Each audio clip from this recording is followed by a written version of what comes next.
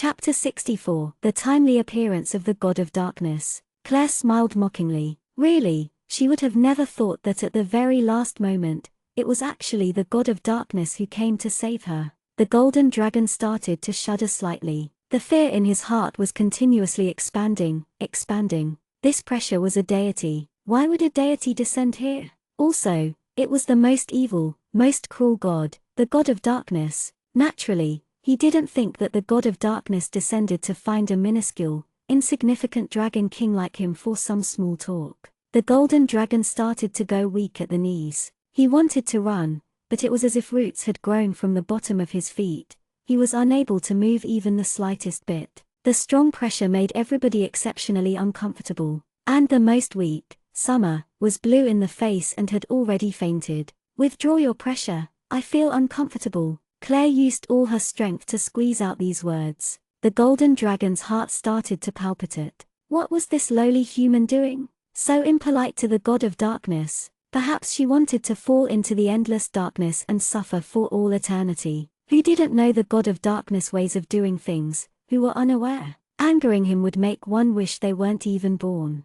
Out of all the gods, the most terrifying was the God of Darkness. But, the next moment, the golden dragon's mind basically exploded. In the next instant, pressure was gone, but not the pressure for him. The pressure towards the lowly humans were removed. The surrounding darkness had become much more faint. But the golden dragon still bared with the terrifying pressure. Why? What was going on? Why would the God of Darkness listen to a trifling lowly human's words? How was it possible? "You four-legged reptile, you actually had the delusion of destroying my offering." Claire was familiar with the deep and evil voice that slowly sounded. The angry tone made one's heart tremble. Offering. The golden dragon looked at Claire fearfully. This human was the God of Darkness's offering. How could it be? Everybody besides Feng Yixuan and Cliff also had huge changes in expression. Offering. What did that mean? What offering? Just then, the person the golden dragon wanted to kill was Claire.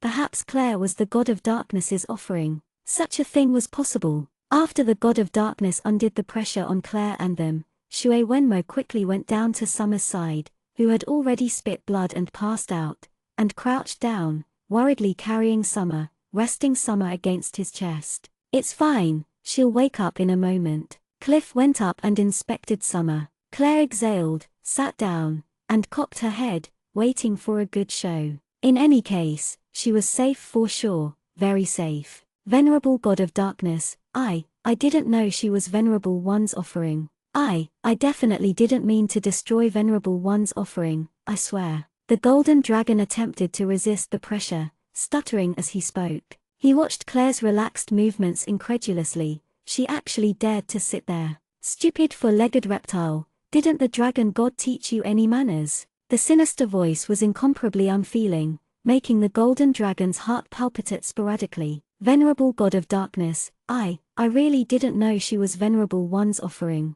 If I knew, I definitely wouldn't have done it. Please believe me, please forgive my stupid actions," the golden dragon said cautiously, trembling. He understood the God of Darkness's temperament very clearly. Perhaps he would give face to the dragon god and let him live. But, if he angered the God of Darkness, he wouldn't care for it. If the God of Darkness really killed him, the dragon god wouldn't fight to the death for a dragon king that had offended the God of Darkness. At most, the dragon king would try to please the God of Darkness and then he would find another dragon to be king. "Get lost. Next time, if I see you doing anything to my offering, I will make you wish you were dead." The God of Darkness spit out these words indifferently. When the golden dragon heard the God of Darkness's words, he became ecstatic. The God of Darkness actually let him go. Great! The golden dragon immediately struggled to fly. Just as the golden dragon was struggling to fly, the sinister, low voice coldly sneered quietly. Next, the golden dragon felt an intense pain from his tail joint, so painful, he was about to faint. Then his body slanted. When the golden dragon looked back, he was extremely alarmed. His entire tail, including the root, had been cut off. Blood continuously splashed out of the cut wound. "Now get lost. This is my lesson to you. Next time, it won't be resolved so easily." The God of Darkness sneered disdainfully, voice completely bloodthirsty and arrogant. The golden dragon was completely terrified. not even daring to let so much as a fart, hurriedly flapping away as if his life depended on it, not even stanching the blood flow.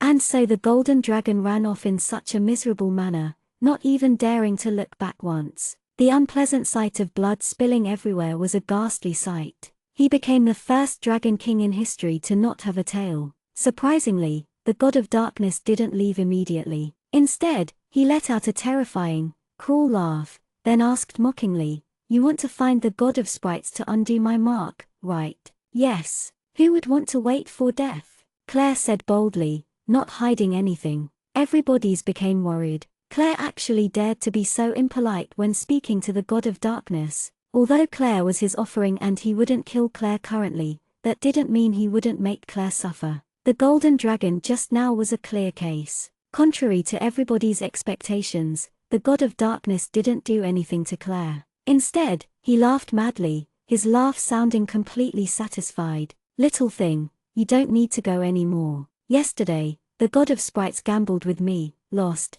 and promised me something. No matter what happens, he won't undo my mark." Ha ha ha, the sinister voice was completely satisfied. Evidently, the god of darkness was in a pretty good mood today. What? The god of darkness and the god of sprites gambled. Did they miss it? Gods would gamble with each other. And the god of darkness who represented evil and the god of sprites who represented purity and disinterest gambled. Instantly, everybody thought they had misheard. But, something from the bottom of their hearts told them it was true. No need to struggle, it was true, really true, was true. "Grow quickly, my beautiful offering." The god of darkness laughed cruelly, then gradually disappeared. The surrounding darkness slowly disappeared without a trace. Claire's face darkened as she fell silent. "Miss, what's going on?" Jean slowly walked over, asking a little hesitantly. Everybody else was also filled with confusion. Feng Yixuan was silent, his expression exceptionally unsightly. Claire let out a long breath, then stood up to stretch and said to Shui Wenmo and Jean, "I'll tell you all in a moment. You two should soak your weapons in this dragon blood. Don't waste anything. Anything else that can be gathered should be collected into bottles. In the future, good armor will be made and soaked in it." Everybody was struck brilliantly by lightning. At this moment, the first thing that Claire wanted to do was actually this. Shui Wenmo and Jean obediently soaked their weapons in the blood. The other people helped collecting the dragon blood. Ben shifted his mouth, standing at the side, not speaking. He looked at the fainted little robber, Summer, from the corner of his eye. A moment later, everybody finished and sat down. Jean and Shui Wenmo looked at their weapons that were radiating in ineffable splendor, both happy. Weapons that had gained power from dragon blood would be many times stronger than before. But dragon blood was considered a treasure. Pa, how many people had the capabilities of getting dragon blood? At this moment, Summer started to awaken slowly. Claire looked at everyone's gazes and lightly sighed, knowing what they wanted to ask. Claire took off the glove on her right hand and then raised it, showing the strange design of 6 black stars in a circle. Everybody's expressions changed. They were all unordinary and naturally had heard of what this circle of 6 black stars represented. But they had the impression that this was only an outlandish legend. But they were currently seeing it on Claire's hand. Also, before, the god of darkness's descent meant that it wasn't a legend, but real. "Miss." Jean looked at Claire with a complicated expression, but unable to say a word. Cliff and Feng Yixuan were both silent, their expressions as calm as water. "No wonder the god of darkness would come and save you," Ben said, suddenly understanding. "Doesn't that mean whenever you face danger the god of darkness will go and save you?" Summer asked, somewhat awed. If it was like this, wasn't there nothing Claire could be afraid of? "Perhaps," Claire replied insipidly. "Then aren't you invincible?" Summer started to get excited.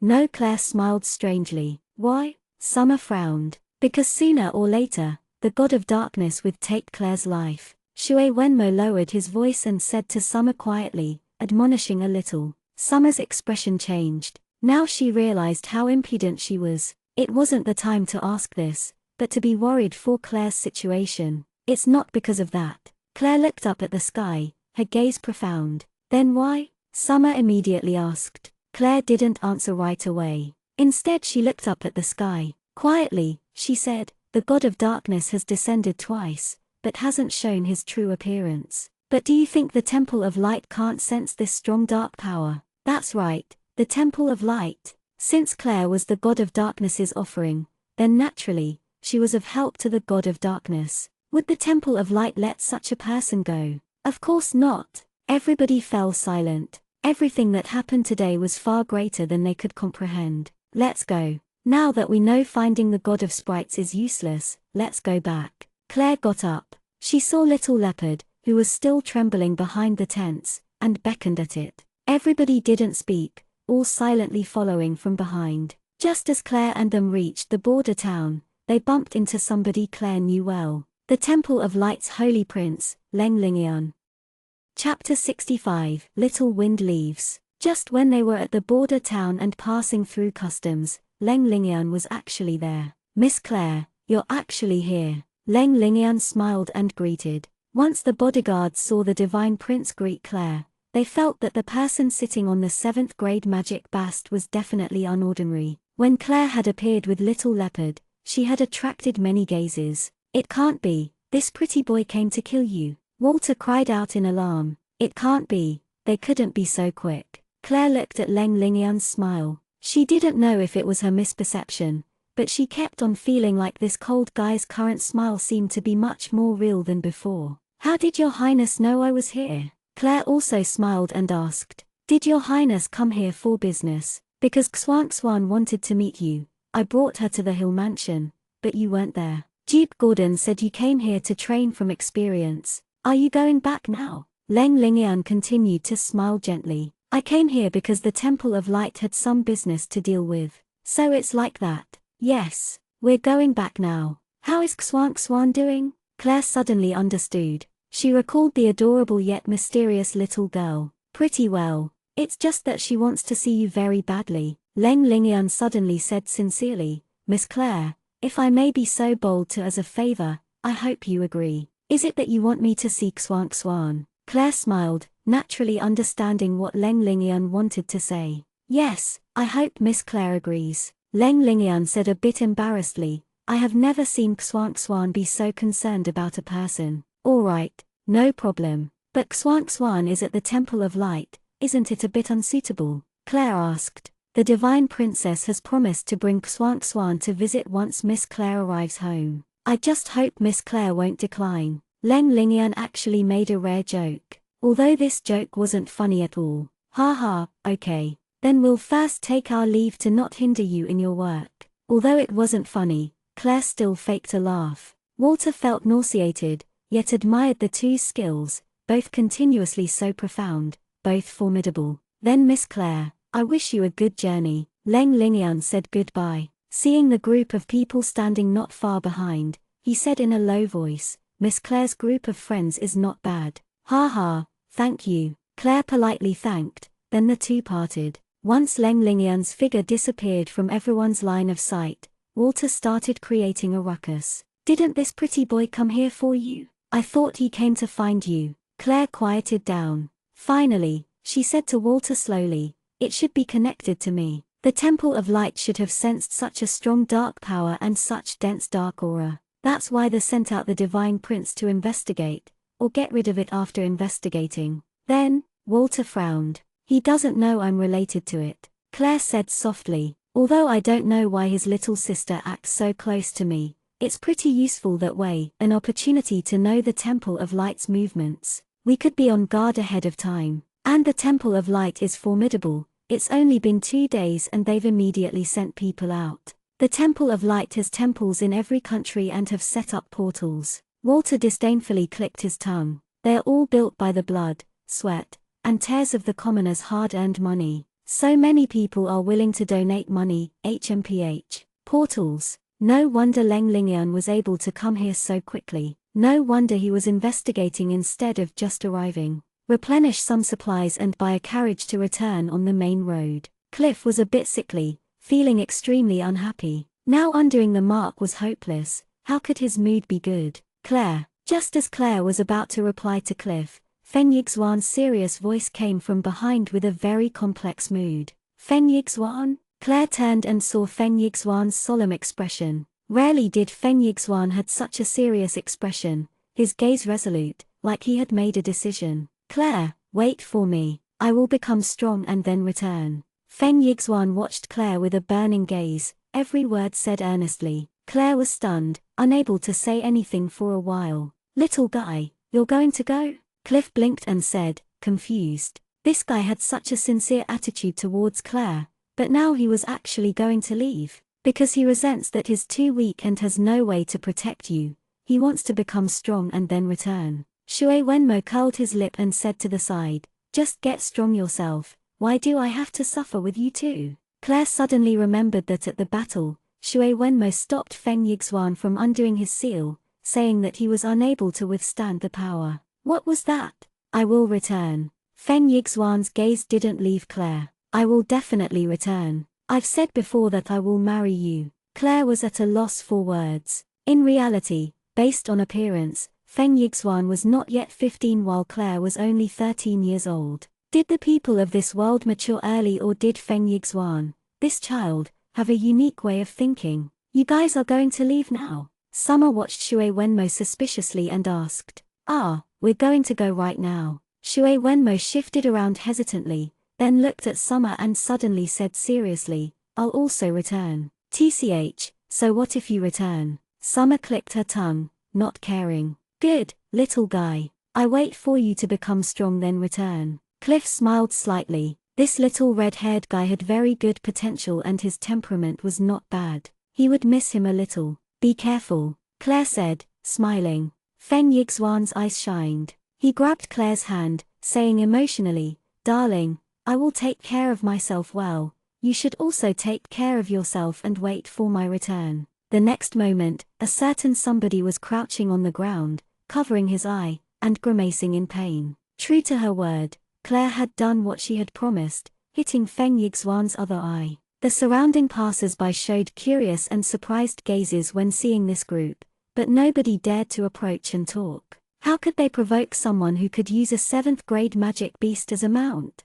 After they exited the city, Feng Yixuan and Shui Wenmo reluctantly bid farewell to Claire. More accurately, it was Feng Yixuan who was reluctant. And so the group and one winged leopard returned back to the capital, Hill Manor. In the study, Duke Gordon sat, looking at the rose regalia on the wall, silent. After a long time, Duke Gordon spoke. Emery, what do you think of the people Claire brought back? Emery thought for a moment, then replied prudently, Sir, that black-clothed man is very strong, very dangerous. He emits an inhuman pressure. Not bad. That black-clothed man is exceptionally strong, something really inconceivable. Duke Gordon exposed a smile and stood up. Duke Gordon wasn't a flower stand. Few people in the capital had experienced his true strength. Of course a clan's core wasn't so simple. Emery was silent. Strong was good, but there were no gain without risk. Naturally, he understood what Duke Gordon meant.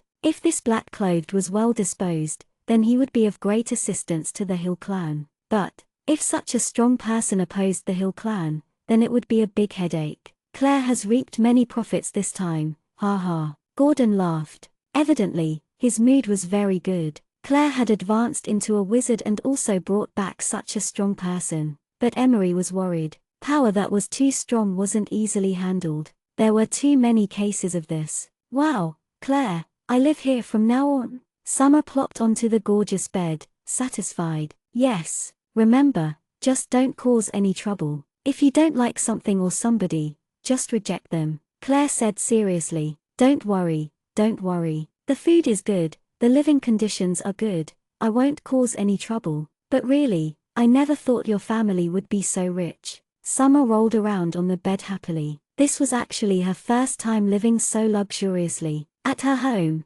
she trained rigorously, not to mention her living conditions. That's fine, Claire nodded. Your rolling posture is so ugly. Suddenly, Ben's judging voice came from the doorway. You actually came in without knocking, you uncultured guy, Summer said angrily. Ben shrugged, not caring. Your door wasn't even closed, why would I knock? You. Summer was so angry she jumped up, but at the same time, she didn't dare to do anything to Ben. She only cursed internally, damn you, uncultured Ben. Miss, the Temple of Light's Holy Princess requests an audience. A maid stood at the door and reported cautiously. For some reason, The black-clothed man nearby gave an ineffable pressure, making one want to leave quickly. So soon? Claire was a bit surprised. She had just arrived back home for a moment and the Temple of Light already knew. Got it, I'll go there soon, Claire said indifferently and waved offhandedly, indicating for the maid to leave. Isn't this too quick? They must have known when you entered the city. Why does the Temple of Light pay so close attention to you? In any case, it's not anything good, Summer muttered, frowning. Don't go anywhere thoughtlessly, don't make any trouble. Especially you, Ben. Remember what you've promised me. Don't act recklessly, got it? Claire urged repeatedly. Got it, don't worry. Ben waved offhandedly. Go meet that holy princess or whatever. Yes, Claire nodded, turning to leave. The divine princess was not so simple. She knew the moment she had entered the city and immediately went to visit. The divine princess likes that pretty boy. The pretty boy is only kind to his little sister only likes you, so the divine princess dislikes you. Claire, your future is very dark. Walter took joy in Claire's misfortune. TL, still brighter than my future. Claire didn't speak. She was fine with feigning courtesy, but if that divine princess thought she was easy to mess with, then she was gravely mistaken. Claire walked to the grand hall. Just as she entered the grand hall, a small figure swiftly ran over and pounced on Claire. Elder sis, I missed you so much. Naturally, the melodious voice was the adorable little girl, Leng Xuan. Nobody see the sliver of profoundness that flashed through the divine princess's eyes when she saw that scene. Chapter 66, Xuan. Claire bent down to scoop Xuan up and smiled, looking at the adorable person in her embrace. Hello, Miss Claire. I visited suddenly, I hope it didn't bring you any problems. The divine princess, Like Shiqing, got up and gently smiled at Claire. No problem at all. Please sit down, Your Highness. Claire nodded and smiled. Xuan wanted to see you the whole time, so when she heard you returned, she couldn't help but visit immediately. Like Shiqing said in a pampering manner, looking at Xuan. The divine princess is so kind to Xuan, Claire said admiringly. Like Shiqing smiled without saying a word. Big sis, can I see your study? Xuan pulled Claire's hair slightly, attracting Claire's attention. Xuan, be good. You know not to. You can't cause any trouble for Miss Claire. Like Shiqing continued to smile. I know, don't worry Elder Sis Qing, I'll be good. Xuan hugged Claire tightly and tilted her head as she said to Like Shiqing, pick me up at night, big sis. TL, here I find out that only Qing is the first name. Oops. 2-character last names in Chinese are rare, but they exist. Okay, I'll pick you up at night. Like Shiqing stroked Leng Xuan's head, pampering. Big sis Qing is the best. Xuan showed a sweet smile. Miss Claire, can you please take care of Xuan? Like Shiqing had a gentle and elegant smile on the whole time. Claire fidgeted internally. You two have already finished talking and deciding. Now you ask me if I can. Of course. Xuan's so obedient. Claire nodded and smiled. After Claire sent the divine princess away, she brought Xuan to her own study. Claire sat at the study desk, watching Leng Xuan touching this, looking at that curious manner. Claire's was incessantly puzzled. This child was really strange. Why was she affectionate towards her? From the first time they had met, she had been that way. Now it was like she was going to stick to her and now leave. Xuan, Claire called quietly, looking Leng Xuan who had stepped on a chair and climbed up the study desk, flipping different works. Elder sis. Leng Xuan suddenly raised her head, looking at Claire. She smiled brilliantly. Did elder sis cross paths with my elder brother before coming back? Claire frowned. Leng Lingyuan had already contacted Leng Xuan. Did your elder brother tell you? Claire asked, confused. No, I saw it. Leng Xuan pointed at her eyes, serious. Claire froze. Saw it? What did that mean? Why does this little girl make my blood run cold? Walter said to Claire in a low voice, suddenly feeling his heart palpitate. You saw it? Claire watched Xuan, who had a serious expression, and asked in reply, what do you mean? Just like how I can see the venerable divine princess doesn't really treat me well because she likes me, but because she liked my older brother. Leng Xuan set down a book, looking at Claire with strange smile on her face. Walter started shivering even more. This little girl's gaze seemed like it could see right through oneself. Claire froze, staring at the child who was just 5 years old, not able to say anything even if she wanted to. Was this child really only 5 years old? How were her eyes so keen and astute? Elder sister, have you heard the rumor that the divine prince possesses a pair of violet eyes that can see the future? Leng Xuanxuan stopped smiling and sat on the study desk, looking at Claire, face to face. Claire nodded slightly. I have. Currently, Claire was inwardly apprehensive. Perhaps this girl could see the future. Was it possible? The next moment, Leng Xuanxuan's expression changed back into the pure smile that a 5-year-old should have, and she changed the topic naturally, pointing at a book and asking Claire, "Elder sis, what does this mean?"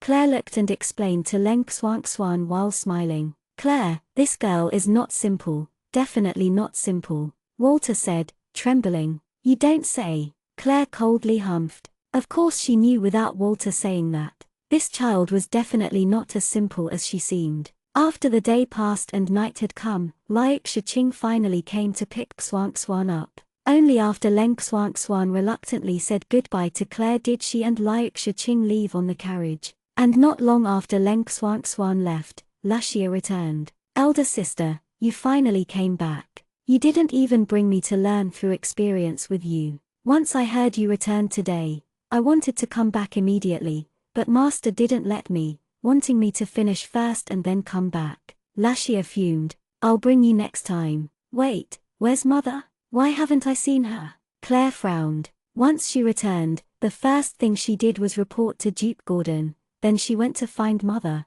but wasn't able to see her. She wanted to ask Grandfather, but Leng Xuanxuan had taken up her time. "Mother is at the Imperial Palace. She's become the head maid. I don't know why, but the princess requested to the king for Mother to go to the Imperial Palace to accompany her. Not to do anything, just accompany her, chat, and order the other maids. Dunno what the princess is thinking." Lucia frowned, seeming unsatisfied that Mother went to the Imperial Palace to work. Claire fell silent. The Imperial Palace had always been an unpredictable place, a power struggle vortex. Why had Mother actually gone to the Imperial Palace and become the princess's head maid? "Elder sister, everybody is praising you for the Nia City incident. The Emperor even said he'll award you. Also, when you were training, did you go encounter anything special? Are you going to class with me tomorrow?" Lucia asked in succession. "I made a winged leopard my mount. First, tomorrow,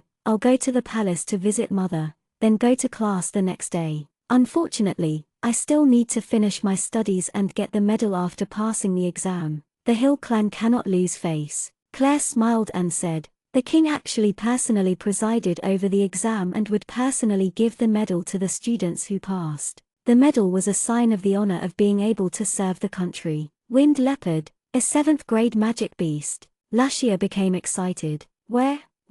Let me see." "Enclosed in the courtyard." Claire said, "Careful, I know already." Lucia enthusiastically dashed to the courtyard. Claire sighed, seeing the dusky sky. She hoped Catherine, that gentle woman, wouldn't be swept into the corrupt court struggle. At dinner, Duke Gordon treated Ben warmly, but Ben didn't pay attention. However, Duke Gordon didn't care and continuously tried to talk to Ben. Just as they finished eating, a maid came and reported to Duke Gordon that the princess had sent a carriage that was already waiting outside the Hill mansion. It was sent by Princess Maurice to send Claire to the palace. "That's fine. Claire, you should go see your mother now and attend class tomorrow," Duke Gordon instructed. "Yes, Grandfather." Claire nodded, then went out with Jean. Imperial Palace, brightly lit, magnificent and gorgeous. The maid brought Claire directly to the harem. Jean could only wait at the entrance.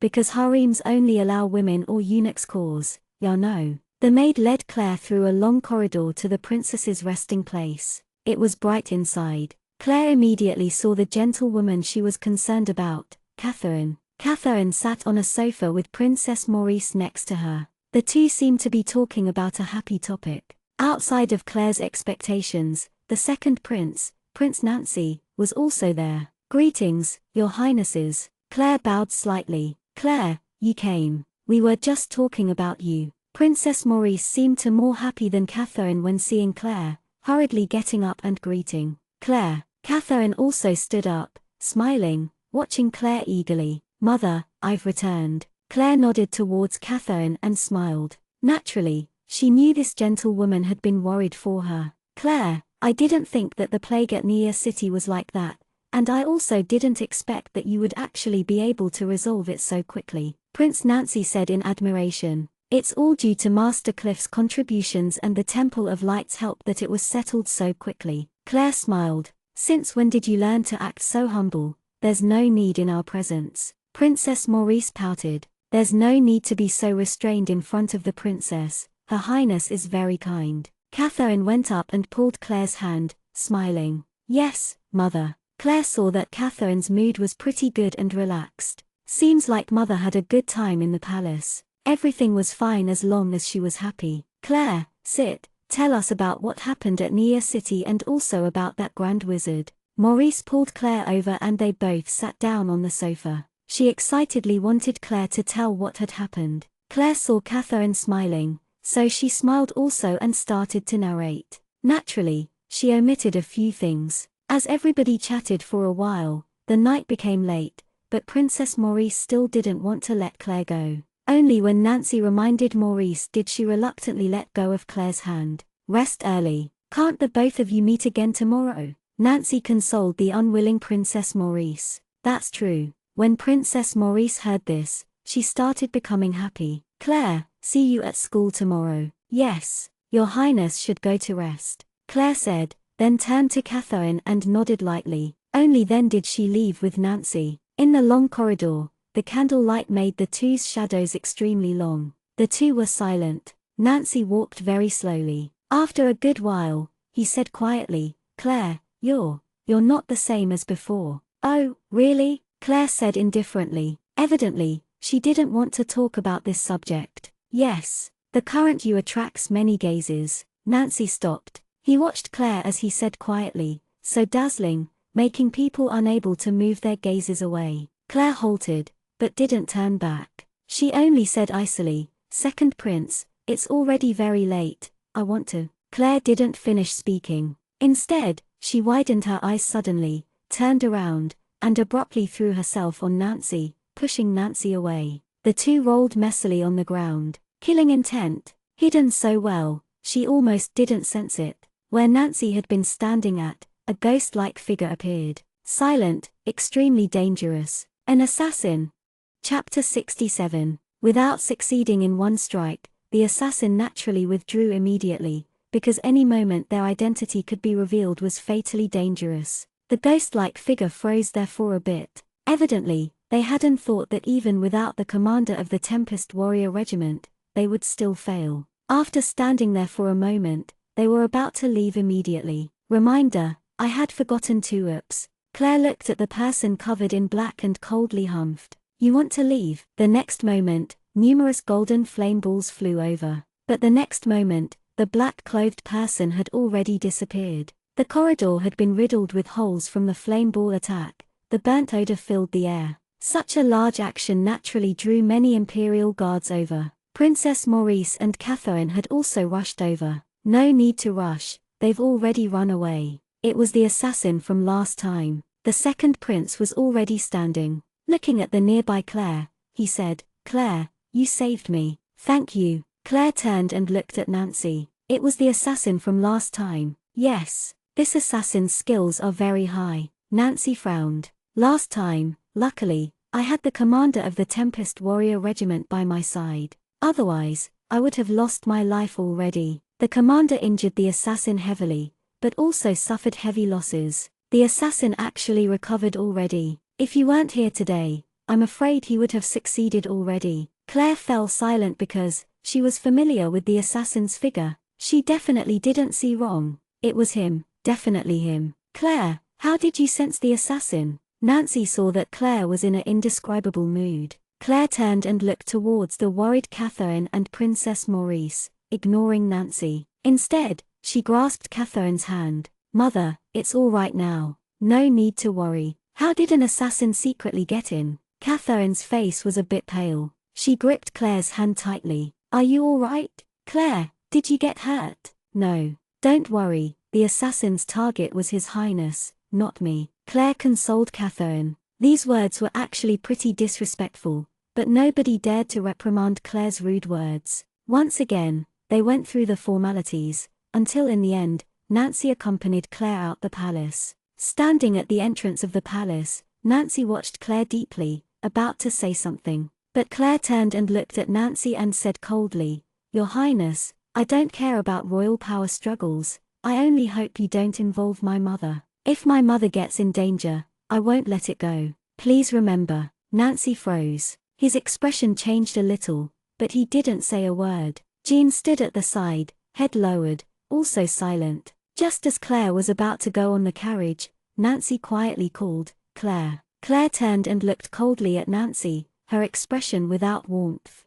"Thank you for saving me today. Also, I promise, even if I get into deep trouble, I won't let your mother be involved," Nancy said, exceptionally serious. Once she heard this, Claire stopped for a moment, her expression easing a bit. She said quietly, "I hope Your Highness remembers the words Your Highness has said today." "I will remember forever." Nancy stared at Claire. "Yes." Claire nodded lightly, then turned around to the carriage. Jean followed from behind. On the carriage, he abruptly turned to glance at Nancy. Nancy's gaze was still on Claire. The carriage slowly started moving. Claire leaned on the side of the back of the carriage, silent. "Miss," Jean started saying, wanting to say something. "To my teacher, Camille's house." Claire closed her eyes and said coldly, "At such a late time, you want to find your teacher?" Jean asked in confusion. "Yes, I have some business with him." Claire didn't say any more and closed her eyes. There was a flash of confusion in Jean's eyes, but he didn't say anything. Instead, he instructed the coachman to go to Camille's house. Camille's house was at a quiet street. It was a white house surrounded by a white fence that was filled with green vines. Under the dim street light, it felt warm. The carriage stopped. Claire came out, entered the courtyard, and rang the doorbell. Soon, Camille appeared in casual clothes. Camille was still as gentle and refined as before. Such a gentle and considerate handsome man, no wonder many young ladies at the capital were interested. "Claire." Camille seemed to be surprised to see Claire. "What are you doing here so late?" "It's nothing. I just missed teacher, so I came to see you." Claire showed a harmless smile. Walter reflexively shivered. He knew another person had landed in hot water. "Really? Then come in." Camille moved out the way and let Claire in. "Jean, wait for me at the carriage. I have some things to talk about with teacher." Claire turned and said to Jean, "Yes, miss." Jean turned and went to the carriage. An unnoticeable sliver of profoundness flashed through Camille's eyes, then vanished immediately. As Claire and Walter entered, Claire sized up Camille's house. It was simply, but extremely tasteful. Everywhere, it exuded comfort and harmony. Soft furniture, beige crystal chandeliers, showing how Camille was completely gentle and indoor man. "Claire, I never expected the plague at Nia City to be settled so quickly by you. Sit, I'll make you tea." Camille went to the coffee table and poured a cup of tea. Claire withdrew her gaze. After sitting on the sofa for a few moments, and seeing Camille's figure, her smile became a flower. She said quietly and gently, "I really wouldn't have thought such a cultured and refined scholar would actually be an unordinarily skilled assassin, actually completely able to hide their aura." Camille's expression seemed to change a little, but he turned while smiling, poured tea for Claire as before. "Claire, what are you talking about? I don't understand." "You should like this tea, it's scented tea." "Teacher, do you know why I was able to discover you? Your aura was surely completely hidden, but you were discovered by a Magikian like me." Claire accepted the tea, gracefully sipped, and smiled faintly. Camille didn't speak, smiling as he sat down. He looked at Claire kindly. "How is the tea?" "Very fragrant. I can tell that teacher is a person who actually values life very much." Claire set down the elaborate teacup and leaned on the sofa. "I can also tell that teacher loves himself the most." "What do those words mean?" Camille raised a brow, looking interested. "Teacher's gaze carries nothing within it." Claire tilted her head and also raised a brow. "Does teacher really not want to know how I discovered you?" Camille cast his gaze low, laughed quietly, then looked up, his face completely cold. "Speak, what do you want to do?" "I never would have thought teacher actually endorsed the Crown Prince's faction." I also don't really want to do anything about it. It's just that I've grasped teacher's weakness by the tail. Perhaps when I need to, I might pull on this little tail a bit. Claire was unmoved. Instead, she smiled brilliantly. What tail? Unexpectedly, the always elegant and refined Camille suddenly started talking with a foul mouth, glowering at Claire. What bullshit endorsement, I've done this business for many years. The failure last time already made me very depressed. This time I was actually wrecked by you. Little girl, my reputation's gone. My legendary reputation. Claire felt a bit awkward. It turns out Camille was actually a wolf in sheep's clothing, and was actually a two-faced guy. Teacher, you cussed. Claire was a bit shocked, completely not daring to believe this elegant, refined, considerate, always smiling gently person would cuss. So what if your father, cussed? Your father, wants to choke you to death right now. What did you retardedly go to the palace? Why did you retardedly save the second prince?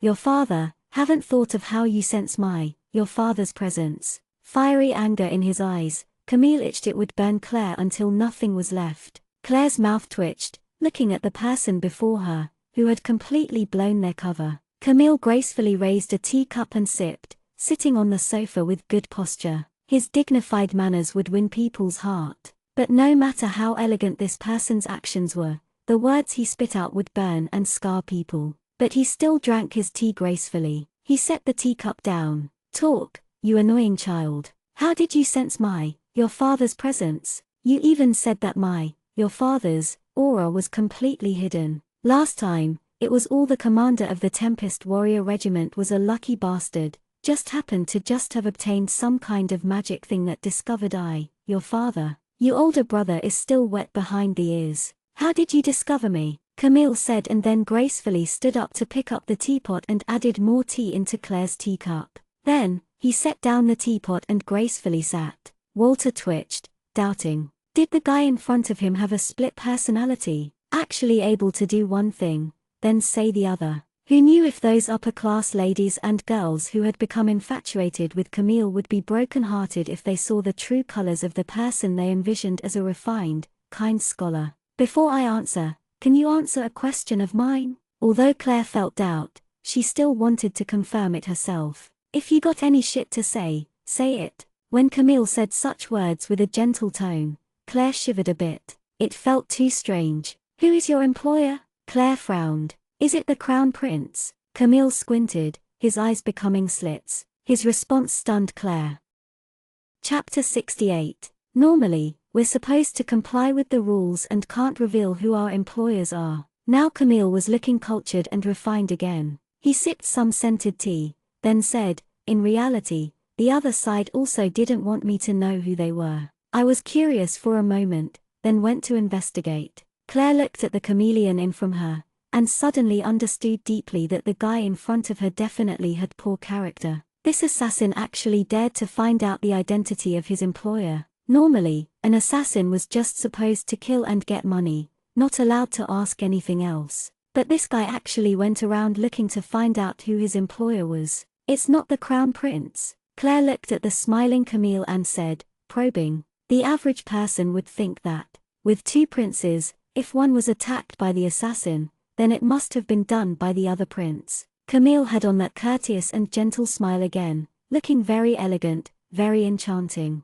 But Claire didn't think that way. This was a wolf in sheep's clothing, so it's not the Crown Prince. Claire said, certain. That's right. It's not the Crown Prince. Camille looked at Claire with slitted eyes and said gently, you damned brat, first tell me how you discovered me. Only then will I tell you my employer. You definitely won't lose out with this information. Claire's mouth twitched and she protested, can you please not speak so gently and elegantly while spitting out such poisonous words? The feeling this guy gave was too weird. She couldn't stand it. I can't, damned brat. If it wasn't for you going to the Imperial Palace for no reason, my legendary reputation as the #1 assassin in the world wouldn't have been destroyed, you stinking brat. Camille's face was still so charming with that tender smile, completely different from the words spit out from his mouth. Walter was about to collapse mentally. This person was really too outrageous, too outrageous. He conceded defeat. He could use the most gentle tone possible to say the world's most malicious words. This kind of person, was he not outrageous? Who could fight against him? Who could withstand him? Claire looked at the gently smiling Camille. All right, I'll tell you. Among assassins, you are truly outstanding and can count as an assassin king. You had completely hidden your aura, because you understood airflow very well, and could control your body to completely follow the airflow. This is basic knowledge to assassins, but to this day, you are the first person I have seen who has done it so perfectly. Ha ha, thanks for the praise. Praise me more, I like hearing it. Camille used his hand to prop up the side of his face, leaning on the sofa's armrest with a content expression. As expected, a crazy narcissist. Claire, just now, how did you figure out he loved himself? Walter asked, in both disgust and admiration. Claire, oh yeah, damned brat, who on earth are you? Camille seemed to have thought of something, frowning as he asked, what? Now it was Claire's turn to pretend to be stupid.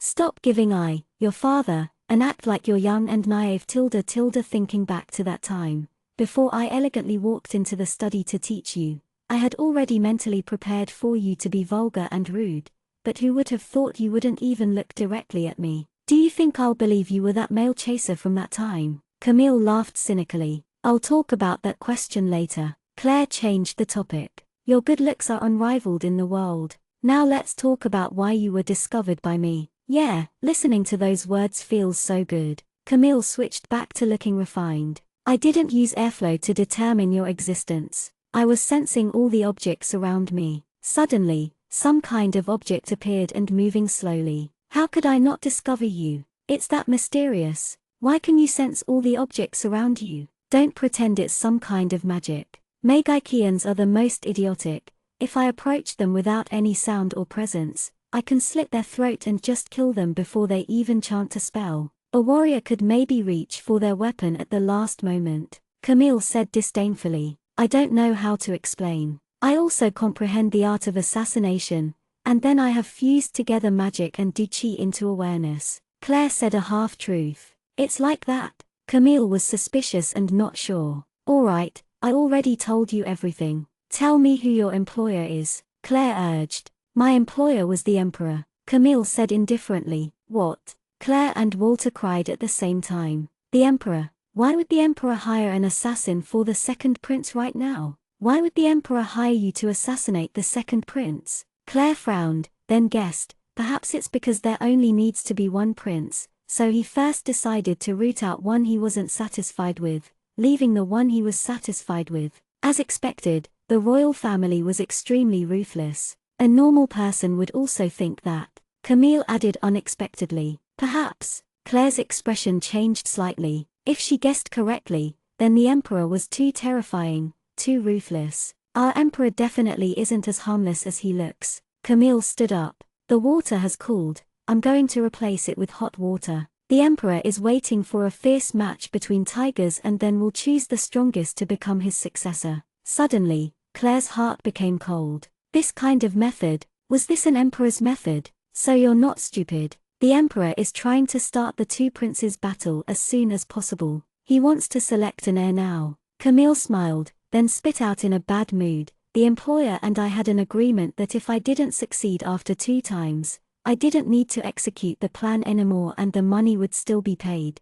But my legendary reputation as the #1 assassin in the world has been destroyed by you. Claire's expression became ugly. If it was like this, then what about Mother? Would she get involved? Princess Maurice and second Prince Nancy were born from the current Empress, so naturally, the two's relationship was very good. Also, right now Mother was Princess Maurice's head maid. Would she be involved? In other words, Claire abruptly stood up, her face a bit pale. In other words, the second prince and Princess Maurice had long before prepared to battle with the Crown Prince and use Mother as a way to involve and seize the Hill clan bargaining chip. Was it like this? Was it like this? Claire became worried. She definitely couldn't let the gentle and kind-hearted women, the first person to be warm to her after she transmigrated, receive any harm. Teacher, I'll be going first. I have matters to attend to. Once Claire thought to this point, she couldn't sit still, immediately wanting to go out. Oh, you want to go? You're not going to stay here anymore. Camille politely asked after putting down the teapot. No. In the future, I'll find you and give you business, and I'll also introduce you to business along the way, Claire said urgently, about to leave. You need to pay twice the price other people pay, you damned brat, harming my brilliant reputation. Camille's gentle yet strange voice floated over. Claire turned and said in a low tone, if you don't tell anyone, how can anyone tell that it was you who tried to assassinate? And who would know that you've failed twice? You won't talk, I won't talk, and the Emperor won't talk even more so. Who else would know? I'll keep it a secret, you give me a discount of 80%. Then she left, not waiting for Camille's response. That's right. I won't talk, the damn brat won't talk, and the Emperor won't talk even more so.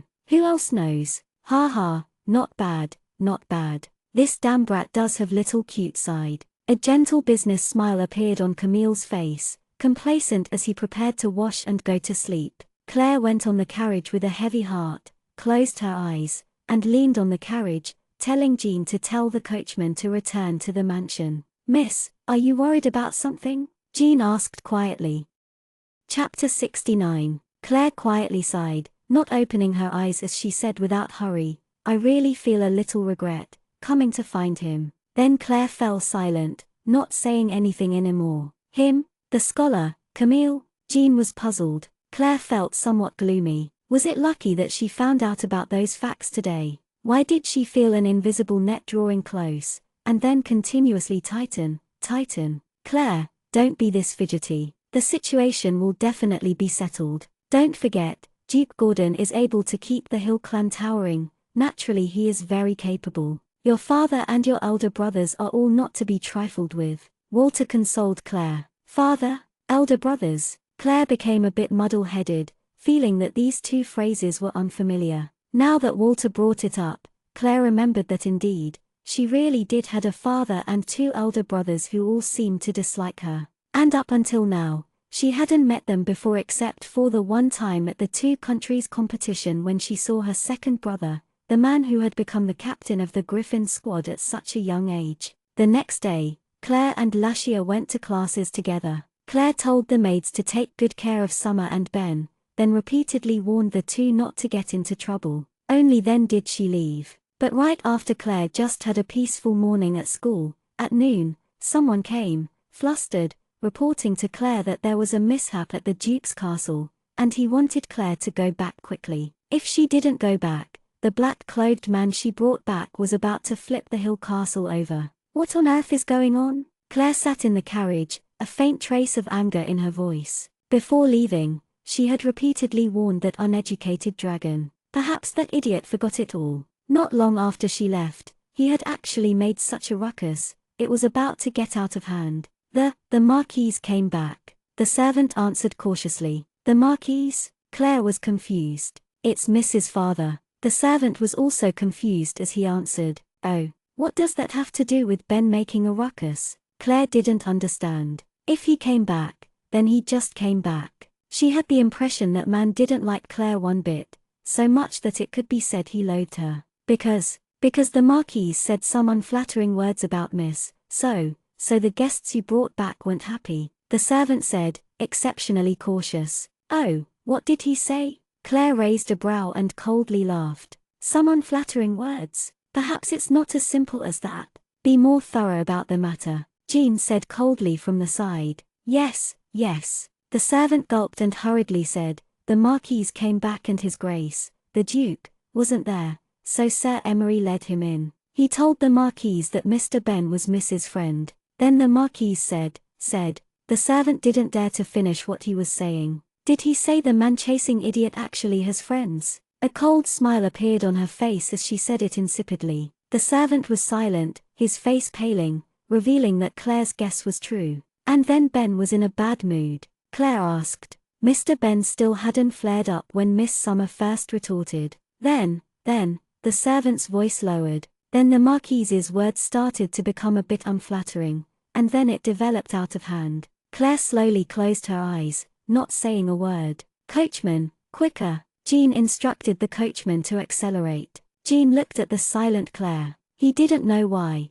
but a trace of an unbearable and heart-wrenching feeling appeared in his heart. The person who had demeaned Claire was her relative, the person guarding Claire was an outsider. Currently, a storm had already started at Hill Mansion. "Apologize, take back your words," Summer bellowed at Roger Hill, who was also Claire's father, her whole face red, hands at the hip. "She's my own daughter, what gives you outsiders the right to talk about her?" Marquise Roger said in contempt, but he felt an unspeakable anguish. Since when did that useless daughter of his actually have friends who would protect her like this? She could actually have friends. Everybody avoided her. He had heard recently that she had done some things, but maybe it wasn't by her own abilities and instead, father pulling some strings from behind the scenes. Having a father like this for Claire is a tragedy. It'd be fine if you just didn't understand, but you actually humiliated your own daughter. Summer was so mad, she was about to kick something, anything.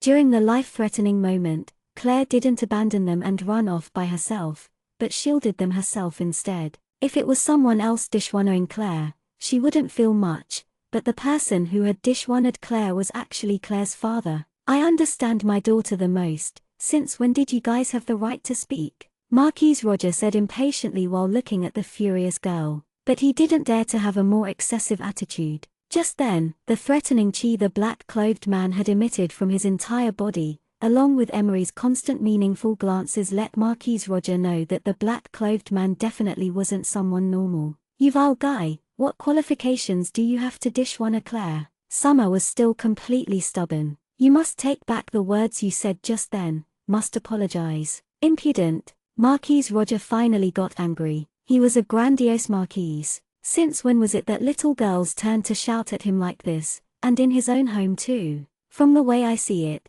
it's because you're Claire's friends that you guys do a lot of bickering, but you guys can't be too discourteous. Such uneducated people being with Claire, is it not birds of a feather flocking together?" The Marquise Roger finally couldn't resist his anger, despite the constant meaningful glances Emery gave him. "You bastard uncle, who do you think you are? Are you really educated? You kept repeating over and over your daughter is an idiotic man-chaser and what good was giving birth to her?" Summer also became furious, loudly and angrily rebuking Marquise Roger. Now Marquise Roger's face greened. Claire had always been a thorn in his heart. It was because he heard Claire had some small accomplishments that he returned to confirm, but he never thought he would be scolded and opposed like this. You actually dare to scold me?" Marquise Roger was also furious. As a majestic marquise, he was actually disgraced by a little brat, and even in the Hill Castle. "So what if I cuss at you? You are a bastard. I have never met such a bastard father like you. Some people are born without a father and don't have a father's care. Claire has a father, but it's even worse for her." It seemed like something had touched Summer's weak spot, her eyes wide, flickering. "You." Marquise Roger was so mad his whole body shook. He pointed at Summer. "Bring her away." "Who dares? Who dares?" Two voices sounded at the same time. One was Ben, the other was Claire, who had just reached the entrance. Marquise Roger turned and saw the cold-faced Claire standing at the doorway. Although Claire was standing there calmly, she emitted an indescribable boldness that made the people behind Marquise Roger not dare to touch Summer. "Claire." Once Summer heard Claire, she ran over and grabbed Claire's hand. "You came back." "Yes." Claire looked at Summer, a trace of a smile appearing on her face. In a low voice she said, "I heard everything you said. Thank you. Everything I said was the truth." Just by thinking of the argument, Summer became angry and said, "You actually have this kind of a father. Too evil." "Claire, what kind of friends did you make? So uneducated." Marquise Roger angrily shouted the moment he saw Claire. In his vague memories of her, every time he scolded Claire angrily, Claire would become completely scared, and then Catherine would come out and shelter the useless child. But Claire's response was completely out of his expectation. "I don't need you to question what kinds of friends I make. Also, you have never asked about my life. You haven't done it before, and you don't need to do it now, and you're not allowed to do it in the future even more so," Claire said coldly, her voice resonating with power. "As an esteemed marquise, isn't bickering like this with a little girl who isn't even 15 years old too disgraceful, too humiliating to the Hill family name?" Emery's expression changed slightly. Claire's words just now would only exacerbate the conflict. Thinking of this, Emery gave a meaningful glance at Claire, but Claire didn't pay attention. Naturally, she had something else planned. Marquise Roger was thoroughly shocked. This was the Claire that people hated. The Claire who would act like a rat meeting a cat whenever she saw him. Was he imagining things? Why did he feel like she had this kind of boldness and aggressiveness? Are you talking to me? Are you talking to your father? Marquise Roger asked coldly, his expression serious. As a father, being challenged was not allowed. No matter how capable his child was, it still wasn't allowed. How many fathers do I have? If I'm not talking to you, then am I talking to another father? Claire replied cynically. Within her memories, she didn't seem to have many impressions of him besides him shouting at Claire. Everybody's expressions changed. The miss actually dared to go against the Marquise like this. You impudent. Marquise Roger's face darkened. Claire actually dared to say such disgraceful and unfilial words, actually dared to go against him rudely. Who was it that first didn't treat me like a daughter but is now acting like he is a father? Don't you think it's quite funny? Claire looked at Marquise Roger, sneering mockingly. That day when I fell off the horse and almost died, did you even see me once right before you went out the front door? If I didn't wake up at the time, would you not have met me until now? To you, it didn't matter whether or not that happened, because you have already long before disregarded me as your daughter. What are you doing? Pretending to be a father now?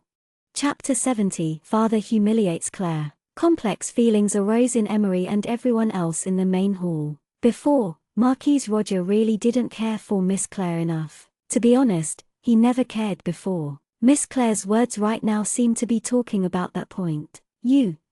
Marquise Roger felt somewhat dizzy. The person in front of him with sharp words was really his daughter. She actually reprimanded him in front of this many people. If the venerable Marquise doesn't have any business with me, I'll be taking my leave. Claire sneered, pulled Summer over, and then turned to Ben and said, let's go. Ben shifted over in a suspicious manner. Want me to get rid of him? No, Mother would be sad. Claire said indifferently. Marquise Roger heard everything the two said. He was about to explode with anger. Stop, where are you going? Marquise Roger angrily shouted. What does it have to do with you? Respectable Marquise, I think you are busy with many things. Also, if you want to risk blocking me, I don't think anybody here could stop my friends here. Claire coldly said and then brought Summer and Ben away. Jean, stay behind. What is going on? Marquise Roger called Jean furiously. Jean lowered his head slightly. Sir, I am Mrs. Guardian Knight so I cannot stay behind. Wait for the Duke to come back and you shall understand what is going on. Jean said, neither servile nor overbearing, and then followed Claire from behind and also left. The people in the main hall who were still there looked at each other in dismay. Emery was also silent. Although Marquise Roger was accosted so rudely, for some reason, a trace of pride actually appeared. Actually, everybody knew Marquise Roger's capabilities. He wasn't a genius but not an idiot either. It could only be said that he was average. Also, his biggest weak point was that he was too rude and didn't know the correct way to respond to certain situations. That's why the Duke would send him to work at the border. Emery sighed lightly. How would the Duke deal with this matter? Opposite, everything is actually the complete opposite of what's supposed to happen. Marquise Roger was so mad he was about to explode. He could just let it go that Claire offended him, but a small knight actually dared to go against him. Claire's group of people left the Duke's castle. Summer tilted her head and said, Claire, what do we do now? It seems like I made you leave home. There's a good place where we can go to. Claire raised a brow, laughing. What place? Summer said with wide eyes. Let's go. Claire's eyes slitted as she brought the three behind her to a street. Claire led the group of people through the streets and then stopped in front of a big, white house. Wow, this place is very pretty. Summer looked at the white fence with green vines sprawled all over it with wide eyes, throwing the unpleasant situation from just then into the back of her mind. As long as you like it, that's good. Claire raised a brow and smiled with some ill intent. Soon after they rang the doorbell, footsteps sounded from within. The next moment, Camille, who was smiling like the spring wind, appeared before their eyes. Hello teacher, I brought friends pay you a visit, Claire said. Before Camille could speak, she pulled Summer in first. Camille smiled gently as he followed from behind and said quietly, Claire, how did you have the time to come today? And you brought so many friends, shouldn't you give me an introduction? This is Summer, this is Ben, And this is my knight Jean, who doesn't need to be introduced. Claire pulled Summer to sit onto a sofa. She smiled while looking at Camille and said to everyone, "Everybody sit, no need to be polite. This is my elegant, graceful, multi-talented, well-known teacher from the capital, Camille, a scholar." Camille's heart floated, still smiling like the spring wind. He said gently, "Everybody, no need to be polite. Sit, I'll go make tea." Claire stood up and followed Camille from behind. "Teacher, I'll go and help you." The two went to pour tea. Summer looked at the room filled with decorations and her eyes formed into heart shapes. The feeling it gave people was very comfortable. Teacher, one that when met by people, they fall in love, when met by flowers, they bloom. Claire stood at Camille's side and said in a low voice, "What is it?" Camille asked, gracefully making tea. "We need to live with you here for the time being. No problem, right?" Claire had a harmless and pure smile. The teapot in Camille's hand almost fell as his hand trembled. He finally knew the purpose of why she was praising him just now. "You little wench, what on earth do you want to do?" Camille squeezed out of his teeth, his mouth not moving while he smiled. Claire also smiled. From the gaps of her teeth, she squeezed out, "I just quarreled with that disgraceful father and don't have a place to stay at anymore. I don't have money, but you are a host who does have money, that's why I came for your shelter. Go earn money yourself. The door to the mercenary guild is very wide." Camille was still speaking with gritted teeth. "Before we've made money, we'll be staying here." Claire smiled brightly. "I think teacher's brilliance also needs to be preserved, right, Assassin King? I'll take my revenge sooner or later, you little wench." Camille smiled as gently as the wind as he brought the tea set over.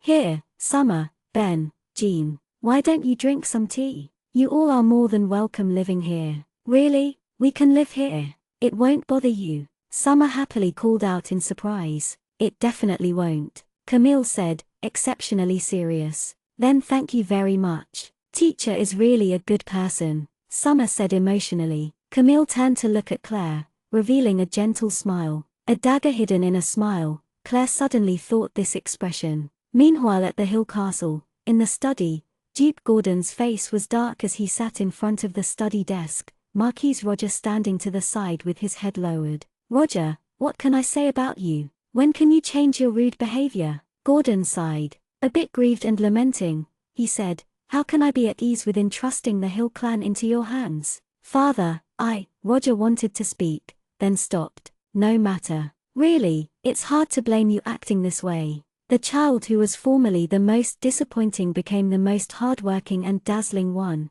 Nobody can accept this within a short amount of time." Duke Gordon sighed lightly. "In other words, it's all true?" Marquis Roger asked in astonishment, winning the tough competition against a student from the country Lagark, becoming Sir Cliff's disciple, resolving Nia City's epidemic. You thought it was all me pulling strings from behind the scenes?" Duke Gordon sighed lightly, then stood up. "With my personality, who do you think I would choose to push forward?" "Lashia," Roger replied without thinking. "That's right. From when she was little, the halo around her head has never stopped. I want to push Lashia to the very highest position, not the Claire who has always had a bad reputation." Duke Gordon said solemnly, "But, let me tell you, I haven't pushed Claire's matters even the slightest bit. They were all done by Claire herself." "What?" Roger's expression was completely incredulous, completely surprised. "As for the two people she brought back, I don't know what makes the girl special, but the man definitely isn't ordinary. I also want him to become the Hill clan's helping hand. Your behavior today has disappointed me gravely." Duke Gordon's tone was somewhat heavy. "Father, I'm sorry, I never thought it was like this." Roger apologized, a little terrified. "But I can't blame you completely. Wanting you to accept this outrageous matter is a bit difficult. Right now, Claire seems to have brought her friends into another teacher's house, into the scholar Camille's house. Let them first live there," Duke Gordon said profoundly. "But father, didn't you say you wanted that black-clothed young man to become of assistance of the Hill clan?" "I'll go fix things with him first, then ask them to come back," Roger said somewhat anxiously. "No need. The intense clash you had with Claire just now isn't something that can be resolved in a short amount of time. The black-clothed man and the little girl both treat Claire as their leader. If you try to fix it now, the opposite effect will happen. What's crucial is slowly easing the tensions with Claire later. Duke Gordon said meaningfully, then sighed lightly. Roger, you need to see the heart of the matter, see people's nature clearly, and be steady, not easily angered, not rude. Yes, I'll remember Father's instructions, Roger said, somewhat ashamed, his head low. All right, go. You've just arrived and need to rest. Duke Gordon raised his hand, indicating for Roger to leave. Father, I want to first go to the Imperial Palace and see Catherine. When Roger said this, a gentleness appeared in his eyes. Go. A smile also appeared on Duke Gordon's face. Roger's talent was a bit mediocre, and he was also a bit rude, but he was completely sincere to Catherine, very gentle and considerate. It was to the point that Catherine was willing to sever her relationship with her family to go back with Roger and lose her original last name, changing it to Hill. Yes, Father, I'll be first taking my leave. Roger withdrew. Duke Gordon let out a long sigh, then called, Emery. Emery opened the door softly and inquired, Sir, you called for me. Go to Camille's home and tell Claire to come back home once their anger disappears. If she needs something, she doesn't need to hesitate to ask. I will send people over. Duke Gordon said softly, Yes, sir. I'll go right now. Emery's mind relaxed. Looks like Duke Gordon's doting already surpassed his expectations. Chapter 71. At nightfall, Claire leaned against a pillar in the corridor with cold air blowing. Summer felt around and also leaned against the side. Claire, what are you thinking about? Summer asked with her head tilted. Nothing. Claire replied without a thought. Nonsense, you're thinking about that annoying father, right? Summer pouted. Claire fell silent, not speaking any more. You're implying that you agree. Summer said certainly. After saying that, she looked up towards the stars and said, You having that kind of a father is even more annoying than not having one. My father died trying to save me when I was little. I've remembered my entire life what my father said then. Live, only by living is there hope. That was the last bit of love I received from my father. Summer sighed quietly. So it was like that, Claire responded in a low voice. That was why she had such an intense clash with Claire's father today. That's right. That's why when I saw your father was actually so disgraceful, I got angry and wasn't able to control myself. Summer stuck out her tongue. I actually need to thank you. You defended me so much. Claire smiled, her smile filled completely with sincerity. Then how are you going to thank me? I want the most valuable treasure in the world. Can you give me it? Summer asked mischievously, sticking her waist out. There will definitely be a day when I give you the most precious treasure in the world, Claire promised, smiling. Good, you said it, don't break your promise. Summer reached out happily towards Claire. Claire revealed a knowing smile and also reached her hand out. The two small hands grasped each other tightly, but never in her dreams did Summer think that her words today would actually be fulfilled by Claire. The most valuable treasure in the world was really given to her. Of course, that's something to talk about later. You are my first friend. Summer tightly grasped Claire's hand and said solemnly, You are also my first friend. Claire tightened her grasp on Summer's hand. What's that supposed to mean? What do Jean and them represent for you? The two girls looked at each other while smiling. Everything was said in that silent moment. Suddenly, a slight, abnormal movement in the air made Claire be on guard. Claire quickly pulled Summer behind her. The next moment, a figure appeared nimbly from the stone wall in front of them, a shining dagger silently pressed to Claire's throat. If just the slightest bit of force was used, the dagger would be able to pierce through Claire's throat. Now Walter started crying out in surprise. Who is this person? There's actually dark aura on their body, there really is. Also, you actually didn't discover her coming close. It can't be. Claire, aren't you really skilled? Aren't you the best at this? How did you suddenly lose your touch? Someone came close to you and you didn't detect it. Claire watched the person clothed in black alertly. The petite figure indicated that the terrifying person who came like a ghost was a woman. It wasn't that she hadn't discovered her, but that she had discovered her too late. Just as Claire discovered her, she had already approached her. Summer was so anxious her palms were full of sweat. Claire looked at the black-clothed woman and didn't move. If this black-clothed woman just thrusted slightly with her dagger, Claire's life would be taken. Who on earth was this frightening woman? This woman if really frightening. You didn't even discover her. Now what do we do? Claire, you should use magic and hit her flying, Walter hurriedly shouted. If she could, then Claire would have pinched Walter so hard he fainted. If she could hit her flying, did he even need to mention it? Although right now Claire didn't dare to counterattack, she knew her life was in danger, because that vile god of darkness would definitely appear whenever she was in danger. But the woman actually didn't make any other movements. HMPH, the petite figure snorted disdainfully, then turned around and disappeared. A peal of cold wind blew, bringing Claire and Summer back to their senses. Summer grabbed Claire's clothes tightly and asked, terrified,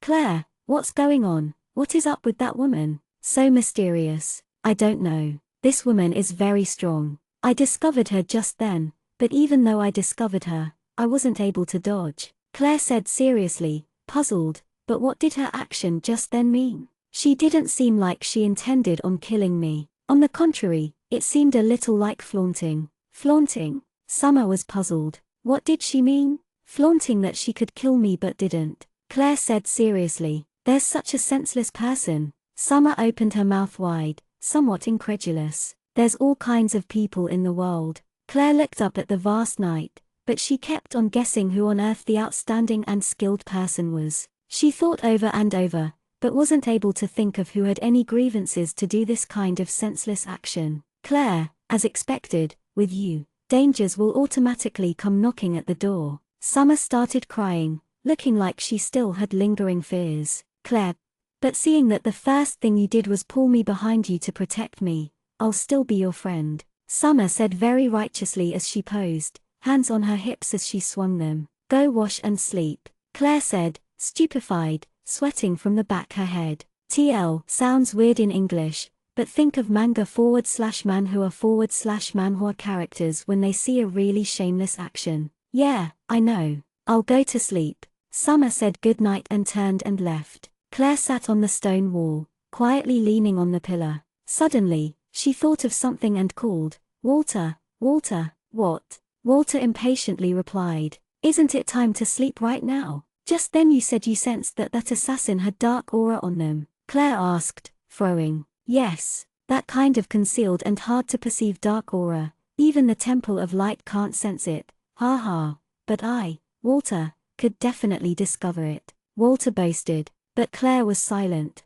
Who could it be with the trace of dark aura? And they could conceal it so well. She didn't have any grievances with a person with this kind of background, right? Meanwhile, that petite, black figure had already left Camille's house, disappearing into an alley. In a tidy little hotel, a blonde-haired young man was currently leaning against the window, looking into the night. The next moment, a figure silently appeared behind him. A bright dagger was pressed to his throat. But the blonde-haired handsome man's expression was calm. He said quietly, did you meet her yet? TCH. The person clicked their tongue unhappily, withdrew the dagger, and then teared off the black cloth that was covering their face. They walked to the side of a table and sat, unsatisfied, then poured herself a cup of water, gulped it down. How did you know I went to look for her? You think I don't know you well. The handsome blonde-haired man smiled and walked over, also sitting down. He looked at the woman who looked somewhat similar to him. The woman appeared to be less than 20,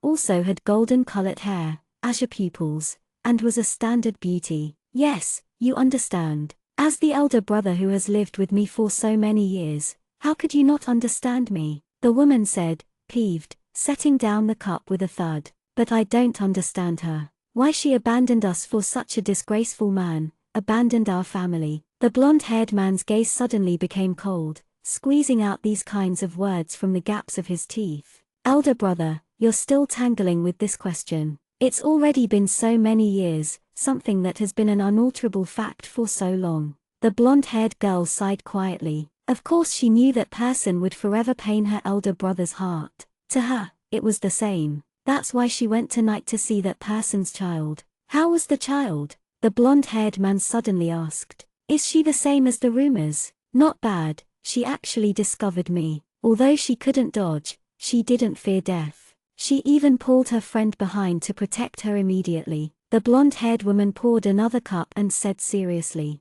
The blonde-haired man frowned slightly. He understood his younger sister to the point that he couldn't understand her even more. She was proud and arrogant. A person who could make her make this kind of assessment would mean that they were not just not bad in truth. In other words, she's different from the rumors, the blonde-haired man asked. As for that, I don't know. In the rumors, she's an idiotic man-chaser. For the idiotic part, she doesn't seem like it. As for if she's a man-chaser, I don't have a way to confirm that part. The blonde-haired girl yawned and stood up. But, elder brother, don't forget our purpose for this trip. I know. You should go and rest. The blonde-haired man said indifferently. The blonde-haired girl looked back and warned. Also, elder brother, that person is in the Imperial Palace. It's best if you don't get any thoughts of wanting to see. It's too dangerous. If we don't achieve the purpose of this trip and something also happens to you. You know that old man's temper.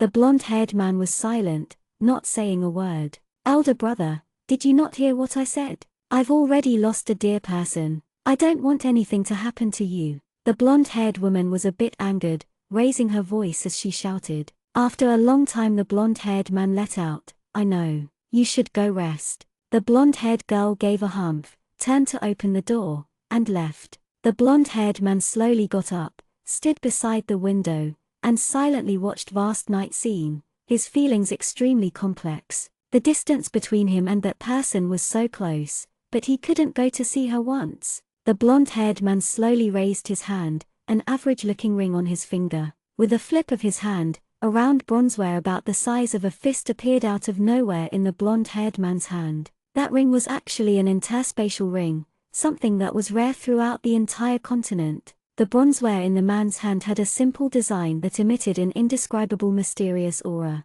and the bronzeware had an empty cavity in the middle, like it was missing something. The blonde-haired man gently stroked the cavity. It was lacking a precious pearl there. Once they found the precious pearl and inlaid it, it would be able to show a splendid road, finding treasure. At that time, would he be able to find everything he had lost? Would his wishes be satisfied? The next day, Claire didn't go to classes because she knew that once she got to school, Lashia would definitely grab, not letting her go, and let out a torrent of words that would compliment father, then plead her to go back home. She didn't want to go back to the home that didn't have Catherine, or at least, she didn't want to now. Claire sat in Camille's back garden, reclining on a rocking chair, swaying back and forth. Small blasts of cool wind blowing felt extremely satisfying, and coupled with drinking Camille's expensive scented tea, it felt more satisfying. Claire, come and see, there's something good, something good.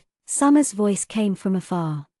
Chapter 72. Claire rocked back and forth, not even raising her head, and asked indifferently, "Oh, what is it?" Summer, that little girl, had left with Ben in the early morning. They said they were going to stroll around and buy some tasty things and then come back. Now she had such an excited tone, perhaps she had bought something tasty. "Look at this, ha ha." Summer quickly rushed up to Claire and pulled out a pearl about the size of an egg and waved it in front of Claire. Claire squinted, not caring. She said, "Isn't this just a pearl? It's just bigger than other pearls, that's all. What's mysterious isn't this?" As a thief, Summer had naturally seen many treasures, but now she pulled Claire up excitedly and then ran to her room, leaving Ben and Jean behind. "What's so mysterious?" Claire still held a teacup in her hand as she asked impatiently. "Come, just come and you'll know." Summer hurriedly dragged Claire into the room, drew the curtains, and closed the door tightly. Now she pulled out the pearl. Claire sipped some tea absent-mindedly, looking at the pearl. The pearl slowly radiated light in the dim room. Bright moon pearl. Claire started to become a little shocked. Summer looked at the pearl in her hand and said happily, "Awesome, right? The darker it is, the brighter it becomes. At night, it can be used as a light. Where'd you get it?" Of course Claire didn't believe that Summer would spend money to buy such an expensive thing. Summer put the pearl away and swung her hips, saying cockily, "I grabbed it in passing." "Who was so unlucky?" Claire blurted out. "The boss of the red light auction house." Summer said, proud of herself. PFFFD tilde. Claire spit, spraying gorgeously. That fat guy actually carried around such a good thing. Summer was still cocky. Summer looked at Claire's doubting expression and said, "What? What's so strange about this thing?" "It is a bit weird though," This is the first time I've seen a pearl that can glow in the dark. In the beginning I thought it was just an average pearl, Summer said to herself.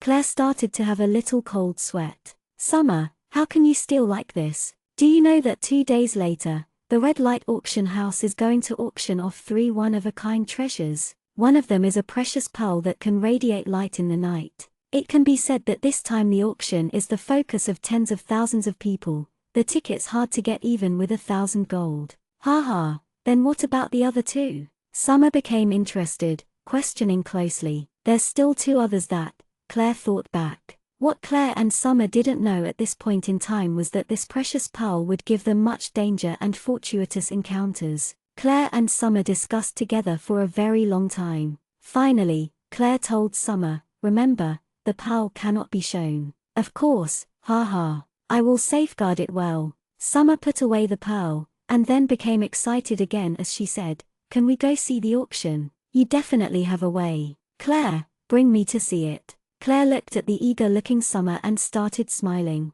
Okay, I'll find my grandfather to get some tickets to go watch. Yes, finding your grandfather is okay. If you said you would find your disgraceful father, then forget it, I would rather not go. Summer said, her lip curled. I know. Claire handed over the cup in her hand to Summer. Master Emery said before to find him if I have any business. Grandfather made it clear he will satisfy my requests. Getting a few tickets should be easy to grandfather. That's good. Summer happily said. Think of a way to deal with the pearl, otherwise if other people recognize it, there'll be trouble. Claire thought deeply, stroking her chin. First find Sir Cliff to get some of that dye, it's very well made. No one else can recognize you after, and then we'll put on a layer of that cheap, shiny powder. Summer giggled. I used that kind of method a lot. Everyone else will think it's a cheap item. Good. In a moment, I'll first let Jean go find my grandfather and get some tickets, then find Master.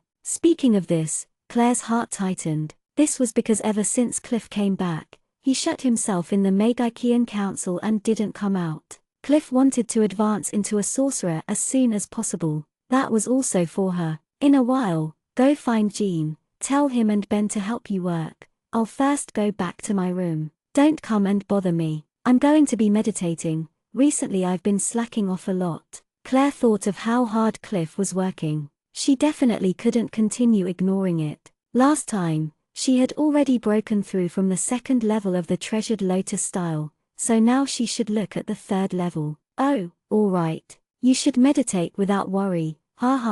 Become a grand wizard quicker, and then wizard sage, then sorcerer, that way I can really walk sideways. Summer smiled widely. Claire laughed helplessly. This girl's ideal really was. Arriving back at her room, Claire put on a magic barrier and pulled out the treasured lotus style. At this moment, Walter said, Claire, why can you understand the words on the book?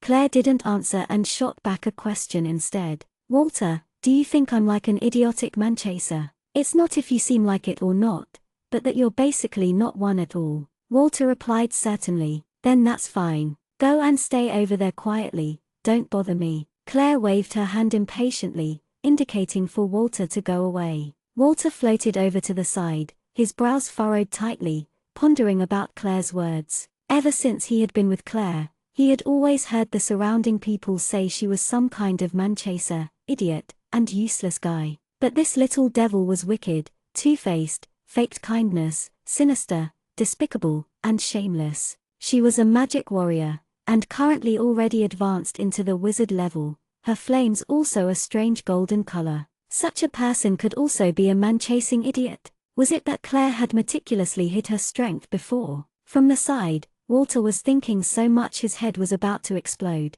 but still couldn't think of a reason. Meanwhile, Claire was training the lotus flower power nearby and trying infusing it with the book. The words on the book were like ants as they slowly started flowing, the lines intertwining, changing the words. Gradually, the words on the book all turned into the contents of the 2nd level. Claire didn't think much of it and started reading it carefully, frowning while reading. When Claire had accomplished the 2nd level of the treasured lotus style, she had suffered tribulation lightning because she had produced a golden lotus core, which was also that big golden lotus that had suddenly appeared. If she didn't produce the golden lotus core, then she wouldn't have suffered tribulation lightning. On the book, it had been written that people who had given birth to a golden lotus heart were very few. The most important point was that the personality of the golden lotus heart would be greatly influenced by the cultivator's personality. In other words, chickens give birth to chickens, ducks give birth to ducks, and the host's personality would give birth to type of personality of the golden lotus core.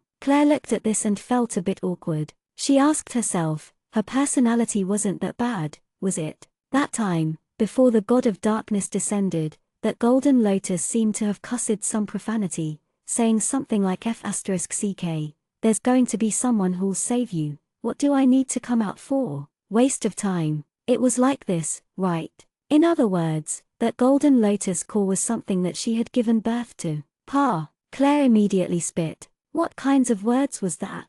Ma, what are you going pa about? Of course you gave birth to me. Suddenly during that moment, an abrupt voice sounded in Claire's mind. Claire was shocked, the book in her hand dropping to the floor. Last time, the situation was too hurried, that's why she hadn't heard the voice clearly, but now, she heard it clearly. It was a young but arrogant voice. Ma? Claire opened her mouth wide, and then reached out her hand, silently pointing at her own nose. Are you calling for me? I am calling you. That young voice snorted. That vulgar guy called Walter always is stubbornly speaking nonsense with you, that why I wasn't willing to come out. Then, can you give me an explanation for what on earth is going on? Claire asked awkwardly. Also, can you change how you address me? Even though your birth is perhaps related to me, but this address doesn't seem right. Okay, Ma, listen to me. The second level of the treasured lotus style is the most crucial point. If at that time I wasn't born from you,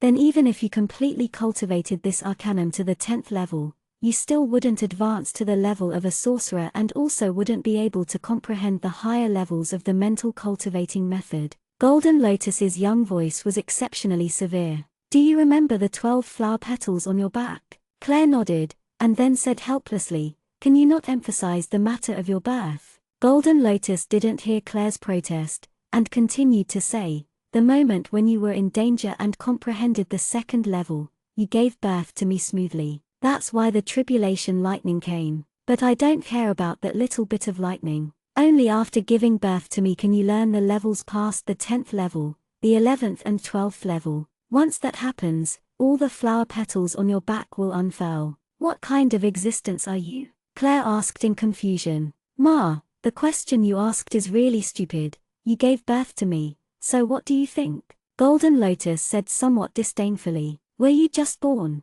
Claire asked in a bad mood. If this guy was a child, they would definitely be a disobedient child. Not cute at all. That Walter or whatever, looking at him makes me uncomfortable. Ma, get him a body as fast as possible. If he's here, I'll only come out if you're in danger. Golden Lotus snorted, and then went silent. Golden Lotus. Golden Lotus. No matter how Claire called, Golden Lotus didn't respond. Claire, what's wrong with you? Walter asked as he floated over, not understanding. There's something off with your complexion. Claire looked up and glanced at Walter. Seeing her stare, Walter's hair stood on end. He didn't know how much at a loss Claire was mentally. How could she not be at a loss? Suddenly, another strange thing appeared in her mind, calling her Ma. Suddenly, Walter called out in surprise, Ah, Claire. White Emperor woke up, seeing White Emperor's claw, who Claire had put next to the pillow, move slightly. Chapter 73. Claire turned around and saw White Emperor open his eyes slowly. Chap chap tilde. White Emperor opened his mouth, stood up, shook his body, and then intimately crawled over to Claire's side. Claire scooped of the furry White Emperor, and her thoughts became even more conflicted. Why did she feel like she was something that attracted weird beings? Walter, the spirit, the Golden Lotus who arrogantly called her Ma, and this furry White Emperor. This adorable guy was actually her master. Claire stared at the furry White Emperor with wide eyes, coldly humping in her heart. Just wait, she would definitely reverse the contract, definitely become White Emperor's master. Walter, Claire suddenly called. What? Walter responded out of reflex. If you want a body, besides finding and possessing a suitable body, are there any other methods? Claire asked while frowning. Yes, but no. Walter said helplessly. What do you mean? There's something that can give rebirth to someone's body, but it is the Temple of Light's treasure. It's said that the goddess bestowed it to an unknown pope, and it has been enshrined in the Temple of Light's main palace hall ever since. Who could get it? Doesn't this mean no? Walter explained in a long-winded manner. Of course I don't like other people's bodies, I still long for my own body. But that thing, although it sounds okay, how is it possible to obtain? But Claire was frowning and thinking of other things. If your body is reborn, will you be recognized? For example, the divine prince who killed you? Claire asked doubtfully. No, that day when I was fighting with the pretty boy, I had completely covered myself. I also didn't say anything, Walter replied truthfully. Claire sat in the lotus position, not speaking anymore, pondering. Claire, you won't think about going to steal from the Temple of Light, will you? Don't you know how dangerous it is? You won't necessarily be able to enter in safely, and even if you go in, there's no guarantee you can bring it out. Walter cried in alarm. Then, very worriedly, he said, although I really want my body, I don't wish for you to be in danger. Oh, Claire replied half-heartedly, still pondering. Don't be mistaken. I don't mean that I'm afraid of something happening to you. It's just that, if something happens to you, what do? I'm just a stone, Walter explained hastily. But the more he spoke, the more lacking in strength it was. He felt annoyed in his heart. Why did he feel like the more he tried, the worse it became? Could it be that he took a liking to this little devil? Pa, how could it be possible? This little girl still hadn't finished maturing, and her personality was so vile. She often treated him evilly. How could he take a liking to such a despicable person? Oh, Claire was still absent-minded. Walter relaxed. Looks like this little devil didn't care about his words. Not bad, Walter, Claire suddenly called, startling Walter at the same time. What? Walter asked cautiously. What does the treasure that can give rebirth to your body look like? Claire asked, her face completely serious. What are you going to do?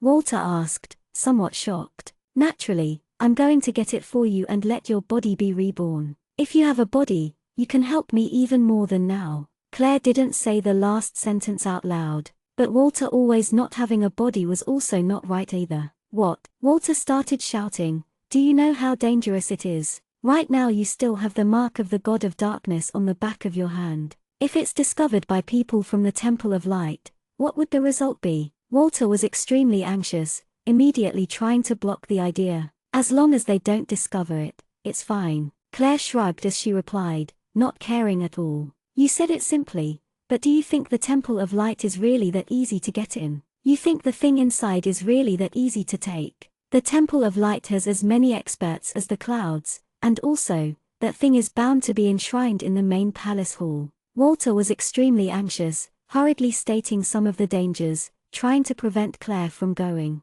I didn't say I was going to break in through the front. Claire raised a brow lightly. Also, I'm very skeptical. Isn't it relatively valuable? Shouldn't it be hidden in a certain secret location? Claire didn't completely understand. That's because the Temple of Light fakes helping people and is arrogant. That's something the goddess bestowed to mortals. Naturally they'll show it off and tell everyone that the goddess cares about the temple. Another reason is that the Temple of Light is extraordinarily confident in their strength. Think about it, who in the world dares to steal from the Temple of Light? Walter said while frowning. I dare. Claire revealed a trace of a strange smile. Do you want to die? Walter hurriedly and angrily said. Do you know how dangerous that way is? What does it look like? There should be some kind of barrier on it, right? Claire pondered, stroking her chin. You don't say. Of course there's a barrier, but it shouldn't be very strong, because the Temple of Light is extremely arrogant. Walter snorted and then suddenly froze, his gaze becoming vulgar.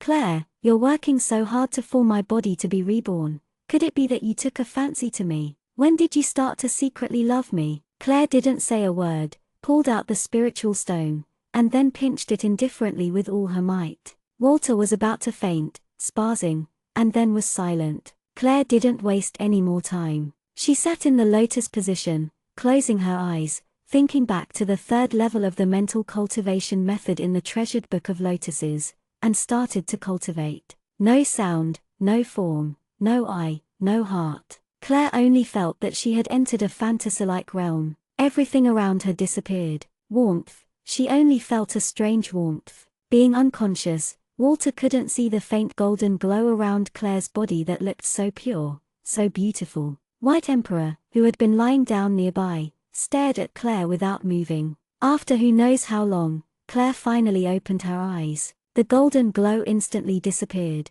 A trace of a satisfied smile appeared on Claire's lips. Fusing together chi and magic elements into the lotus power was extremely efficient. She was just missing a bit and almost able to comprehend the third level. It wasn't that she couldn't break through, but that Claire still didn't want to have tribulation lightning here and destroy Camille's house. But Golden Lotus's voice suddenly sounded in Claire's mind. Ma, the later on it is, the harder it is to break through. The level of magic and chi you have right now can at most help you quickly advance to the 7th level. Later, it'll be harder. But don't be afraid, I'll block the tribulation lightning. Can you change your address? Claire said, somewhat helplessly, but Golden turned a deaf ear to Claire's protest. Ma, good night. After saying good night, it fell silent. Claire was a little speechless, completely unable to handle Golden Lotus. She slowly closed her eyes, a slight smile appearing on her lips. Now with her eyes closed,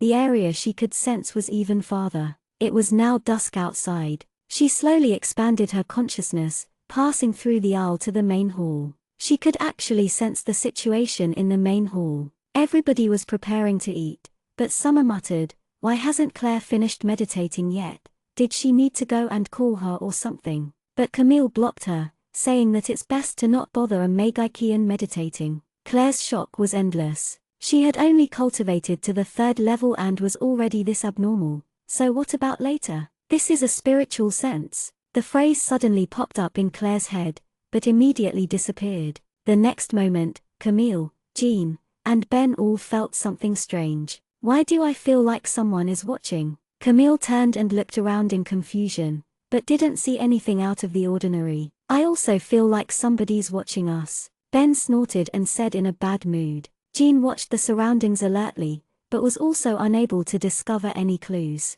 Satisfied, Claire slowly withdrew her consciousness. She started pondering. Just then, the 2 words, spiritual sense, suddenly flashed in her mind and felt very familiar, a strange kind of feeling. But she couldn't put her finger on it. Why? Claire got up. White Emperor gave a chirp, then pounced on Claire's back. While he was at it, he climbed up to Claire's shoulder, then onto her head, claiming his treasured seat again. Claire walked to the main hall just as Camille and the rest were preparing to eat their meal. Seeing Claire come, Summer happily jumped over, pulling out a couple of tickets and waved them happily. Claire, your grandfather's really awesome. He's so efficient, getting us tickets so fast. He also gave that thing over. Naturally, Claire knew what that thing meant. It was the dye potion that was going to be used to change the precious pearl's appearance. Claire, it's time to eat. Camille smiled warmly. You were shut up in that room and meditating for so long. You should be hungry. Eat a little more. Claire nodded and walked over. When she got close to Camille, Camille used a volume that only the 2 of them could hear and squeezed out from the gaps of his teeth.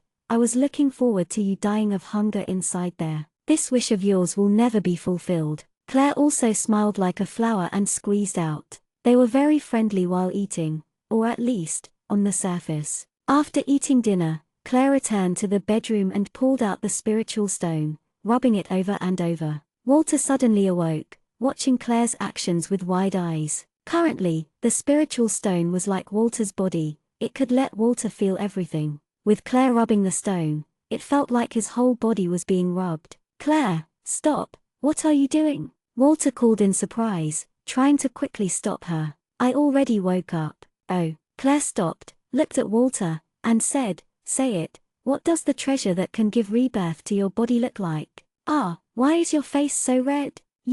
Walter swallowed back the words he was about to say. If you rub me like this, how can my face not be red? Unfortunately I'm a normal man. Quickly, Claire poked the spiritual stone and said impatiently. Walter was afraid Claire would poke him again and hurriedly said, ah, it looks about the same as a conch shell. Then he quickly added, even though I told you, don't go. It's too dangerous over there, not somewhere you can go with your current strength. Even if you advance to the Grand Wizard stage, you still wouldn't be able to enter safely and escape. But Claire ignored Walter and instead gave a forceful pinch, making Walter faint. Then she packed up some things, got up, left the room, and then went to Ben's room. Claire knocked and opened Ben's door. He appeared drowsily. Of course, if he wasn't busy, then he would go to sleep. Claire, what are you doing? Ben was confused and didn't understand. Let's go. Tonight, I'll give you a lesson. A very important lesson. A trace of a crafty smile appeared on Claire's lips.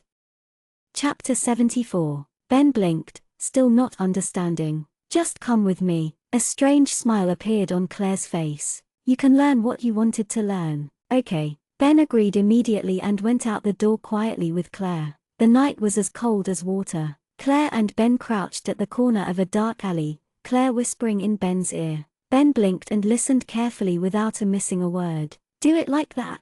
Ben blinked and asked in a polite manner, like a little student waiting for their teacher's reply. Yes. When the time comes you only need to do this. And then do this, Claire explained to the obedient Ben in detail. Okay. Ben nodded and replied, then he blinked with confusion, earnestly asked, but what's the point of me doing this? To create a diversion, Claire patiently explained. You'll just attract their attention over there, and I'll enter from a different place. That way they won't pay attention to me. That's good, ha ha. Ben shook his head as he said, but how long do I need to stall? Stall as long as possible. If you can't, just tell them a story. Tell them that the goddess of light has hope for the dragon god. Hope that humans and dragons will peacefully coexist and that you came to visit them. Claire shamelessly taught Ben. Ben listened carefully, remembering everything in his heart. I remembered everything. Are we rushing over there now? Excitement flickered in Ben's gaze, incessantly excited. No, we're still not rushing now. It'll be in a little bit. Claire calculated the time. Humans are in deep sleep at a little bit past 3 and also on their lowest guard. It's best at that time to make a commotion. Okay. Ben crouched down, patiently waiting for time to pass. The night became more and more dark. Claire looked up at the sky, reckoning that it was about time. She pushed Ben, who was beside her and had quickly fallen asleep. Ben, let's go. It's about time you transformed. Okay. Ben got up excitedly. One human and one dragon took advantage of the darkness and quietly approached the main door of the nearby Temple of Light. Roar tilde tilde tilde tilde tilde Ben bellowed, splitting the night sky, suddenly transforming back, then crouched at the entrance of the Temple of Light. A heart-shaking dragon pressure spread out. Ben's huge body almost completely blocked the Temple of Light's entrance and an indescribable dragon pressure had spread out. Naturally, it immediately stunned the people inside the Temple of Light. The Pope abruptly opened his eyes, hastily put on clothes, and then hurried out. He knew very clearly that this pressure was dragon pressure. Why would a dragon appear here?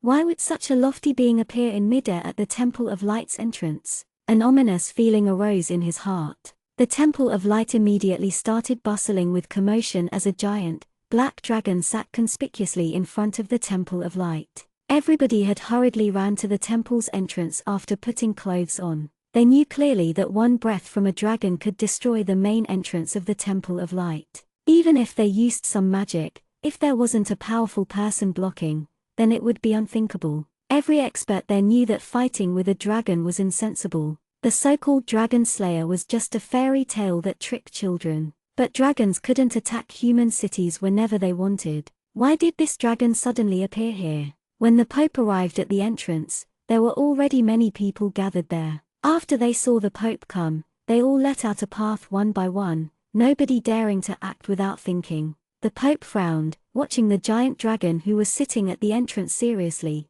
somewhat apprehensive. It was actually a 3-headed dragon, each having their own element, a dragon with 3 magic elements. If he fought against this dragon, even if he won, it was still not worth it, because this place was the capital. This place was the entrance of the Temple of Light. If they fought, perhaps the whole place would be destroyed. Nobody could bear this responsibility, not even him, the Pope. What made the Pope somewhat at a loss was this dragon just sat up straight, no indication of wanting to fight whatsoever. He just sat, towering, looking down at everybody with wide eyes, but not saying a word. Nobody noticed that on the black dragon's back, there was something small and furry, an existence completely overlooked. It was White Emperor. Claire was afraid that if White Emperor crouched on her head, his aura would be discovered, so she handed White Emperor over to Ben to bring along. And so one dragon looked at everybody's, face to face, 3 pairs of huge eyes staring against a group of small eyes.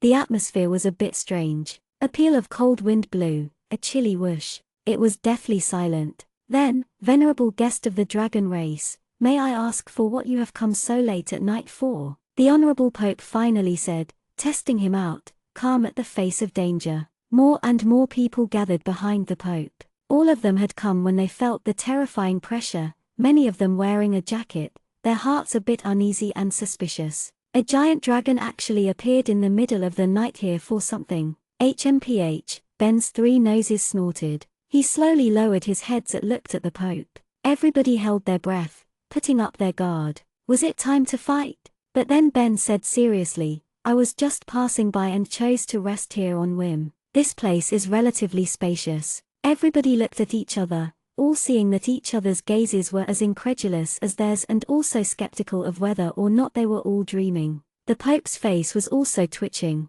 Passing by? Resting here? This kind of situation actually happens. Venerable guest of the dragon race, in other words, you have no intention of causing trouble? The Pope asked cautiously and politely. Trouble? Ben said with surprise, then cried out with indignation, what are you talking about? The goddess of light and the dragon god have always had a pact. We dragons can't attack human cities whenever we want. How can I do something that will shame our dragon god? Ben said emotionlessly. Ben was doing a word-by-word repeat of what Claire told him to do to stall. Everybody had a puzzled expression. Perhaps this powerful black dragon really was just passing by. Could something so fortunate really happen? The Pope was also puzzled, but so long as the dragon didn't come to cause problems, then it was fine. Currently, Claire had already secretly infiltrated into the Temple of Light from a different side. Just as she suspected, basically everybody was drawn to Ben outside. A dragon, such a grandiose being,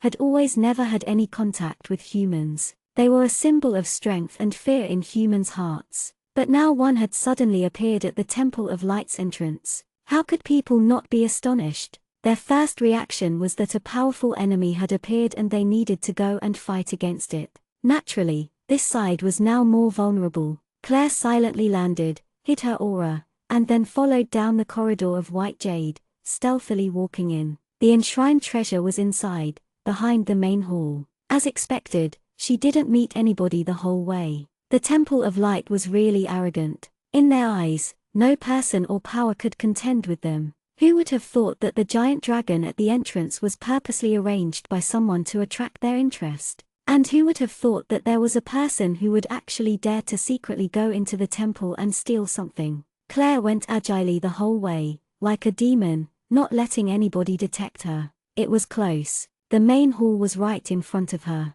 Claire pulled out the invisibility cloak that Cliff gave her, quietly draping it over her. Her figure instantly disappeared. The main hall was brightly lit, splendid and grandiose. This place would always be filled with light, a giant magic light hanging from the main hall's ceiling, the surrounding walls filled with many small magic lamps. At the very top of the main hall was the depiction of the goddess of light. The carved depiction was extremely lifelike, the goddess looking so holy, so solemn and inviolable. In front of the depiction was a bright barrier covering a pretty object in the shape of a conch shell. It was probably the treasure Walter said could give rebirth to a spirit. Claire squinted and looked carefully, slowly approaching the magic barrier. If it was like Walter said, then the barrier would be very weak. What she needed to do right now was not alarm anybody, quickly get rid of the barrier, and take away the treasure. Claire read the barrier's undulations with rapt attention. Right at that moment, the sound of footsteps suddenly appeared outside along with a crisp voice that Claire recognized. Elder Sis Ching, quicker. Xuan, slow down, you can't run like this. Be careful with your body. If your elder brother knows I allowed you to get up in the middle of the night to see a dragon, he'll get angry at me. Lai Ching's voice came, her tone blaming yet spoiling at the same time. It won't happen, I'll talk to elder brother. Of course elder brother won't. Xuan Leng giggled. I miss elder brother. Does elder sister Ching miss my elder brother? You child, What are you talking about? Although Liaksha Ching said this, her tone was bashful and happy. Elder sister Ching tilde tilde tilde Xuan Xuan Leng's voice became closer and closer. Claire stopped her movements and hid her aura, wanting to wait for them to pass and then make her move. When Liaksha Ching and Xuan Xuan Leng passed through the main hall, Liaksha Ching suddenly stopped, frowning slightly, turning to look towards the enshrined treasure underneath the depiction of the goddess of light. She kept on feeling like something was off. Chapter 75. Claire's heart tightened. It can't be. The divine princess's level was already so high that she was able to sense her slightly when she was invisible. The invisibility cloak had a time limit. If the divine princess continued to stay, then there would be trouble. Claire didn't dare to move anymore. Since the divine princess could already sense that something was wrong, then if she moved, the divine princess was bound to discover her. There was a reason why she was the divine princess. The divine princess was not easy to deal with. Claire started to get worried. If she really continued to stay, then what would she do? Elder sister Ching, let's go quicker. In a while, it'll be too late and we won't be able to see the dragon anymore. Xuan Xuan Leng pulled on the edge of Liaksha Ching's clothes, saying pitifully, quickly, if I don't see it this time, perhaps Xuan Xuan will never see one in her lifetime. Xuan Xuan. Once Liaksha Ching heard this, her expression changed slightly, her wrinkled brows smoothing out, replaced with a somewhat pitying expression. Xuan Xuan Leng's body was very weak and had always been relying on the temple's medicine to maintain her life. If there was some kind of mishap, perhaps she really wouldn't live that long. Elder sister, let's go quickly. Xuan Xuan Leng pulled on the edge of Liaksha Ching's clothes eagerly. Okay, behave well, Xuan Xuan. I'll bring you there right now. You can't tell your elder brother when he comes back that I got you up in the middle of the night. Liaksha Ching bent down and scooped Xuan Xuan Leng up, quickly going out. Claire watched the two go far away, letting out a sigh. In the end, they left. If she used up the time limit of the cloak this time, then strong magic had to be poured into it. Just as Claire was feeling relieved, she saw Xuan Xuan Leng, who was hugging onto Liaksha Ching's neck and lying on her shoulder, poke out her small head and silently smile at Claire. Claire's pupils instantly widened. The little girl saw her. Claire was a little surprised. In other words, the reason why Xuan Xuan Leng was so impatient for going out and looking at a dragon was not because she wanted to go see, but because she wanted to tell Liaksha Ching to leave. Was she protecting her? Why would that little girl want to protect her? Why did she treat her so well? Thinking of this, Claire also turned to Xuan Xuan Leng and revealed a smile, then nodded her head lightly. After Xuan Xuan Leng gave a mischievous wink, she went back into Liaksha Ching's embrace, slowly going far away. Claire immediately turned and read the barrier's undulation, then went past the barrier. She put the treasure away carefully, then quickly went back the way she came. Just as Claire leapt over the temple's tall wall, the invisibility cloak's time limit arrived. Claire's figure instantly appeared. Claire put away the cloak, then disappeared silently into the night. Just when Claire arrived back at the dark alley she and Ben were at before and stabilized her balance,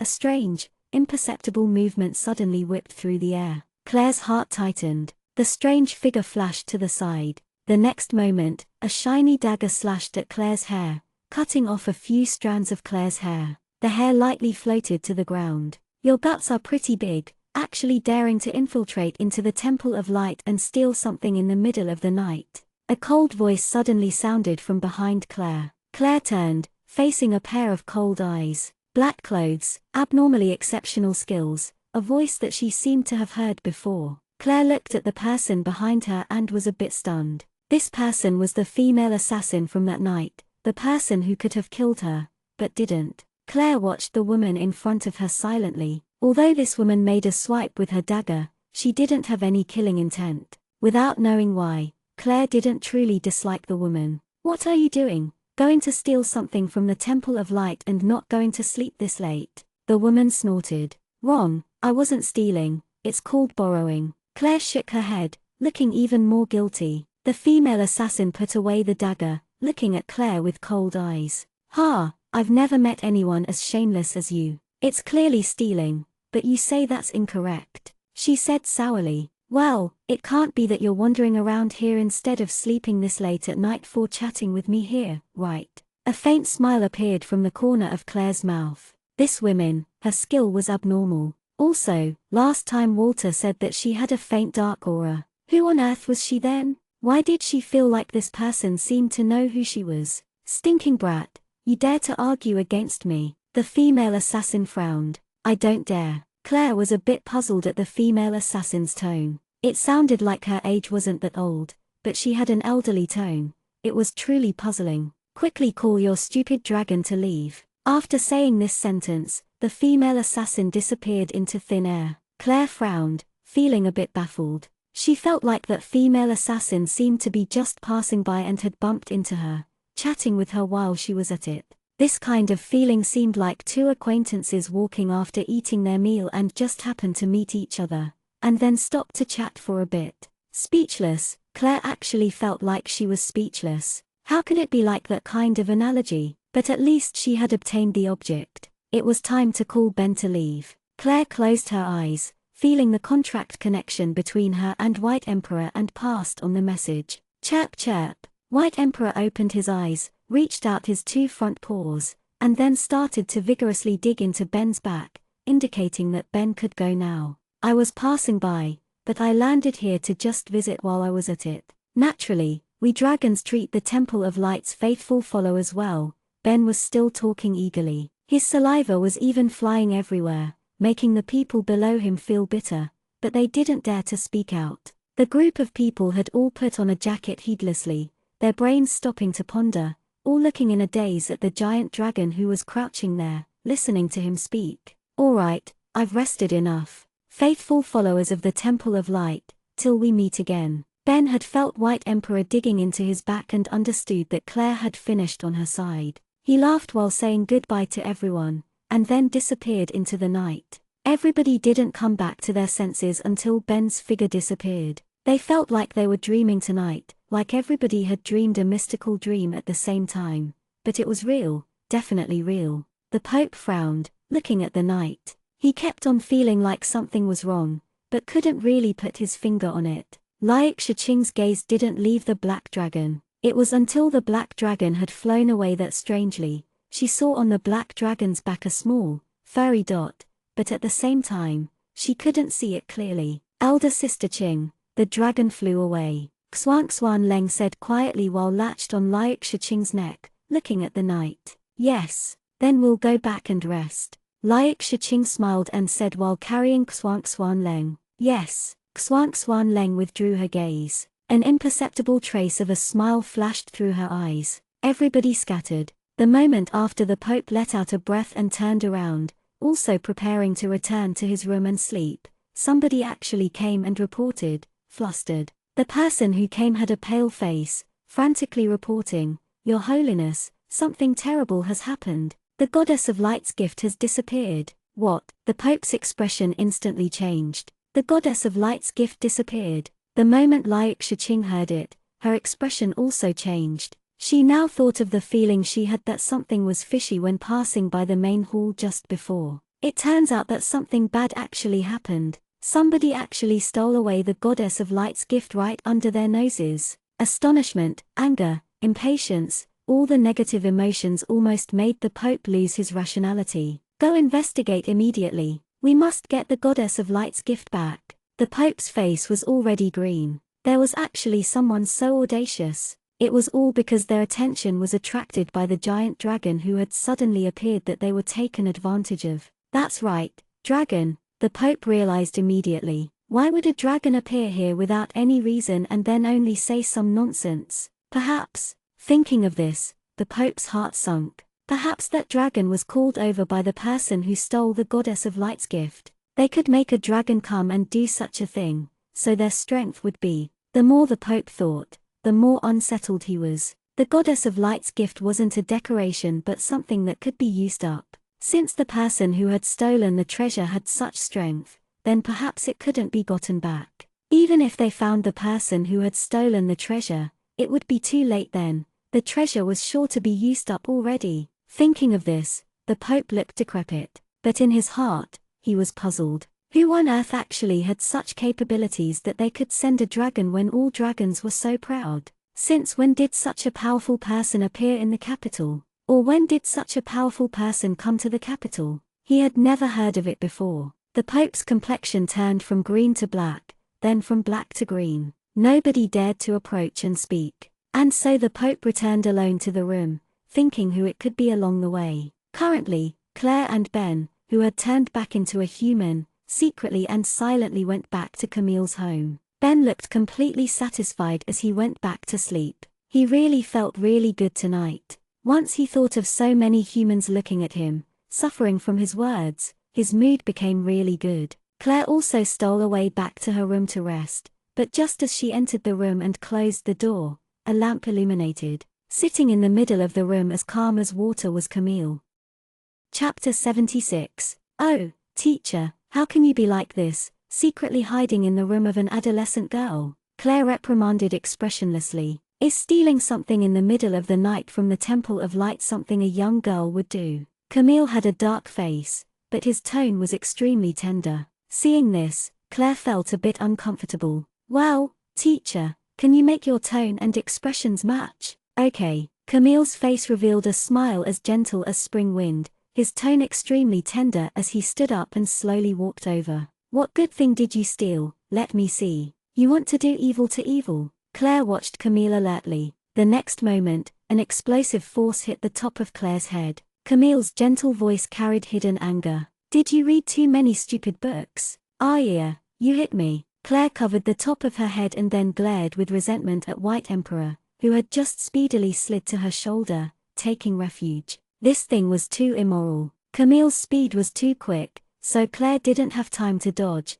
and this little thing was too good, dodging so quickly at the crucial moment. So what if I hit you? Quickly bring it out and let me see, Camille said tenderly, yet dangerously at the same time. Claire said from the corner of her mouth, "You're sure you won't do evil to evil?" Camille's hand raised again. Camille hugged her head and immediately dodged to the side. It was only after the two stared at each other for a while that Claire slowly brought out the object. The goddess's gift. What are you going to do with this? Although Camille recognized in a glance what the object was, he wasn't very surprised. In any case, it's useful. Claire rolled her eyes at Camille. This bastard that bullied the weak, doing whatever he wanted with his speed that was faster than hers. TCH, I actually thought it was something good. Go to sleep. Camille snorted, then immediately left out the door. Camille looked suspiciously at the door. What did this guy's reaction mean? Really strange. But in any case, now she could let Walter's body be reborn,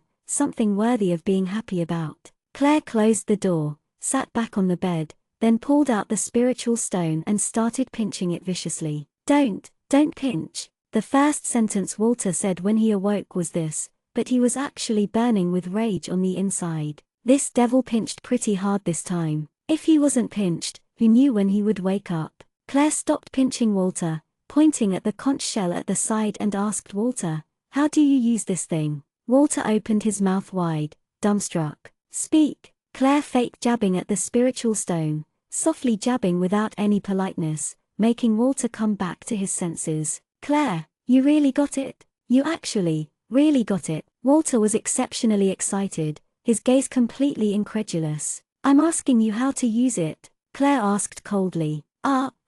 Just open the conch shell, then grind the thing inside to powder and sprinkle it over my soul's body, but you must make a magic barrier. You can't let the light leak out to avoid other people discovering it. I'm about to have a body. I'm really happy." Walter immediately and obediently replied in one breath without any breaks, including the last sentences, which also flowed smoothly. Claire didn't waste her breath anymore, immediately creating a barrier, then opened the conch shell, taking out a glossy, round, small ball. She stood on the bed, pinching the ball into powder, preparing to sprinkle everything over Walter's soul. "Wait!" Walter's expression suddenly had big changes as he cried out loudly. But it was already too late, the powder had already been slowly scattered onto it. Claire also wanted to stop, but the powder already had been sprinkled, all landing on Walter's soul. A line of bright light emitted from Walter's body, making one unable to open their eyes. Claire squinted slightly, but couldn't see exactly what was happening in the light.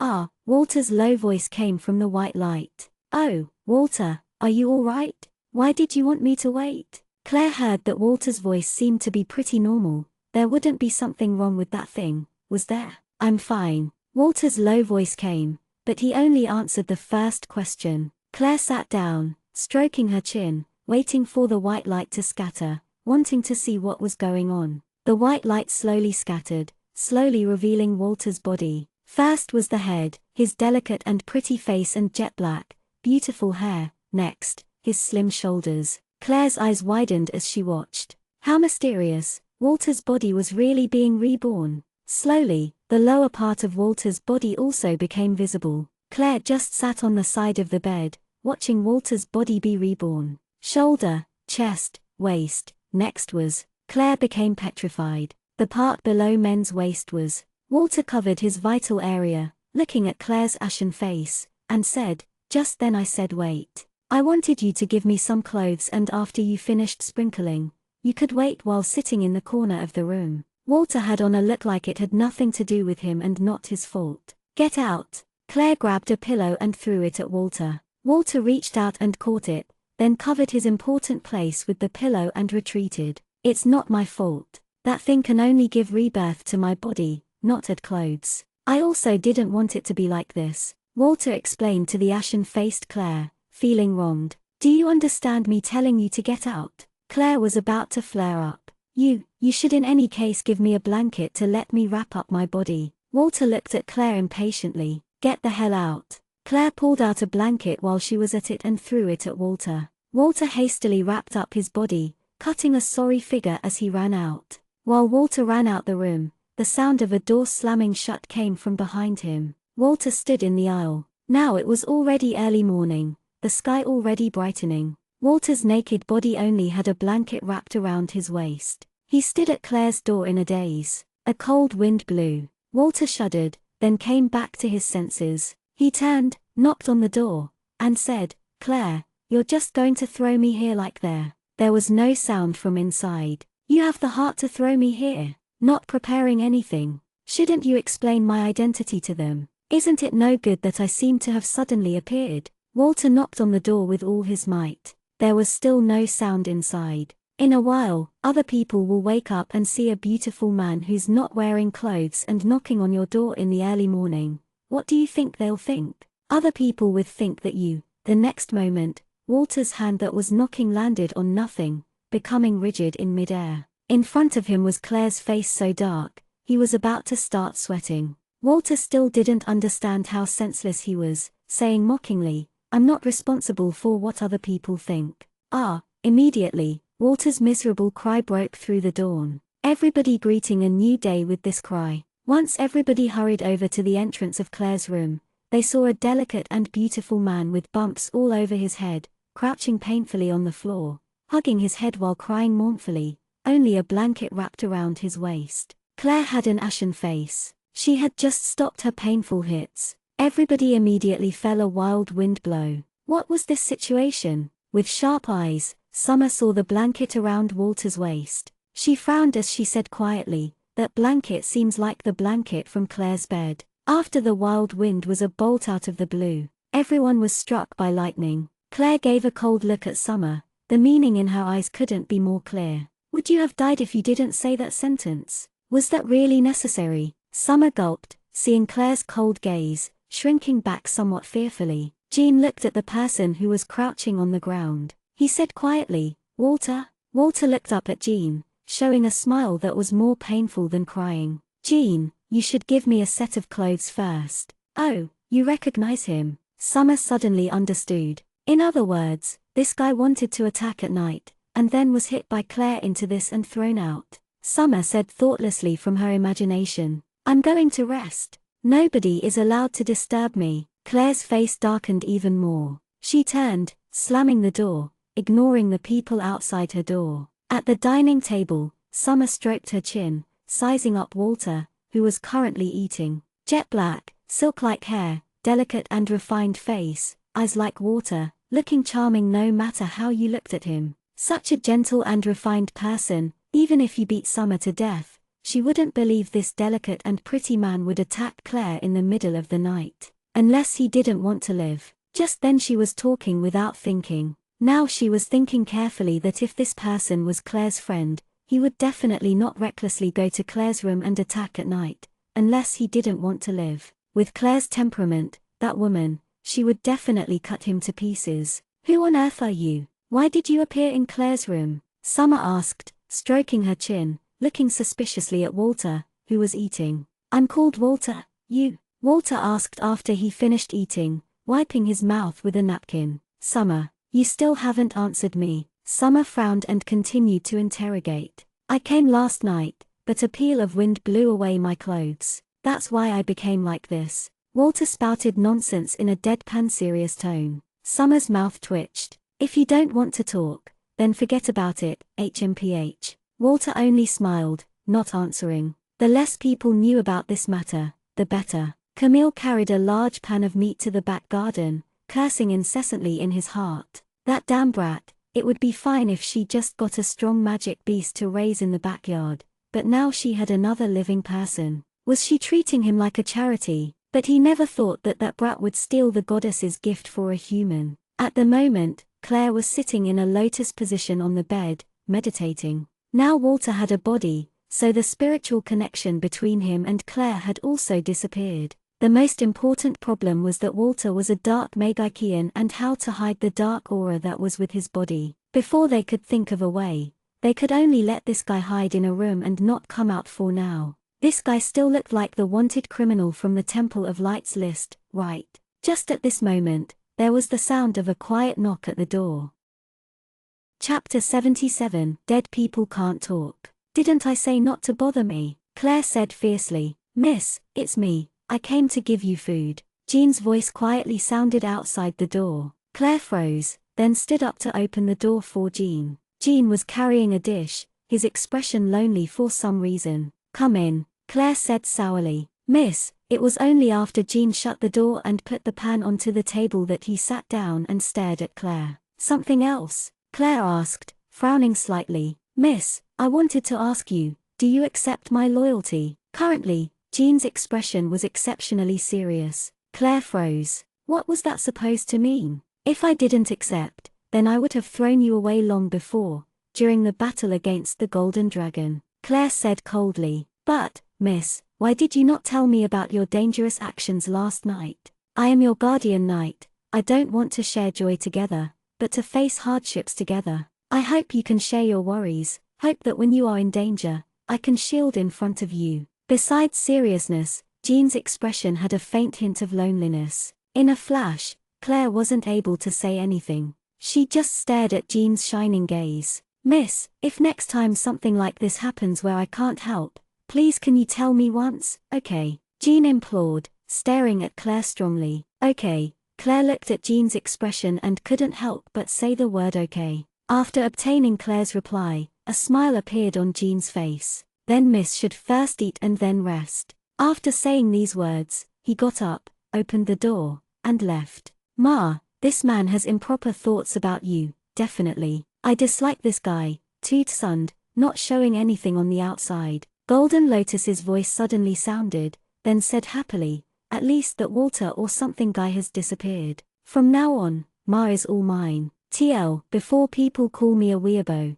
The meaning of it was outwardly cold or retiring but deep and passionate inside, and that sounds super awkward by itself. I'm fairly sure this is the Chinese equivalent of tsund, positive. Although I probably am a weeb seeing as I made the website name Japanese Mafia Lady. Claire, Golden Lotus, don't sleep. I want to break through. Help me withstand the heavenly tribulation, Claire said after looking at the food on the table and eating some casually. Okay, right now. Golden Lotus answered immediately. This place doesn't work. We'll go out the city. Claire understood very deeply that she had to become strong as fast as possible. The divine princess, Liak Shiching, was actually able to detect her when she was invisible. Okay. Golden Lotus was eager to try. Claire reached her hand out at White Emperor, who was beside the pillow. White Emperor chirped twice, pounced onto Claire's hand, and then while he was at it, crawled up to her shoulder and then her head. Claire was about to go out, but then thought of the promise she had just made with Jean. She then turned to knock on Jean's door. The door opened very quickly. Jean looked at Claire, who was standing at the door, and said, puzzled, "Miss, is something the matter?" "I'm going out. I have something to do outside the city. It's nothing big. You don't need to come with me. I'll come back before noon," Claire said simply. Jean looked at Claire and asked suspiciously, "What is it that Miss is going for? There won't be any danger." "There's no danger. I'll come back right after going out. You don't need to come with me. Watch after Summer and Black Dragon Ben. Make sure they don't cause trouble. It's just outside the city. What can possibly happen?" Claire downplayed the situation. Jean hesitated and said, "But if there was danger, I would bring you." Claire blocked Jean with one sentence, "I'll leave and return quickly." Not waiting for Jean to reply, Claire brought White Emperor to the backyard, going out from the back door while riding the Wind Leopard. Jean silently watched Claire from behind, his eyes full of confliction. A golden blonde-haired, green-eyed, beautiful girl rode a 7th grade magic beast running in the streets. Naturally, it aroused attention. It was just that right now it was early morning with few people in the streets, so it didn't cause a disturbance. A carriage traveled slowly on the street. When Claire rode the Wind Leopard, dashing past, the horses around the carriage all cried out in fear continuously, immediately starting to flare up. It was only after the coachman used up a lot of energy that they were calmed down. The person inside the carriage poked their head out angrily, but just as they thought about asking what was going on, they saw a familiar figure currently dashing out the city. It was Claire Hill. The eyes of the person inside the carriage instantly widened. It was really enemies on the same road. The person inside the carriage was none other than Alice Roman, the person who had formerly proposed a duel to Claire but lost horribly and also lost one of the Roman clan's heirlooms. Alice squinted, looking at Claire who was far away, and frowned deeply. "What was a slut doing so early?" "Alice, what is it?" A cold voice sounded from beside Alice. "Cousin, I just saw my enemy go out of the city." Alice snorted. Using cousin because there's no way to convey the whole thing without sounding weird. In Chinese, the word means older male cousin via female line. Chinese filial piety. "Oh, is it the person who made you lose your magic sword?" The cold voice had a hint of curiosity. "It is," Alice admitted begrudgingly. "Let's go. Your cousin will let you vent some anger," the cold voice said. "Really?" Alice asked happily. If cousin fought, then it would be a sure win. Cousin was a wizard. He had come from Lagark to here this time to visit home. It seemed like he had some business to discuss with grandfather. With cousin who was so strong fighting, how could that slut not be taught a lesson? Of course. She actually dared to bully our Alice. "I'll make her pay the price." The indifferent voice held disdain. "But it's someone from the Hill clan. If we teach them a lesson now, will it cause trouble for grandfather?" Alice bit her lip, somewhat wavering as she spoke. "Dead people can't talk." The indifferent voice was sinister and confident. "Cousin, is this okay?" Alice's face revealed a hint of surprise. "How is it not okay? Let's go. Tell the coachman to turn around and follow." The indifferent voice said maliciously. "Okay." Alice instructed the coachman to turn around, but an imperceptible trace of smile flashed from the depths from her eyes. She just knew with her cousin's personality this kind of decision would be made. Alice looked outside the city gate, snickering in her heart. "Little slut, you won't be killed so easily." The carriage turned around, going outside the city speedily. Currently, Claire had already slowed her speed, looking for a suitable area, preparing for heavenly tribulation. She didn't know at the moment that a danger was approaching slowly. Claire went out of the city, heading to a secluded area right outside the city. She really didn't want the shocking scene of heavenly lightning being seen by other people. In the early hours of the morning, the whole forest was very quiet,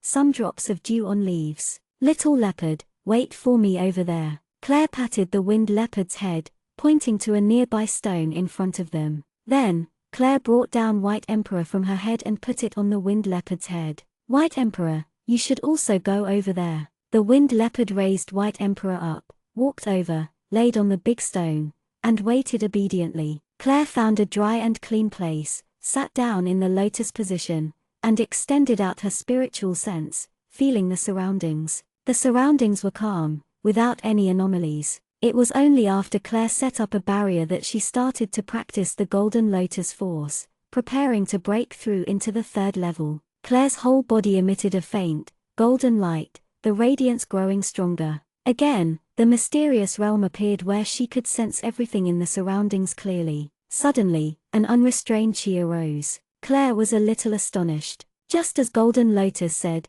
the beginning levels harmonized magic elements and do chi, very easy to break through. She remembered Golden Lotus saying before that if she didn't give birth to him, then she could only cultivate to the treasured Lotus style's 10th level, in other words, the equivalent of a sorcerer's power. With this she could infer from what Golden Lotus said, that she could quickly cultivate to the 7th level, meant that it was also her level of magic right now, a wizard. So it was split up like this. Claire suddenly understood. Anyways, the 2nd level of the treasured book of the Lotus could extend her consciousness to sense the environment. What kind of mysterious power would she get after breaking through into the 3rd level? Meanwhile, the sky above her slowly darkened, black clouds quickly closing in. The heavenly tribulation was about to arrive. But Claire wasn't worried at all. In any case, Golden Lotus would block for her. Winged Leopard, who was at the side, dug with his front claws a little fretfully and uneasily. Although it had gone through this kind of situation before,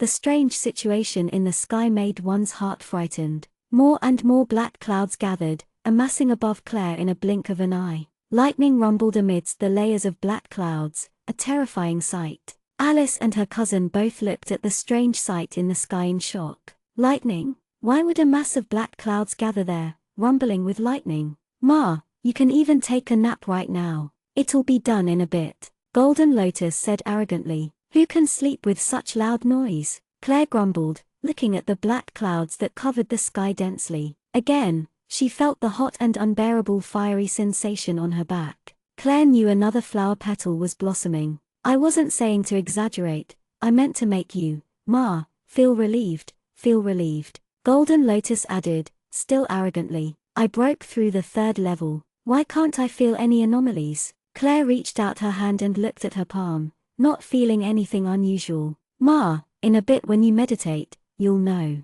Golden Lotus said mysteriously, giving a cliffhanger. Ah, Claire was puzzled. Think about it, I'm so awesome, so how can your spiritual level from cultivating be bad? Golden Lotus said arrogantly, then said disdainfully, wait for a moment, I'll finish eating the lightning first. Claire was bored to death, waiting for the sky's lightning to descend. Currently, she was wrapped up in a giant golden lotus. The rumbling of thunder resonated into the horizons with an indescribable pressure that made one frightened.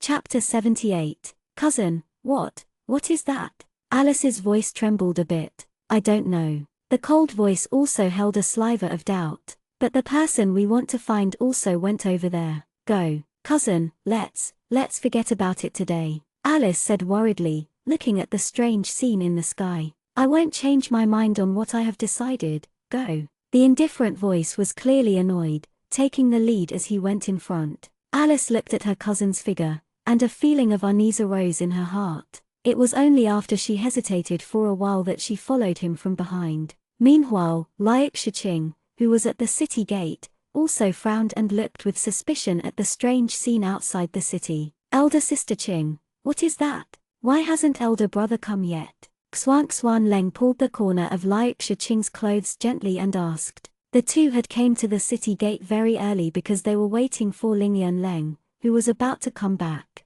Lingyan Leng went and didn't find anything, so he could only come back. Ascending squad would be too excessive. The Temple of Light wouldn't start anything unless the situation was urgent. Naturally, because they didn't find anything, Lingyan Leng rode a carriage back. He should be here soon. Xuan, don't be impatient. Liak Shiching consoled, but she was looking at the strange sight in the sky. What on earth was going on? A carriage was quickly nearing the capital. Naturally, the person sitting in the carriage was Lingyan Leng. Lingyan Leng also noticed the strange anomaly in the sky, incessantly puzzled in his heart. Meanwhile, Alice and her cousin were currently approaching Claire, who was preparing to receive the heavenly tribulation. Oh, Ma, 2 ants have come, Golden Lotus warned. After Claire heard that, she closed her eyes and extended her consciousness. After she extended it, a trace of a strange smile appeared from the corner of her mouth. It was really an inevitable clash.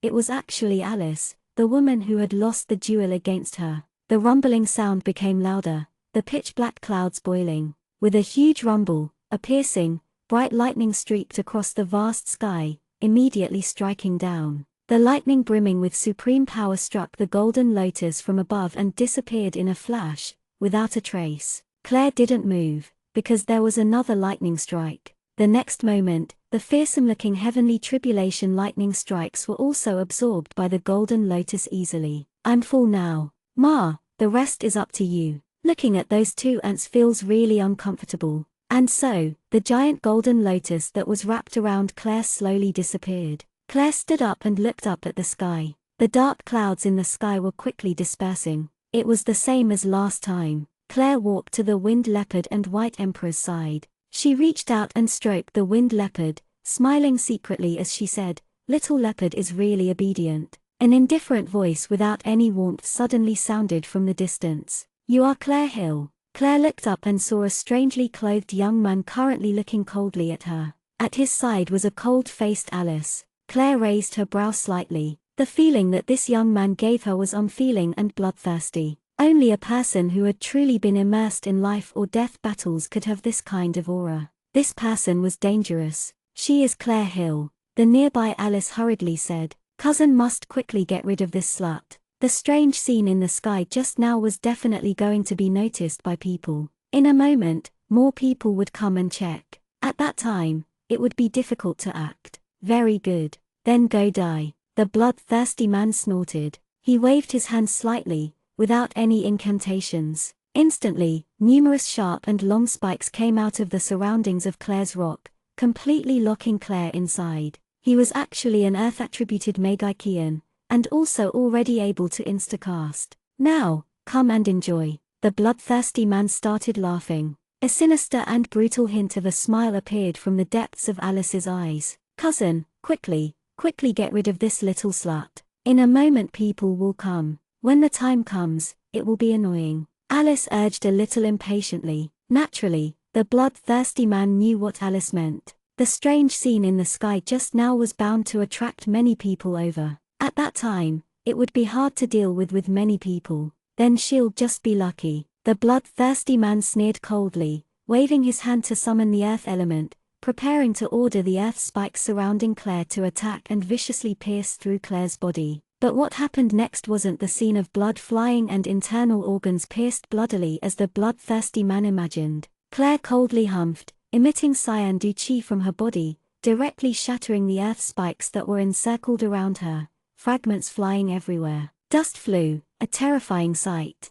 "Grand Warrior, how is that possible?" Alice cried in alarm, not able to believe what she had just seen. That slut could actually emit cyan chi. How could it be possible? That was something only Grand Warriors could emit. It had only been a short time since the last time she saw that little slut, and now she had actually advanced to this level. Impossible, it was impossible. Alice was shocked. Her chi had already advanced like this, so what about magic? How on earth was that little slut's magic? "You really are a double-classed magic warrior, but today, I won't let you cultivate any more." The bloodthirsty man laughed coldly, suddenly clapping his hands together. A huge force shot out of the gap between his hands, the giant and sharp earth spikes in front of him quickly shooting out, which then attacked Claire. Instantly, a wall of a line of sharp earth spikes arose, a spectacular yet terrifying sight. Claire flipped, dodging the incomparably sharp earth spikes, but just as she stabilized, the ground beneath her feet began to sink,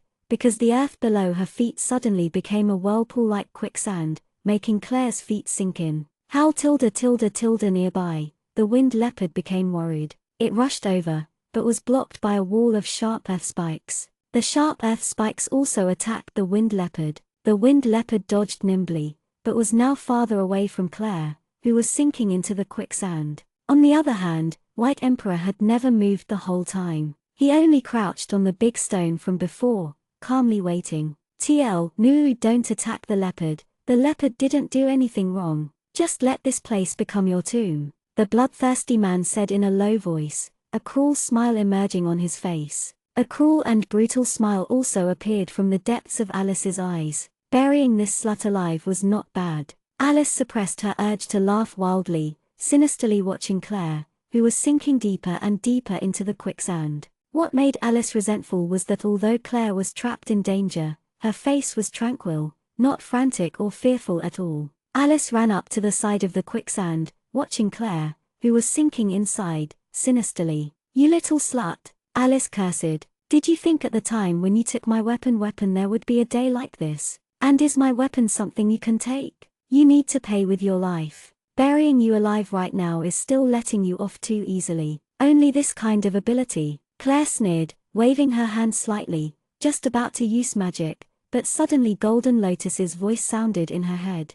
"Ma, concentrate and sense the surrounding earth elements. Order them, remember, it's an order, not request," Golden Lotus said irritably. Claire froze for a moment. Order, not request. All use of magic was requesting magic elements to gather around the enchanter and then become a spell. Only then could they show their power. But Golden Lotus wanted her to sense the earth elements and order them. But wasn't she best at fire magic? Although Claire had some doubts in her heart, she immediately closed her eyes, concentrating to sense the surrounding earth element. Claire was shocked to discover that previously, she could only sense red specks moving as if they were alive, but now, besides the red specks, there was actually many yellow specks moving about. This was the earth element. Right now, Claire's eyes were closed, but she could see those spikes and the concentrated earth element below her feet. These were all because of that bloodthirsty man's use of magic. Order the earth elements. Order, not request. Cousin,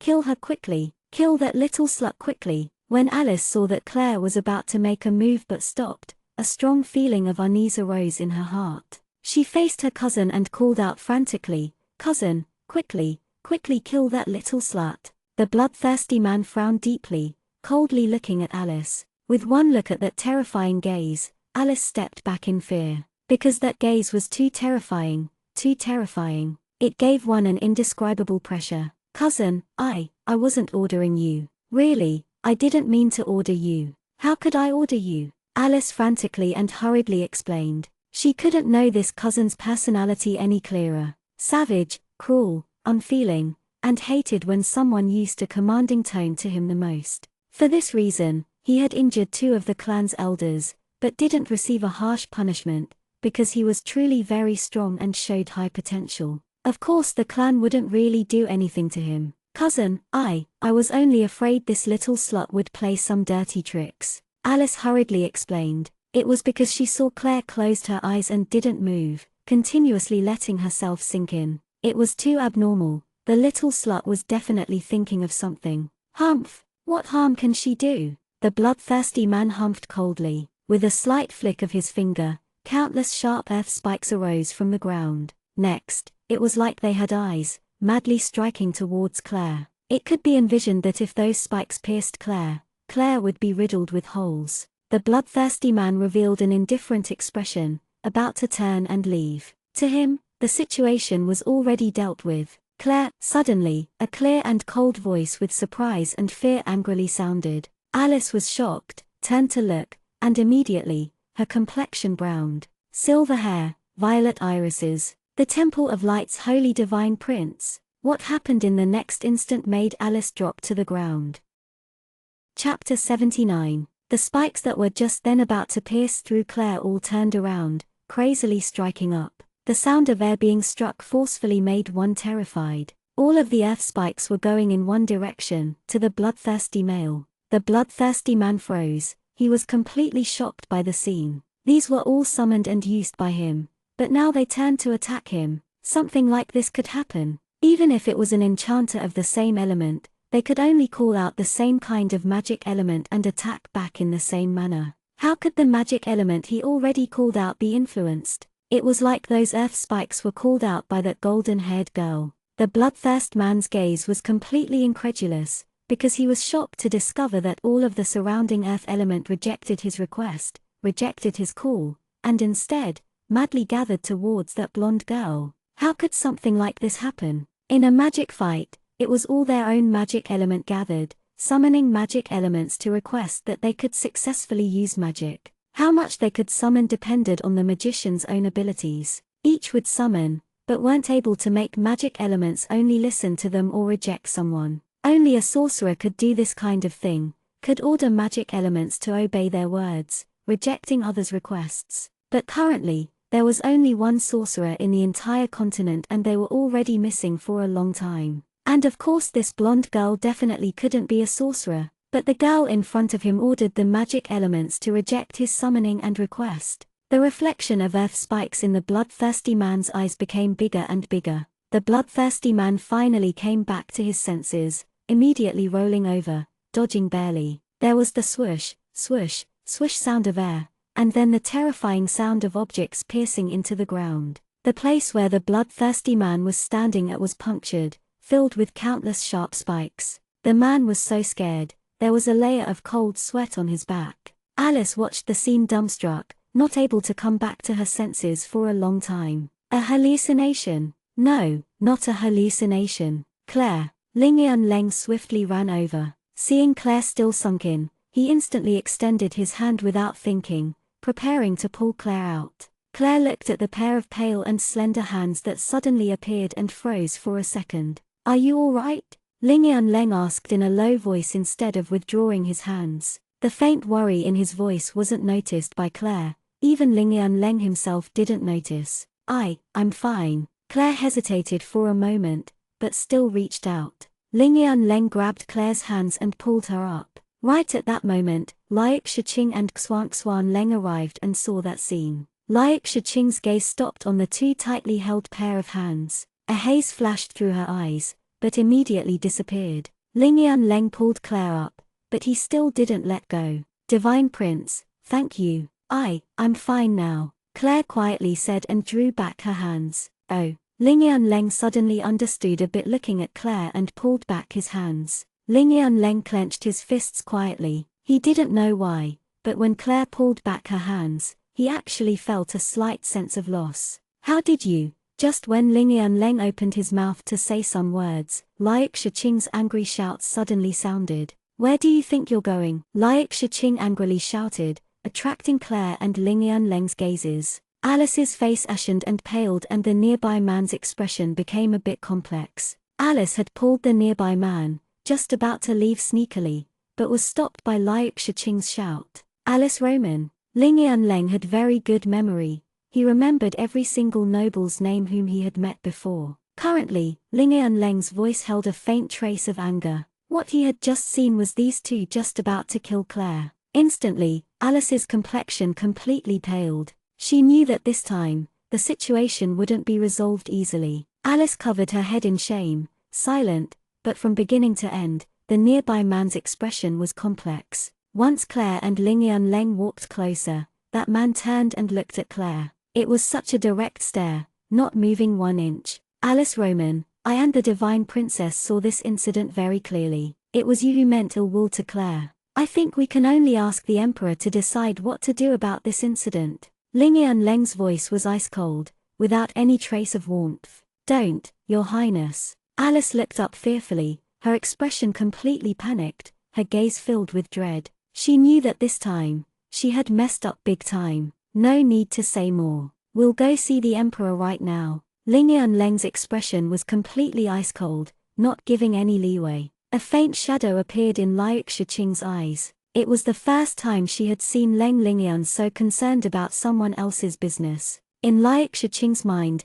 Leng never spared a glance at someone else, not to mention deal with other people's business. But now he took on the trouble of a tiny, insignificant Castellan, concerned to the point that he wanted to meet the Emperor. Was it only because Xuan liked that golden-haired girl? Was it only because of this? Just at this moment, a figure floated down. It was a sleepy Cliff. Cliff had been wakened by the sound of lightning and thunder, and then suddenly recalled that he had seen it before. He had doubted that it was related to Claire, but still hurriedly rushed over. Behind Cliff, there was a red-robed cardinal from the Temple of Light, Lawrence. There were also people coming from the city entrance, all attracted by the previous thunder and lightning. As the crowd grew bigger, Alice's face paled. She knew this time, she was really finished. Cliff landed, staring at Lawrence, who had landed behind him, and said without courtesy, "Why are you here?" "Same reason as you." Lawrence shrugged. Seeing Leng and Claire standing there, he smiled widely and approached. "Ah, Claire, why are you here?" Lawrence asked, exceptionally intimate as he approached and directly stroked Claire's head. Seeing it, Cliff started seething with anger. This stinky old man, was he still stubbornly trying to recruit Claire as his disciple? "Sir Lawrence, greetings. I came out to walk my magic beast and saw the strange scene in the sky, so I wanted to go over and see. Unexpectedly, I didn't expect Alice to launch a sneak attack. Fortunately, His Highness passed by and saved me," Claire replied, frowning. Her tone sounded like she felt wronged and was innocent. "What?" Lawrence frowned and started shouting angrily. "Lingian, was it like that?" "Yes, Master. Just as I rushed over, I saw them attacking," Lingian calmly replied. "You guys actually dared to attack my disciple, Die." A piercing roar came from behind Lawrence. Everybody turned and saw Cliff's ferocious expression, about to attack. "You're old, not young, but still like this." Lawrence's expression became very ugly. This old fellow was still so protective, still not paying attention to who or what kind of situation he was in before attacking. There was already a group of people over there approaching. If 2 people were killed here, then wasn't that finding trouble for oneself? Only Lingian had seen the 2 treat Claire unfairly, while Claire was still standing there fine. But if Cliff made a move, then the group of people currently heading over would all see. Then when they faced the Emperor, it would be hard to explain. "You want to shield those 2? Cliff's expression was even more ugly than Lawrence's as he asked. "They are both relatives of the minister, it's best to let the Emperor handle it. The Emperor will definitely not be biased." Lingian and Shiqing know to tell the truth of the matter to the Emperor. After Lawrence had lasted many years between the Temple of Light and royal family's strained relationship and was an exceptional old fox. Cliff stared at Lawrence while frowning, not making a sound. "Master, Sir Lawrence's words make a lot of sense. I believe the Emperor will give me a fair ruling," Claire consoled Cliff. "All right," Cliff agreed begrudgingly, then glanced at Alice hatefully once more, scaring Alice so much that she immediately lowered her head. Many people had gathered at the city gate. Some people saw Claire, Lawrence and the divine prince and princess, exclaiming in surprise. If these people were there, then the anomaly that had happened before wasn't strange anymore. It was definitely because of them. Claire saw the look in their eyes and became relieved. It was fine if these people misunderstood this way. Amidst the crowd, 1 man and 1 woman glanced over. Both had golden hair and blue eyes. Currently, their exceptional looks weren't noticed because everybody's gazes were on Cliff and Lawrence, as well as the divine prince and princess. These influential people's presence naturally attracted everybody's attention.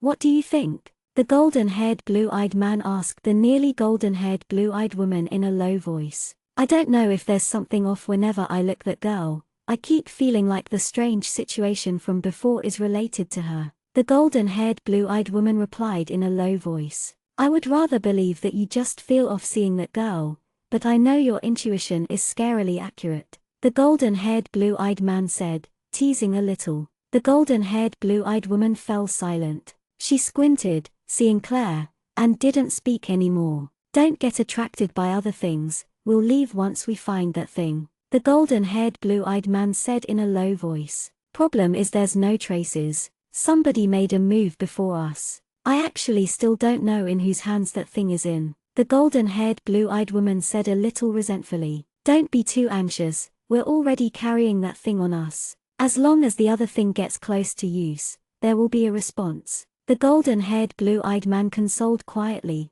then added, "Don't worry, it's definitely in this city." "Yes, I hope so." The golden-haired blue-eyed woman's voice was a bit depressed. Once they found that they would revitalize their clan. For this goal, they definitely needed to find it. "Let's go." The golden-haired blue-eyed man turned, squeezed into the crowd, and disappeared. The woman followed closely behind and also disappeared into the crowd. "Well, we should see the Emperor now." Cliff glared at Alice and the man next to her coldly. Claire had called for the winged leopard and scooped up White Emperor. At this moment, Shiqing's gaze landed on the fur ball in Claire's embrace, a flash of confusion in her eyes. Why did she feel that little furball looked a bit familiar? Claire didn't notice Shiqing's confused look that floated over to White Emperor from time to time. The morning was bound to be stormy. The Roman clan's younger generation was unfair to Claire Hill, who had recently gained fame. Soon, the matter was spread throughout the capital and everybody paid close attention to the developments of the case.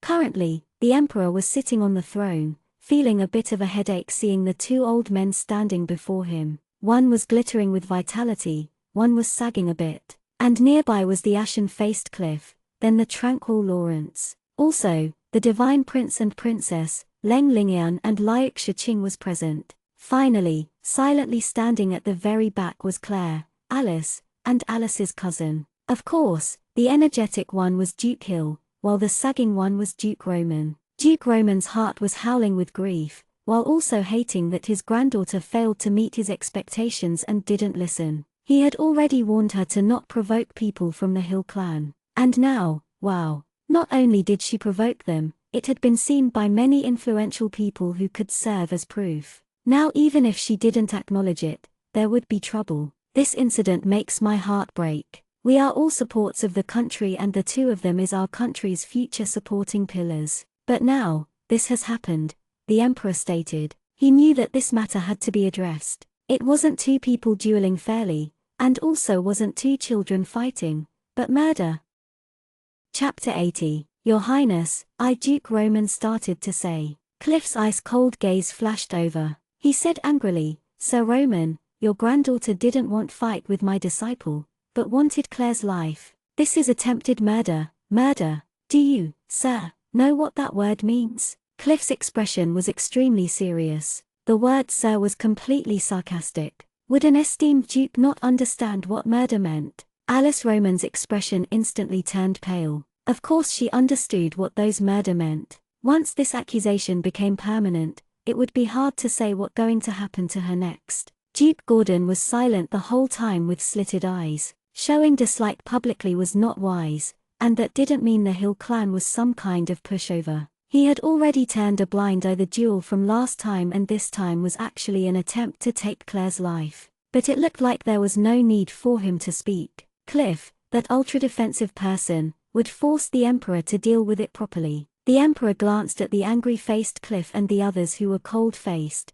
slightly sighing in his heart. This Alice could have offended anybody, but she had to try and murder Claire. Now with the people from the Temple of Light as proof, if it wasn't dealt with fairly, not only would he not be able to justify for Duke Hill, he wouldn't be able to justify it to the Temple of Light and Cliff. After Alice Roman is imprisoned, she shall be hanged. The emperor closed his eyes, not looking at Duke Roman's expression. Duke Gordon's expression didn't change and the others were also calm. Alice's eyes widened, then slowly closed. It wasn't anybody's fault but herself for not listening to grandfather, and instead provoking someone she couldn't afford to provoke. Now even death wouldn't be enough. She just hoped that no other family members would be implicated. Duke Roman's complexion instantly paled. He knelt down abruptly. Your Highness, please pardon her. I would rather resign my post as the Minister of Finance. Please pardon, Your Highness. Alice, who had been sitting at the back,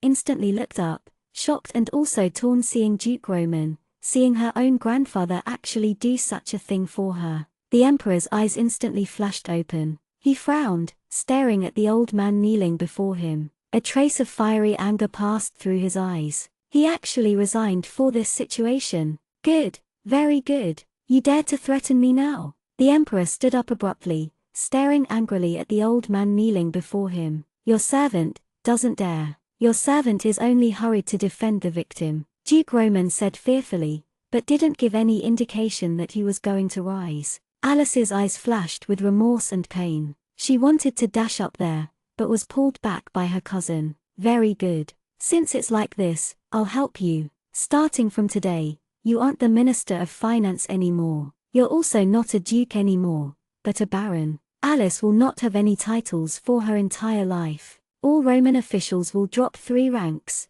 The emperor seemed to be truly angered now. It was the first time that a minister dared to threaten him. Duke Gordon squinted without a word. He had worked for the government for so many years, so naturally, he understood the emperor's nature. Nobody was allowed to challenge the emperor's authority. Did Duke Roman really not know? Your servant accepts your order. Many thanks, Your Highness, for sparing Alice. Duke Roman tottered as he got up. It was like he had aged 10 years in an instant. The Emperor coldly humphed, then glanced at Duke Gordon and said, "Duke Hill, do you have any object irons?" "None, your servant has no object irons," Duke Gordon said quietly with a lowered head. The Emperor glanced at the Duke Roman, who had his head lowered. Humph! He left, sleeves flying, without a care that others were still there. Of course, under this circumstance, nobody took offense at the Emperor's attitude. Naturally, Duke Gordon's mood soared. Now there was a vacancy for the Minister of Finance. He needed to get someone he trusted to that position.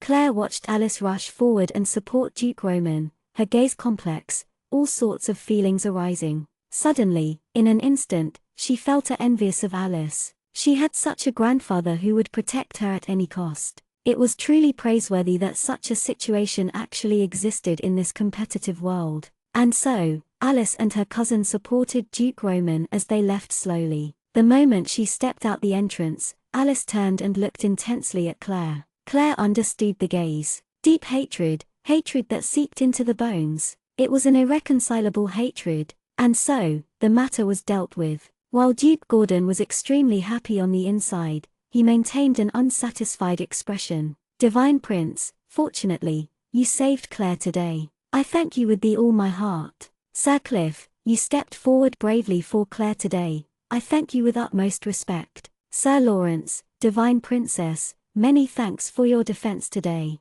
If you all don't mind, may I invite everybody to dinner to express my thanks?" Duke Gordon said, exceptionally cordial. Naturally, he was planning something. He had truly gotten lucky today, having the chance to establish good relations with these influential people, especially the people of the Temple of Light. The relationship between royal authority and divine right had always been very subtle. Maintaining a good relationship with them on the outside only had benefits. "It's nothing, there's no need for His Grace to mind. It was only a small effort." Clearly, Learnenglish disliked formalities, tactfully declining quietly. Naturally, the others didn't agree. They also didn't like such formalities. "Well, in 10 more days it will be Claire's birthday. I hope that when the time comes, everybody will do us the honor of coming." Duke Gordon was worthy of being an old fox, immediately adding this on. "Oh, Claire, your birthday is soon." Cliff and Lawrence asked at the same time,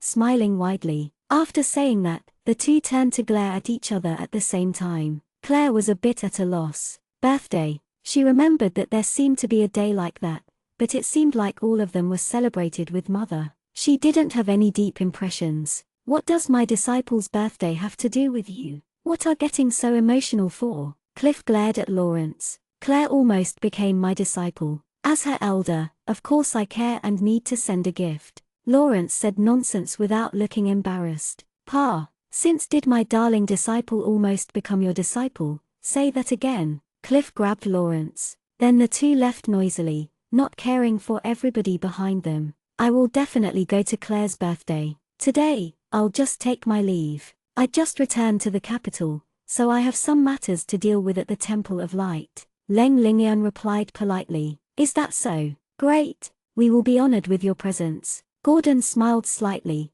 but was exceptionally happy. Shock flashed through Liu Shiqing's eyes. She almost thought she heard wrong. Learnenglish had agreed to attend a boring banquet. He hated those the most. Many lady nobles had invited him before and he turned them all down. But today he had agreed so quickly. Was this still only because Xuan liked Claire? "Divine Princess, do you have time to go?" Duke Gordon's words pulled Liu Shiqing back to her senses. "Of course. I'll come with the Divine Prince." Liu Shiqing smiled warmly, extremely elegant. "We would be truly honored." Duke Gordon smiled widely, his mood very obvious. Claire hadn't said anything the whole time, because she felt uncomfortable. First, when Alice's family dropped in status. Second, because of Duke Gordon's actions. Claire knew clearly that their drop in status wasn't because the Emperor was overly shielding her, but because Duke Roman did his best to protect his granddaughter, that the Emperor had been enraged and it had come to this. Suddenly, Claire felt a little conflicted. If her existence went against the Hill clan's interests one day, then which one would Duke Gordon choose? From when everybody left the palace to when Liu Shiqing was going on to her carriage, her gaze had never left the furry meatball on Claire's head. As the carriage started, Liak Shaching drew back the curtains lightly and started at the figure that became smaller and smaller, frowning and pondering. Suddenly, Liak Shaching's pupils widened. She remembered, that furball was the furball on the black dragon's back who had appeared on the day the goddess of light's gift. Liak Shaching stifled her instinct to cry out and secretly glanced at Leng Lingyan, who was sitting next to her. She understood that if she told Leng Lingyan now, it would only make him dislike her. This matter needed to be told to the Pope. If she told Leng Lingyan after confirming, it wouldn't be too late. If it was really related to Claire, that wasn't necessarily good either. Leng Lingyan's attitude towards that girl was getting better and better. If it continued on,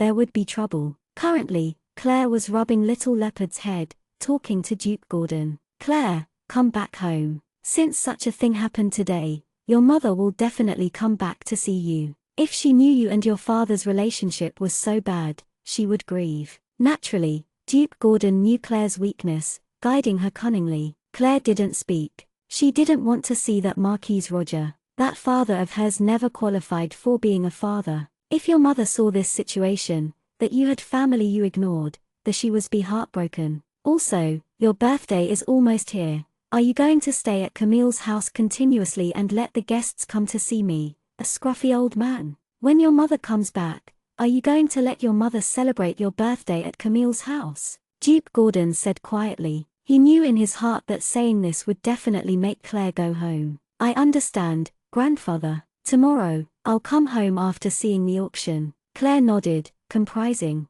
Duke Gordon smiled and said his decision. That's fine. When the time comes, I'll send Emery to give you a few golden banknotes. If you take a fancy to anything, just send a signal. Just treat it as my birthday present to you. Claire respected Emery very much, so if he sent him out, how could Claire not go home? Understood. But my friend will still stay at teacher Camille's house because it's better if she doesn't see father. Claire said, no need to worry, I already scolded him. A situation like that will never happen again. You should bring all your friends back. Of course Duke Gordon was thinking about the black-clothed, black-haired man. Okay, Claire frowned, agreeing reluctantly. Then she mounted onto the winged leopard. Then I'll be going back to teacher Camille's house and return the day after the auction. Yes. Duke Gordon smiled widely. Chapter 81. Claire rode the winged leopard slowly on the streets, her thoughts complex. She thought about the scene where Duke Roman got up, tottering, then Alice's hostile gaze, and then Duke Gordon's smiling face, ignoring the many passerbys' gazes. A golden-haired, blue-eyed beautiful girl riding a powerful leopard naturally attracted many eyes. Chirp chirp, White Emperor rolled down Claire's head softly and crouched at her shoulder, licking her neck lightly. White Emperor, Claire scooped him off and looked at him. Are you trying to make me feel better? Golden Lotus's unhappy voice suddenly sounded. Ma, this little meatball is very unstable. He has terrifying power, but can't use his power smoothly whenever he wants to. Usually, he's a useless little pet, and his intelligence level is the same. He's actually your master though. Surpass him quickly, then beat him up. Chirp chirp. White Emperor waved his little claws angrily, evidently unsatisfied with Golden Lotus's words. Claire smiled faintly. At least her mood had gone up a bit. Let's go, little leopard. Let's go back. Claire patted the winged leopard's neck softly, indicating for the winged leopard to start running. I said sorry. Suddenly, Claire heard a pitiful voice. Claire turned to look and saw a delicate and pretty girl at the side of the road being surrounded by two burly men, one in front, one behind. The burly man in front said fiercely, whatever, you bumped into me, I can't work today now. Pay money. It turns out, they were local thugs blackmailing a girl. Seeing this situation, Claire didn't feel like doing anything. But once Claire saw the pretty girl clearly, she made Little Leopard stop. Pay money? Then how much? The delicate girl asked fearfully. 10 gold coins. The burly man said. 10 gold coins was how much the average commoner family used up in a month. Ah, that much. The pretty girl had a sullen expression. I don't have that much money. How much do you have? The burly man asked fiercely. I only have this much. The pretty girl cautiously fished out a plain and simple wallet. The burly man grabbed it, then poured out all the money inside. There were only 3 gold coins and some copper coins. I guess you're lucky. This much is enough." The burly man sneered and was about to put the money away. The pretty girl watched fearfully. But that's all my money. If I give it to you, I can't eat any more." "Who cares?" The burly threw the empty bag, about to leave. The other burly man also laughed loudly and followed from behind. But when they turned, they faced a huge, fierce leopard. The burly men stepped back fearfully. "Pick up the wallet and give her her money back," the girl sitting on the leopard said coldly, her tone devoid of warmth. The two burly men gulped, fearfully. Naturally, they knew that the icy cold girl in front of them wasn't ordinary. How could an ordinary person ride such a fearsome magic beast? "Are you deaf? Do you want me to cut off your ears?" Claire's eyes became slits, a dangerous glint in her eyes. Sorry. One of the burly men abruptly came back to his senses and quickly crouched down to pick up the wallet, then cautiously put back all the blackmailed money and handed it to Claire. Claire grabbed it and said coldly, "Now get lost." The two ran like rabbits and were gone without a trace. "Your wallet." Claire got off the winged leopard and gave the money back to the pretty girl, who was in a trance. Thank you very much. This is one of the only things my mother left behind." The pretty girl put away the wallet carefully. "You're very poor." Claire sized up her simple clothes and honest gaze. "Yes, my family's very poor. It had been just me and mother living deep in the mountains. When mother passed away, I went out, wanting to see the outside world. I finally came here with great difficulty." When the pretty girl said she was poor, she didn't show any embarrassment. An imperceptible smile appeared on Claire's lips. She said straightforwardly, "Work for me and I'll give you 100 golden coins a year,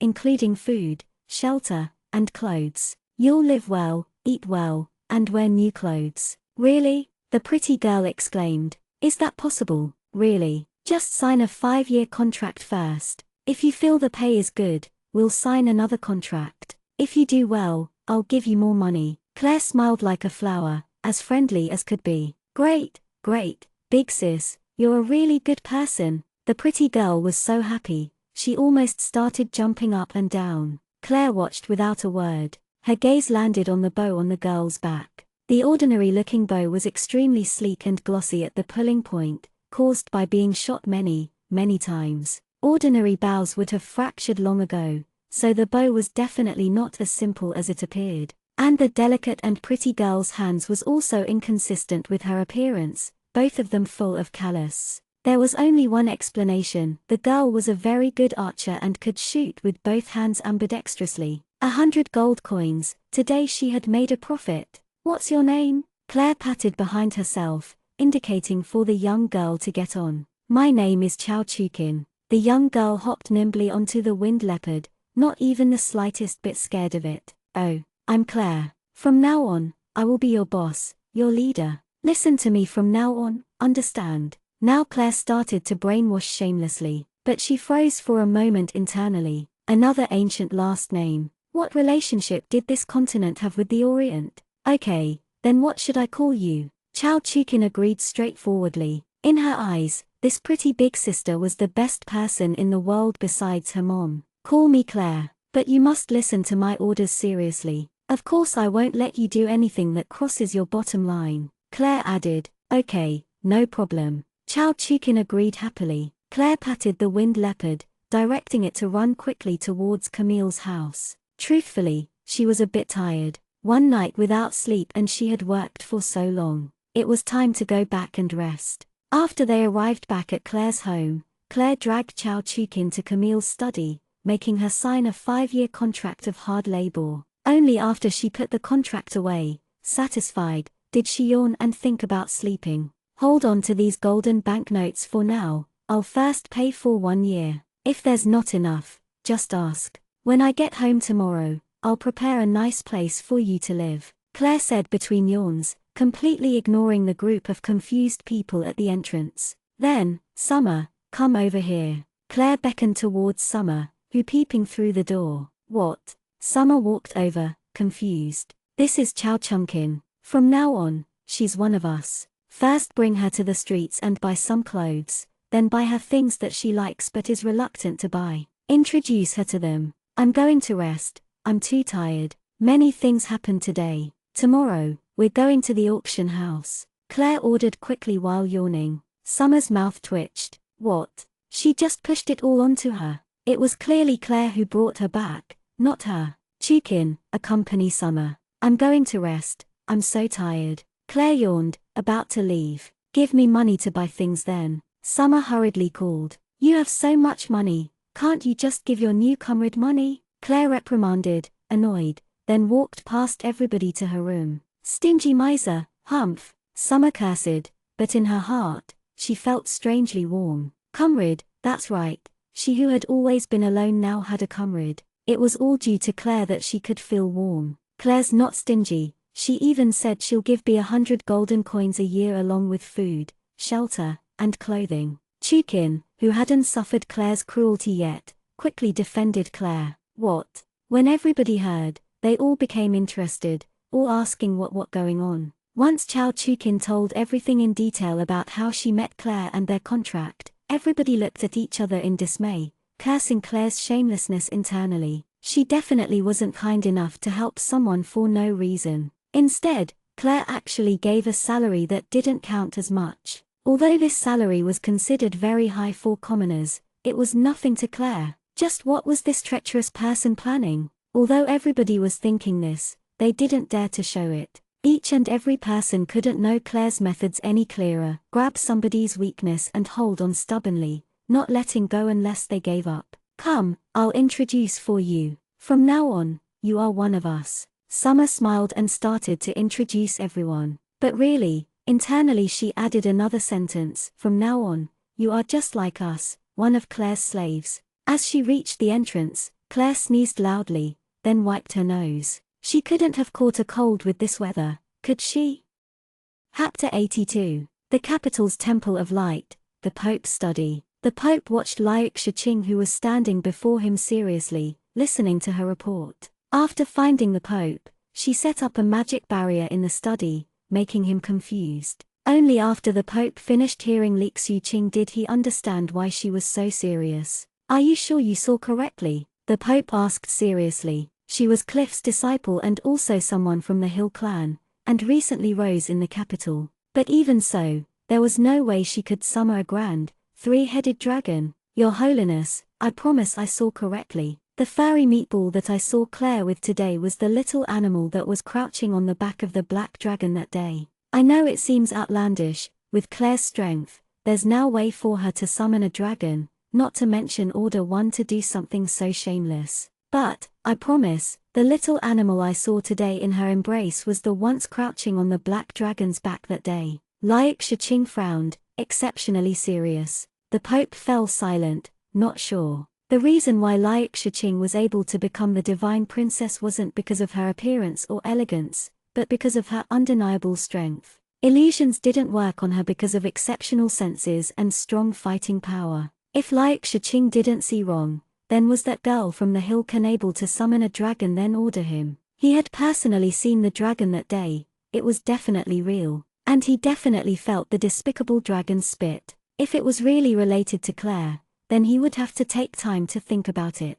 But that didn't mean he was going to let her go easily, actually daring to steal the goddess's gift. Humph, no matter who it was, they would all receive due punishment. I understand. Don't publicize this information for now. I'll leave it to you to investigate. You know her, so investigating should be relatively easy. If she really stole the goddess's gift, she will definitely receive due punishment. Even the emperor won't be able to shield her, the Pope said coldly, immediately improving Liu Shiqing's mood. Liu Shiqing suppressed her urge to laugh and said to the Pope solemnly, Your Holiness, don't worry, I will definitely investigate and report everything. Yes, you may leave now. The Pope nodded. Not long after Liu Shiqing left, there was a quiet knock at the door. Come in. Naturally, the Pope could tell from the footsteps who it was. It was the Temple of Light's highest clairvoyant, L'Oreal. L'Oreal had always had strange eyes and piercing green hair. She opened the softly and said concisely, The person the goddess is looking for is in the capital. The anomaly in the sky was caused by that person. What? The Pope stood up swiftly. When the divine prince, Leng Lingian, went to Yaosili, he didn't find any clues, but now they were actually in the capital again. The divine prince and princess were both there in the early morning when the anomaly happened. It should be easy to get an answer if we ask them. L'Oreal's voice was incomparably empty, devoid of emotion. All right, thank you for your trouble. The Pope was always very polite to L'Oreal because she was the equivalent of the goddess's eyes and mouth and had always passed on the goddess's orders. I will take my leave, L'Oreal said concisely and slowly withdrew. The Pope let out a sigh of relief. They hadn't been able to find any clues about the person the goddess was looking for after all this time. He was even a little afraid the goddess might lose her patience and blame them for not working hard enough. Now there was finally progress. How could he not let out a sigh? Soon, Learnenglish arrived at the study. Your Holiness, were you looking for me?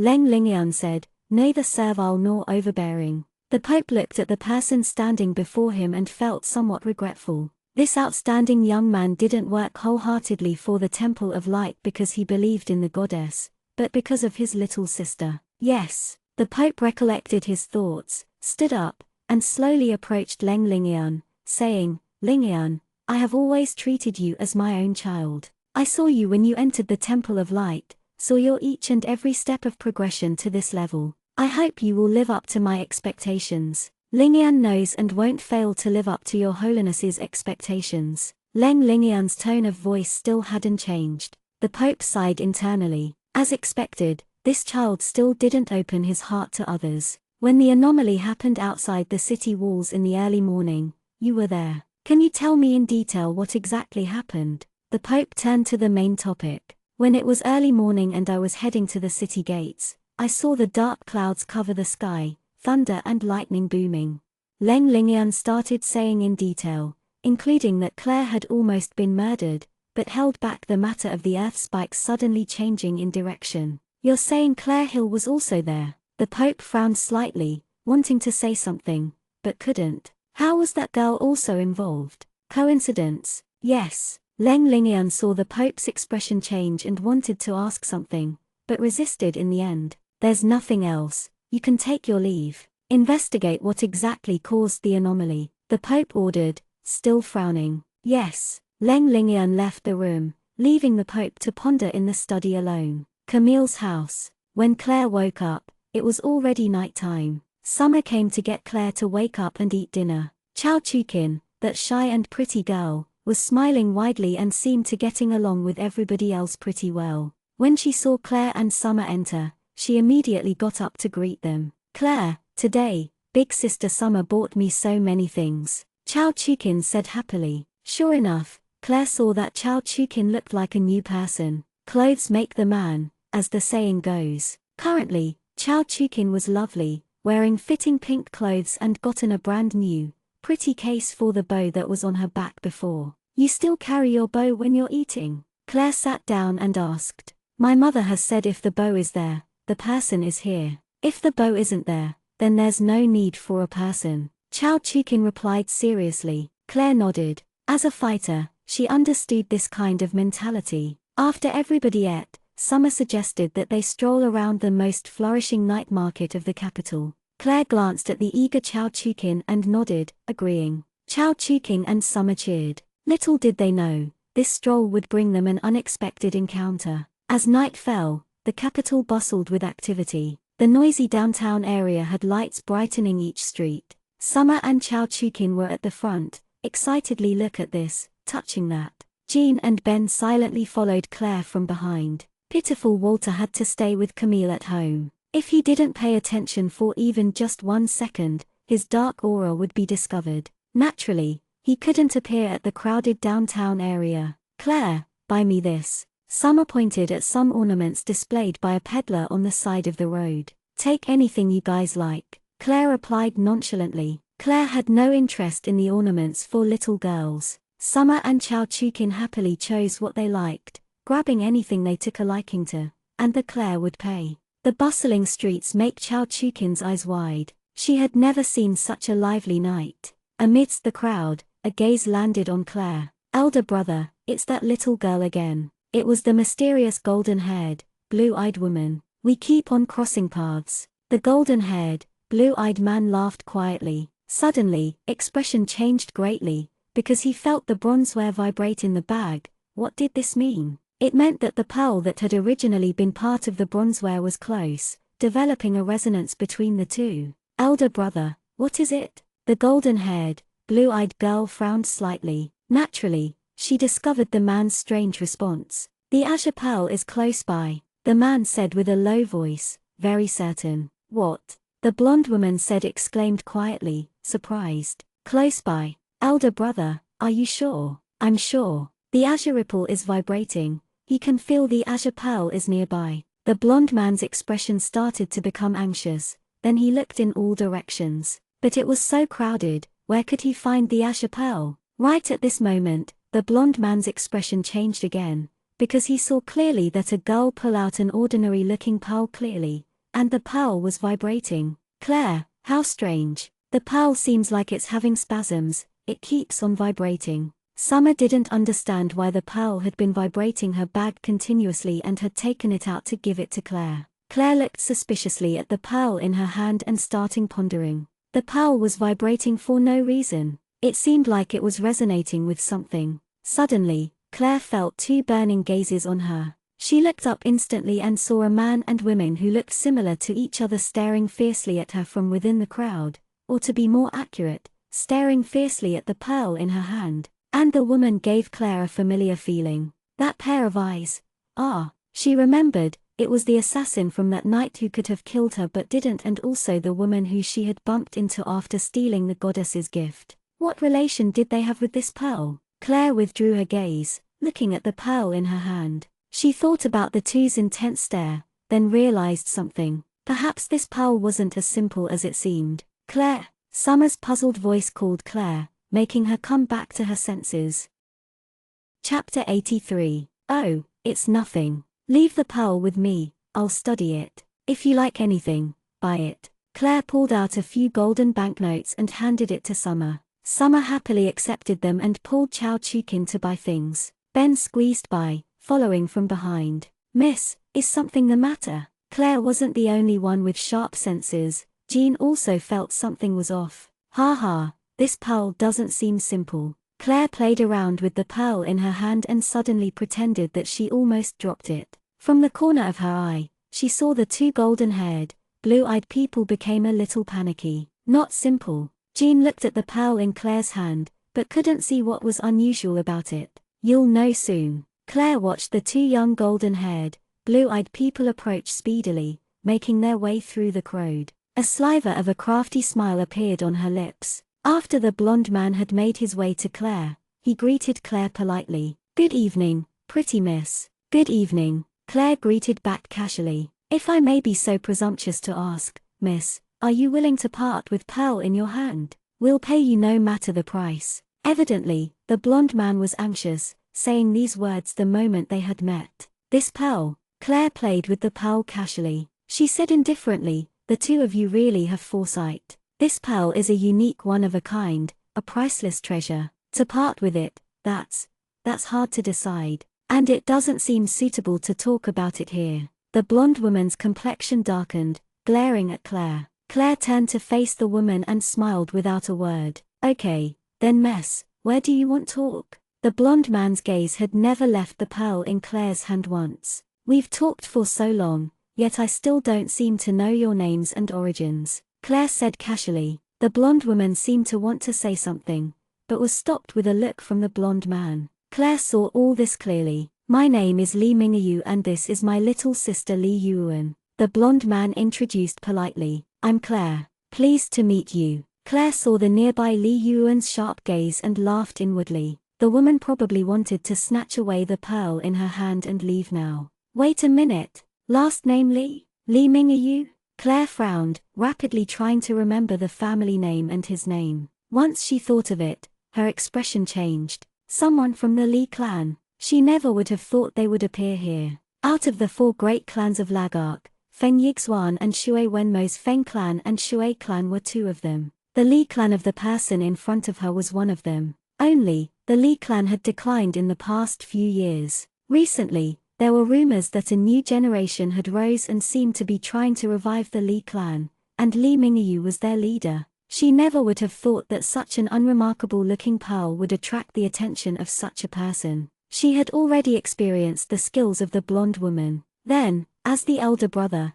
the blonde man's power was much higher than the woman's. Let's go, let's find a good place to talk. Claire's eyes flashed, a brilliant smile on her face. People who knew Claire well would know that she was scheming again. Claire called over Summer and them, then brought the Lee siblings to Camille's home. Camille smiled like spring as he made tea for everybody. Claire completely ignored the killing intent in Camille's eyes. She knew what it meant clearly. You damn, stinking brat, what do you think my place as? Continuously bringing back people. New leader of the Lee clan, talk. What do you want with this pearl? Claire gracefully raised the cup, smiling faintly. Lee Mingyu and Li Yuan's expressions changed instantly. But Claire said first, don't worry, I trust everybody here. If I wanted to give you trouble, I wouldn't have brought you back here. Also, I met Miss Lee twice before. When did you figure it out? Li Yuan's complexion darkened. Your gaze is very unique.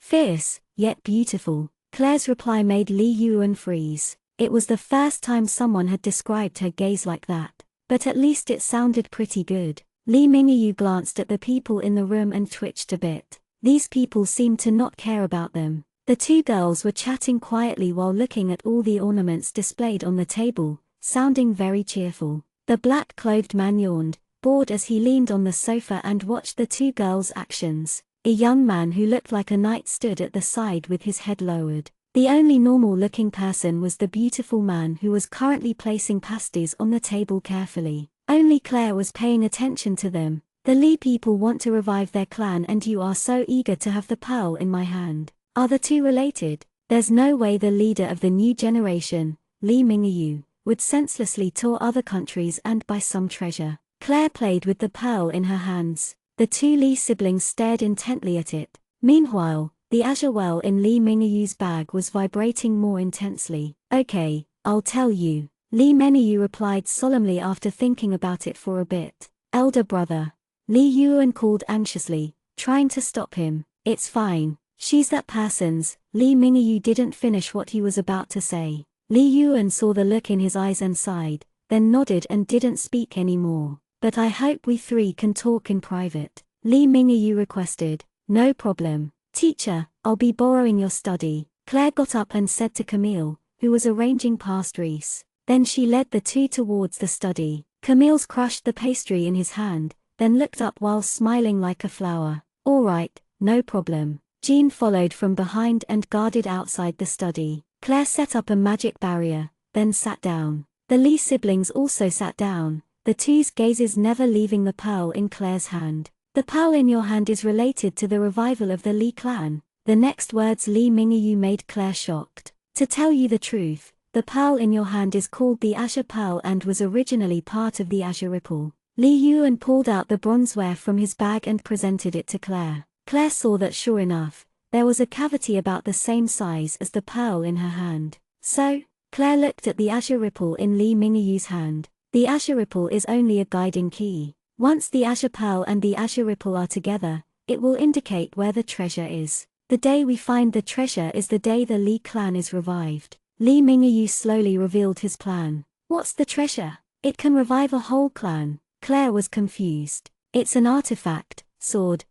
The azure ripple sword. After using much time and effort, our Li ancestors created the sword. When the Li clan was at its peak, the sword was hidden so that later generations wouldn't continuously rely on such power and not progress. But now the Li clan declining, day after day, we need this artifact. Li Mingyu said truthfully, but it made Claire feel doubt. After telling me so much, aren't you afraid that I might try to steal your azure ripple then try to find the treasure myself? Claire said casually. Nearby, Li Yuan said disdainfully, you don't have the power. I could take your life right now, but then you wouldn't be able to even think of leaving this place, not to mention find your artifact and revive your clan. Claire returned fire indifferently. Li Yuan glared at the indifferent Claire, gritting her teeth. This girl wasn't cute at all. Even if you find it, there's no use. The azure ripple sword can only be pulled out with enough strength and the blood of the Li clan. Only when the azure ripple sword has accepted you can you pull it out.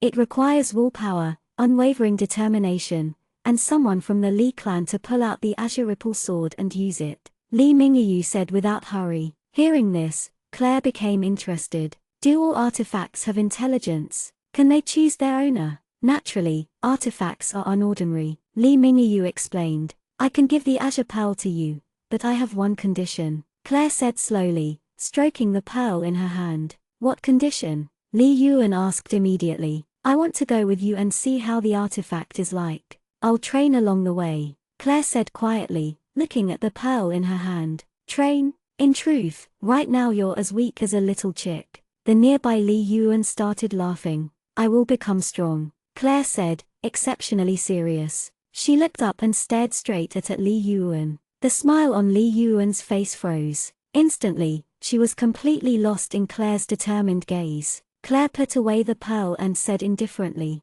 also, you need to wait 10 days. Why? Li Yuan frowned, displeased. It's my birthday in 10 days, the first time I'm celebrating it. I don't like such occasions, but grandfather has already invited many people. I can't just leave it behind, Claire said quietly, sounding somewhat helpless. Li Mingyu and Li Yuan glanced at each other and both saw a complex look in the other's eyes. All right, 10 days isn't much. I hope that when the time comes, you'll respect your promise. Li Mingyu got up and said bluntly, 10 days later, we'll be waiting for you at the East Gate's biggest hotel. That's fine. Claire nodded and also got up. I'll send you off. After sending off the Li siblings, Claire returned to the main hall and saw Summer and Chao Chukin were still looking at the small ornaments and couldn't help but smile.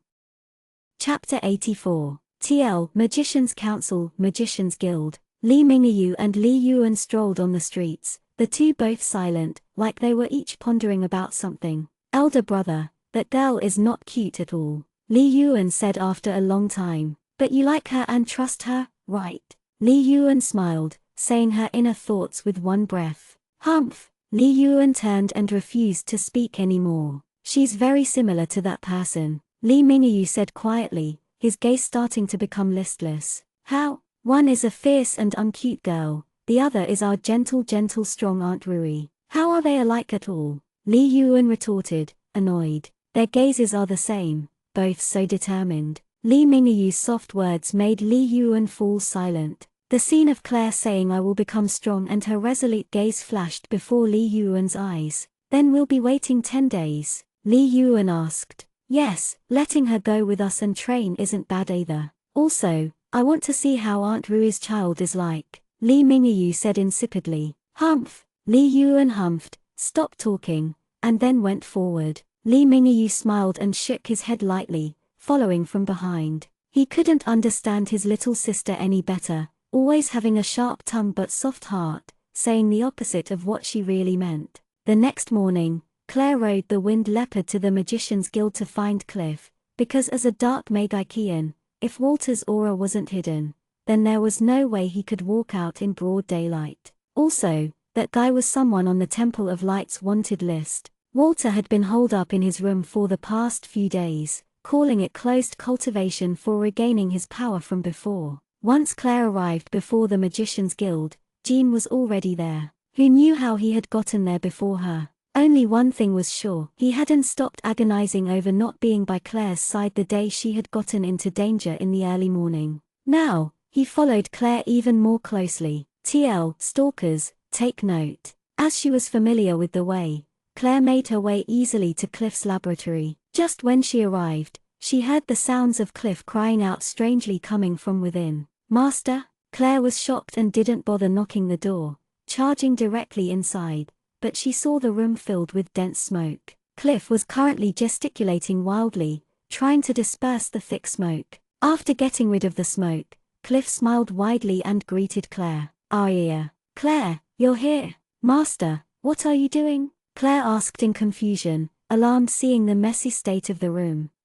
Lawrence, that old coot, told me to make some kind small crystal balls that can sense dark aura. Cliff shook his head, frustrated. After a long time, I created some small crystal balls that could hide dark aura, but not the other way around. Cliff pointed at the messy room, somewhat embarrassed. Once she heard this, Claire became happy. Small crystal balls that can hide dark aura. Truly, she was lucky. That's right. These things are easy to make, but making them sense dark aura is not easy. Cliff scratched his head, annoyed. He didn't know what Lawrence wanted to do. He had only said that some kind of dark power was infiltrating slowly, eating away influential figures from the inside, but didn't explain clearly to Cliff what exactly was going on and just told him to create these difficult-to-make things. Would these be able to find the problem? Oh, Master, are these it? Claire was looking at a small pile of clearly crystal balls on the table. Right, they are all useless.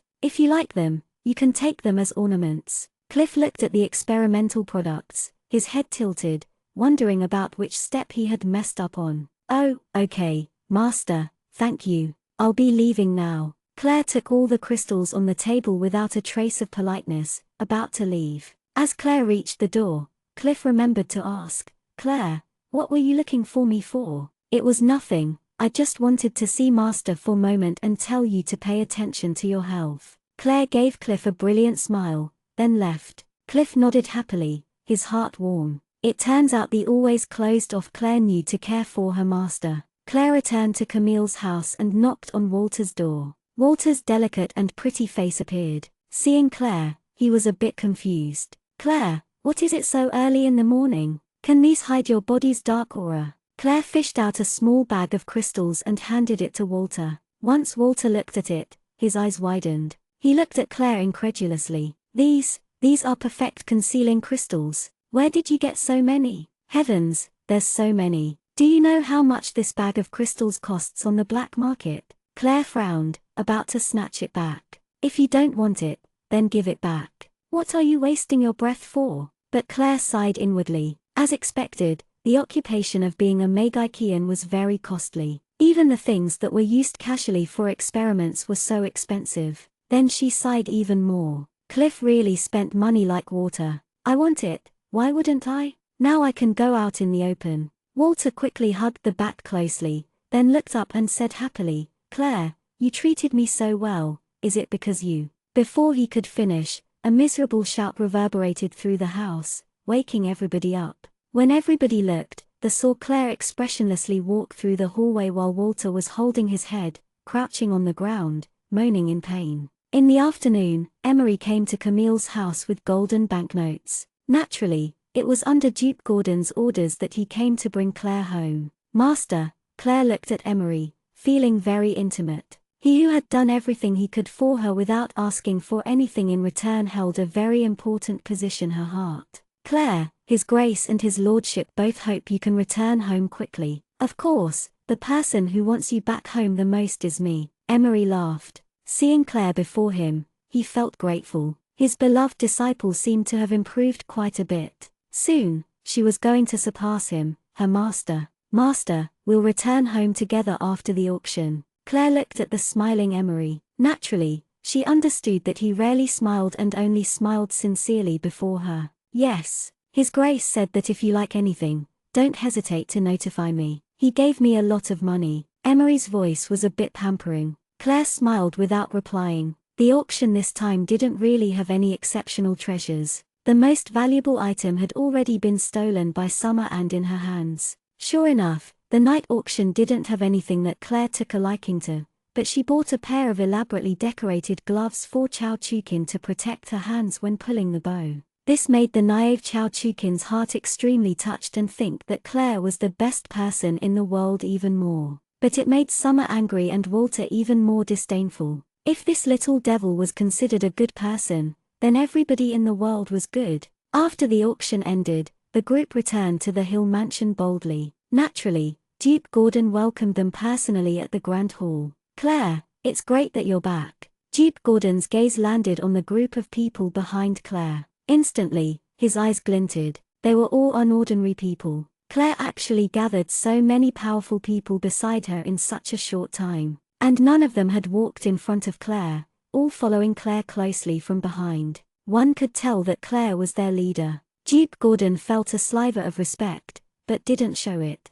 Instead, he welcomed them all warmly. Claire, you've returned. At this moment, Marquise Roger, who had been standing to the side the whole time, finally greeted Claire reluctantly. Oh, yes, Father, I've returned. Claire replied, also insipid. Cough cough. Marquise Roger coughed quietly, then continued unnaturally, "Your birthday is in 10 days. At that time, your mother and second brother will also return. Your eldest brother is still standing guard at the borders and has not way of returning." "Oh," Claire said, then looked towards Duke Gordon and sighed, "Grandfather, my friends are all tired now. I want to first let them rest." "That's fine," Duke Gordon agreed, nodding and smiling. Marquis Roger's expression changed slightly, but he didn't flare up under Duke Gordon's warning gaze. Only after Claire brought them away to rest and the grand hall had quieted down did Marquis Roger say angrily, "Father, look at Claire's attitude, completely not treating me like a father. She even brought that mob of completely uneducated people back." "Roger," Duke Gordon started saying helplessly, "when will you learn how to judge people? Do you think that the people following Claire are all uneducated? Who's to blame for Claire's attitude towards you? Sigh, watch the people Claire brought back well. When the time comes, you'll take back your words." Duke Gordon sighed lightly, then walked away slowly, leaving a confused Roger behind. Chapter 85. For the next few days, the group started living extravagantly. If they wanted to eat anything, food would come. If they wanted any particular clothes to wear, they would just reach for it. Content, Summer and Walter were dizzy with delight. Only Chao Chukin was anxious. 100 gold coins per year for working, but she still hadn't done anything besides living luxuriously. It didn't seem right. On this sunny day, Claire and Jean were currently sparring in the courtyard's training ground. Seeing it, Ben felt the urge to fight too. Summer and Chao Chukin were lying on rocking chairs, bathing while watching Claire and Jean spar. Walter still stayed inside, doing his closed cultivation. "I want to do it too." Ben was eager to give it a try. "Fight with you. I don't want to lose an arm or a leg." Claire refused with a cold snorted. Who didn't know that dragons were beings with terrifying strength? With one swipe of their claw, they could flatten someone. Completely unfair. "I'll control my strength, I'll be very careful. If you spar with me, you will definitely improve quickly. After all, we're the best at strength and controlling it too. Come on, I'll be very careful." Ben eagerly tried to persuade. He was itching to have a go at it. Claire thought about it, then said, "Then you can only use one hand, tie up the other hand." Fine.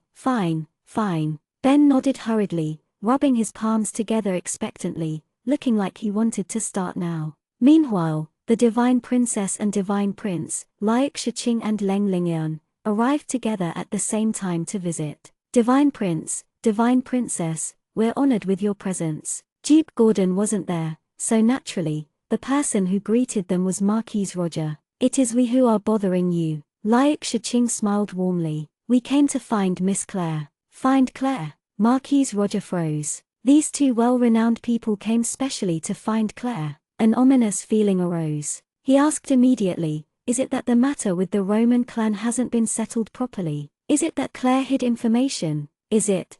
"It's not what you think, my lord. That matter has already been dealt with properly. Claire was the victim." Leng Lingyun interrupted Marquis Roger indifferently. Leng Lingyun himself didn't know why, but just seeing the man in front of him hold prejudice against Claire, he felt uncomfortable inwardly. Laik Yiqing's was the same as before, still smiling gently and elegantly. Nobody noticed the sudden flash of darkness in her eyes. "Then I'll call Claire over to greet you," Marquis Roger said promptly, calming down. Leng Lingyun declined. "No need. Can someone bring us to meet her?" "Oh, I'll bring you there myself." Marquis Roger got up, wanting to say something, but still brought the two to the training grounds in the courtyard. Just as they entered the courtyard, without any warning, they saw Claire's body fly across the sky like a kite and collide into the training grounds barrier. Claire spit out blood, then slowly slid off the barrier and passed out. The loud bang echoed within everyone's mind. "Claire! Claire! Claire!" Multiple voices rang out at once. Laik Shiqing only felt something flash by before her eyes. It was Leng Lingyun's figure, already rushing over. The barrier was instantly opened. Everybody rushed to Claire's side at the same time. Jean was the closest and first to arrive. Once everybody rushed forwards, Jean was already holding Claire tightly. Ben just froze, standing from afar. He extended his hand and stared at it intensely. It was this hand that had subconsciously hit Claire flying. Claire's attacks were too crafty and fierce, so much so that in response he hadn't been able to control his strength. Screwed, he was finished. Ben twitched his mouth, then also rushed over. Claire, are you all right? Summer and Chao Chukin worried. Deep frowns appeared. Claire didn't respond no matter how they called, however. Jean raised Claire, about to go to head inside, but was stopped by Leng Lingyun. Let me heal her. Only then did everybody come back to their senses and see that the divine prince and princess had arrived at the courtyard without them knowing.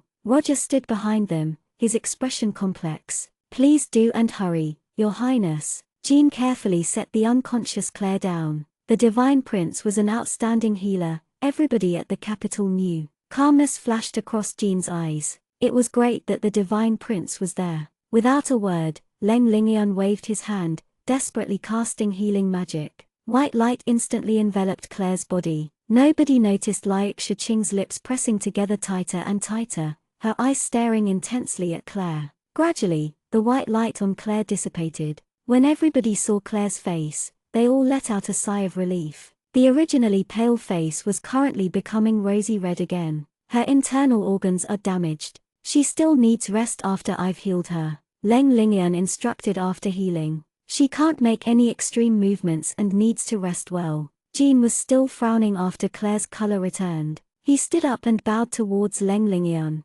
Thank you very much, your highness. It was nothing, really. Leng Lingyun waved his hand softly, indicating that Jean didn't need to be courteous. Many thanks, your highness, for extending a helping hand, Roger said at this moment. It was nothing, Leng Lingyun said without emotion. Send Claire to her room to rest. At this time, Claire slowly opened her eyes and saw the group of worried faces. Summer and Chao Chukin happily shouted when they saw Claire awake. Claire, you've awakened. That's great. Claire frowned slightly. Her body was still a bit out of sorts. She only remembered Ben's berserk, powerful attack that had hit her flying. Crouching at her side, Leng Lingyun asked Claire, do you feel anything wrong anywhere? Your highness, it was you who healed me. Claire softly stroked her spine. Good, it didn't break. The collision just then was really intense. Yes, you should go in and rest now. Leng Lingyun extended a hand, wanting to support Claire up. But Jean quickly reached out and carried Claire. He looked at Leng Lingyun and said, many thanks for extending a helping hand, your highness. Protecting Miss is my responsibility, but I've failed. Now Claire saw that standing behind Leng Lingyun was Liak Shiqing. Your highnesses, did you come here to find me? She asked weakly. Just as Liak Shiqing was about to say something, Leng Lingyun spoke first. Leng Lingyun nodded. Yes, but, seeing the situation now, it's best to wait for you to get better first.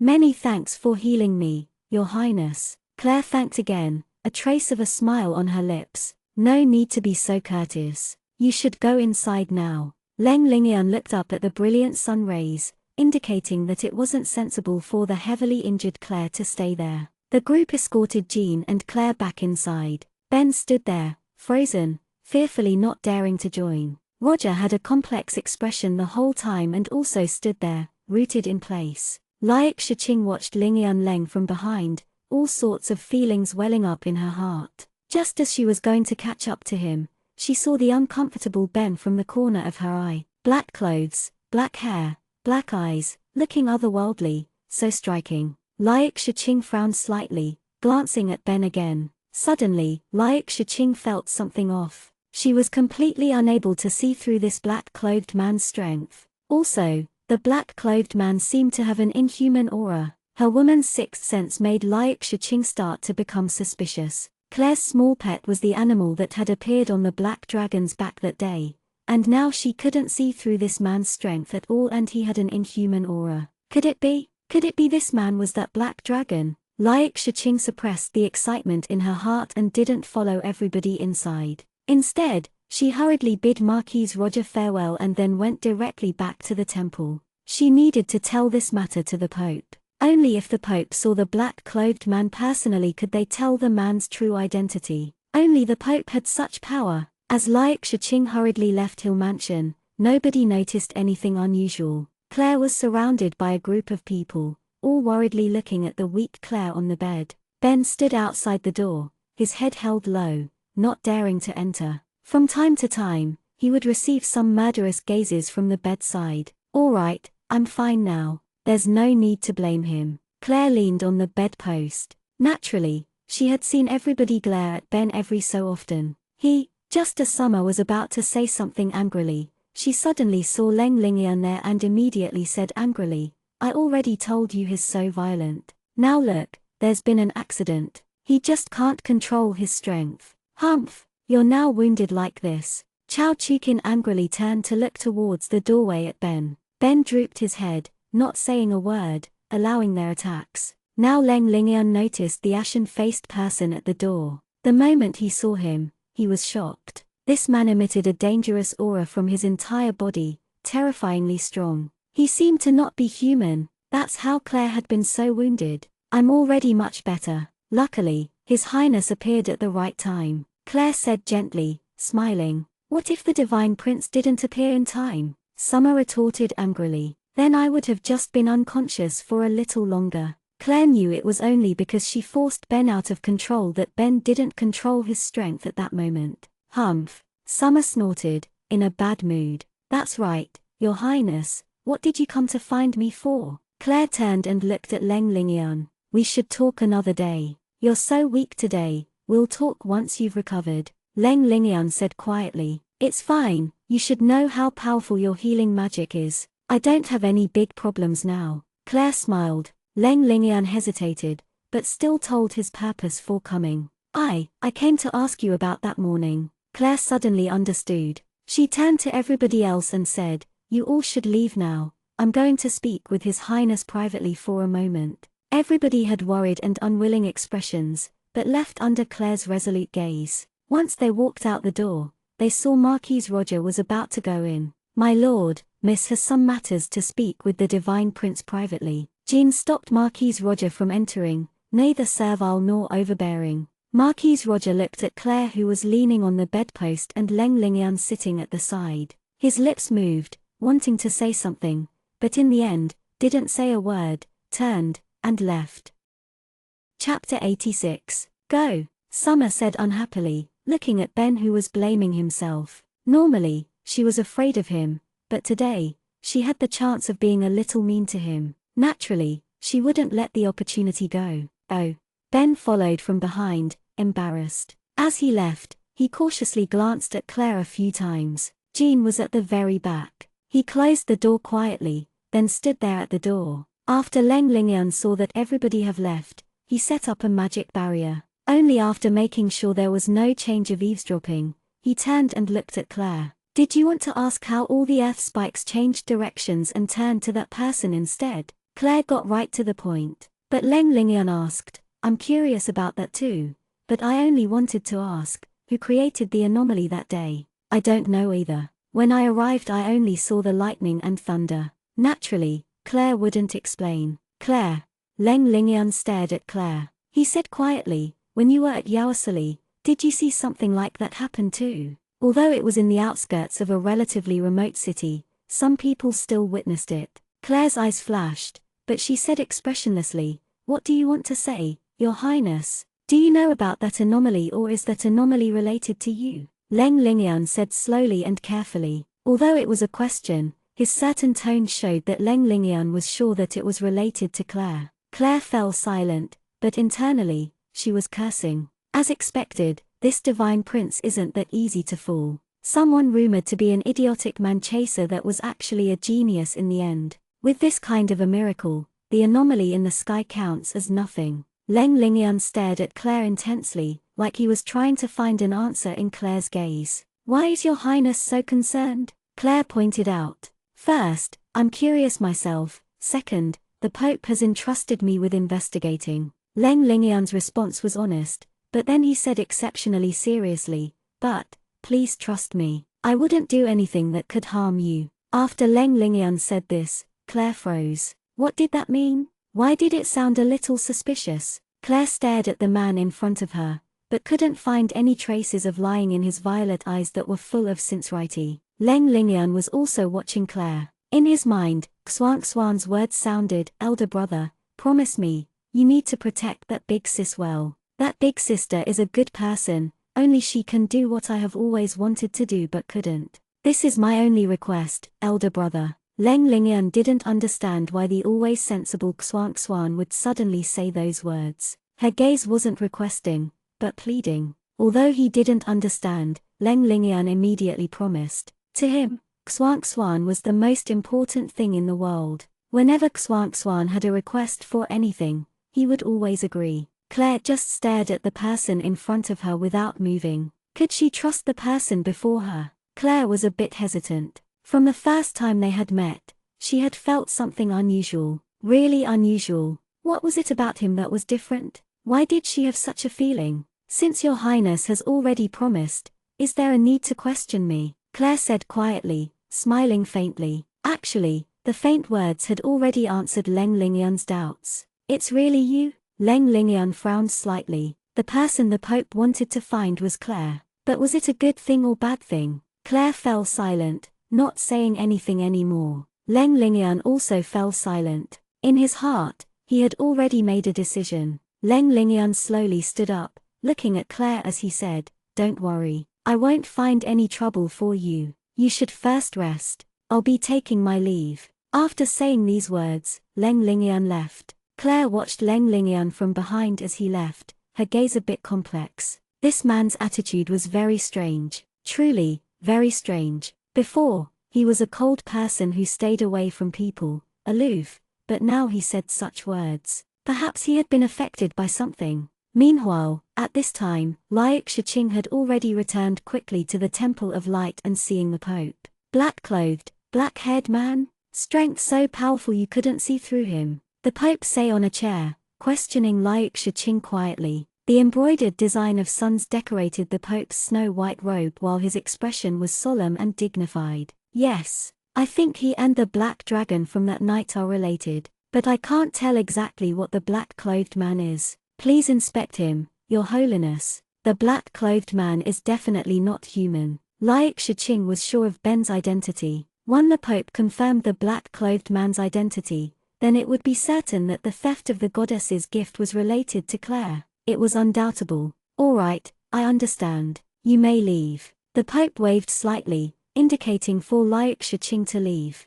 Liu Shiqing still wanted to say something, but seeing the Pope's cold expression, she swallowed back her words and quietly withdrew. The Pope stood up, his face already ice-cold, his eyes even colder. If what the divine princess said was true, then the theft of the goddess's gift was definitely related to that girl. No matter who, since she had actually done a thing, violating the goddess, she definitely had to be punished. With all these indications, the divine princess's words wouldn't be far from the truth. The divine princess's power was the greatest validation. When Leng Lingyun returned to the temple, he didn't directly report to the Pope. Instead, he went to find the greatest clairvoyant, L'Oreal. He knocked on her door quietly. L'Oreal's celestial voice came from within. "Come in, Lingyun." Leng Lingyun opened the door quietly and saw the green-haired L'Oreal currently standing calmly in the middle of the room, a huge transparent crystal ball on a stand. Leng Lingyun looked the woman with a complex gaze. He had always held L'Oreal with high regard. This woman was not arrogant or impatient, always the most calm-headed and fair person. L'Oreal. Leng Lingyun sighed quietly, not saying anything else. L'Oreal had already stopped him with a light wave of her hand. A heavenly voice came from L'Oreal's mouth. "I know what you came to ask. The person the goddess had been looking for is already found, correct?" Leng Lingyun froze for a moment, falling silent. "A useful blade or weapon against us," L'Oreal said faintly, her gaze still strangely empty, but this strange and empty pair of eyes were often able to see the future accurately. "So," Leng Lingyun frowned slightly, "so you must make her become our temple's blade instead of weapon against us." L'Oreal's voice gradually became quietly, her tone meaningful. "Lingyun understands." Leng Lingyun nodded. With just a few words, Leng Lingyun already completely understood L'Oreal's meaning. Claire was the exceptional person the goddess was looking for to be used for the temple, her prospects brilliant and bottomless. If she wasn't used by the temple, then she would become a great threat. Then the temple would definitely find to think up every possible way of getting rid of her. Xuan Xuan's eager, pleading face appeared once more in Leng Lingyun's mind. "Go, Leng Lingyun." L'Oreal smiled profoundly. Leng Lingyun bowed slightly, then quietly withdrew. After knocking on the Pope's door, the Pope's benevolent yet dignified voice came. Lingian, come in. After entering, Lingian saw the Pope standing next to the window with an icy cold expression. He seemed to be pondering about something. Your Holiness, Lingian said quietly, there's been progress made for the matter of the theft of the goddess's gift. The Pope said coldly. Lingian froze, then said while frowning, a lead has been found so soon. Who exactly was it that was able to steal the goddess's gift? But the Pope didn't respond to Lingian's question immediately. Instead, he turned and said meaningfully, today when you went to find Claire, was there a black-clothed black-haired man whose strength you couldn't see through and seemed inhuman? Lingian frowned slightly, not understanding the purpose of the Pope's question, but he remembered the scene of Claire being struck flying violently. He couldn't help but nod slightly. Correct. His power was very strong, and his power is very wild. Did he have a human aura? The Pope asked quietly, but he already knew the answer. Lingian fell silent. After a long time, he shook his head. I couldn't feel any human aura from him. Humph! The Pope humphed coldly, his eyes already filled with fury. Audacious! A trifling Castellan actually had the arrogance to steal the goddess's gift. She was actually able to summon a grandiose dragon to do such shady business. Lingian couldn't help but call out a little worriedly, Your Holiness. How could he not feel the huge change in the Pope's aura? The Pope's eyes became icy cold, but he suppressed his fury. He turned towards Lingian, already planning how he was going to punish Claire. The Pope adjusted his expression and asked, That's right, what did you come here for? The person the goddess was looking for has been found. I have already confirmed with L'Oreal. It is them. Lingian's words lightened the Pope's dark complexion. What? Already found? L'Oreal also confirmed. The Pope became a little excited. This was earth-shaking news. The goddess had ordered to find the person long ago, yet they had only found out now. Yes, already found. Lingian looked at the excited Pope and revealed a smile. The person who caused the anomaly in the sky. Are you sure? The Pope asked a little eagerly. Yes, it was she who caused the anomaly in the sky. Lingian replied certainly. The person who caused the anomaly in the sky that morning is none other than Claire Hill. Chapter 87. Once he heard Lingian's words, the Pope's expression was very interesting to look at, mouth opened wide, his eyes staring straight ahead. He just stared at Lingian, frozen. The Pope suddenly felt like the earth-shattering news was unbearable. The person he had sentenced to death in his heart a moment ago was suddenly now the person the goddess had always been looking for. The average person wouldn't be able to bear such a feeling. A moment ago, his heart had hit rock bottom. Now, it shot up to the sky. Your Holiness. Lingian frowned slightly, somewhat puzzled as he saw the expression stuck on the Pope's face. It was the first time he had seen the always expressionless Pope display such strong emotions. Oh. Only after a while did the Pope finally come back to his senses. Then he stuttered. What did you just say? I said. Lingian was about to repeat the words he just said, but was stopped by the Pope with a wave of his hand. I know, I heard you. Claire Hill is the person the goddess was looking for. The Pope had already accepted this fact. Lingian fell silent seeing the Pope act abnormally, not understanding what exactly was wrong with the Pope. The Pope tottered over to a chair, then sat down. He started to try to remember everything he knew about Claire. Usually, the Pope didn't have any impressions of nobles, but Claire Hill was an exception. In his eyes, the battle Claire had with the Lagark student didn't count as much, because she was just a double-classed Magikian warrior and her skill level wasn't very high either. Then he heard that she was originally some kind of useless idiotic man-chaser, but she had become Cliff's disciple. What else was there? He rubbed his temples. Lingian, find everything you can about Claire Hill for me, as detailed as possible. The Pope said, somewhat at a loss. Yes, Your Holiness. Lingian agreed and withdrew, leaving a very conflicted feeling Pope alone in the room. In the empty room, the Pope stood in a daze by the window. Seeing the blue sky, he muttered to himself, Goddess, are you playing a joke on me? Or, mighty Goddess, are you testing me? Soon, all information about Claire was sent to the Pope. The Pope read the information attentively, afraid of missing any details. Lingian, who was standing beside him, was puzzled. not understanding. He had never seen the Pope so cautious before. No, to be more accurate, he had never seen the Pope so cautious towards a single before. What exactly was going on? But there was one thing Leng was sure of. Currently, the Pope had no intention of hurting Claire. Eliminating a single person didn't require understanding their past in such detail. As he looked, the Pope's hands trembled, the look in his eyes changing constantly. Sure enough, Claire Hill was no normal person. She had always been looked down upon as an idiotic manchase, but she had rose quickly in status. She had gained fame from the battle against the Lagarque student, became Cliff's disciple, became the Nia city's castellan, and quickly dealt with the plague. Double-class Magikian warrior, and her skill level was already high. As a Magikian, she was already a wizard, and as a warrior, she had already advanced to a grand warrior. Could a normal person improve so quickly? Did she change suddenly, or had she been concealing her strength and biding for time? After he finished reading the information, the Pope stood up abruptly, already having made a decision. Seeing Lingyan's confused expression, he smiled. Lingyan, in a few days it's Claire's birthday, right? Lingyan nodded. It had been written very clearly in the information, so why was the Pope still asking this? Let's send her a grand gift. The Pope smiled mysteriously. He set the information aside, a glint in his eyes. He said quietly, then, we'll be welcoming a new priest. A grand gift. A new priest. Lingyan was amazed seeing the Pope smile profoundly, feeling a premonition. Achoo, achoo, achoo.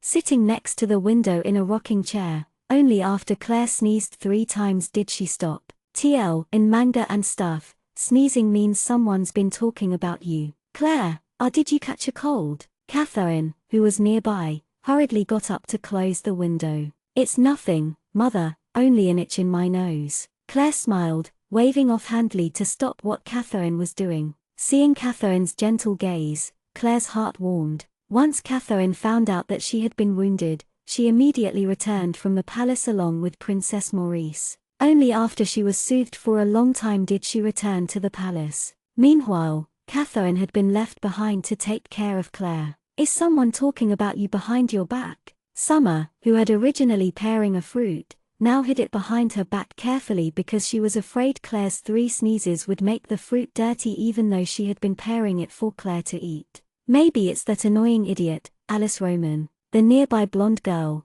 Lashia, frowned. Oh, Claire froze. Why did Lashia suddenly mention her? Catherine glanced towards Lashia, but Lashia didn't see. Instead, she said proudly, elder sister, you still don't know. Last time when that idiot tried to murder you, she had been pardoned by the emperor reluctantly, but her grandfather had been fired from his position and all the officials of the Roman clan had their statuses lowered by 3 levels. Claire nodded lightly. I know, I was there. Ha, you don't know the wonderful thing that happened afterwards. A few days ago, the whole Roman clan actually deserted the country, all disappearing in one night seeking asylum in Lagarque. The emperor was so angry, he ordered for their arrest, but Lagarque didn't take any actions, Lashia said excitedly, not noticing Claire's eyes darkening. The entire Roman clan actually fled. Surely, it was due to the emperor becoming extremely angry. It seemed that it was because of her that the situation had been exacerbated to this point. Elder sister, it's not because of you. It said that it was the young man who had tried to murder you with Alice that day persuaded them to seek asylum at Lagarque. Lashia said hurriedly, finally noticing the change in Claire's expression. Lashia, Catherine raised her voice a bit, stopping what Lashia was going to say. Lashia stuck her tongue out and shut up. Mother, I've troubled you. Naturally, Claire understood that Catherine didn't want her to feel guilty, so she shouted at Lashia to stop. It's your birthday in a few days. Don't think too much of it. Catherine smiled gently. Yes. Claire nodded lightly, a faint smile on her lips, enjoying the current peaceful atmosphere. Summer and Chao Chukin, those 2 girls, disappeared without a trace for the next few days, saying they were preparing presents. Time flew by. In the blink of an eye, 10 days had passed. This day, the Hill Mansion had become unusually lively early morning. There was an endless stream of horses and carriages before the mansion. Luxurious carriages entered constantly. The chamberlain's voice was about to yell hoarse. At the entrance, the hands of maids who were welcoming honored guests and helping accept presents were about to go soft. Duke Gordon stood at the entrance, his face rosy red, his mood extremely good. In comparison, Marquise Roger was very calm. He only stood behind Duke Gordon and assisted welcoming guests. His Highness, the second prince has arrived. Her Highness, the princess, has arrived, the chamberlain announced loudly, drawing his words out. The second prince and princess were both peers from Claire's school and also friends secretly, so attending the banquet was normal. Everybody smiled towards the second prince and princess, greeting them. Sir Cliff has arrived, the chamberlain said loudly with all his energy, successfully attracting everybody's gazes over. Cliff was wearing a set of new clothes, energetically getting off his carriage, attracting everybody's gazes. As a master, naturally he had to attend his darling disciple's birthday. Nobles arrived constantly, the carriages already crowded together so much there was no room in the mansion. Even Gordon himself didn't expect that there would actually be so many people attending. Many aristocrats and influential figures had even brought their children. Of course Gordon knew what it meant. Claire would definitely have an arranged marriage, but because he still hadn't found the most suitable candidate, he didn't worry about it for now. The divine prince and divine princess have arrived. The chamberlain's voice was excited, almost hysterical. Influential figures of the Temple of Light had actually also appeared. After Duke Gordon finished greeting Cliff, he immediately welcomed and greeted Leng Lingyuan and Liak Shiqing. Your Highnesses, we are honored with your presence. Duke Gordon laughed, obviously in a very good mood. Your Grace, you invited us so sincerely, we were bound to attend. Leng Lingyuan smiled faintly. Please sit. Duke Gordon proposed happily. Your Grace should be busy. We'll just take care of ourselves. Leng Lingyuan nodded. So many people have arrived. Just a moment ago, we had even seen carriages of the royal family. Liaksha smiled as gently and elegantly as before. Yes, Claire is classmates with the second prince and princess.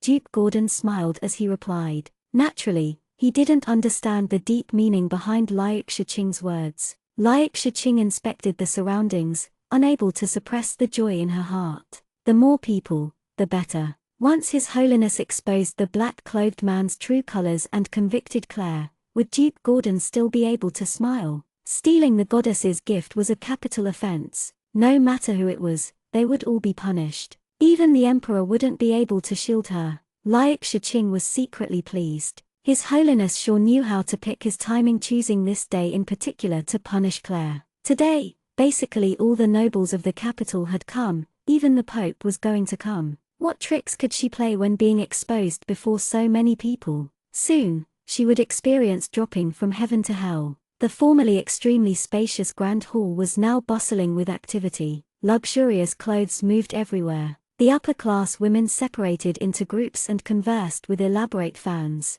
The gentlemen were holding wine glasses and elegantly discussing together. Many high-grade fruits and delicious foods were laid out on a long table. Fragrant wine, lovely music. This time, Duke Gordon had spent quite a bit. Chapter 88. A group of young noblemen were waiting anxiously to carry out their father's orders, waiting for today's leading character, Claire, to appear. After all the guests had gradually arrived, the banquet finally started. While refined music played, Claire slowly descended the stairs with Lashia, Summer, and Chao Chukin accompanying her. Tonight, Claire was wearing a snow-white dress with layers of lilac lace at the edges. At her waist, an extremely lifelike pink rose was embroidered. Small, delicate flowers on the collar, her soft, long hair curled to shoulder length, a lilac ornament adorned on her hair. She looked entirely like a fairy descending under moonlight, giving off a calming and carefree aura. Claire slowly descended the stairs, successfully attracting every single person's gaze. The young noblemen that were previously indecisive over carrying out their father's orders were now resolute. Duke Gordon's eyes slitted into thin lines. He knew that his goal for today had been accomplished. Duke Gordon quickly walked forward and extended his hand for Claire. Today is my granddaughter Claire's birthday. I hereby express my sincere gratitude for everybody honoring us with their presence. Duke Gordon started the standard speech for formalities. Claire smiled faintly, but her eyes were completely emotionless. She felt extremely uncomfortable. It was like she was a product being examined. But in any case, many people had come today, all noteworthy people from the capital. Many were nobles who she had seen before but whose names she couldn't remember were here. Their gazes were truly uncomfortable, with a typical ending of the address, the banquet starting reaching its climax. Duke Gordon was like a butterfly as he made his through the crowd and intermingled. From time to time, he laughed loudly. Hearing it, one would know how good his mood was. That was normal, it was only his granddaughter's daughter, yet so many noteworthy people had come. Not only did the prince and princess come, even the Temple of Light's divine prince and princess came. How could he not be excited? Claire smiled rigidly, refusing another young noble who she had asked to dance with before, wailing internally, when was it over? Claire, a charming voice suddenly sounded from behind Claire. Once Claire turned to look, she saw Princess Maurice's smiling face. Princess, Claire smiled and greeted. Seeing Nancy standing behind Princess Maurice, she said, Your Highnesses, thank you both for honoring us with your presence. Ha ha, perhaps you were looking forward to us not to be here. Nancy made a rare joke. I can see the impatience in your eyes very clearly. Claire froze. Just as she was about to say something, Princess Maurice started smiling. She lowered her voice and said quietly, No need for niceties. Ha ha, we're the same as you. I and elder brother also dislike such formalities, but we have no choice but to deal with it. Claire remembered the scene of Princess Maurice's birthday last time and couldn't help but smile. Summer and Chao Chukin were both enjoying a plate of tasty food, sitting at a back table. Ben leaned on the wall, bored and yawning. He watched the two girls eat happily. White Emperor was crouching on Ben's shoulder, hugging a piece of foie gras, nibbling it energetically. Walter hadn't appeared. He had been afraid that among so many people, it would be hard to avoid experts that could recognize him even with his aura hidden. What happened afterwards proved his apprehensions correct. From far away, Liak Shiqing watched Claire being surrounded by people and smiled brightly. A sliver of profoundness flashed her eyes. Smile while you can. Liak Shiqing's gaze landed on White Emperor who was crouching on Ben's shoulder and she stared intently. Now she was 100% sure that the two were accomplices from the night the goddess's gift had been stolen. Was there any need to guess who the main culprit was? Amidst the lively hall, every person had on a smile. As for why they were smiling, only they themselves knew from the bottom of their heart. The Pope has arrived. Suddenly, an incomparably loud and clear voice sounded abruptly at the door, trembling slightly. It pierced through the lively hall. The Pope arrived. It was not only Duke Gordon who was stunned, everybody in the hall froze. Why would the Pope come? Even for the princess's birthday, there was no way the Pope would come. A sliver of darkness flashed through Liak Shiqing's eyes. A good show was about to start. The Pope has arrived. The Chamberlain's voice sounded once more, resonating and still with a slight tremble. Evidently, the Chamberlain himself was also shocked senseless by the status of the person who had arrived. Only then did Duke Gordon come back to his senses, hastily going forward to greet. Everybody in the hall also came back to their senses and immediately started clamoring. In a moment, everybody in the hall was gossiping. Each person had a different expression, all guessing why the Pope had appeared. Leng Lingian leaned against a wall calmly, expressionless. He had known beforehand the Pope would come. Liak Shiqing suppressed her inner excitement, looking calm although her heart was surging incessantly. Every time she saw Leng Xuanxuan's exceptionally friendly attitude towards Claire, a sense of danger would appear in Liak Shiqing's heart. The only reason why Leng Lingian treated Liak Shiqing unlike other people was because she had always taken care of his little sister, Leng Xuanxuan. This was also Liak Shiqing's only trump card for getting close to Leng Lingian. But if this card was gone, then she was afraid Leng Lingian would treat her as coldly as everybody else. Every time she thought of this, Liak Shiqing would feel frantic and worried. Now the potential threat, Claire, was going to be eliminated. How could she not be excited? Even if it was a tiny, tiny danger, she would still not let it continue to exist, because in Liak Shiqing's heart, Leng Lingian was her sky, her everything. Claire also stood up, looking towards the main hall's entrance. The Pope had actually come personally. Was it good or bad? Perhaps it wasn't as simple as coming to celebrate. Claire knew clearly the Pope didn't hold her in regard yet. Was it about the goddess's gift? Ben squinted to see the solemn and dignified Pope who was walking in slowly and yawned, not caring. Didn't he even spit on the old man who was currently putting on airs that night? What was he pretending to be serious for? Following the Pope from behind was a red-robed cardinal, someone Claire knew. It was none other than the adorable old man, Lawrence. Lawrence was currently in formal attire holding up a beautiful embroidered box. He followed the Pope from behind closely, his expression exceptionally serious. Claire felt truly sorry for him maintaining such a poker face. Duke Gordon smiled apologetically as he approached the Pope and greeted, "I was unaware that your holiness would grace us with your presence. Please excuse me for not going out to meet you."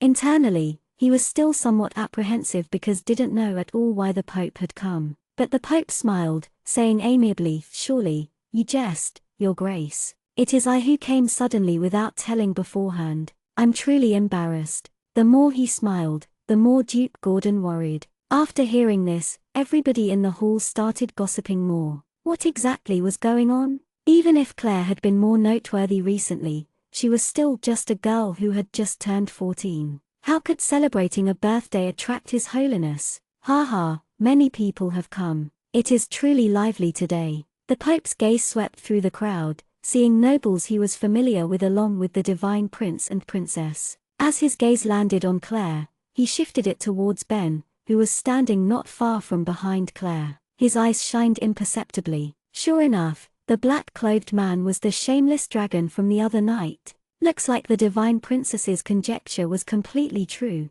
Claire was the person who had stolen the goddess's gift that night. Thinking of that night when that dragon had spit saliva all over him, the Pope started to feel a bit uncomfortable. He had already believed in the goddess's guidance firmly without a doubt. Claire's power wasn't really that strong, but she could summon a grandiose dragon, so of course she had something that surpassed others. The goddess was sure to have her reasons. "I never expected that your holiness would come personally. Your presence truly brings honor to my humble abode," Duke Gordon said politely, feeling happy, yet worried. It couldn't be that the Pope had come just to say a few words. Suddenly, the Pope's expression became serious. He turned and said quietly to the hall, "I came today following the goddess's guidance." His voice was very quiet, but with the use of magic, every single person in the hall could hear his voice clearly. In an instant, the hall quieted down. Everybody was stubbed. The goddess's guidance. In their hearts, the goddess was their faith,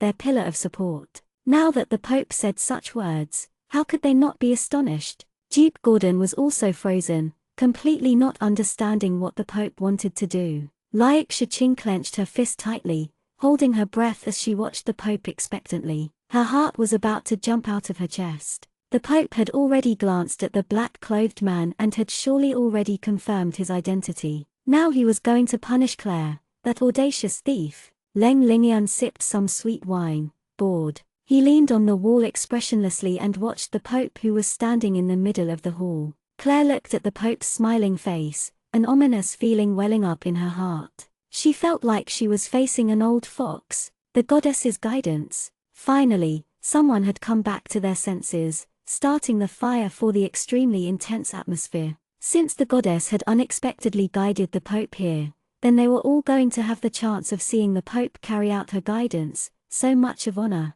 Everybody stared at the Pope intensely, waiting for the Pope's next words. Ben blinked, a little suspicious. Did that old guy discover the black dragon that had spit on him was him? It didn't seem like it, because his gaze just stopped on him for a moment. The left. Also, he didn't show much interest in his gaze.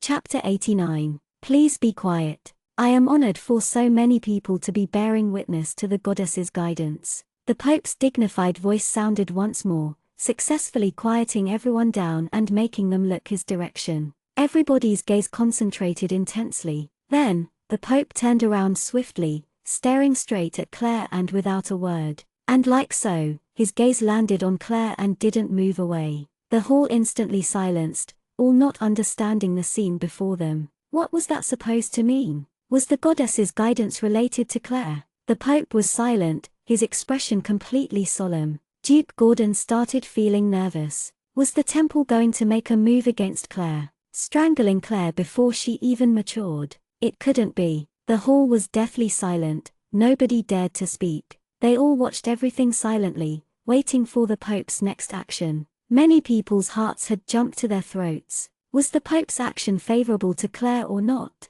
Today, with everybody present as witnesses, I sincerely invite Claire to be a member of the Temple of Light as a priest for the benefit of the people, for the country. This is the goddess's guidance. Also, this is the gift the goddess has bestowed upon Claire Hill. This is all the goddess's will, the goddess's favor. The Pope's unhurried voice echoed in the hall, echoing in everyone's hearts, staying for a long time. The news was like a bolt out of the blue, shocking every single person senselessly. Instantly, the hall was so silent, you could hear their hearts beating. The goddess's will, the goddess's favor. Claire had actually received such favor. Why? Duke Gordon's expression finally changed. The Temple of Light actually had made such a decision at this occasion, publicly recruiting Claire under the Temple of Light. And they had used such a dignified excuse. The goddess's gift, and the position of priest. He had never heard of such an abrupt awarding of position. The next moment, the main hall became extraordinarily noisy, the atmosphere so enthusiastic, the roof was going to blown off. Such a shocking scene happened and they couldn't believe it. Also, the Pope had actually given the goddess's gift to Claire, the unique, one-of-a-kind treasure that could give rebirth to another physical body. They had heard about it, but never seen it. Now, the Pope had suddenly given it to Claire, given it to a girl who had just turned 14, and it was the goddess's will. Why would the goddess favor Claire so much? The intense gazes all landed on Claire, almost burning her. What exactly was so special about Claire that the goddess had given such favor? Claire felt the burning gazes. Her expression didn't change, but her gaze was already dark. That old Pope already figured out that she was the person who had stolen the goddess's gift. And now he actually came to trap her. She didn't understand why he was trying to recruit her. But she was sure of one thing, the old Pope had already discovered that she was the person who had stolen the goddess's gift, and the box Lawrence was holding up high was definitely empty. This trick of his was pretty high level, too high. Claire was about to explode. Never had she been conned by other people, but she had unexpectedly been ensnared before so many people and so righteously. Most importantly, there was no way at all for her to retort. Like Shaching's complexion paled, staring blankly at the scene before her, completely unable to accept it. Didn't the Pope come to expose the black-clothed man's identity, then punish Claire afterwards? Why had the situation turned into this? Instead, Claire had advanced to a more brilliant position. While seen by everybody, everybody's gazes and actions had already explained everything. Claire's brilliance had stunned everybody once more. Your Holiness, this. Duke Gordon was attempting his last struggle. In an instant, his valuable granddaughter was going to become a member of the Temple of Light. How could he accept it? Royal authority and divine right had always had subtle relationships and never interfered with others, but now the Pope had done this. What was his purpose? The Pope turned to Duke Gordon and asked solemnly, "Your Grace, this is all with accordance to the goddess's guidance. Are you doubting the will of the goddess?" After saying this, everybody turned their attention towards Duke Gordon. "No, of course not. How could I doubt the goddess's will?" Duke Gordon hurriedly waved, but internally, he was deeply worried. The situation had already developed far beyond his control and expectations. Was he just going to watch as Claire became part of the Temple of Light? The Pope cleared his throat, then said, "Then, please may everybody present bear witness." His voice had an infallible dignity. Panic flashed through Duke Gordon's eyes. He never would have thought the Temple of Light would make their move during such an occasion, completely catching him unaware. There was no way to stop it. In front of so many people, how could he openly disobey the will of the goddess? But what Duke Gordon didn't understand was why the Temple of Light would pay such a huge price and use such prestige to recruit Claire. Did they find out Claire's potential? If so, they would have discovered it long before the competition with Lagark and wouldn't have waited until now. Why exactly were they trying to recruit Claire? No matter how he thought about it, Duke Gordon couldn't understand. Now he only hoped that the banquet would end quickly, then think of a counter-attack afterwards. The envious gazes all fixated on Claire, about to pierce through her body. Claire smiled faintly and slowly walked forward. She locked gazes with the Pope, both of them understanding each other's intentions. Under everyone's gazes, The Pope gave the elaborate box to Claire along with the attire and badge of priests. Everybody's gazes were locked on the embroidered box in Claire's hands. The precious treasure was given away just like that.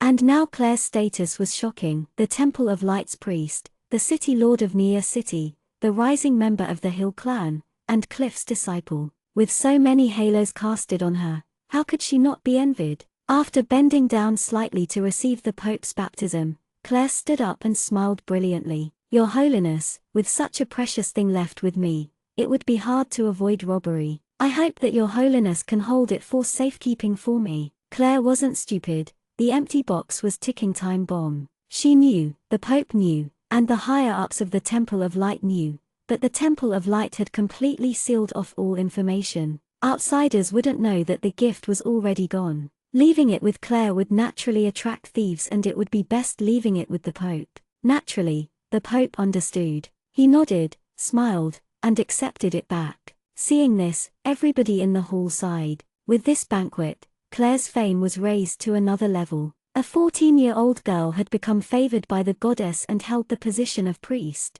What an honor. A long time after, everybody who had attended the banquet still remembered the golden-haired green-eyed girl that seemed like the sun, radiating light, stunning everyone. Before the ruckus had calmed down, a chamberlain came from the entrance hurriedly to report, looking pale with fright. What are you so flustered for? Currently, Duke Gordon was in a bad mood, so he berated the chamberlain. If your grace sees himself, he shall know. The chamberlain seemed to be somewhat excited. Duke Gordon frowned as he walked out. Everybody else in the hall followed. Once everybody saw the line of carriages, they all froze. There were so many carriages, they couldn't see the end, and every carriage was filled roses, extremely dazzling and gorgeous. On the first carriage were a few, impressively large words, Claire, happy birthday. Who was this crazy? Everybody was once again stunned by the scene before them. Just then, when the Pope had appeared and announced the goddess guidance, their hearts were almost unable to bear it.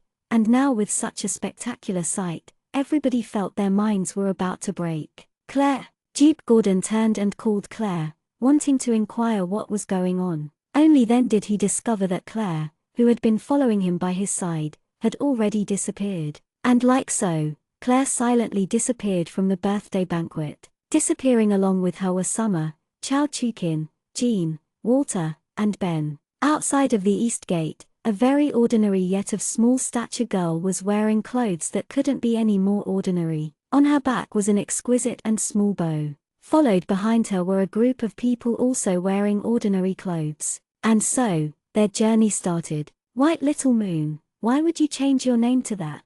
Summer stroked her chin, watching Claire, who was walking ahead over them, a little suspicious. Then she turned and looked towards the beautiful man smiling like wind, squeezing out from the corner of her mouth. Also, why did your teacher, Camille, also come here? Each person has their own interests and hobbies, Claire said vaguely. Ha ha, I also have my interest. It's too boring in the capital, so I came with you guys to play. Camille smiling kindly, a shine flashing through his eyes. Also, I'm even your secondary commander. If you don't listen to me, I will punish you.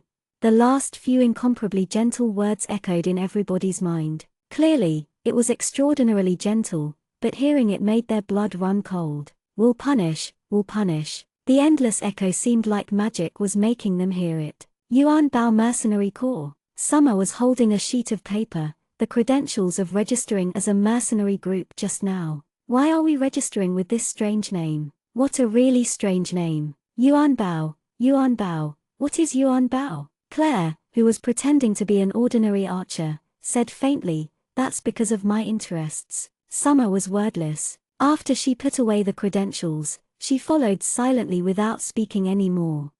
Chapter 90. Is it fine to train with us and abandon so many people? Li Mingyu looked towards the city gates. If I had stayed, then it would have been not fine. Claire coldly humphed, annoyed. She had actually been ensnared by that old fox. And she had been ensnared before so many people, and she couldn't resist at all. She didn't understand why the Pope wanted to pull her towards the Temple of Light's side, but one thing was for sure, it definitely could not be that the Pope was just impulsive for a moment. Was it related to Learnenglish investigating the anomaly from that day? No matter what, leaving the feud behind was good. Being stuck between royal authority and divine right would definitely be uncomfortable. The lineup of this mercenary group was rarely seen. Claire pretended to be an archer, Summer was a thief, Chao Chukin was an actual archer, Jean was a warrior, Walter was a dark Magikian, Ben was going to be both a warrior and Magikian, and Camille was a narcissistic, mad killer. In any case, it was a lineup with variety, having all types of classes. On the surface, Li Mingyu and Li Yuan were their mercenary group's employer. Little Leopard, come. Claire leisurely reached out and called the winged leopard who was following them from behind. She mounted on him. Ah, you traitor. Didn't you say you were going to train? Summer immediately protested. Everybody was walking while Claire, that guy, actually rode a mount. Training not only the body, but also willpower. If you get upset by such a small thing, our secondary commander, Camille, is going to get mad, Claire said faintly. Immediately, Summer felt a cold wind blow strangely from behind her. Turning around, she saw Camille's warm and gentle smile. Summer shuddered and kept on feeling like this person was very truly dangerous. Summer sensibly stopped talked and rushed over to Claire's side. And so, the small mercenary group peacefully left the capital, heading to the next town. The azure ripple was pointing towards the Belrock border. Claire looked up just as wind blew, lightly blowing her bangs. Everything became clear at once. Her new life had started just now. The party looked like they were just an ordinary mercenary group. The people that attracted the most attention instead were the Lee siblings. Their outstanding appearance and unordinary air attracted many looks. Every time they went to a new place, people couldn't help but look. But today was an exception. Everyone saw many people constantly fleeing frantically from the city gate ahead and were puzzled. The city before them was Amparkland's third-ranked port city. Placid water, was always prosperous and peaceful, a major trading market. Usually, there was an endless stream of businessmen entering or leaving, but today, they acted like they were being chased by ghosts, like they were wishing they could grow wings and fly away. Ah, wait, Summer attempted to ask someone, but they turned a deaf ear, running off without a trace while holding a bag of something. Li Mingyu and Li Yuan also wanted to ask the people running by, but they all ignored them, only running like their life depended on it. Carriages were also continuously rushing out, creating cracks on the ground. The entire city was very chaotic. Ben, Claire called. Ben understood, immediately grabbing a running passerby, directly lifting them up. What are you doing? Let me go. The person Ben was raising fearfully kicked his legs that were suspended in mid-air, shouting angrily, "We'll let you go after you answer a question." Claire raised a brow. It's impossible to go out at sea, run for your life quickly. The harbor has already been submerged, there's a sea beast going crazy and keeps on attacking the harbor, and it's summoned many other sea beasts. It's a catastrophe, a huge catastrophe, run for your life. The person said everything impatiently at once without Claire asking. The city lord has called for help, but there hasn't been any response the whole time. I'm afraid that by the time the people from the Temple of Light come, this place will be completely submerged. Please let me go. The person felt like the sky was falling, eagerly wishing he could struggle free from Ben's grasp. Claire nodded, Ben threw lightly, and the person was thrown far away. When he landed, they immediately bounced back up. Not even taking the time to brush off dirt, they hurriedly ran forward. He looked like he was very pleased that Ben had thrown him so far away. Why would the harbor be attacked by sea beasts for no reason? Li Yuan frowned, puzzled as she looked towards the chaotic city entrance. We must set out to sea, Li Mingyu said resolutely, looking towards the city entrance. Then we need to first see what's going on. Claire dismounted the winged leopard with the small, exquisite magic bow Cliff had given her and walked towards the city gates, taking the lead. Everybody followed closely from behind. As they entered the gates, the entire city was in chaos. Shops were being closed hurriedly, many people on the streets ran with big bags and small bags of luggage, hurriedly rushing towards the city gates. Some soldiers were following orders, but unable to stop the frantic residents' chaotic fleeing. Where is your city lord? Jean grabbed a soldier who was painstakingly attempting to mollify residents. Who are you people? The soldier frowned, annoyed as he saw the impolite person before him. We're asking you a question, answer it. A cold light flashed through Li Yuan's eyes, instantly showing killing intent, making the Sodder shiver a little internally. The Sodder immediately answered obediently. At the city wall. He brought Megikians to fight against the sea beasts. Let's go and see, Claire said, looking up at the tall city wall far off in the distance. Once everybody arrived, the city wall was guarded strictly, soldiers all with solemn expressions. The terrifying sound of tidal waves came from beyond the city wall, the sound of a huge wave splashing on the city wall, making one alarmed with fear. Stop, who are you people? A person looking like a captain approached, blocking Claire's group solemnly. His lordship is currently resisting the crazed sea beast with Megikians. Normal people may not approach. We also have Megikians and want to lend the city lord a helping hand, Claire said insipidly. The more people, the better. Our mercenary group's Megikians are very powerful. The captain watched Claire doubtfully. This ordinary girl didn't have any defining characteristics, someone you wouldn't be able to find amidst a crowd. Then he sized up the people behind Claire. Not a single one looked out of the ordinary and didn't look like they were anything outstanding. The captain hesitated and didn't say anything. Roar! Suddenly, an earth-shattering, terrifying roar sounded from beyond the city wall, followed by a loud bang. A giant tidal wave smacked the city wall. The city wall seemed to be on the verge of collapsing. Captain, the magic beast became crazy again.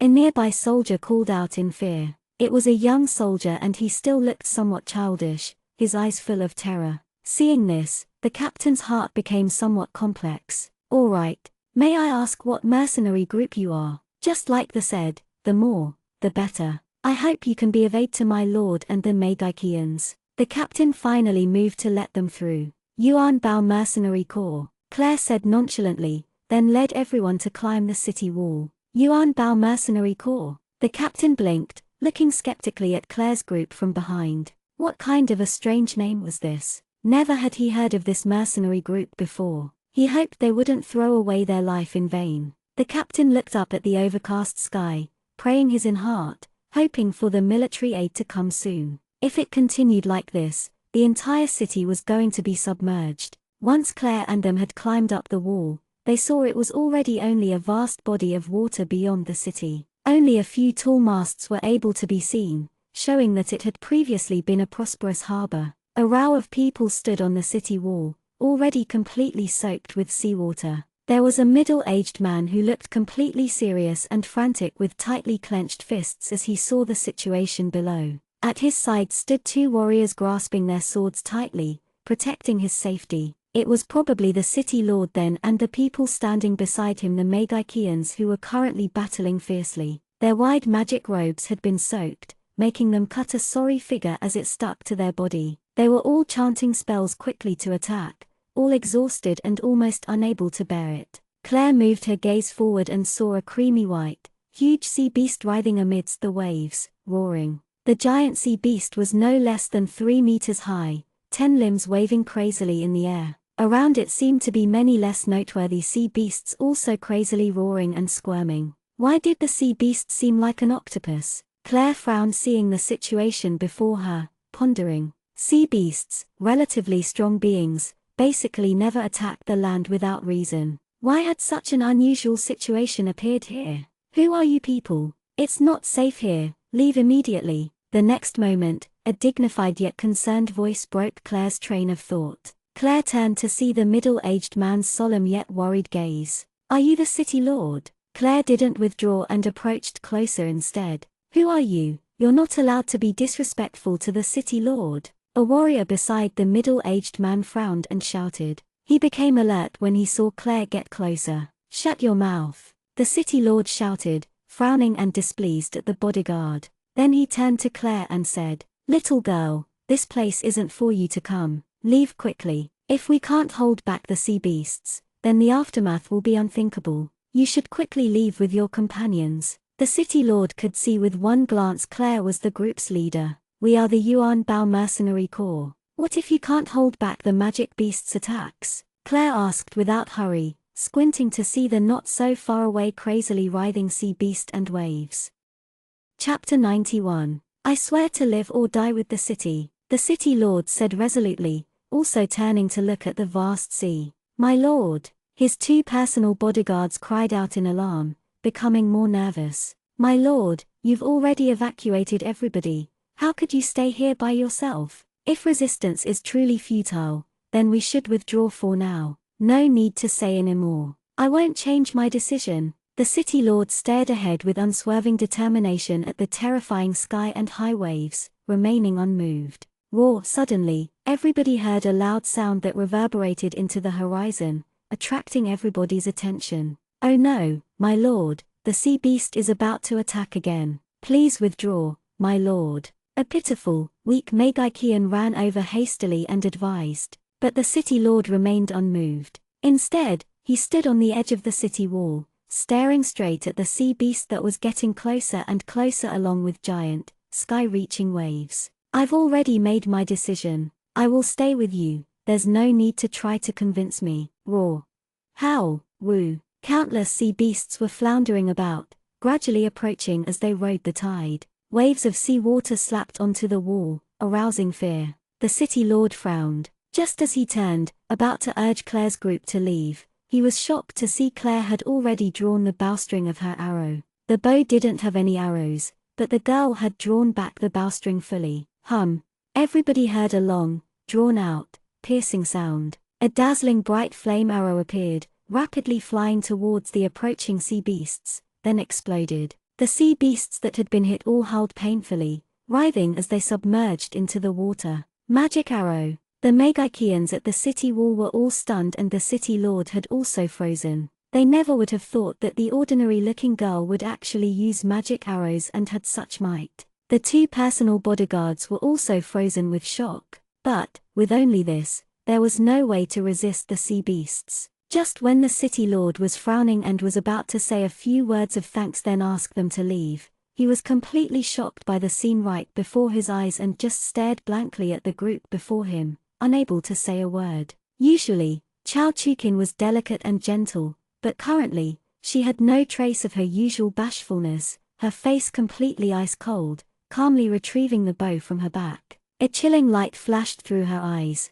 Without a word, she aimed at the sea beasts. One after another, the sea beasts that had been accurately hit were howling in pain, then squirming as then disappeared into the water without a trace. Surprisingly, Chao Chukin's bow was also an enchanted bow. The arrows shot out actually of lightning attribute. Water could conduct electricity, so it could be inferred how painful the magic beasts that were near the shot ones felt. Summer stared at Chao Chukin, who had suddenly become like a different person, her mouth wide, unable to say a word. Ben squinted, then casually cast huge amounts of gorgeous, yet killing magic, often casting it beneath the waves. Every time he cast magic into the water would boil. The sea beasts helplessly submerged into the water to evade, but the more Ben cast, the more interested he became, becoming amused. The worn-out Magikians watched the manner in which Ben cast magic and the frequency, all staring blankly. Instacast,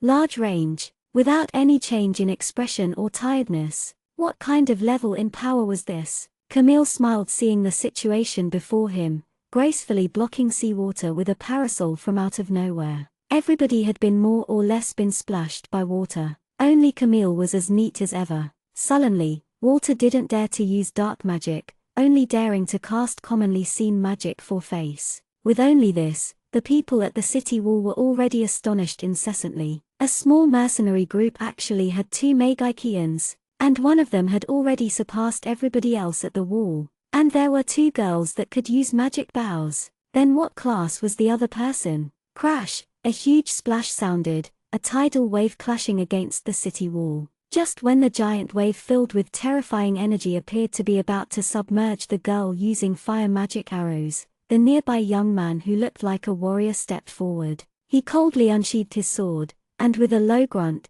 bright violet Du-Chi exploded forth. The giant wave was split apart by the awe-inspiring Du-Chi, then evaporated instantly. Not a single drop of water had landed on the girl. The young man, still with a calm expression, withdrew behind the ordinary-looking girl. Violet Du-Chi. The two personal bodyguards of the city lord stared at Jean, dumbstruck and frozen for a while. The small, ordinary-looking mercenary group actually had such a warrior, a grand swordsman. What was going on? The sounds of magic explosions and sea beasts' long cries intermingled, traveling far and wide, making one who heard alarmed with fear. After a long time, Camille started to yawn as he was hoisting the parasol. Finally, there was a long, drawn-out hiss from below the wall. The sea beasts were retreating. The city lord stared at the scene before him, not believing his eyes. The sea beasts retreated just like that. He had already prepared to die with the city, but now the sea beasts were simply retreating. The two personal bodyguards were also in disbelief. Now their viewpoint of Claire's group was completely different. Their original disdain turned into admiration and amazement. The Magikians were completely exhausted and sat down without care for face. They all looked towards Claire's group gratefully. If Claire's group hadn't arrived in time today, then perhaps the sea would have been their final resting place, especially if not for that terrifyingly powerful black-clothed man. He had cast so many powerful spells, yet was completely carefree. "We are most grateful for your valuable assistance. It was only thanks to your aid that we were able to repel the crazed magic beasts. As the city lord, I thank you on behalf of Placid Water City's people." Tired, yet grateful, the city lord asked exceptionally gratefully, "May we request for your distinguished names? I am the Yuan Bao Mercenary Corps Commander, White Little Moon. This is the secondary commander, Camille." Claire turned and introduced the members. Naturally, she first introduced the secondary commander. As everybody's gaze landed on Camille, they froze. Camille was still holding the small parasol. Camille gracefully put the small parasol away, smiling like the spring wind towards the city lord as he said, "Your lordship, for the Yuan Bao Mercenary Corps to aid Placid Waters is a must. As citizens of this empire, it is our duty to lend a hand whenever we run across dangers in the empire." "Ha ha, secondary commander is truly honorable." The city lord smiled with a little difficulty. The secondary commander hadn't even lifted a finger the whole time. Didn't he only raise a parasol to avoid seawater? Hearing those words, it was really. The eyes of the two personal bodyguards held a sliver of disdain. While Claire introduced all the members of the mercenary group one by one along with the Lee siblings, the city lord had been hastily thanking the whole time. Claire stood at the edge of the city wall, calmly surveying the seemingly peaceful sea surface. "The sea beasts have only retreated temporarily," she said quietly. "I hope that when the next wave of attacks come, aid will have arrived." The city lord said, looking serious and worried. But Claire just watched the vast sea without a word, like she was contemplating. Li Mingyu and Li Yuan hadn't made a move the whole time nor said anything. They only exchanged a glance at the end, seeing an indescribable feeling in each other's eyes. "I hope that everybody will agree to this request, if I may be so bold to ask," the city lord said quietly to Claire, a hint of embarrassment showing through his expression. "We will help you hold fast until aid arrives," Claire said immediately. Of course she knew what the city lord wanted to say. Also, they still had to wait until it calmed down here to go out to sea. Naturally, they couldn't leave. "Then that's great. May I invite you all to accompany me and rest at my manor?" the city lord said, overjoyed at the turn of events. Claire nodded lightly and led everybody to follow the city lord down the wall. Before they descended, Claire looked pensively at the boundless sea. The sounds of sea beasts roaring still came sporadically from the distance. Claire frowned slightly. She didn't know if she was hearing wrong, but she kept on feeling like the roars carried grief, anger, and also worry. Later, Claire and them were provided with warm hospitality by the city lord. Of course, this was limited because the city lord had already dismissed the majority of the people at the city mansion. Preparing the food was the butler who the city lord had not been able to dismiss no matter how hard he had tried. Late at night, the sea breeze blew and Placid Waters calmed down. A few residents who had originally unwillingly left their homes returned once they heard the sea beasts had withdrawn. Claire stood at end of the corridor, feeling the sea breeze that carried a hint of saltiness, surveying the distance. "It's so late, why haven't you slept yet? Careful not to catch a cold, Claire," Camille whispered into Claire's ear, his voice so gentle one would spew blood listening to how strange it was. "You haven't slept either," Claire said nonchalantly. "You discovered it?" Camille squinted, smiling as he got closer. "Yes," Claire nodded, somewhat amazed at Camille's sensitivity. He had actually discovered it too. Camille looked up towards the distance, smiling as gently as ever, his voice also incomparably gentle. Those sea beasts seem to be searching for something. Yes, I didn't hear wrong. Those sea beasts are very frantic. Claire leaned on a pillar and said, those sea beasts are considered strong in this area. Without any provocations, they won't attack rashly, not to mention leaving their waters to attack the land. Camille brushed his bangs elegantly, asking gently, but what exactly are those sea beasts looking for? If we could ask the sea beasts directly, we would know. Claire said nonchalantly, but at the same time, she was pondering over the problem. What the sea beasts were looking for must be in the city, otherwise the sea beasts wouldn't crazily attack the city on such a large scale. Chapter 92. Ask the sea beasts. That's a good idea. Unfortunately, I'm not a summoner nor a druid. I am a man as clean as the wind. Camille regretted resentfully. So I can't understand those crude sea beasts' language. Summoner? Druid? A thought flashed through her mind. If they had somebody who could communicate with the sea beasts, then the situation would be resolved easily. However, currently, the people of Placid Waters were nervously running or hiding. How could anyone with that ability be in this chaotic and dangerous place? What exactly were the sea beasts looking for? If you still can't think of a method, then the people from the Temple of Light are going to come. Ha ha, Reverend Hill, how are you, Venerable One? Here. Please return with us to the temple. Camille's gentle voice carried a trace of weird feeling that couldn't be described. This guy had actually started talking in the manner of the people from the Temple of Light. With those words coming out of his mouth, it was completely sarcastic.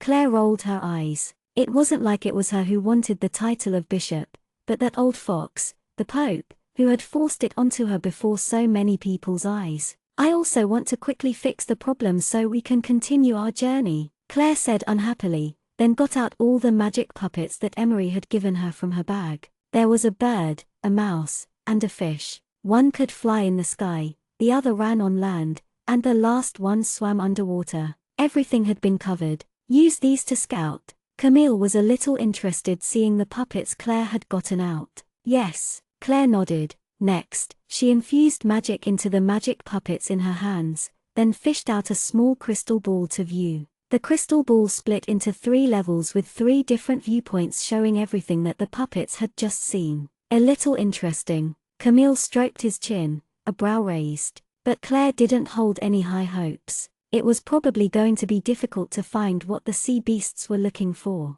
Perhaps it was because some kind of treasure the sea beasts cared about was snatched away by humans that they were so crazy. Camille squinted at the crystal ball without a word. Suddenly, the bottom area of the crystal ball changed. In a dark and damp place, a pair of eyes filled with hope flashed by, followed by the bottom area turning back into how it originally looked. What is this? Camille's keen senses caught the abnormality. The magic power ran out, so the magic puppet is returning the way it came. Claire's expression changed slightly. Just then she had read those eyes clearly. The owner of the eyes discovered the magic puppet and wanted to send some information. Which magic puppet was it? Camille was smiling as elegantly as before. The land mouse. That person was underground. Claire frowned, pondering. Was it related? Was it related to the person who had just appeared within the crystal ball? Normally, all city lord castles have dungeons underneath, Camille said faintly. After seeing Claire's gaze shift to look towards him, he immediately shook his head. Don't expect me to help you scout for information. That place is filthy and moist. Also, you don't have the time to deal with this. What if it's related to the sea beast's attack? Claire said quietly, looking at Camille. Could that coincidence actually happen? Camille turned and said half-heartedly, let's go. Come and see with me, Assassin King. Only someone with your skills can take up such a responsibility, Claire said quietly. Camille immediately followed, smiling beautifully. Oh, Commander, please continue to praise me. Let's go scout out what exactly is going on. Your beauty is unmatched, your keen senses make me gasp in admiration. Your graceful bearing, Claire quietly said, expressionless as she continued to walk forward. Camille smiled, pleased, following closely from behind. The two disappeared silently into the night. Claire sighed. Camille, who smiled brightly the entire day, was actually the person most suitable to live within the darkness. The darkness was actually Camille's world, his dominion. Bizarrely, it was clearly the first time Camille had come here, but he silently brought Claire with ease and almost routinely down to the dungeon, as if he had been there before. The dark and moist dungeon smelled moldy, without any signs of human life. Then was the person in the crystal ball a prisoner that they hadn't had enough time to evacuate? Without knowing exactly when the sea beasts were going to break through and submerge the city, normally, they would still evacuate all major criminals. Then was the person abandoned such a sinful criminal that it didn't matter if they lived or died? Whether the dungeon door was open wide or half closed, it was clear to see that there wasn't anybody within the mess inside. The end of the corridor led to the very last prison cell. Camille stopped, turned to Claire, and nodded, indicating there was someone inside. Naturally, Claire had also sensed a weak aura from within. Camille pulled out a dagger and used it to push open the filthy prison door. The scene before the two's eyes made them freeze. An almost completely naked young man was tied up there with only a piece of cloth hiding his more important spot. His mouth was stuffed by a piece of cloth,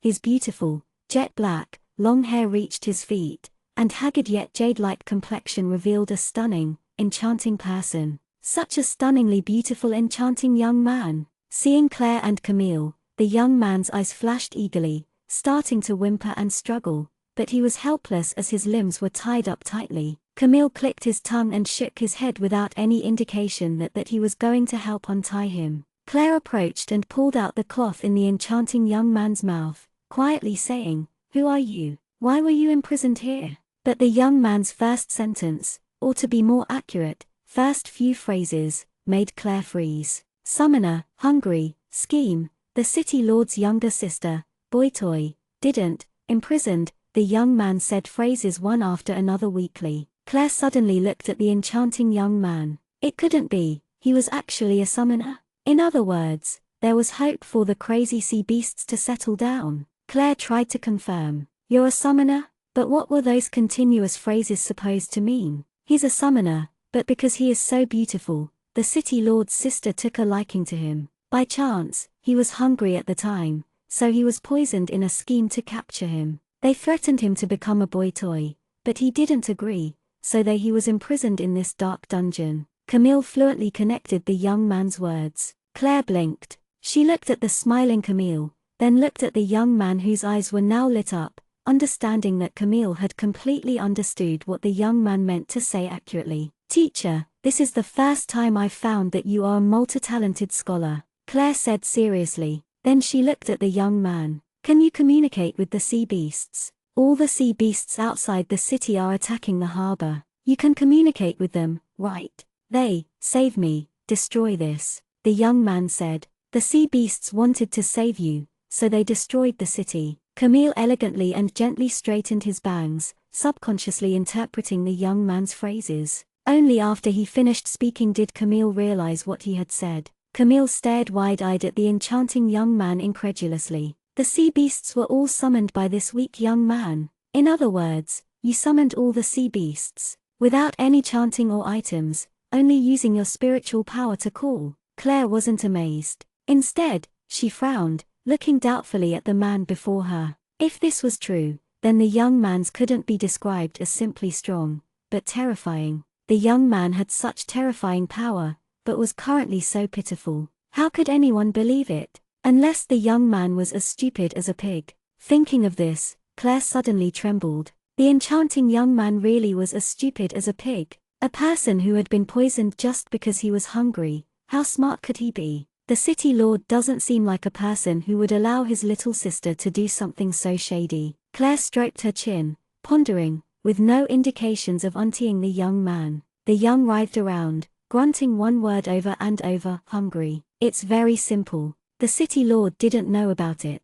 After this guy summoned all the sea beasts he could after he woke up to escape, they had already ran away. The people who had kidnapped him didn't dare to let him go, not at the time. Of course they would hope he died. As the city lord's little sister, kidnapping a boy is definitely dishonorable. Camille quickly explained his conjecture. Claire saw joy in the young man's eyes again. Perhaps the young man already saw Camille as a close friend by now. "What's your name?" Claire looked at the enchanting young man before her, still with no indications of unteeing him. "Dong Fenghao." The enchanting young man blinked his eyes, watching Claire blankly, then said, "Hungry." Claire finally realized that the terrifyingly powerful summoner was unordinarily deficient when talking, and the young man's eyes were crystal clear. Who did he remind him of? Claire tried to remember. That's right. He was a little similar to Chao Chukin. They both felt pure, like they hadn't experienced the world yet. Claire felt like the young man had also just left some kind of deep mountain or forest for the first time,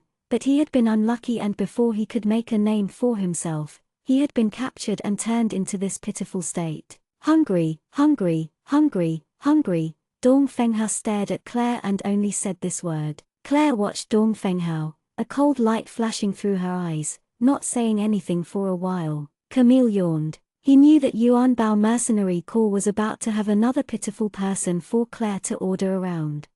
Chapter 93. In Claire's room, Summer and Chao Chukin stared wide-eyed at the enchanting young man who was gorging like his life depended on it, speechless. Wasn't it already the 10th plate of food? The guy looked so beautiful on the surface, but the way he ate was so nasty. Most importantly, his stomach seemed to be bottomless. Who knows how many times Walter and Jean had already stealthily went to get food from the basement. Of course, besides them, no one else knew the current situation. Did you eat like this before too? Summer asked carefully, seeing the Dong Fenghao who was gorging on food like his life depended on it. Dong Fenghao couldn't talk at the moment, so he nodded, then stuffed a piece of bacon in his mouth and drank a swig of juice. Your appetite has always been this big? Chao Chukin asked, also cautious. Dong Fenghao nodded, still chewing bacon. TCH, who could afford to raise him if he eats like this? Walter said sourly. I was kicked out,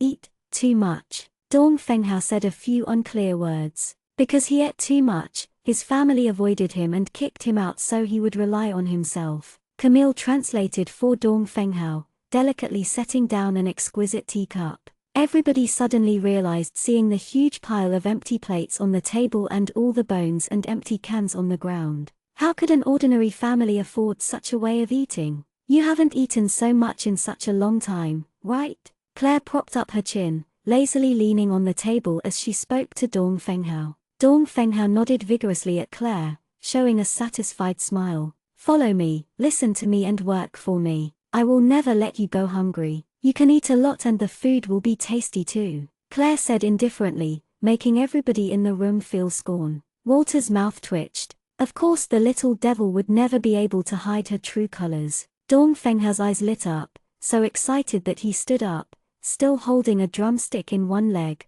waving it as he said inarticulately, "No, not every time, eat so much, hungry for a long time." At this, just as Camille was going to translate, Claire nodded. I understand what you mean. You're trying to say, you don't eat so much every time.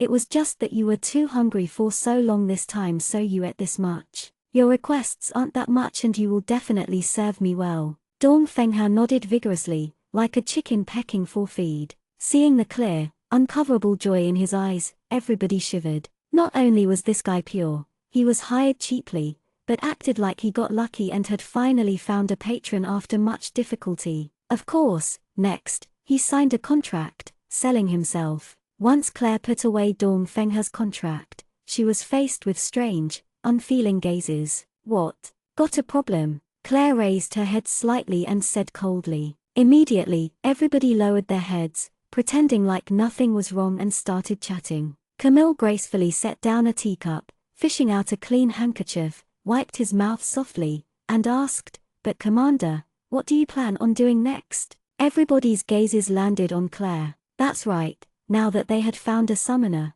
what were they going to do next? Next, a strange smile appeared faintly on Claire's mouth. She didn't continue speaking, but the strange feeling made everybody's heart quiver. What Claire was going to do next was definitely no good. They dared to bet their life on it. All right, everybody, go and rest well. Tomorrow early morning, there's going to be a good show. Claire clapped her hands together softly, indicating for everybody to return to their rooms and rest. It was already late in the night, so they wouldn't be able to rest for much longer anyways. Tomorrow, the Yuan Bao Mercenary Corps will take its first step towards fame. Camille smiled gently, strolling away. Everybody blinked and glanced at each other, a strange feeling arising in their hearts. Early morning the next day, the sound of the alarm bell cut through the air. The sea beasts were gathering to attack together, and this time was more intense than any other. Fierce waves smacked the city wall and the wall shaked with the sounds of crumbling. The city lord's expression was extremely grave as he hurriedly dressed and brought the still tired Magikians up the wall, rushing. In the far distance, just as the sky brightened at the edge where the sky and sea met, white caps frothed, the ocean crushing with waves. Giant sea beasts bared their fangs as they approached. There was the loud sound of rumbling. The river within the city had risen and the boats that had taken shelter on the river within the city rose with it, then fell, splashing and creating large waves. The deafening sound resonated into the horizon, loud enough to be heard from within placid waters. The inhabitants of the city that hadn't run away were all praying, placing all their hopes on their lord and the mercenary group that had helped repel the sea beasts yesterday, hoping that today, they could still successfully withstand against the half-crazed sea beasts and persevere until aid arrived. But the sky dimmed, becoming more and more dark, casting a shadow on their hearts. The city lord and the Magikians all paled seeing the situation before them, their hearts sinking. Maybe they weren't going to be able to resist the situation. There were several more sea beasts today, and they were approaching quickly, their angry howls piercing one's ears painfully. The city lord frowned as he looked ahead, biting his lip deeply. He had made a decision. As the city lord, once the crisis passed, even dying with the city would not be enough. But the Magikians before him were all valuable assets of the empire. They definitely could not die here. He had to command them to withdraw, now. Just as the city lord was about to order them, a string of footsteps sounded from behind him. Turning around, the city lord saw Claire's indifferent face as she led her group forward. Commander White, just as the city lord was going to speak, a giant wave came crashing down violently, splashing everywhere. Camille calmly and gracefully opened a small parasol, blocking the splashing seawater. White Emperor hid behind Camille's head on his shoulder, looking pleased. White Emperor had preferred to stay with Camille ever since they left the capital because Camille was always neat and tidy. Jean unsheathed his sword,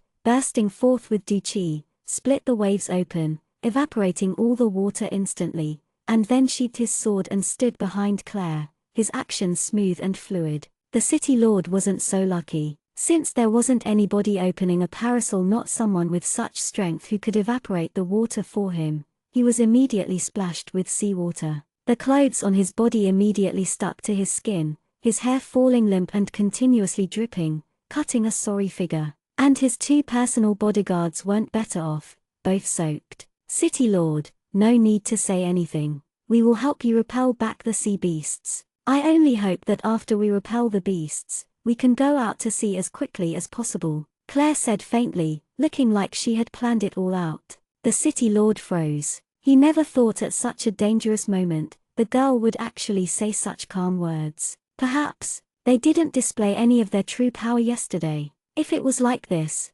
happiness flashed through the city lord's eyes. If it was really like so, then placid waters would have hope. Then the girl's calm and collected attitude made sense. Commander White has a way to repel the sea beasts? The city lord asked eagerly. Yes. Also, the sea beasts will never attack again, I promise, Claire said seriously, nodding. Really? The city lord was so moved, he was trembling. Although the girl before him looked ordinary and no older than 15, she gave a feeling of trustworthiness that couldn't be explained. As for why, the city lord wasn't able to say. Perhaps it was her eyes bursting with boundless confidence, or perhaps it was the indescribable brilliance that she radiated. Yes, that's why I hope that after we repel the sea beasts, your lordship will find a boat for us so we can go out to sea as fast as possible. We have business to deal with. Claire was completely solemn. Then she looked ahead. There's no time to lose. The sea beasts are about to attack.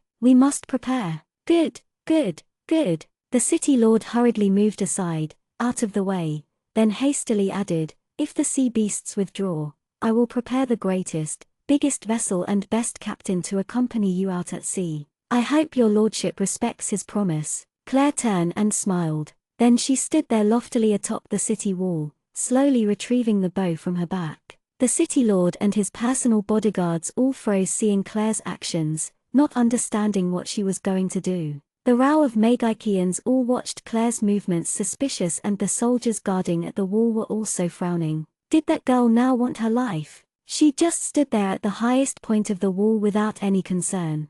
But a giant wave could knock her over and drown her. Claire stood there loftily, slowly raising the bow in her hands, aiming forward. Gradually, slowly, she pulled the bowstring. The expressions of the Magikians on the wall all changed because they could feel at the same time an enormous magic undulation currently pulsing coming from the ordinary-looking girl. As the bowstring was pulled more, the magicians' hearts all beated more intensely. The magic power was becoming more and more huge. A golden fireball was forming at the tip of the bow, continuously enlarging before all their incredulous gazes, becoming bigger and bigger. The boiling hot repressive aura made it unbearable for the surrounding people. Before the splashing spray could approach, they immediately evaporated. Claire's expression was ice cold. She released the bow with rapt attention. Claire's beautiful sculpture-like posture was imprinted deeply into the eyes of everyone present, deeply into their hearts. Ice-cold complexion, stanchly resolute gaze, beautiful hair flying. Hum, a long, melodious hum cut through the dusky air, a golden afterimage forming as the golden flame shot forward. Bang! The exploding sound resonated into the horizon, jolted everybody. The city lord even forgot to think as he just stared at the scene in the sky, unable to say a word. Chapter 94. The magicians' minds were all blank, stopping their movements as they froze and stared at the sky. The soldiers guarding the city wall and the residents who had been praying fearfully all looked up and marveled at the magnificent scene in the sky. The incomparably beautiful golden flame in the air exploded forth, whistling as it shot through the air. The grey sky shone a golden hue, and the gorgeous golden color seemed to drive away the fear cast in their hearts. Then the painful roars of sea beasts sounded from beyond the wall, ear-piercing. The sound of waves slapping the wall was deafening, able to be heard clearly from far away. Even idiots would know that the sea beast's pain was related to the gorgeous scene. The Magikians standing at the wall had their mouths open wide, not believing their eyes. That power was definitely not something that could be generated by a magic bow. The girl, the very ordinary-looking girl, was a Magikian whose power surpassed all of them by far. The sounds of explosions still arose here and there, the sea surging turbulently. The sea beasts roared extremely painfully, writhing in pain as they disappeared into the water. Nobody noticed that Dong Fenghao, who was wearing a large robe, was concentrating on something. Making the sea beasts pretend for a moment wasn't anything hard. As the sea beasts' roars became more and more distant, the waves died in strength. The dusky grey sky gradually became bright. Dark clouds dissipated, slowly revealing the sun. Outside the city wall, the seawater that had submerged the harbor was slowly withdrawing, gradually showing how the harbor originally looked. Everybody just stared vacantly at the miraculous change in the sky, unable to return to their senses for a long time. Incomparably brilliant sunlight warmly shined on placid waters, every nook and cranny, shining on every single person. The soldiers guarding the city wall from below stared blankly at the girl standing atop the wall. Under the sunlight, the girl's expression was indifferent, wind gently raising the girl's beautiful moment. For an instant, every seemed to see the girl shining thousands of rays brilliantly. Then in a blink of an eye, the girl looked so common, she couldn't have looked more ordinary. The sea beasts have withdrawn and won't come back ever again. The city lord stuttered, staring at the harbor that was slowly being revealed. Yes, they won't come back, because I already discovered yesterday why the sea beasts attacked the harbor. Claire replied seriously. The sea beasts were only giving humans a punishment. There needs to be a policy for limiting the amount of fishing. City Lord, you should consider this policy. For example, not allowing fishing during the season fish lay eggs. Looking righteous, Camille started to create a cover for Claire. It's like that. The City Lord's expression changed. He looked at Claire, wanting a confirmation. Yes, your lordship. I hope that you will deal with that matter well. The sea beasts have already withdrawn and will never attack again. I believe under your leadership, placid waters will thrive once more, Claire said randomly. Of course she couldn't tell the city lord that everything they had seen just then was a half-truth. Letting these greedy humans understand how to be sustainable while they were at it was not bad either. Even in a fertile area, unregulated fishing would one day lead to depletion. When Claire said the reason for why the sea beasts attacked and submerged the harbor, everybody sighed, but they weren't able to find a better reason, so they believed it. The amount of food in the sea was indeed closely relevant to the sea beasts' existence, and placid waters was the empire's biggest source of sea products. The amount of sea goods produced every day was very huge. The reason did seem to hold truth. Claire never thought that the random excuse she found today would make placid waters develop and someday become one of the top 3 most flourishing harbors on the continent, becoming a prized treasure of Amparkland. Of course, this would be in the future. What was important now was facing the enthusiastic thanks of placid water residents and the City Lord's award. Please stay for 2 days, just 2 days. I have already reported to the capital. The Emperor's reward will come soon. You must accept our residents' most sincere thanks. Please, you must attend the award ceremony, the City Lord urged earnestly. All right, we'll be troubling your lordship to replenish our supplies to go out to sea and, of course, the biggest and greatest vessel and captain you promised us. Claire smiled faintly, agreeing immediately. Everybody had different expressions. Were they going to stay and attend the senseless award ceremony, and then wait for the people from the Temple of Light to catch up? Camille leaned leisurely on the window sill, watching the white seagulls fly everywhere. He knew very clearly that Claire, that crafty little girl, would definitely not wait for the people from the Temple of Light to catch up. After the City Lord obtained her promise, he smiled as he withdrew, satisfied, preparing to leave. How annoying, we can't even leave. Claire, you're really going to attend that something award ceremony? Summer kicked a chair, annoyed. The moment they had left the door, they were surrounded, and then the gifts of thanks almost crushed them to death. That's why they entrusted the City Lord to gather the items they needed to go out to sea. The names White Little Moon and Yuan Bao Mercenary Corps spread through placid waters, known to every household. The ordinary-looking girl with a small magic bow on her back was actually a powerful Megaikean. She led her small group to fight intensely against the crazy sea beasts, beating back the ferocious sea beasts with one strike, and placid waters became calm. This was something that the City Lord and all the Megaikeans of the city couldn't do, but the girl and the mercenaries that she led accomplished it. Such strength, such honor. Many people bragged that they had personally seen the girl's dazzling appearance that day.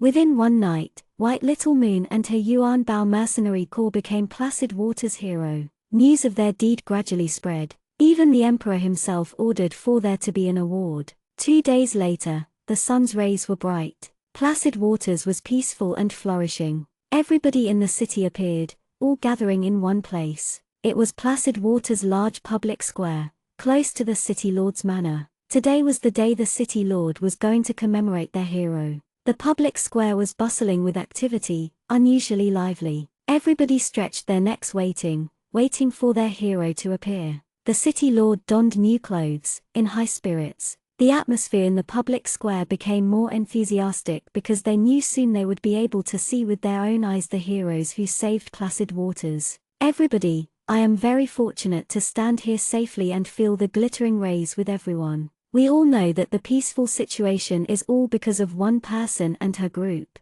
She is the hero who drove away the crazy sea beasts, White Little Moon, the City Lord proclaimed passionately. The masses below him cheered, the enthusiastic atmosphere reaching the skies. Next, please welcome our hero, White Little Moon and the mercenary group she leads, Yuan Bao Mercenary Corps.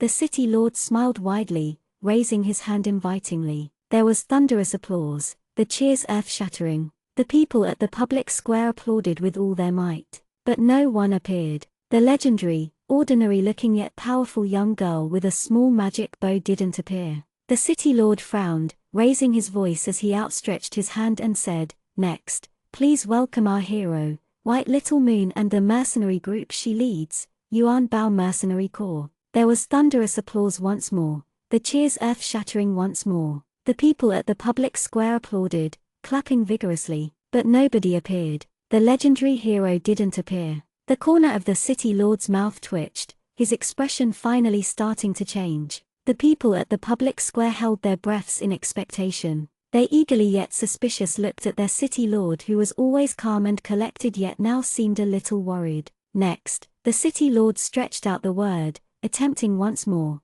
but a person came hurriedly from behind and whispered something in his ear. The people saw their city lord, who was not afraid of dying when facing the berserk sea beasts, whose expression didn't change when the city was on the verge of being submerged. Their city lord, who was always calm and collected, finally changed into an exceptionally interesting expression. Every person waited expectantly. A cold wind blew. Squawk, a seagull sounded, flying over the plaza, then bird droppings fell gorgeously, dropping on the frozen city lord's shoulder. Currently, Claire was squinting, lying on a bench on deck. Camille was smiling gently, currently elegantly pouring juice for Claire. White Emperor crouched on a table, enjoying delicious pastries. It was the first time Summer and Chao Chukin went out to sea. The two excitedly stood at the edge of the deck, seeing the boundless blue sea. Jean sat silently, not far behind Claire. The Wind Leopard was lying on the deck, sun-tanning.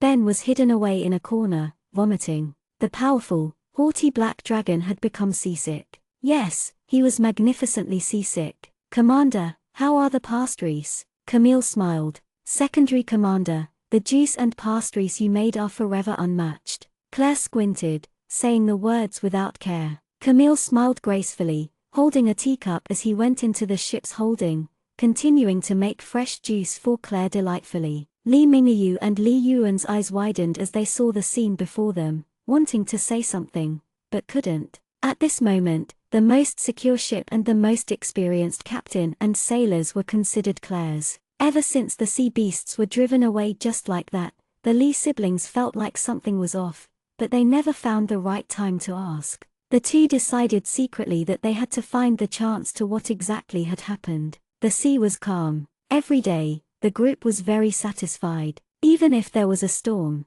they wouldn't fear. They had the experienced captain and sailors there. Thus, whoever fished, fished, whoever sunbathed, sunbathed, whoever ate, whoever made fruit juice, and whoever vomited, vomited.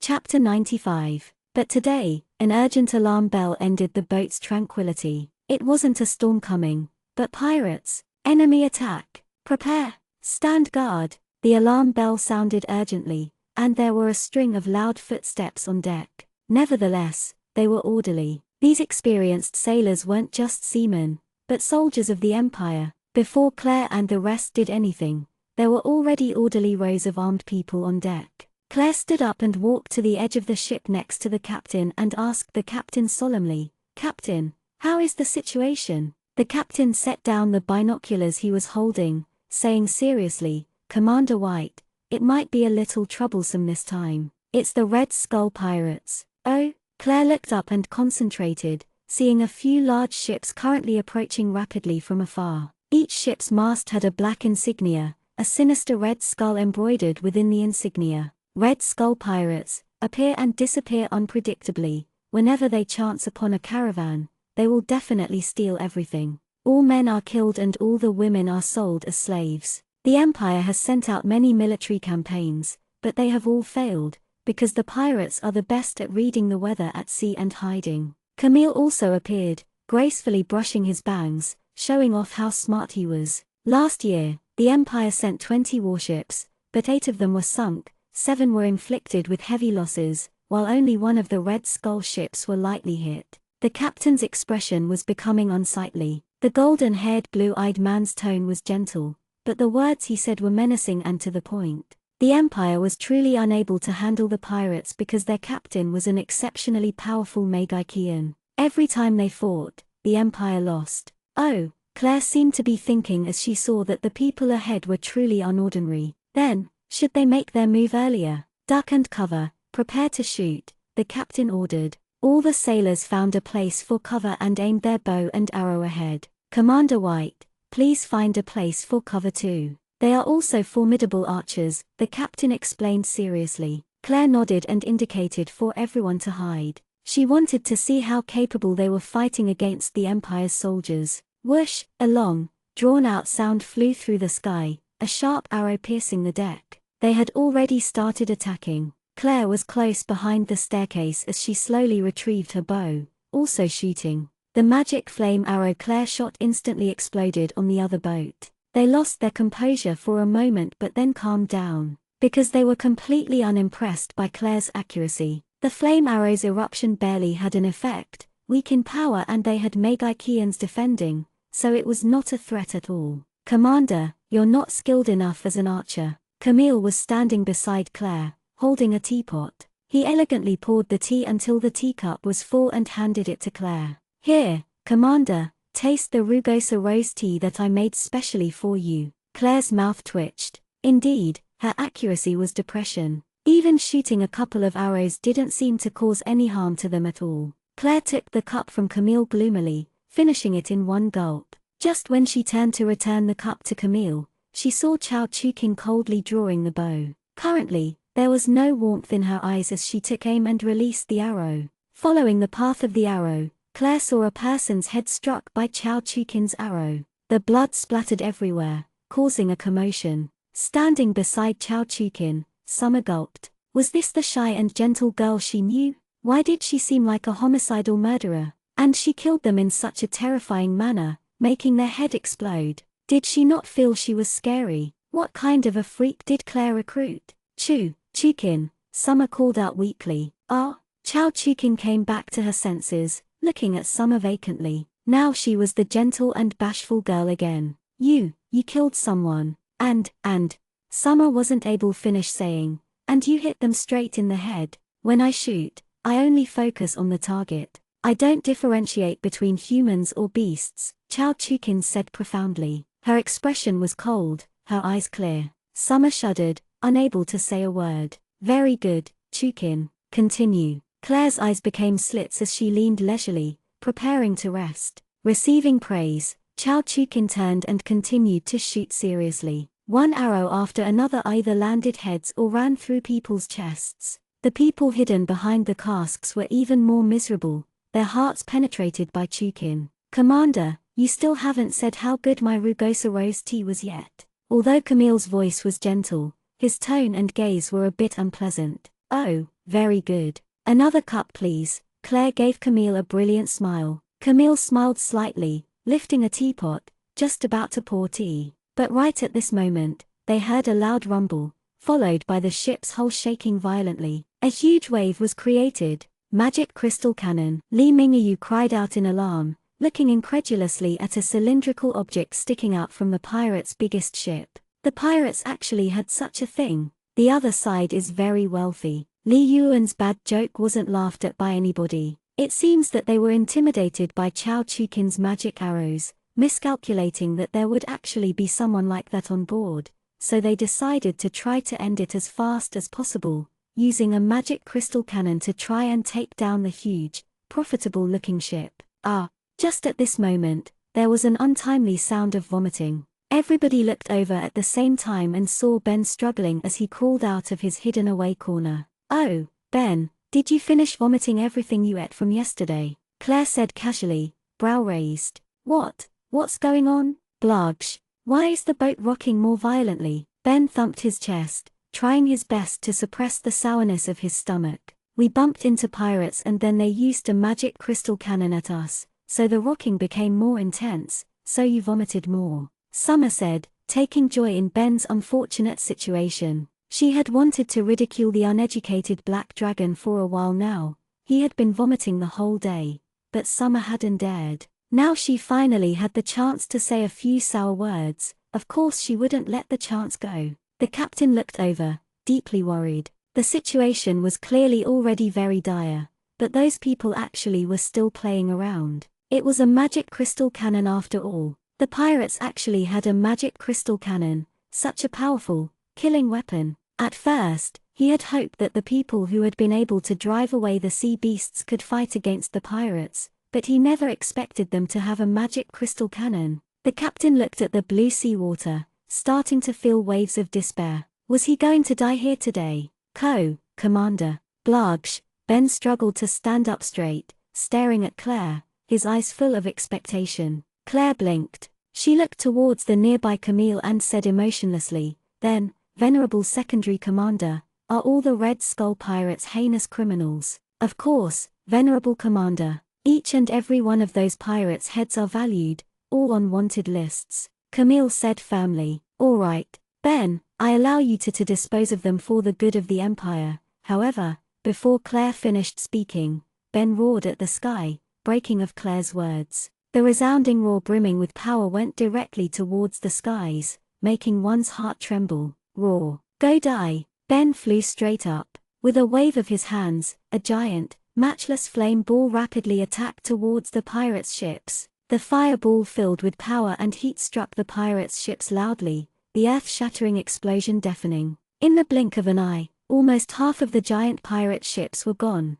Along with the loud rumbling sound, there were miserable shouts everywhere from the pirates. The fire spread crazily, making the fringe of the sky red. The captain and sailors stopped what they were doing, all dumbstruck seeing the situation before them, unable to say a word. Currently, their minds were completely blank. Summer's eyes widened. She fearfully shifted over to Chao Chukin's side, but looking up, she saw Chao Chukin's cold face as she was still shooting and taking people's lives. Summer shuddered, carefully moving towards Claire. Go die, actually daring to make your father's, vomiting worse, all go die. Ben blamed, still casting spells like they were nothing. The pitiful pirates had become the target of Ben's venting. If the pirates knew that the reason was because they had made the boat rock too much, perhaps they would have all died of depression. Ben, leave some alive. Also, don't destroy everything, Claire sighed helplessly. They were burned to this state. How could anyone recognize that they were originally the impressive and famous Red Skull pirates? The Red Skull pirates that made people terror-stricken were now a tragic legend. Of course, it wouldn't just end like this. The boat fragments flew, the wailing voices ear-piercing. If it wasn't for Claire stopping him, perhaps Ben would have bombarded them until nothing was left. The precious magic crystal cannon was almost destroyed by Ben's crazy magic. Once the Red Skull Pirates captain was dragged in front of Claire, he couldn't believe that he had actually been defeated by the ordinary-looking, commonplace girl. The terrifyingly strong black-clothed man had perhaps destroyed almost all his life's work, and having experienced the man's frightening strength, he couldn't help but admit that they were not the young man's match. Being defeated by him wasn't something wrong because the black-clothed man was the strongest person they had ever met. But the ordinary-looking girl before him was actually the black-clothed man's boss. The ferocious, strong, terrifying black-clothed man actually obeyed orders from her. Obeyed the girl who was clearly weaker than him.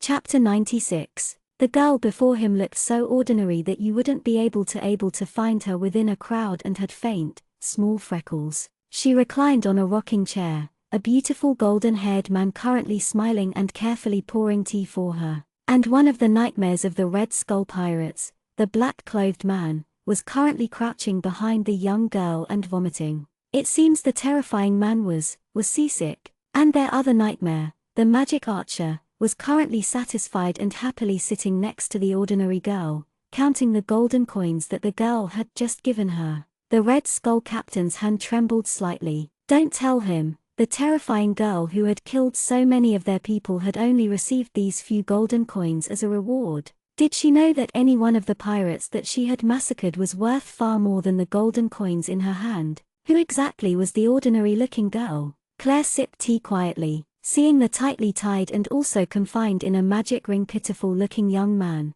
She asked, "Oh, you are the famous captain of the Red Skulls?" She was a bit shocked. She never would have thought that the legendary fearsome pirate captain would actually look like this, completely baby-faced and adorable, no scary aura at all. He had been able to make the pirates bend to his will while looking like this and had created a huge headache for the Empire, showing that he was definitely not as simple as he looked. "Yes, I am. Who are you?" "I have been defeated under your hands, at least you should tell me before I die." The baby-faced, adorable pirate captain glared at Claire and said coldly, "You should tell your name before asking for someone else's. Such an uneducated guy," Summer said angrily. But while she said this, she looked towards the vomiting Ben from the corner of her eyes. Naturally, she was hinting something. It was a pity that Ben didn't sense it. Instead, he was fully concentrated on retching. "Luke," the baby-faced captain said hatefully, then glared at Claire, waiting for Claire's response. "Captain, find the nearest island to go ashore and right after you hand them over to the local authorities, we'll be on our way." Claire yawned, then laid down. Luke's baby face instantly flushed red. He hatefully glared at Claire and snarled, "Who are you? Did I say that if you told me, I would tell you? You are a pirate. Since when did you think that the universe was fair?" Claire didn't even look up, her eyes still closed. "I'm not going to tell you no matter what. You will die with remaining grievance." Everybody's heart shivered. This little devil was indeed evil, very, very evil. Luke froze, staring rigidly at Claire until he was dragged away. His gaze was extremely complicated. The remaining pirates were captured and also smoothly handed over to the nearest island's authorities. The magic crystal cannon was also left behind, planned to be handed to the higher-ups. After news of the Red Skull pirates being crushed with one swoop traveled, it raised a commotion wherever it went. All of the island's residents wanted to see who did it, but Claire's party didn't even leave the boat. After the captain and sailors finished handling it, they immediately set out to sea. Only the names White Little Moon and Yuan Baokor were left behind. Camille adjusted the parasol, smiling as he said to the person sitting below the parasol, "Commander, you'll have gained fame again. Venerable Secondary Commander, your golden hair glitters so brightly under the sunlight, as dazzling as pearls." Claire didn't even open her eyes, speaking without thinking. "I want a rugosa rose pastry." "All right, Venerable Commander, I shall serve." Camille didn't speak anymore, eagerly entering the hold of the ship. White Emperor chirped and jumped on Camille's shoulder, Dong Fenghe following closely from behind. Only then did Claire sit up and open her eyes to look at the Lee siblings who had been sitting in front of her for a long time without saying a word and asked emotionlessly, "All right, what do you guys want to say?" Now, only they three were left on the edge of the deck. Everyone else was dealing with their own matters. Summer had been led away by Chow Chukin to roast fish while Water was on the highest deck, sun tanning. Jean was resting in the hold of the ship. Ben was vomiting as usual. "You're not cute at all." Li Yuan looked at the Claire who was indifferent and coldly humphed. Claire shrugged, not denying anything. Li Yuan started saying, then quietly said, "We know that the black-clothed man isn't human, but a dragon. That's why he has such powerful strength. But why would he listen to you? And why did the sea beasts mysteriously withdraw that day? Don't use that vague excuse you gave the city lord on me." Claire raised a brow slightly, saying indifferently, "Why should I tell you?" Just when Li Yuan was about to explode in anger, Claire tilted her head and continued to say indifferently, "But if you want to know, I'll tell you." Li Yuan's mouth twitched, unable to say a word.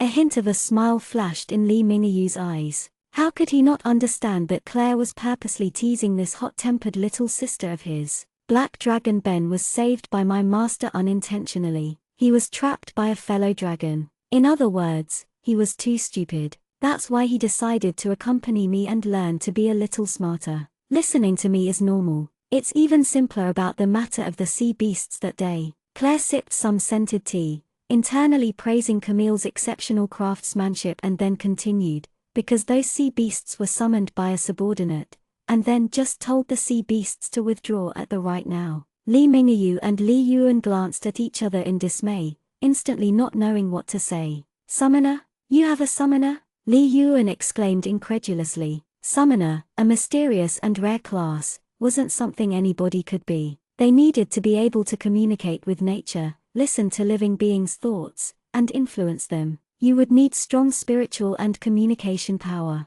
"It's the guy who only knows how to eat." Claire laid down again, saying carelessly, "You guys can sleep well now, you know the whole truth. Recuperate and prepare to fight for treasure." "How did you know that someone was going to compete for treasure with us?" Li Yuan's heart beat fast. After saying these words, she covered her mouth. Claire closed her eyes and said leisurely, "4 main clans. The Feng clan is intermarried with the Shui clan, so their status has always been stable. The Hua clan and your Li clan has always been incompatible as fire and water. How could the Hua clan that has always been a thorn on your side not try to stop you from finding the artifact to revive the Li clan?" Li Mingyu and Li Yuan stared at each other for a long time, both seeing many moods in each other's eyes: admiration, worry, gratitude. Claire had already figured out everything about them clearly. There really were people from the Hua clan that Claire had expressed worry for who would come to wrest away the treasure. The people from the Hua clan hadn't made a move the whole time because they were waiting for an opportunity. Claire just closed her eyes and rested.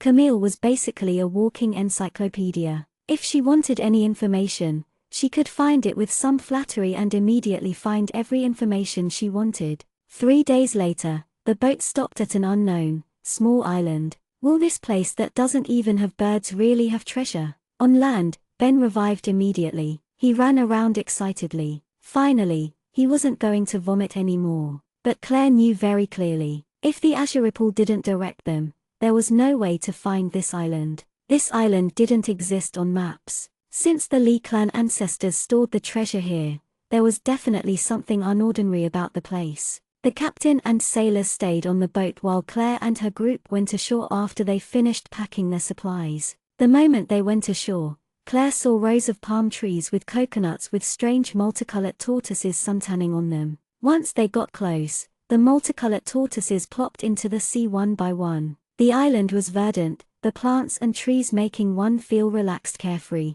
The animals were not afraid of humans at all, curiously evaluating them. Lee Mingyu pulled out the azure ripple and looked at it, then looked up ahead and said, certainly, just ahead. Then let's go, Claire said leisurely, riding the wind leopard-like before, making Summer look down on her. Lee Mingyu led the way, hacking a path open with his sword, everybody following close from behind. Claire squinted, looking at Lee Mingyu's movements, estimating Lee Mingyu's strength, but after watching for a while, she came to a conclusion helplessly. She couldn't see through Lee Mingyu's cultivation level at all. After a long time, they're finally a discovery. It's right in that cave, Ben asked doubtfully. He stretched his neck forward, looking at the giant cave. The azure ripple is indicating that it's right inside, Lee Mingyu replied certainly and strode forward, taking the lead. Elder brother, careful of anything strange. Li Yuan ran up quickly. Lee Mingyu nodded then carefully walked forward.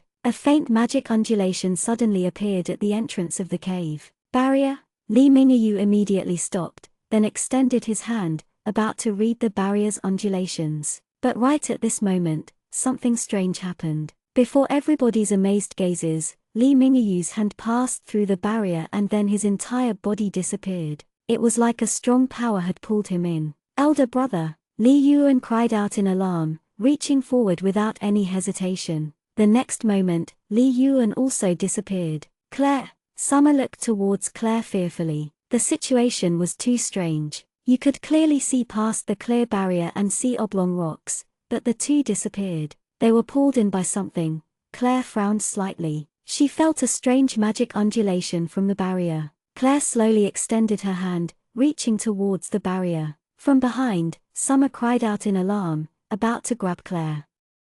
Chapter 97. The next instant, Claire suddenly felt an irresistible strong power suck her in directly. Pulling Claire's hand, Summer was also sucked in right after. Instantly, 4 people had disappeared. Ben humped coldly, extended his hand, and also disappeared before their eyes. Jean didn't say a word, walking forward and disappearing voluntarily. Everybody else looked at each other in dismay. Camille shrugged and walked forward in a relaxed manner. Everybody also went right after, all disappearing at the cave's entrance. Just as they were sucked into the barrier, they felt an irresistible force down. The sound of Summer and Chao Chukin's shrieks came. Claire was rolling her eyes, completely speechless at whoever had designed the path. It felt like a roller coaster, sliding down a giant curved slide, specks of ores inlaid in the walls shining like stars, lighting up the cavern. Everyone rapidly slid down one after the other. Summer and Chao Chukin's shrieks could be heard at different intervals.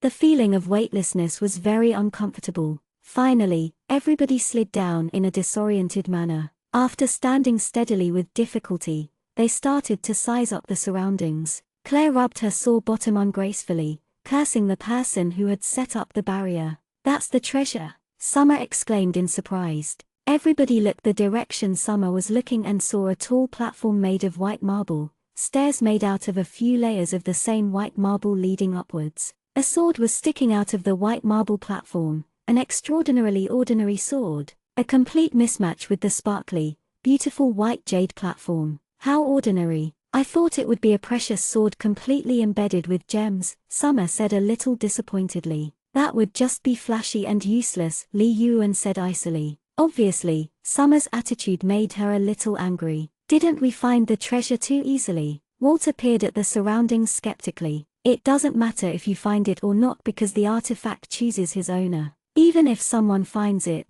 if they can't pull him out, then it will just be a decoration and can't be used, Li Mingyu explained. Claire remembered his past words and understood. The artifact was created by their Li ancestors and only descendants of the Li clan could pull it out. No wonder Li Mingyu was so unhurried. He believed that it was impossible for the artifact to choose anyone besides them Li siblings. But it really looks ordinary. Ben walked up the white jade platform and crouched down, looking suspiciously at the sword. What do you know? Claire also went forward and examined it, coldly lecturing Ben. The more ordinary something looks, the more enigmatic. Ordinary-looking things often make people lose their guards. Biding your time and then making a fatal blow at the right moment can achieve what was previously impossible. Ben frowned as he watched Claire, listening intently to Claire's teachings, then nodded. In other words, making a pretense. Trick your enemies, make them think you're useless, then beat them up viciously. This method is very effective, Claire continued to teach coldly. Oh. Ben nodded over and over, remembering this exceptionally keenly. The two's teacher and student appearance made everybody look in disbelief. Li Mingyu slowly walked forward, watching the ordinary-looking sword profoundly. He knew that the sword was definitely not as simple as it looked. Just as Li Mingyu approached the treasured blade, a strange situation happened. The sword started to vibrate slightly, slowly glowing silver. Li Yuan smiled joyously and was relieved. The sword definitely had a consciousness. There was hope for reviving the Li clan. Li Mingyu also started to become a bit excited. The treasured blade that he had been looking for was right before his and actually had a reaction towards him approaching. Claire stared wide-eyed at the scene before her, gasping internally. The artifact really did have a will and could choose its owner. Everybody else also stared unflinchingly and held their breath seeing the scene before them. As Li Mingyu came closer, the sword vibrated more intensely and the sword became brighter. Li Mingyu was completely solemn. He stood before the treasured blade and said in a dignified manner, "Please reply to my summon. Follow my will, guide the Li clan towards prosperity once more." Everybody had unmoved their gaze, watching Li Mingyu's actions closely, fearing they would miss the mysterious moment when the artifact would accept its owner. Li Mingyu solemnly closed his eyes and slowly extended his hand, setting it on the sword hilt, then pulled with force. Instantly, there were infinite rays, striking the soul. Strange. The treasured blade did not move a single inch. It just vibrated and glowed silver as before. What? After being shocked for a moment, Li Mingyu pulled forcefully once more. The treasured blade did not move a single inch, just as before. Everybody blinked, perplexed. Didn't he already finish making a big show out of it? Why hadn't he pulled it out yet? Claire also frowned, looking at Li Mingyu, not understanding exactly what he was doing. What was he doing? Just standing there and not pulling out the sword? Li Yuan frowned slightly because with her older brother's personality, Li Mingyu wouldn't continue to hesitate and not pull out the sword. An ominous premonition arose in her heart. Li Mingyu pulled forcefully once more, but the treasured blade was still stuck in the white jade platform as before, not moving at all. Li Mingyu's expression finally changed. He slowly let go and said in a low voice, "I can't pull it out." "Yuan, you try."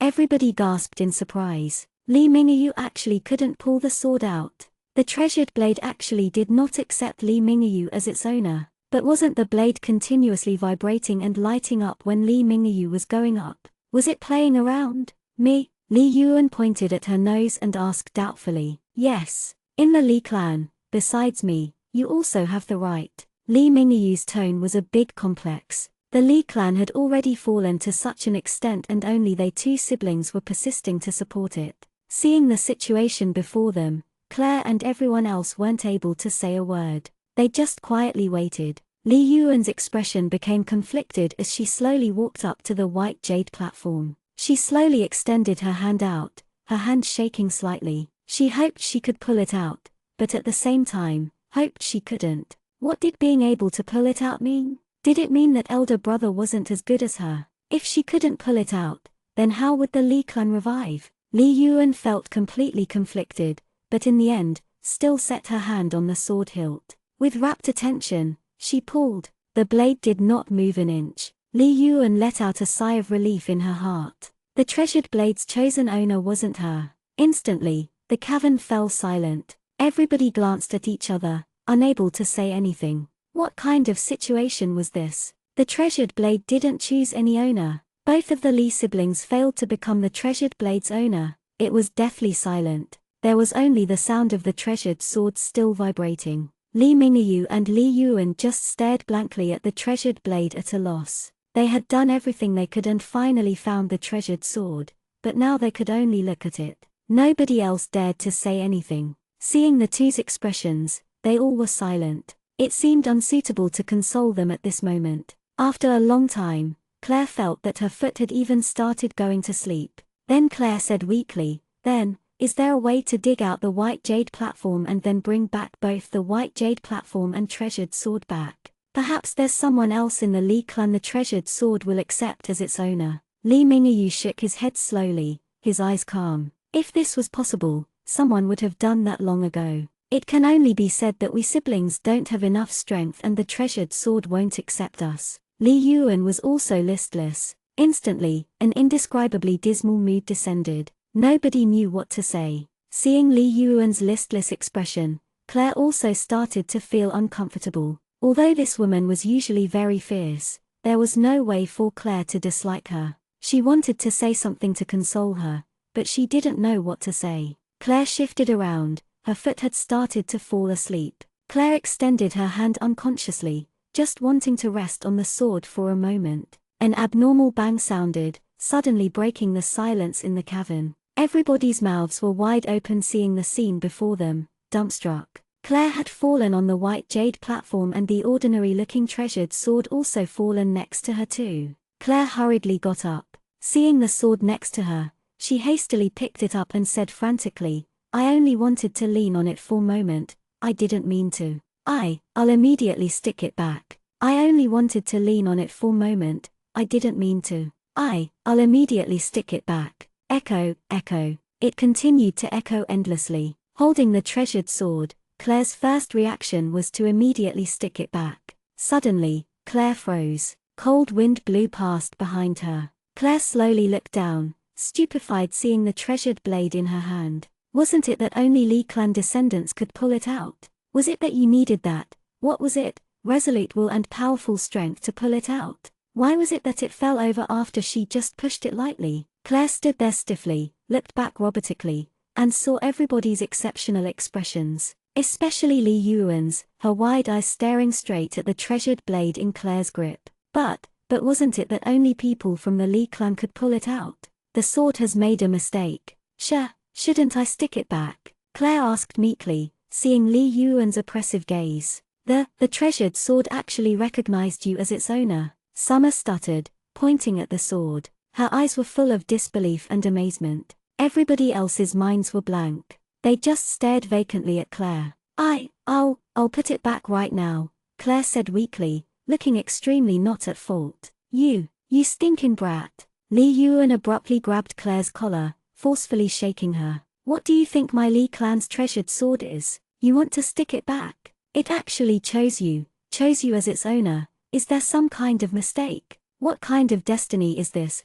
Chapter 98. Li Yuan's angry voice echoed hysterically in the cavern. Claire was shaken dizzy, but she didn't dare to refute. All right, Yuan, that the treasured sword has chosen Claire as its master is a fact. We can't change anything. Li Mingyu said quietly. Li Yuan let go of Claire's collar furiously, but still glared at Claire. Claire glanced at the sword in her hand and her lips twitched. She really wanted to say, I also didn't want the sword to accept me as its master, but against Li Yuan's killing gaze, Claire sensibly repressed her urge. What's going on? Was it that only people from the Li clan could be accepted by the sword? Why would I be able to pull it out? Claire looked suspiciously at the sword in her hand, perplexed. Of course you could, Li Yuan said angrily, about to say something, but Li Mingyu warned her in a low voice. Yuan. Li Mingyu's expression was extremely complex. He said quietly, it's already a fact that Claire has been chosen to become the master of the Azure Ripple sword. Since it has actually done so, there must be a reason. It's just that we are unable to know exactly why. Claire watched the two who had complex expressions. She kept on feeling like the two were hiding something, but wasn't able to tell exactly what it was. "This is an artifact. I don't feel anything unusual about it," Claire said doubtfully. She raised the azure ripple sword and lightly swung it around. The azure ripple sword is a weapon that can grow. As you continuously develop, he will also develop with you and display his might. This is why he is called an artifact. Seeing the azure ripple now, it seems that it really is only a normal sword, Li Yuan said moodily. Sure enough, the azure ripple sword that was originally glowing silver slowly darkened and turned into a very ordinary longsword. Claire brandished the azure ripple sword dejectedly, wanting to say, "It's only a weapon," but it actually looks down on people so much. In any case, it was the first time she had heard of a weapon that could grow. "But now what do we do? Originally, you two wanted to find this sword to revive the Li clan. Now you will return empty-handed," Claire worried asked the Li siblings. Although Claire wasn't satisfied, she immediately remembered this. "We can only improve one step at a time then. We have already tried our best. If the heavens want to end our Li clan," Li Mingyu's voice was a little bleak. Li Yuan became frantic, immediately saying, "Elder brother, that won't happen. I won't let the Li clan end." Seeing the circumstance, Claire started feeling conflicted. It wasn't for the sword crazily choosing her as its master, the situation wouldn't have developed into this. Can I do anything for you?" In the end, Claire asked this quietly. "No need. It is heaven's will that the sword has accepted you," Li Mingyu said quietly, but before he finished speaking, Li Yuan interrupted him. "Of course, you need to work for us, you need to pay responsibility," Li Yuan said loudly, angry. Yes,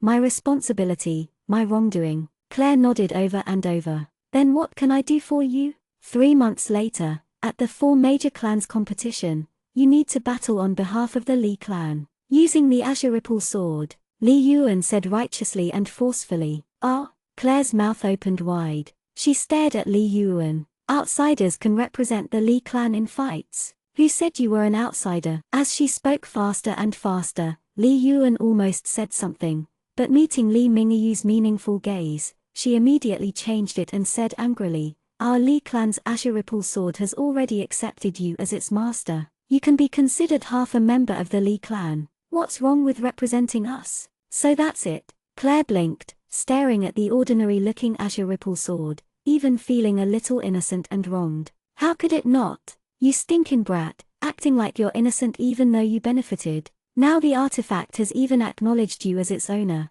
isn't it proper for you to work for the Li clan?" Li Yuan looked incredibly resentful and anxious. "Oh, that seems to make some sense." Claire stroked her chin, then sighed. "All right, then 3 months later, I will represent you in battle." "Good." Li Yuan nodded, satisfied. Li Mingyu was frozen and still hadn't come back to his senses. The two made their decision just like that. "But right now, you are way too weak. You can't even bring out half of the azure ripple sword's power right now. I'll train you for the next 3 months." Li Yuan's eyes lit up, incomparably wicked. Claire's mouth trembled. She suddenly felt like her prospects had become gloomy. Claire glanced at the sword in her hand a little resentfully, cursing at how unlucky she was just then. She could have rested on anything because of her feet falling asleep, but she just had to rest on the damn sword. Now she was actually in hot water. It really wasn't her fault. How depressing. Everybody casted sympathetic gazes at Claire. Camille shrugged slightly, showing that although he felt sympathy, he couldn't do anything. On the other hand, the meaning in Jean's eyes were clear. "No matter where Miss goes, I shall follow. We'll train in Mountain of Lost Souls for the next 2 months and then return to the Li clan and train for the 3rd month." Li Yuan said viciously. Claire was at a loss for words. "Then let's go now." "How do we go out?" Claire asked, puzzled looking at the giant curved slide. "There's stairs over there." Camille smiled and pointed at a long staircase at the side. Everybody turned to look. Sure enough, they saw that there was a well-kept staircase next to the slide. They all felt frustrated and then suddenly thought that whoever had designed the cave and set up the barrier was truly mischievous. Even though there was a staircase, they just had to experience sliding down painfully as their bottoms were scraped. But just at this moment, there was an alarmingly loud sound from the cavern's entrance and then the cavern started to shake violently. Stones continuously dropped and the entire cavern was on the verge of collapse. It's going to collapse! Ah! Summer screamed fearfully. With a wave of her hand, Claire constructed a barrier that surrounded everybody. It's the Hua clan. Li Yuan's expression was ice cold as she spoke decisively. Everybody froze. Claire was also perplexed. It can't be, nothing can hidden over the seas. If there was a boat, we could have definitely discovered it. Our captain and sailors were all chosen by the city lord personally and are all loyal soldiers of the empire. Stones thumped as they smashed on the barrier. Although the shaking of the cave looked very dangerous, it didn't collapse in the end. Instead, the light from the cave's entrance was gradually disappearing. The entrance was being buried. There's only one explanation: someone infiltrated as one of the sailors. Li Yuan's expression became colder and colder. Impossible. Camille said softly, I saw every person the city lord chose. They were all citizens of the empire, purely from Amparkland. Their backgrounds were all clean. It's not a person being replaced, but someone's soul. Li Yuan clenched her teeth. At this moment, the cavern had finally quieted down. There were stones all over the place and the entrance was completely sealed. What do you mean? Claire sensed something was wrong. The Hua clan has a high-level evil magic. It can transfer a person's soul to another person's body, engulf their soul, and then control their body. Li Mingyu's expression was also becoming unsightly. He said in a low voice, who would have thought they would spend so much to stop us? They actually sent someone who could use such high-level magic. A clash between spiritual powers. Claire had figured out what kind of power it was. What if the person they're trying to take over has strong spiritual power? Claire immediately asked as she undid the barrier. Then there would be a backlash. If it was a heavy blow, then they would be dead, and if light, then they would become a vegetable. That's why they don't dare to use the evil magic so easily. This time they chose to use it against one of the sailors and didn't dare to choose any of you guys. Li Yuan sneered. I reckon they wanted to blow of the cavern and bury us alive, but the cavern can't collapse so easily. That's why they will definitely be waiting for us at the entrance to ambush us. Then let's get rid of them, Ben said sinisterly. That magic seems really interesting. Walter smiled toothily, becoming interested. As a dark Magikian, naturally he would want to experience the evil magic, or, better yet, learn it. I actually want to know where their true body is. A strange smile appeared on Claire's lips. She said softly, if their body is destroyed, then what will happen to their soul that's in another body? After hearing Claire's words, everybody's heart suddenly shuddered. Let's go out first then talk. Claire carried the ordinary-looking azure ripple sword, leading the way. Their group went up the staircase. Ben waved his hand casually, casting magic to clear the path. But at this moment, Li Yuan suddenly stopped and called out, wait, what is it? Claire frowned slightly. She concentrated and sensed the surroundings, but didn't find anything out of the ordinary. Claire, you rely on the brute force of this dragon too much. It won't benefit your growth at all. So from now on, he can't do anything, unless you're on your dying breath. Li Yuan said seriously. Ah? Claire's mouth was wide open. Seeing the staircase covered in stones, she had a headache. Did she want her to start doing everything by herself now? Good luck, Commander. I will fan you from behind. Camille had on a remorseful expression as he was standing right behind Claire, preparing to wave a small fan he had gotten from who knows where for Claire. Ben immediately moved out of the way and withdrew. Summer started smiling soundlessly. Chao Chukin blinked. She seemed to be a little confused. Walter yawned and leaned on the wall, starting to wait. Just as Jean was about to say something, Li Yuan said coldly, if you want Claire to die on stage at the competition 3 months later, you can interfere. Jean silently withdrew. Chapter 99. Claire sighed helplessly and set down the sword she had been carrying over her shoulder angrily, then burst forth with Du Qi. In the end, she still cleared the path. After the endlessly long path was finally cleared, everybody arrived at the cave's entrance. Brandishing the sword with a grunt, Claire's powerful Du Qi directly expelled away the pile of stones. With a loud bang, all the stones were sent flying. Instantly, light appeared. Just as light started seeping in, Claire immediately set up a barrier. Next, arrows rained on the barrier, clamoring. They were ambushed at the barrier just as expected. Fly, children! Claire suppressed the resentment in her heart and spit out these 2 words viciously. Before everybody could understand what they meant, Claire had already chanted a spell, giant golden flames rapidly enlarging into giant fireballs from each hand. Claire threw it abruptly. Miserable shouts sounded. Sure enough, they saw a few people screaming as they flew up into the air. Claire, those people are sailors, Summer said weakly. Their soul has already been engulfed. The soul inside their body is the person from the Hua clan. Once the Hua clan person's soul leaves the bodies will become undead. Letting the proud soldiers of the Empire's corpses become undead would be their greatest insult, Camille said softly. He smiled, but his eyes were completely ice cold. Yes, killing them would be the best way to free them. Jean looked ahead, his gaze resolute as he said these words in a low voice. Summer fell silent. Among these people, only she was not very familiar with death.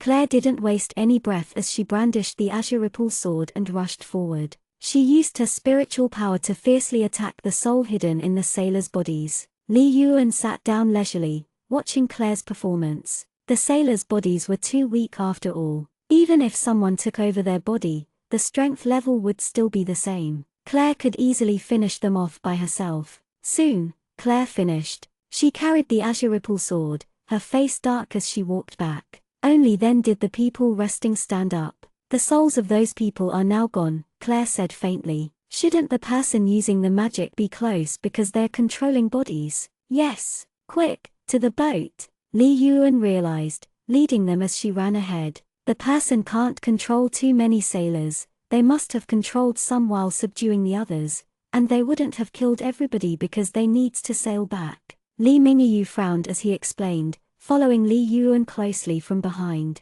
Sure enough, once everybody had rushed back to the boat was strangely quiet. Inside the boat, they found the captain and sailors all tied up tightly. After they untied each person, they said in disbelief what they had seen, saying that their comrades who they had been with all the time suddenly went against them. After they tied them up, they went off the boat with weapons. But Claire didn't listen to them. Instead, she went directly to the lowest level of the hold of the ship. That was the only place they had never set forth in. Everyone else followed Claire from behind and also descended. From inside the hold of the ship where wine was stored, there was the audible sound of restrained coughs, very obviously attempted to be suppressed. Claire sneered coldly, kicking the door open. In the dusky room, it was hard to see. Claire casually released a fireball to illuminate the room and saw a young man with pale complexion at the corner, clutching his stomach as he tried to stifle his coughs. The vivid, dark red blood showed that he had suffered heavy injuries.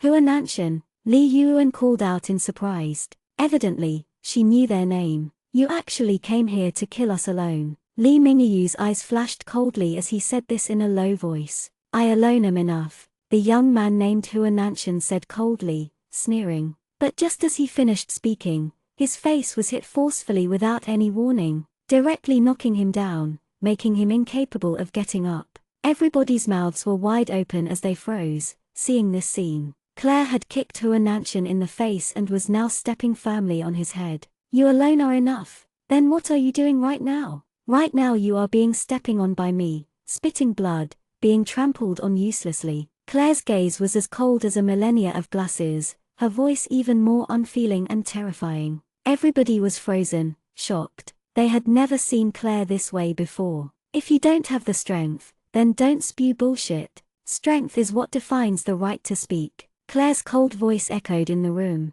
Everything was fake. Only strength was real. Once you have strength, everything you say becomes the truth. Your actions will all be righteous. Therefore, you must become strong. Become strong. While being stepped on underfoot, Hua Nanshan glared hatefully at Claire, his gaze completely filled with hostility and unwillingness. Claire icily glared at the person being stepped on underfoot by her and smiled coldly. Don't look at me with that gaze. You hate me. You don't have the right to hate me. If you want to hate anything, hate that you are too weak. If you were stronger than me, then the person being stepped on underfoot would be me. On the other hand, I would definitely not hate you. I would only hate how weak I was, that I had no way of beating you. Or, I would hate my conceitedness and my impudence, declining to work with others, wanting to gain glory myself and rashly act on my own. Everybody just stared vacantly at Claire. The Claire before them was very unfamiliar, very foreign. But she emitted an indescribable charisma. What was it? But nobody could put their finger on it. Astonishment and hate flashed through Huananshan's eyes. Evidently, Claire had accurately hit his weak point. He had come to kill the Lee siblings for own glory for himself, but he didn't expect that there would be someone with spiritual power. Even more so, he didn't expect that their spiritual power would be so strong. Let me live, I'll pay for what it's worth. Huananshan said with difficulty. Is your life worth a lot of money? Claire smiled coldly, stepping down harder. The Lee clan should be almost bankrupt. I'll pay 5 million gold coins. Huananshan said from underneath Claire's foot with difficulty. Claire turned and saw Li Mingyu and Li Yuan's expressions change slightly, awkward and angry. Claire understood that Huananshan wasn't lying. It seems the Li clan had truly declined quite a bit. Let me ask you a question. A cruel smile appeared on Claire's lips. What?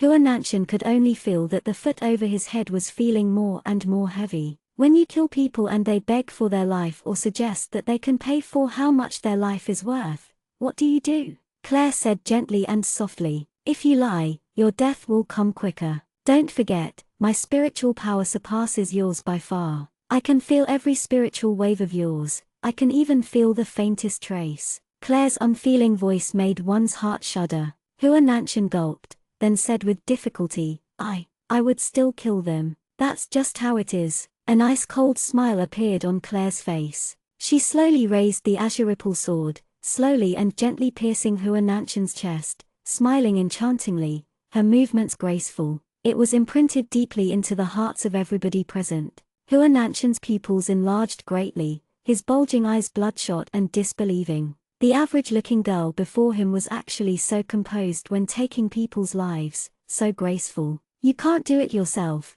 What gives you the right to unreasonably request for someone else to do it? Is it that only your life is a life and other people's aren't? A heart-shaking chilliness slowly filled the entire room. Instantly, everybody was puzzled. This was the radiant girl from before. The girl who had promised to always protect that commoner, and the girl before them who cruelly took someone's life were the same. It wasn't a misperception. This kind of contradictory behavior was from the same girl. Blood splurted, curving into a strangely beautiful arc. It also splurted onto Claire's face, but it was as if Claire didn't feel it as she slowly sheathed her sword and turned around. Camille was smiling like the spring wind just as before. He walked forward, pulled out a clean handkerchief, and carefully wiped the blood on Claire's face, his movements natural. No one knew, but the dark mark on the back of Claire's hand turned deeper.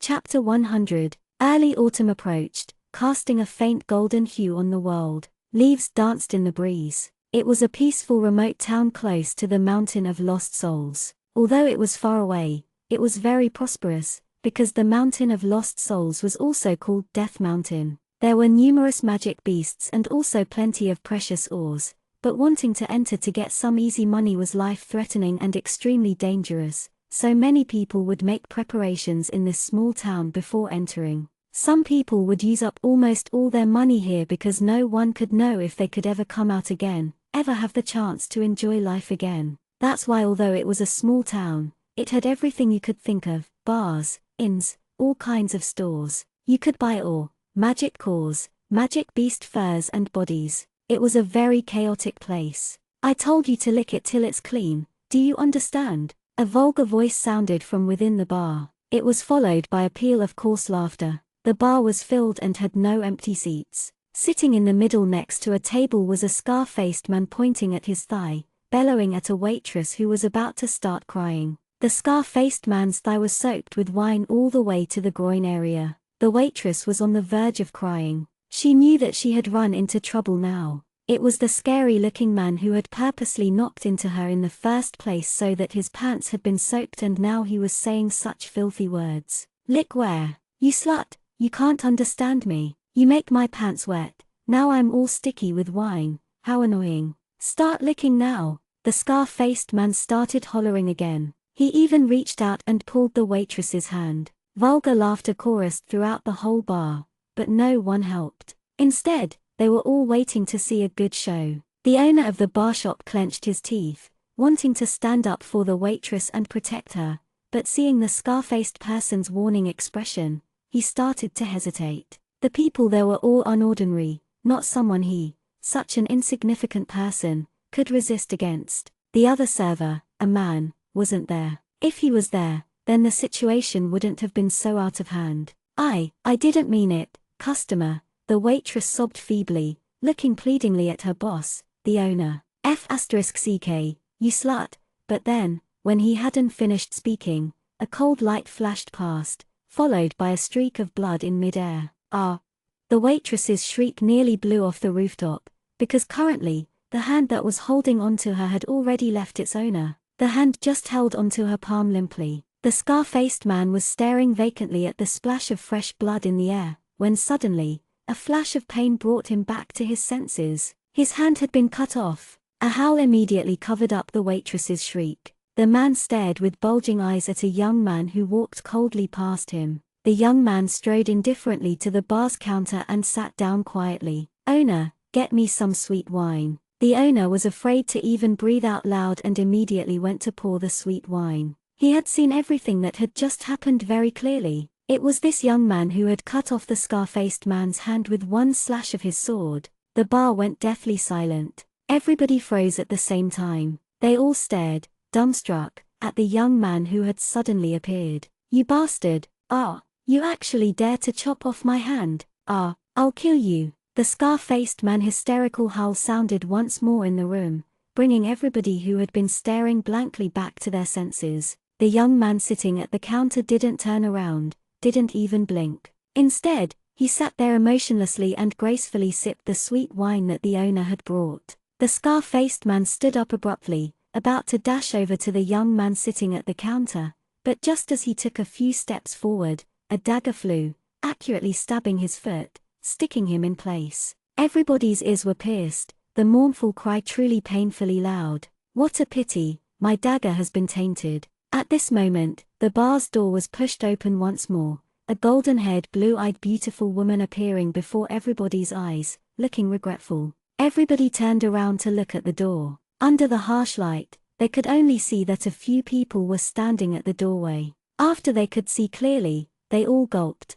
A man who looked somewhat similar to her was standing behind the beautiful woman, also golden-haired and blue-eyed. The two's faces were both ice-cold, not a trace of warmth in their eyes, making one's heart shudder. Behind them was a young man whose face was ice-cold, a sword strapped to his waist, had a steady gait, and breathed lightly. Everybody could see with a glance he was a warrior of high cultivation. Meanwhile, the black-clothed black-haired man's expression was overbearing while he emitted a dangerous aura with every fiber of his being. The delicate and pretty man in a long robe standing next to him was also unordinary. He was actually a Magikian. Only the two girls standing in the back seemed harmless. But once they saw the hands of the girl with the bow on her back, they all changed their minds. An ordinary archer wouldn't have such thick calluses. Only the man in the back with golden hair who kept on smiling looked harmless. Watching the crowd, he smiled and said softly, "Truly sorry for the inconvenience, my leader is moody today."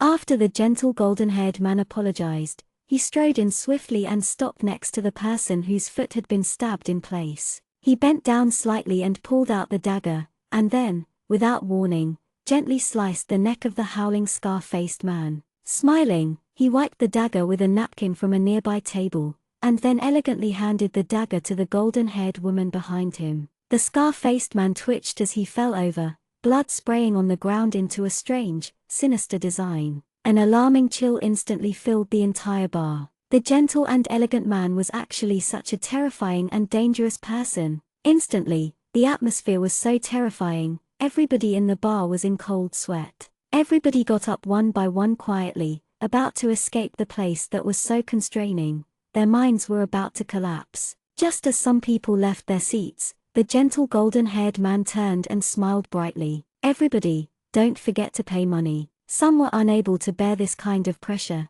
throwing down money and running away while shrieking. They had seen murders before, but not such a graceful one. "Commander, what were you doing, running here first by yourself and leaving us behind?" Camille smiled gently, sitting next to the woman who was pretending to be a man, Claire. "Humph." Claire only coldly humphed once and stopped talking. She raised her wine glass and continuing to drink as before. You really are hot-tempered. Didn't you only just carry the winged leopard for a few li dot because you lost a bet? Li Yuan sneered as she walked forward. She said righteously, not only am I increasing your arm strength, carrying burdens is also another important part of training. You cheated. Claire clenched and gritted her teeth. When she discovered the trick, it was already too late. If you didn't discover it, then don't call it a cheat. You still have much to learn, Li Yuan scolded. Claire stopped talking, turned around, and sipped her wine. It had always been her riding on Little Leopard,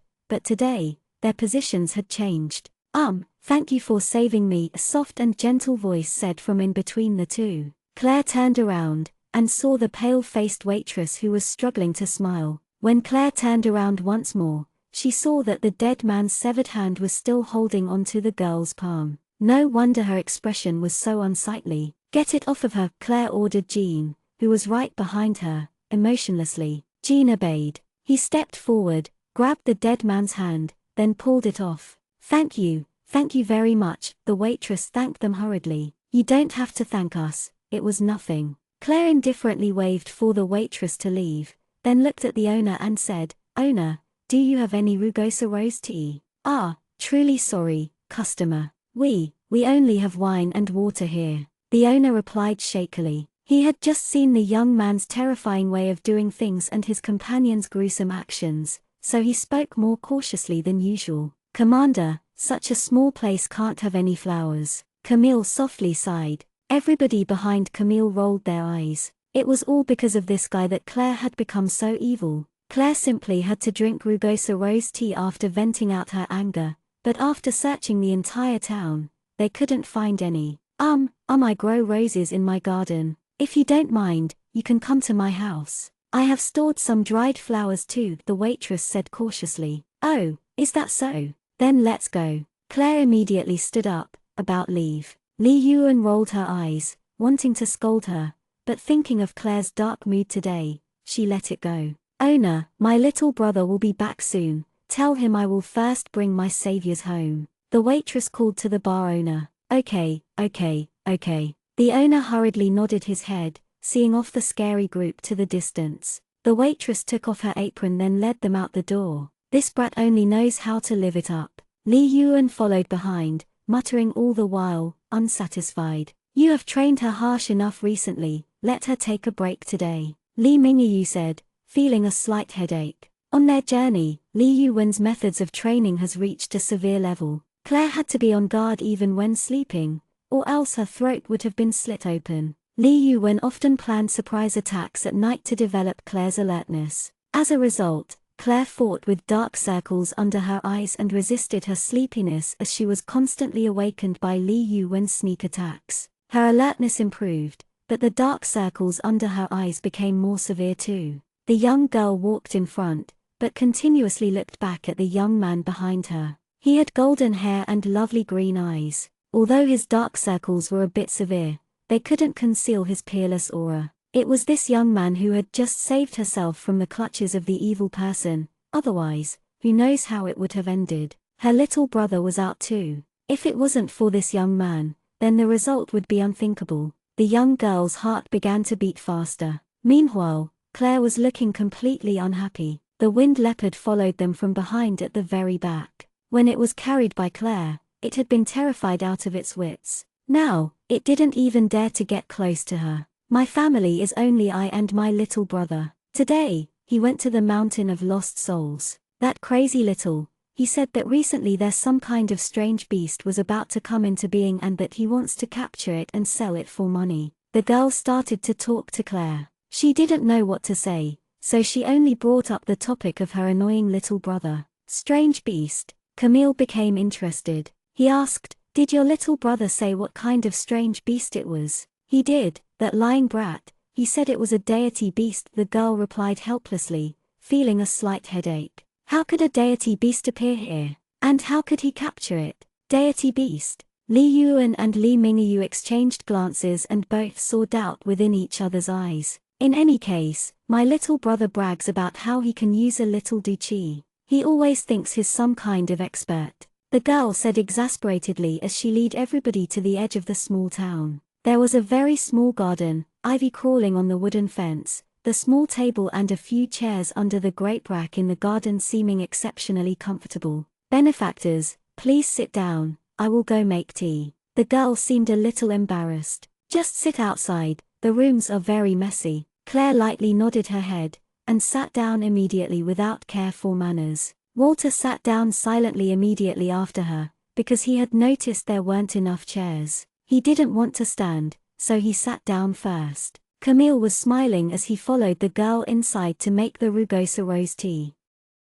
Chapter 101. In the end, Jean didn't have a seat while Lee Mingayu and Ben also stood. Walter squinted as he looked up at the grape rack, satisfied. He pretended he didn't notice that a few people were standing. Indoors, the girl watched Camille make tea skillfully, and after hesitating for a while, finally said weakly, "Benefactor, I still don't know your names. Are you all planning on entering the Mountain of Lost Souls to adventure?" "Yes, we are planning on entering the Mountain of Lost Souls. Names are just a formality. The person who saved you is our commander, White Little Moon, and we are Yuan Bao Mercenary Corps." Camille answered the question good-naturedly with a refined manner. "White Little Moon?" The girl stiffened slightly. Wasn't this name a little effeminate? Yuan Bao Mercenary Corps? What a strange name. The Mountain of Lost Souls is very dangerous. The girl started to speak softly. "But you guys are all so strong, so there shouldn't be any problem."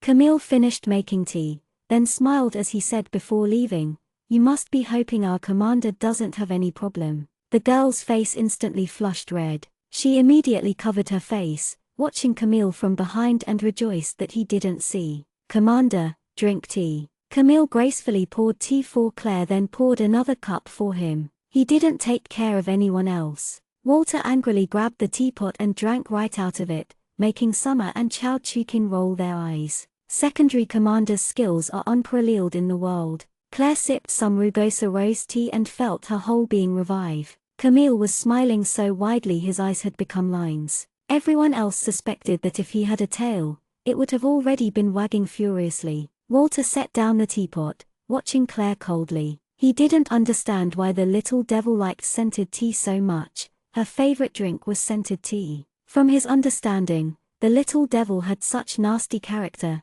completely incompatible with scented tea. Such a grandiose thing. She should be someone with knives and devouring raw meat. "Walter, your gaze seems to be a little displeased with me." Suddenly Claire's chilling voice came over dangerously. Walter stiffened for a moment, then smiled widely. "I wouldn't dare, heh heh, ha ha." His forced hollow laugh echoed in the garden, as fake as could be. The young lady was a bit uncomfortable as she stood at the door and watched the group of people in the garden. Under the sunlight, the group looked so aesthetically beautiful, like a flawless painting, making her not have the heart to go and break the mood. She felt like if she joined, she would be so out of place. The girl watched a little absent-mindedly, but at this moment, a thunder of footsteps sounded from outside the garden. A few young men ran over, panting, and shouted to the girl anxiously, "Ria, trouble. Your little brother was attacked by a magic beast and is at the mountain pass right now. He's on the verge of death. You need to quickly go see him for the last time." "What?"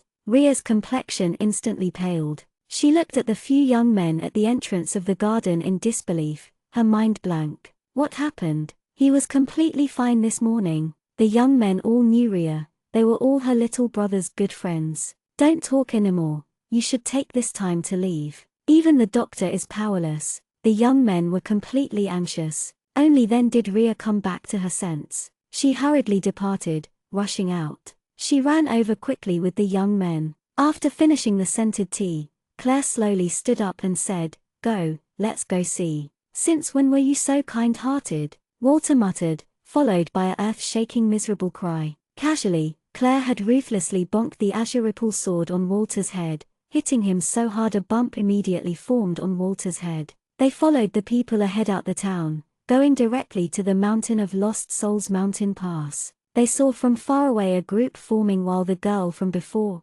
Ria, was already sobbing, heartbroken. As Claire strode forward, she saw in Ria's embrace a young man who looked a bit similar, completely covered in blood. His eyes were already closed, his face drained of color. Nearby, a person who looked like a doctor shook his head, sighing. The group of young men were also looking grieved. Claire turned and looked at Camille, and Camille glared back. The meaning in his eyes was clear. I'm an assassin, not a doctor nor a healer. Claire's gaze shifted to everyone else, but they all shook their head. Only now was Claire suddenly shocked and realized. In her mercenary group, they actually didn't have a doctor or healer. They are all fatal wounds. There's no way for medicine to contain the damage. If there was a healer right now, perhaps there would be hope, Li Yuan said in a low voice. Claire watched Ria cry mournfully, the girl's heart completely broken, and sighed in her heart. Suddenly, a thought flashed in her mind, if only Leng Lingyan were here. The next moment, silver hair flashed before Claire's eyes. Claire's lips quivered slightly as she laughed at herself, laughing internally that she wanted it so much that she had actually hallucinated. But the holy light that appeared right after told Claire it wasn't a hallucination. The silver-haired violet-eyed Leng Lingyan really was there. He was crouching down for healing the young man who was about to die. Claire blinked rapidly, confirming that she hadn't been hallucinating. Camille seemed to understand why Claire was blinking, so he shifted over and said in a low voice, "You don't need to blink anymore, he just arrived." Claire opened her mouth wide, then reflexively turned around, but didn't see anyone else from the Temple of Light. It was only Leng Lingyan who had suddenly appeared. Thankful cries of thanks and admiration pulled Claire back to reality. The blood of the young man in Ria's embrace had already stopped flowing. Although his complexion was pale as before, his breathing became stable. "Thank you, healer, thank you for saving my brother's life," Ria cried out joyfully,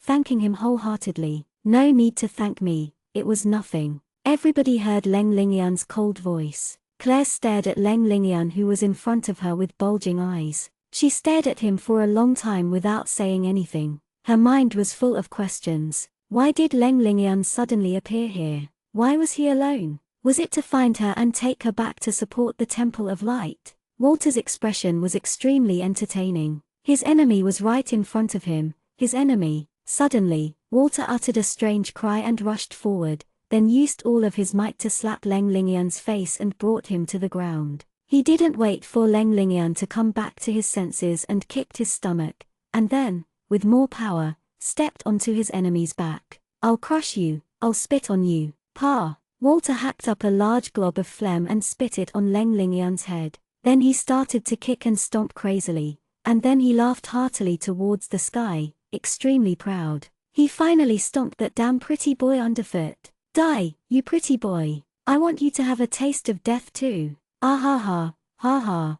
Walter's mad laughter echoed into the horizon. "There would a day you be crushed underfoot by me. The incomparably honorable divine prince has that day. Be me for forgiveness, perhaps I'm in a good enough mood to let you go." Walter howled with laughter, about to buckle over. "Walter, what are you doing? Why are you laughing to yourself?" Suddenly, he heard a low voice filled with confusion. Walter came back to his senses, stared at Summer, whose face was full of puzzlement, and then coldly humphed. "You don't need to care." Walter rolled his eyes at Leng Lingyan, who was currently conversing with Claire Wright with a heart full of hatred. What? He can't fantasize. Was he not allowed to imagine the scene of him stepping on the pretty boy? The previous scene was naturally Walter's own imaginary scene. What was really happening was Leng Lingyan talking to Claire in his clean, neat clothes with his usual noble aura. "Divine Prince, why did you appear here?" Claire asked as she looked at Leng Lingyan, who was smiling faintly. She had endless questions to ask. "Don't call me so distantly, do you wish for me to call you Bishop?" Leng Lingyan smiled faintly. "Please call me by my name." Claire was slightly startled, thinking of the fact that Leng Lingyan had always called her Claire. Since he had said this, then continuing to call him the Divine Prince would seem a bit strange. Leng Lingyan, why did you suddenly come here?" Claire had some difficulty calling out his name. "I'm working for someone." Leng Lingyan smiled as he spoke, but didn't say anything past that. Claire looked at Leng Lingyan, confused. "Then what did the person that sent you here wanted you to do? You didn't come here just for that youth." An ineffable and strange feeling suddenly arose in Claire's heart. Working for someone? It shouldn't be the Pope. If it was the Pope, then he wouldn't be chatting so casually. If it wasn't the Pope, then who was it? When Leng Lingyan saw her, he wasn't surprised. Could it be that he knew beforehand that she would be there? "You should first bring the young man home." Learnenglish didn't answer, but changed the topic instead. He looked at Ria, saying, "Are you his family member? Take him home first, he needs good care. I only healed his wound, but he has lost a lot of blood already and weakened, so he has to rest for a while." The group of people took Ria and her little brother back home. Ria took care of her little brother inside while Claire sat on a chair in the garden looking at the relaxed Learnenglish with a heart full of confusion. What was this cold-faced person planning? "Shut up, you. If the healer wasn't here then you would have died. Stop talking about the deity beast." Ria's angry yell came from inside the house.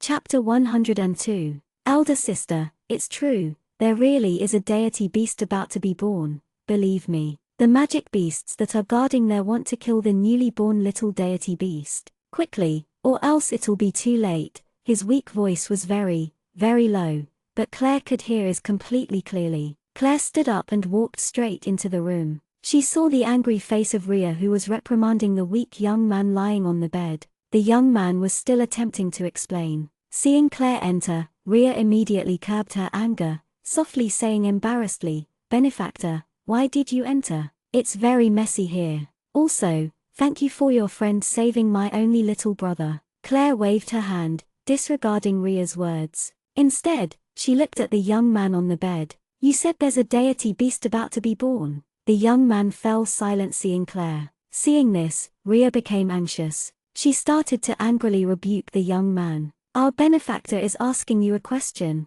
If it wasn't for benefactor saving you today, would you even be alive? The healer who just saved you is benefactor's friend." Claire stopped Ria from continuing to rebuke. Instead, she asked, "You wanted to find the deity beast and then sell it. Are you lacking in money? Nobody stays in this region. I want to earn some money and then settle somewhere else with elder sister," the young man said, looking straight at Claire. Ria's expression became complex. This place was indeed unsuitable for they two siblings to live in. Today, such an incident had happened, but fortunately they had been saved by the young man before them. But what about next time? Who have a timely appearance and save them? Claire pulled out 2 golden banknotes and handed it to the young man. "Where is the deity beast? Take this, go settle in Nia City and run a small business. I will give you a letter of introduction. Go to the city lord's manor and find the surrogate city lord. He will make arrangements." We cannot accept this." Ria hurriedly waved, refusing it. "Treat it like your little brother sold me information for the deity beast. Although Nia City is not large, it's very suitable to live in. You should go once your little brother's body recovers. This place is not suitable for you to live." Claire hadn't withdrawn the golden banknotes as she said these words while watching the young man. The young man didn't hesitate at all and took the money from Claire. He watched Claire as he said, "You believe that there's a deity beast? You believe me? Even my elder sister didn't believe me." Claire nodded, "I believe you." "Speak, where was it?" she asked. "Head north after you enter the Mountain of Lost Souls. It's in the marshlands there. When it's nighttime, it will shine in the middle of the marshlands. That's the little deity beast who's about to be born. There are many magic beasts guarding in the vicinity because they eat the young deity beast right after it's born to absorb its power. If you're going to go quickly. It's definitely a deity beast. Only deity beasts shine like that. Only deity beasts can attract so many magic beasts." The young man said hurriedly in one breath and was a bit short of breath. Claire turned and said to Ria, "Okay. Give me pen and paper. I'll write a letter for you to bring to Nia City." Ria was a bit shocked. Although she felt doubt, she still got a pen and paper. Claire quickly finished writing and then said to Ria, "We'll be going now. Be careful on your way to Nia City." After she finished speaking, Claire turned and left. Ria stared blankly at the letter in her hand and then looked at Claire's about to disappear figure. She asked hastily, a bit reluctant, Can we see each other again? Go to Nia City then. Perhaps we might have the chance of seeing each other in the future." Claire waved lightly, then disappeared from the two siblings' view. In the garden, everybody saw Claire come. Claire looked at everybody, smiling faintly. "Let's go to the Mountain of Lost Souls." Everybody nodded and got up at the same time, following Claire. As they left the town, Walter was rolling his eyes, his face dark. Could someone tell him why that pretty boy was following? Claire also wanted to know what was with the situation. Why was Leng Lingian looking like it was completely normal he was following her? Leng Lingian, didn't you have some business coming here? Since you aren't here to bring me back to the Temple of Light, then. Claire didn't finish the rest of her words. Walter continued Claire's words for her hatefully. Since you didn't come here to find Claire, then do your own business. What are you following us for? Isn't the Yuan Bao Mercenary Corps missing a healer? Now I can be considered a member of Yuan Bao Mercenary Corps. Leng Lingian astonished them with a smile on his face. Walter's mouth was wide open, his eyes bulging, looking like a person who had been hanged. Claire's expression was also exceptional. What was that supposed to mean? The Honorable Divine Prince actually said that he was now a member of their mercenary group. What a joke. Wait a minute. Claire suddenly realized. How did Leng Lingian know their mercenary group's name? Claire turned and looked at Camille. Camille smiled gently and said harmlessly, Commander, not having a healer in our group is a huge headache. Think about how problematic it would be if there was a mishap and one of us weren't healed in time. Seeing Camille's harmless and gentle smile, Claire suddenly realized that it was this guy who had recruited Leng Lingian on his own. But, thinking of this, Claire had a headache. Leng Lingian and they were completely different people. What was he doing mixing with them? Also, what was Leng Lingian's objective? Why he would come here was a completely mystery. Seeing Claire at a loss, Leng Lingian felt it was a little funny. His existence was a headache for her. Thinking of his agreement with Xuanyuan, a complex mood flashed through his eyes. Although he was a bit interested in Claire, it wasn't so much that he would follow her around and try to find out everything about her. He really didn't understand Xuan's request. That child was always sensible, but now she asked for such an unreasonable request. Her eager and concerned gaze made him unable to refuse her. There weren't any big with the Temple of Light lately, but when he was about to leave, he was stopped by the Pope. Are you going to find Claire? The Pope's profound smile was still imprinted in Leng Lingian's mind. Leng Lingian nodded, not know how the Pope knew. The Pope gave a strange order to Leng Lingian. Go, you don't need to any work for the Temple of Light. Your only task now is to follow Claire, to understand her. Why? Why can he become part of the mercenary group without getting the commander's permission? Walter shouted unhappily. I am the secondary commander, Camille said to Walter while looking at him and smiling gently. But the dangerous sliver in his eyes shut Walter up. Walter already knew that the gentle and harmless-looking guy in front of him was actually an assassin, and not only that, he was an exceptionally proficient assassin. He didn't want to die in the middle of the night one day. Walter shut his mouth by himself, silently withdrawing to the side. The only person with complaints stopped. Of course, everybody else didn't have anything to say. Claire didn't speak either, even though she was still against it. And so, the group left. The person with an uncomfortable expression was Walter, while the person who felt uncomfortable in their heart was Claire. Magic beasts. After a long time, everybody finally found something odd. The more they went forward, the more magic beasts there were. The ones not far in front of him were all low-class level magic beasts, crouching in groups, not daring to enter. There were a few high-level magic beasts further ahead. There were more dense amounts of magic beasts the farther ahead you went, and their levels were higher too. Claire's heart sunk. She knew that the young man's words were probably all true. Roar! The wind leopard roared because it saw that the low-level magic beasts in front of it actually blocked it and didn't move. It was a huge insult to it, a 7th grade magic beast. The low-level magic beasts all started trembling when they heard the wind beasts roar, but they still didn't have any indications of leaving. They only trembled in place and didn't move. Seeing this, astonishment flashed in everybody's eyes. What kind of deity beast was going to be born in the marshland? It was actually appealed to the magic beasts so much that they were guarding here with their life on the line. Look like we got lucky today. Walter wiggled his eyebrows and laughed hee. Claire turned and said to Ben softly, Ben, make way. There was no point in taking their lives. It was fine if Ben just opened up a path. Ben stepped forward and made a low roar, releasing dragon pressure. Oh. The magic beasts in front of them couldn't bear such pressure and finally got out of the way while howling. Ben walked ahead without a word. There were some magic beasts that stubbornly didn't leave that Ben kicked flying with one kick. The way to the marshland was full of magic beasts. After Ben cleared a long path, everybody finally arrived to the edge of the marshland. Only where they stood were there no any magic beasts around. Everywhere else was packed with magic beasts. High-grade beasts crowded around the marshland, but none of them dared to attack Claire's group. It was only there was someone with power far above theirs in Claire's group. The moistness made them uncomfortable along with a rotting odor in the air. Small bubbles continuously gurgled up and popped. Occasionally, small black bugs would crawl on the dark marshland. Walter crouched down, grabbed a stone randomly, and threw it into the marshland lightly. The stone slowly sunk in, a slew of small bubbles appearing at the top of the filthy, black water. A deity beast would actually be born here.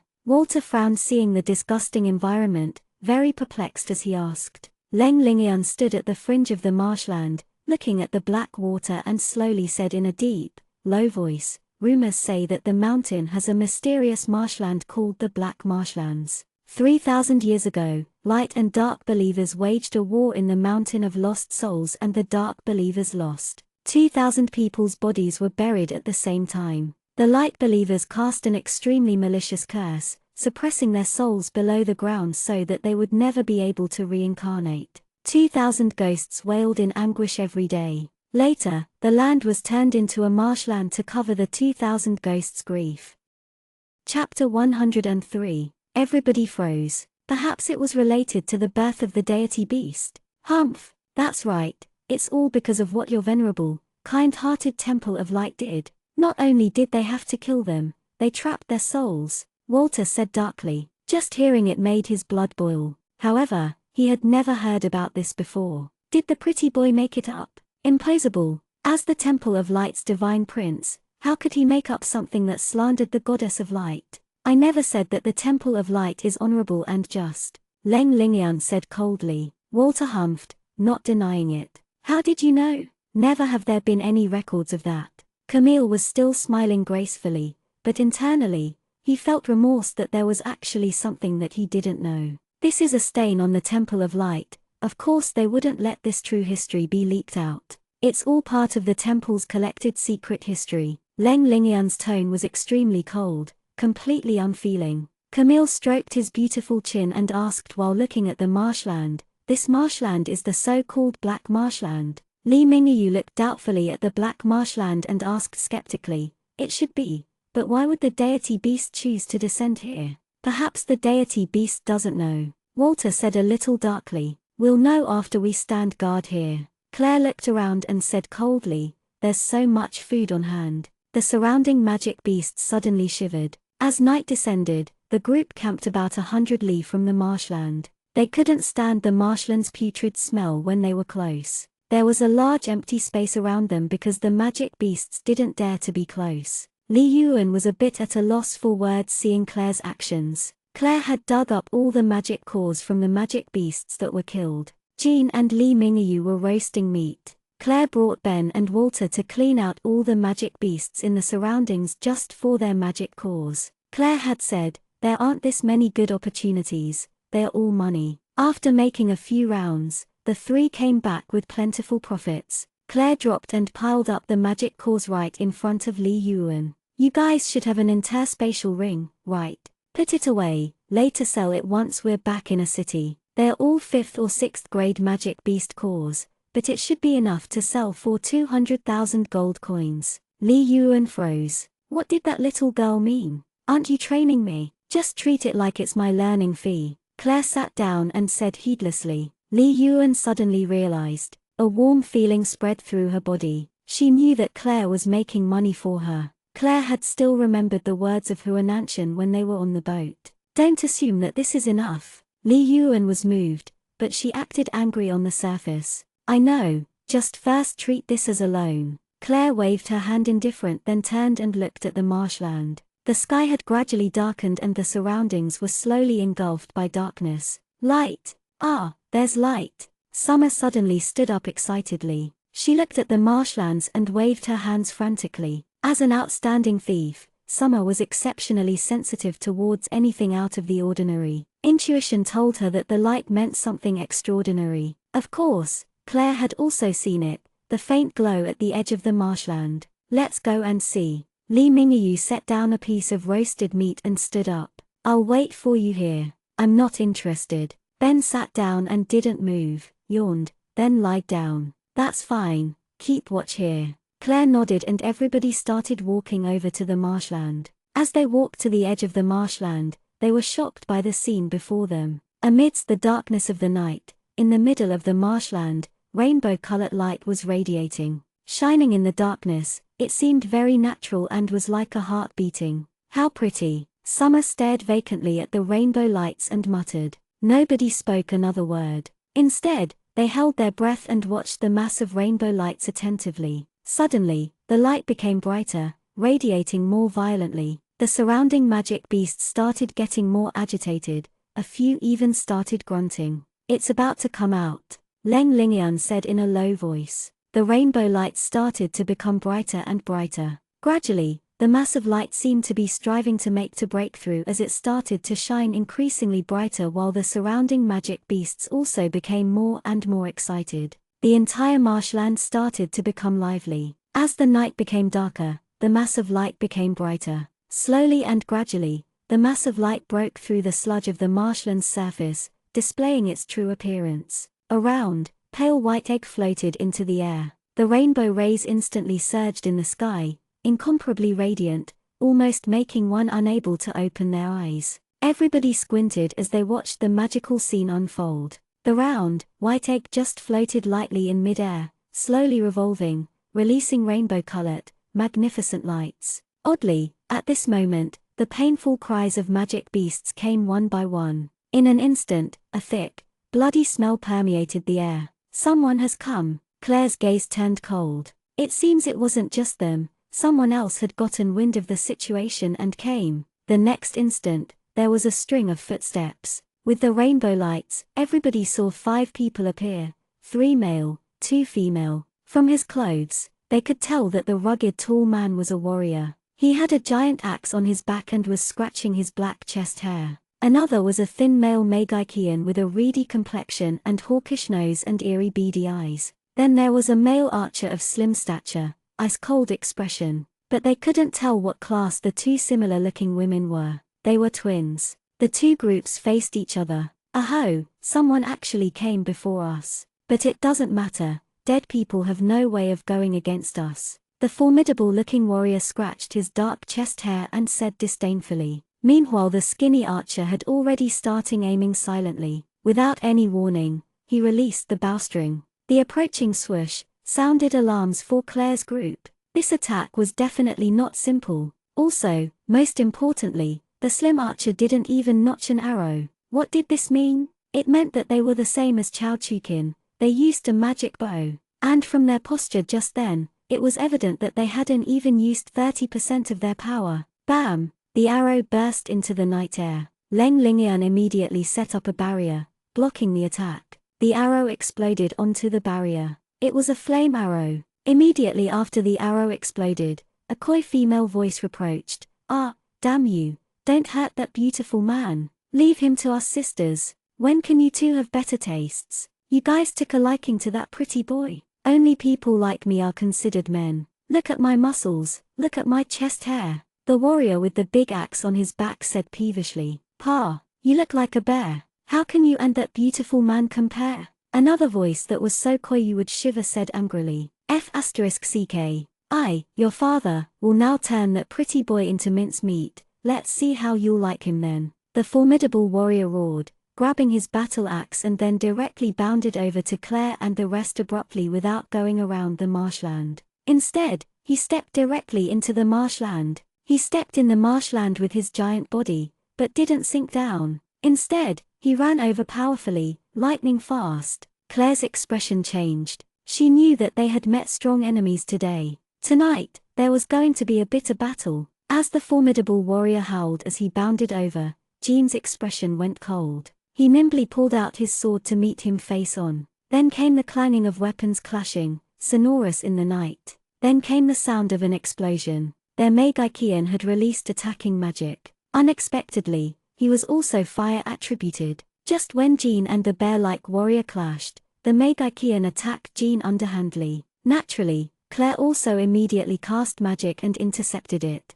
As the magic from the skinny Magian clashed with Claire's, They exploded in mid-air with countless sparks flying, making the surroundings even brighter. Their archer shot another arrow and there were even more explosions. Learnenglish erected a barrier, blocking the archer's magic arrows. The arrows exploded onto the barrier. Chao Chukin's gaze instantly turned coldly. She speedily aimed at the other archer. Chao Chukin's magic arrows whistled through the air as they attacked. The other archer froze for a moment. Evidently, he didn't think that the other archer would also use magic arrows. Instantly, their Meigaikian erected a barrier and blocked Chao Chukin's magic arrows. The zapping sound of the magic arrow hitting the barrier could make one's hair stand on end. "Aho, the people we're facing this time have got some substance," one of the twins said in surprise, covering her mouth. "Stop wasting your breath, hurry up and do something." The skinny Meigaikian was completely solemn. He cast magic using his hands with low grunts.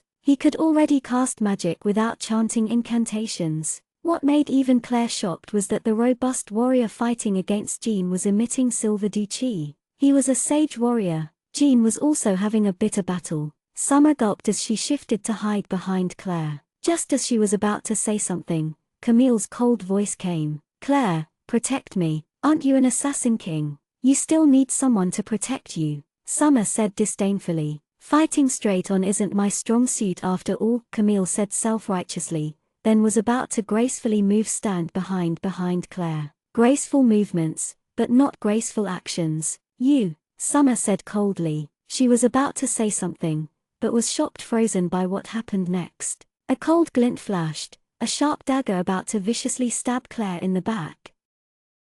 Chapter 104. If it was anyone else stabbing, then Claire would have been able to dodge, but the person stabbing was Li Yuan. Li Yuan could take Claire's life without any notice. She had this kind of capability. In an instant, Camille reached out without any hesitation, blocking. The dagger fiercely went through Camille's hand and also stabbed Claire. "Yuan, what are you doing?" Li Mingyu cried in surprise, looking incredulously at the vicious Li Yuan. Li Yuan stared at her hand, her gaze also filled with disbelief. She actually attacked Claire. The dagger was whipped back. Camille's hand was filled with blood as Claire became unsteady, then slowly slid down. Learnenglish grabbed Claire to support her. Meanwhile, blood continuously gushed out of her back, rapidly dyeing Claire's clothes red. "What's going on?" Walter shouted fiercely. I didn't, Li Yuan's gaze was full of shock. She stared at her hand, unable to speak properly. "Ah ha ha ha, truly interesting." Shrill laughter came. "Who's next?" Li Yuan's eyes widened, full of astonishment and fear. Her body was moving on its own. It was moving without her meaning to. "It's those two women. She's controlling Yuan's body." Li Mingyu immediately came back to his senses, whipping his head to look at them. Learnenglish's face turned cold. He frowned deeply. He supported Claire with one hand while continuously casting healing magic with the other. "Chukin, quickly shoot those two women. They can control your body. Hurry!" Summer cried out in alarm frightfully, fearing that she herself would be the next target. If she did anything to harm Claire, then she would definitely not forgive herself. Even without Summer saying anything, Chao Chukin knew what to do. She was already aiming at the two women. But just as she drew the bowstring to full length, Chao Chukin stopped her actions. Chukin! Chukin! An ominous premonition arose in Summer's heart as she called out anxiously. Hurry up and go now." Chao Chukin's voice was completely frenetic. At this point in time, Li Yuan's body relaxed. She could move herself now. The restrictions on Li Yuan's body was not gone, but now Chao Chukin's body was being controlled instead. Chao Chukin's eyes were full of shock and worry, but her body moved swiftly, completely out of her control, aiming an arrow. Walter let out a yelp, hurriedly setting up a barrier. The sound of an explosion, a bang, sounded within the crowd. Lightning magic exploded past, naturally hard to receive. "Ah ha ha, how entertaining." The two women laughed, eyes full of bloodlust and joy. At this point in time, the other archer had stopped what he was doing. He was standing at the side, looking very indifferent. Evidently, he had much faith in the two women. Meanwhile, the Meigaikian was attacking with many small little fireballs of small power that were neutralized by Walter easily. But Walter and the rest were already beaten and exhausted in any case. Li Mingyu had already hit away Chao Chukin's bow. Without a bow on hand, Chao Chukin's fighting power was greatly reduced. Leng Lingian was also starting to look a bit unsightly. He never expected them to be able to control people's bodies. What were they using to control? Spiritual control? No. If it was using spiritual control, then the people controlled would have been delirious. But just now Li Yuan and Chao Chukin were very clear-minded. Then what were they using to control others? How boring. Switch. The twin sisters saw that Chao Chukin's bow was on the ground after being hit and were currently preparing to switch to another person to control. After they said these words, Walter's group started becoming restless. The unease rapidly rose.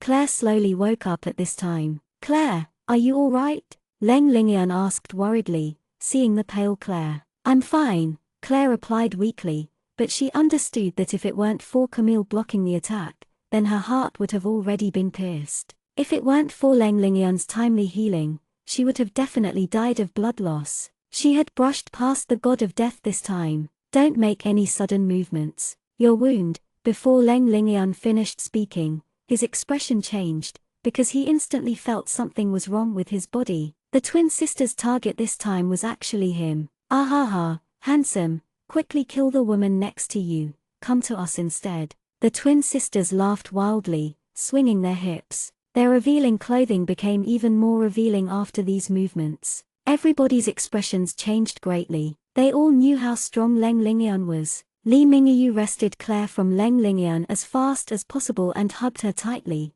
watching Leng Lingian alertly. Leng Lingian frowned deeply. His body hadn't moved, but his whole body was trembling slightly. It seemed like he was resisting some kind of power. What? He can actually resist us? The twins cried in surprise. Then the two stood up, their hands clasped together as they started to make strange movements. Leng Lingian frowned more deeply. It was very apparent he was fighting with all his might against the power trying to control him. Claire laid weakly in Li Mingyu's embrace, however her eyes were watching alertly. It couldn't continue like this. If it continued like this, then they would definitely lose. What exactly were they using to control people's bodies? It wasn't spiritual, because the people controlled were very awake. Then what was it? At this time, Walter was dealing with the magician's small fireballs. The concentrated cluster of fireballs lit up the darkness. Jean was still fighting against the warrior, too busy to spare any attention. It's a high-level fight. One distraction could take your life.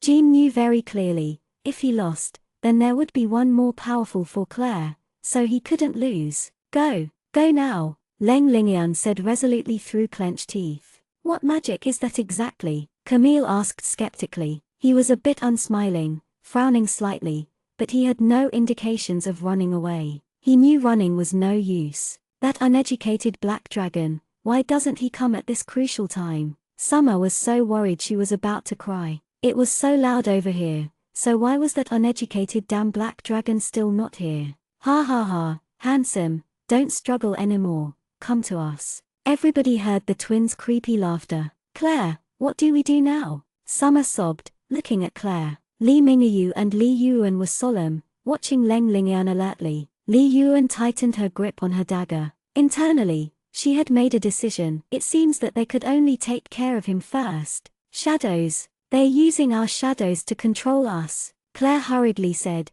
enduring the acute pain from her back. Everybody froze. They had frozen too from shock. The twins' minds went blank and in that instant, Leng Lingian immediately struggled free. They realized immediately that it wasn't spiritual control, but using shadows to control. No wonder that Megaikian kept on casting small fireballs with little power to attack. It turns out that the low-grade magic wasn't to hurt them, but to cast light and make their shadows more distinct. It was for the two twins to make their moves. Walter couldn't bear it anymore. He instantly cast dark magic and the dark aura rapidly engulfed the surroundings, spreading out, also covering the light of the round egg. Naturally, their shadows were also engulfed by the darkness. Leng Lingian turned to Walter, his gaze icy. This person who had been with Claire was actually a dark Megaikian. The surroundings became dark. The tiny sparks from Jean and the other warrior clashing in the distance were naturally not enough light. The twin sisters cried out and cursed at their Megaikian.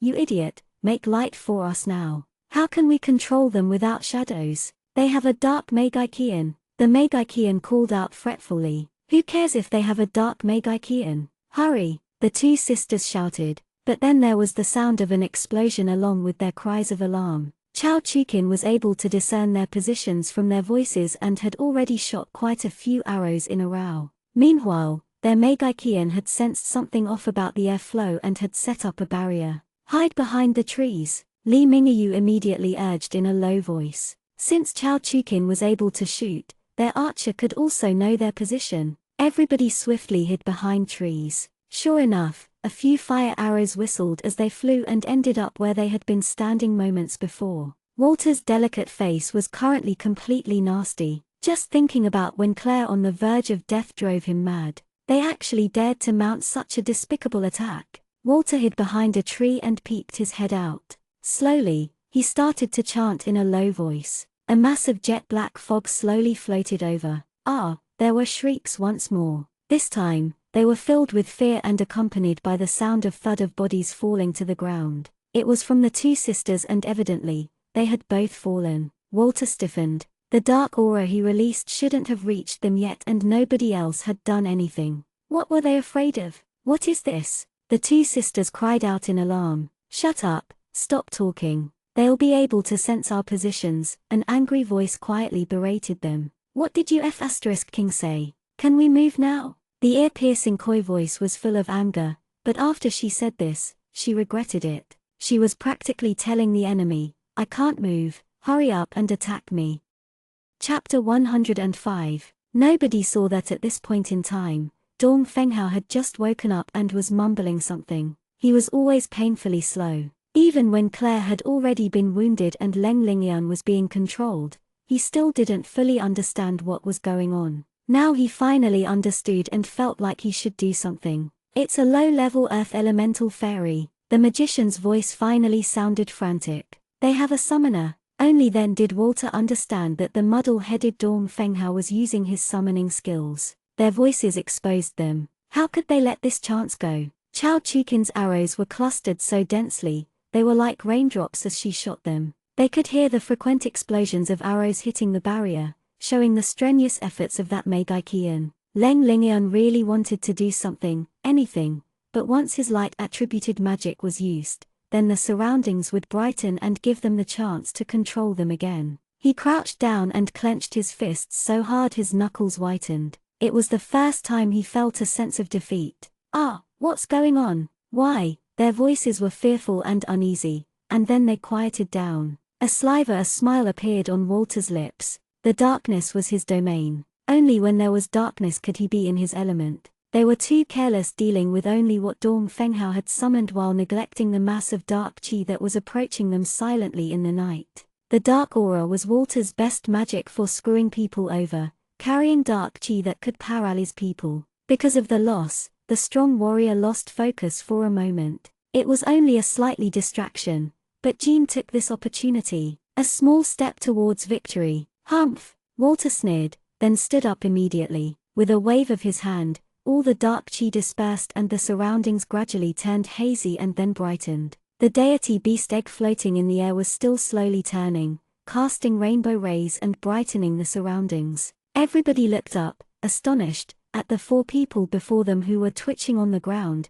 unable to move. The twin sisters' feet were gripped tightly by four little hands, so tight there were faint red marks on their feet. Sure enough, they were low-level earth fairies. They were summoned by Dong Fenghao. A painful cry suddenly sounded right after. Everybody turned to look and saw that one of the formidable warrior's hands were chopped out by Jean, blood flying everywhere. Also, the giant axe had fallen to the ground. Without giving the warrior any chance to even breath, Jean agilely skewered the warriors, pinning him to the ground. The warrior's eyes widened, blood seeping out of his mouth as he stared unflinchingly at Jean, still alive. Elder brother, the paralyzed people cried out mournfully, their voices sounding somewhat pitiful, because their whole body had been paralyzed, meaning their tongue was on the verge of becoming numb too. He. Walter smiled darkly, breaking into a run. The paralysis effect had a time limit, so of course they had to finish them off during that time.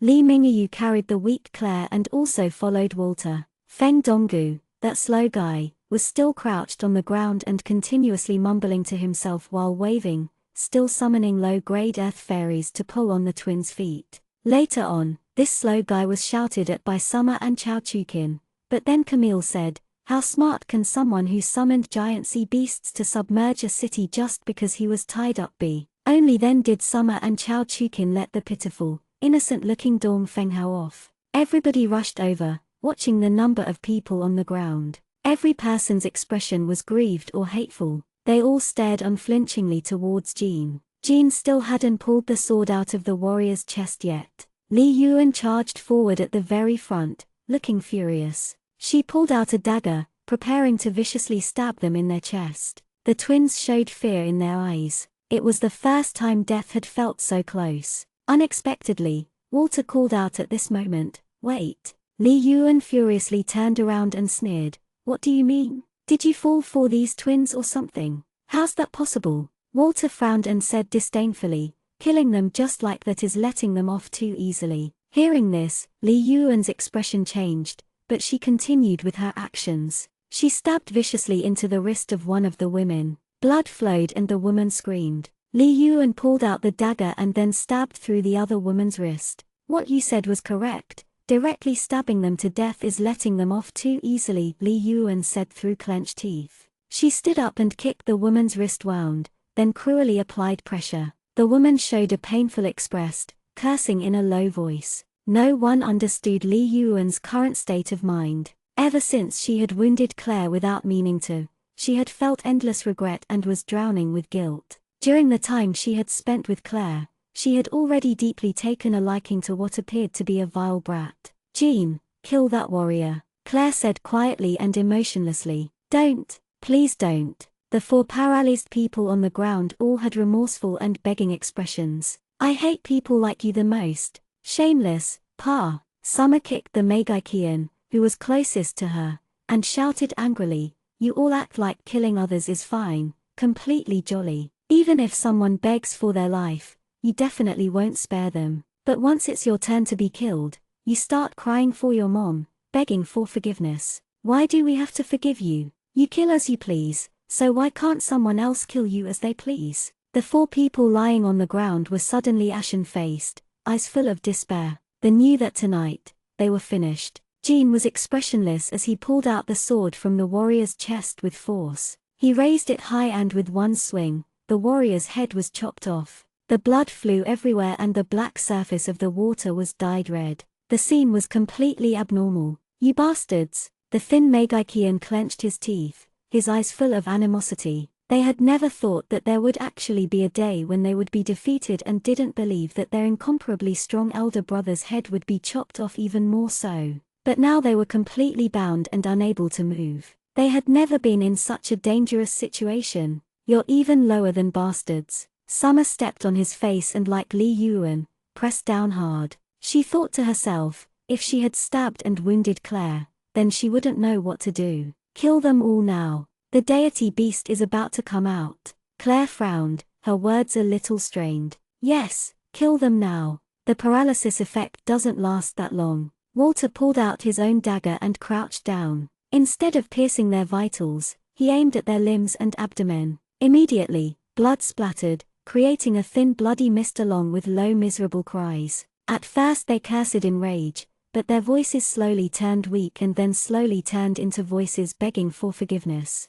But Walter remained unmoved. There was wrath and hatred in the depths of his eyes that nobody saw, especially when he was slashing the twins. Walter was even more vicious as he pierced the twins' palms. Their low, painful cries continued on unceasingly. The situation was cruel and bloody, but nobody did anything to stop him, including the Temple of Light's divine prince, Lenglingyan. Lenglingyan watched everything coldly, without any indications of stopping Walter. They deserved to die. As for how they died, he didn't care. Summer already couldn't stand the bloody scene before her. She turned around and crouched down, vomiting. But everyone else watched indifferently, remaining unmoved. "All right, Walter, there's no need to waste time," Claire said softly. Walter humphed coldly. Only then did he slit each one of their throats. Right after he finished, Walter stood up and sighed. He turned, preparing to ask about Claire's condition, but was met with Leng Lingyan's clear,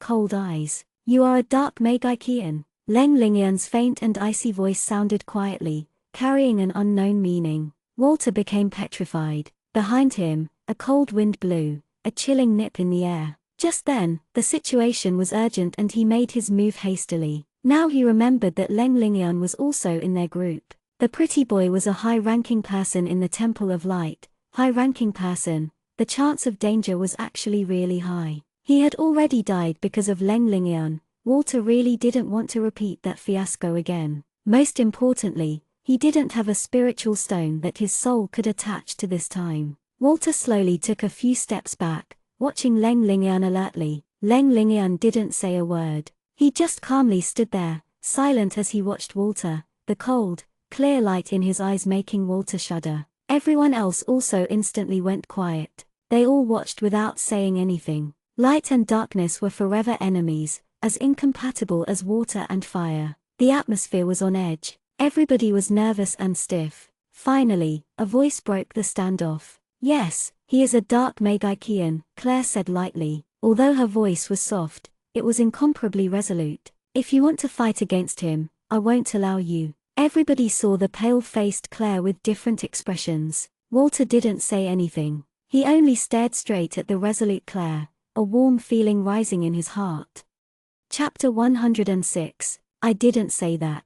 Unexpectedly, Leng Lingyan smiled faintly. He said in a relaxed manner, "I was just asking, that's all." Walter froze. He turned to Leng Lingyan, whose attitude seemed genuine, becoming suspicious. He gave up just like that. He didn't want to fight against him. "My current identity is a member of the Yuan Bao Mercenary Corps, healer class." Leng Lingyan smiled at Claire as he said this. "And you are my commander. That's all." After Leng Lingyan said this, everybody relaxed. Walter sighed in relief. But Claire didn't say a word. Nobody knew what she was thinking at this moment. "Then, you are our healer. Shouldn't you heal me, your secondary commander?" Camille said icily, his tone a little annoyed. "So the commander's wound is a wound, but mine isn't." Everybody's gazes shifted over and they saw Camille's hand covered in blood. Only then did they remember that just then, Camille had extended his hand blocked the fatal strike. And only he could have such reflexes. If Camille was called the number 1 assassin, then Li Yuan would be called the number 2 assassin. If it wasn't Camille standing behind Claire and someone else, who knew if Claire would still be alive. "Ha ha, I forgot." Leng Lingyan smiled embarrassedly and hastily walked over, starting to heal Camille. However, Leng Lingyan's embarrassed smile made everyone feel like they had seen wrong. Since when did the Divine Prince smile like this? In their minds, he always had a fake smile, always had a formal, suffocatingly elegant bearing. But today he had showed this kind of expression. Was he possessed or something? While Leng Lingyan healed Camille at a side, everybody else glanced at each other. Only then did they come back to their senses and all go to ask about Claire's condition. White Emperor also worriedly watched Claire while crouching on Li Mingyu's shoulder. "I'm fine now," Claire said faintly. "Go and see if they have anything good on their bodies." Jean walked to Li Mingyu and extended his hand. He took Claire away naturally and carried her in his embrace. Everyone else started searching. Strangely, Summer ducked away to the side, pale-faced. The bloody mangled corpses looked simply too disgusting. Walter crouched down, preparing to search, but he saw that the low-level earth fairies were still gripping the twins' corpse feet tightly. "Dong Fenghao, you idiot, hurry up and summon back your earth fairies." Walter furiously turned around, cursed at Dong Fenghao, who was still crouching at the edge of the marshland and mumbling to himself, "You really are as dumb as a pit. Not doing anything when we need you to and only doing things when we don't need you to." Finally, Dong Fenghao summoned the low-level elemental fairy back. Then he stared vacantly into space, like he was wondering what he should do to not be like a pig. After Leng Lingyan quickly finished healing Camille, he continued to heal, healing Claire. Amidst the brilliant white light, Claire's wound soon healed, no traces of anything left over. Without the heart being pierced and being treated immediately, Claire really had the best of luck. "Ah ha ha, there's so much," Walter called out happily, then called out again loudly, "Are these interspatial rings?" "It can't be, they have interspatial rings." Claire already didn't have any major problems, she only had a slight headache. She struggled free from Jean's embrace and walked over to Walter's side, then said faintly, "Let me see." Oh. Walter didn't think much of it as he pulled the ring off the magician's finger and handed it to Claire. Claire emotionlessly received it, then pulled out a small dagger. She pricked her finger with it and dropped a drop of blood in the ring. She was still expressionless as she said, "It's mine now." Holy shit. It really is an interspatial ring. Seeing Claire's bold and shameless behavior, Walter got so mad, he started jumping up and down. "Didn't you just say you were looking? Why did you directly drop your blood and become the owner? Too unfair, too shameless. Who acts like that?" Unless the previous owner renounced ownership, nobody else could be the owner of an interspatial ring unless the owner died. Would the little devil renounce ownership? Only in his dreams. Everyone else also enviously stared at the interspatial ring on Claire's finger. Claire completely disregarded them. The space isn't very big, it's only 1 cubic meter. But the stuff inside, Claire ignored Walter's protest and started checking for what was inside instead. Although the space inside was very small, the interspatial ring was still extremely rare and precious. Under everybody's incredulous gazes, Claire pulled out precious items one after another: a 9th grade magic core, 5 8th grade magic cores, 9 7th grade magic cores, along with a few enchanted scrolls, a few bottles of potions, a few uncommon ores and rare herbs. They were all extremely valuable. "We're rich." Walter stared wide-eyed as Claire pulled out the items and he-ed. He inspected one of the potions and after sniffing it, started crying out more exaggeratedly, "Gender-changing potion. Holy, I wonder who they were. They actually have something this valuable. And this. Heavens, this can transform your body into, hee." Walter laughed vulgarly and stopped talking. Transform into what? Claire grabbed the potion and started inspecting it, but couldn't tell what was unordinary about it. Transform you into someone completely different. It can transform you into a super beauty, make your chest big, waist small, but big. The way you look now. Before Walter finished speaking, he was hit flying with a fist and started crying mournfully. Claire withdrew her first and stared skeptically at the bottle in her hand. Internally, she was surprised. Something so magical existed. Right at this moment, a slender, white hand reached over. Claire looked up and was met with Leng Lingan's violet eyes, so she loosened her grip and Leng Lingan took it away. "It really is a beauty potion," Leng Lingan said certainly after inspecting it. "I've seen it before. Even if it's an ugly woman, after they drink this potion, they'll become a beauty. But it's related to how they look originally. For example, if an ugly woman drinks it, they will become an ordinary beauty. But if someone who was originally a beauty drinks it, they will transform into a stunning beauty. However, it has a time limit. Drinking a small sip can last for 5 or 6 hours. The more you drink, the longer it lasts." Walter glowered at the pretty boy, not understanding how the pretty boy would know such peculiar knowledge. Didn't people from the Temple of Light pretend to be noble and look down on things like this the most? But this guy actually said he had seen it before. "This is a transforming potion. If you drink a small sip, you will transform into your original appearance. It also lasts for only 5 to 6 hours and also lasts longer the more you drink." Leng Lingan continued to inspect the other potions and sighed. "These things are all really valuable, so what are their identities? They actually have interspatial rings and items as precious as these." Claire put away the potions and said without change in expression, "Now they're mine." Everyone felt contempt. However, they were all thinking of Leng Lingan's words currently. Who exactly were these people? "I know who they are now," Li Minyu said, his voice low. Currently, he was holding a small badge. The small badge was white and had a very simple design, a lightning bolt. But the lightning bolt was black, sharply contrasting against the white background. "It's black lightning." Leng Lingan's expression changed. He frowned, which he rarely did. "That explains why those 5's strength was so powerful and they had such precious items." "Black lightning?" Chao Chukin asked while blinking, confused. "It's a lightning bolt that's black lightning." Li Mingyu's expression started to become a bit unsightly. "We have provoked powerful people now." "Powerful? Haven't they already died?" Chao Chukin was even more confused. Didn't the corpses on the ground speak for themselves? How powerful could they be? They had already died, after a They're just low-level people among Black Lightning. Li Mingyu pinched the badge and said icily, after we finish gathering everything,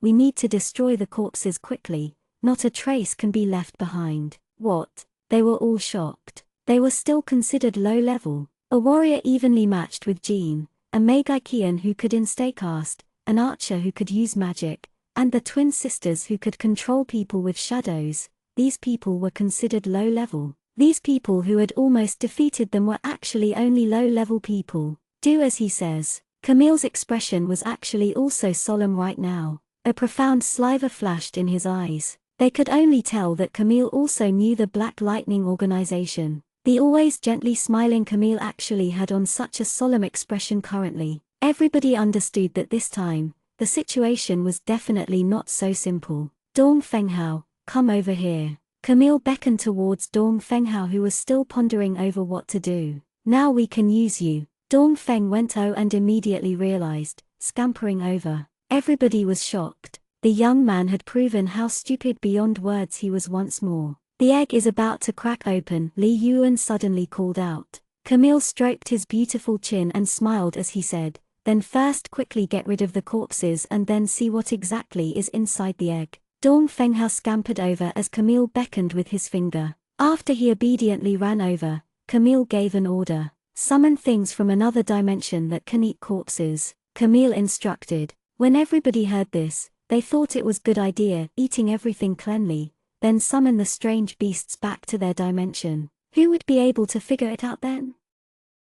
Chapter 107. Dong Fenghao was frozen. He just stared blankly at Camille, looking completely confused. Camille rubbed his temples, somewhat self-blaming, then said quietly, summon something that can eat meat. Oh, Dong Fenghao suddenly understood. Everybody sweat. Dong Fenghao's inability to understand and communicate were unmatched. Dong Fenghao chanted a few words while waving his hands. With a quiet rumble, all of a sudden, they could only see purple. Without any warning, a bloody-smelling gust of wind blasted at them. Of course, they weren't people who would willingly wait to be attacked, all nimbly dodging. Once everybody saw clearly what was going on, they froze. A giant purple flower was shaking back and forth wildly, 2 roots split open like feet. It had a wide, bloody mouth, the 2 rows of teeth that glinted scarily. Currently, it was swallowing the corpses one by one, making crunching sounds as it chewed.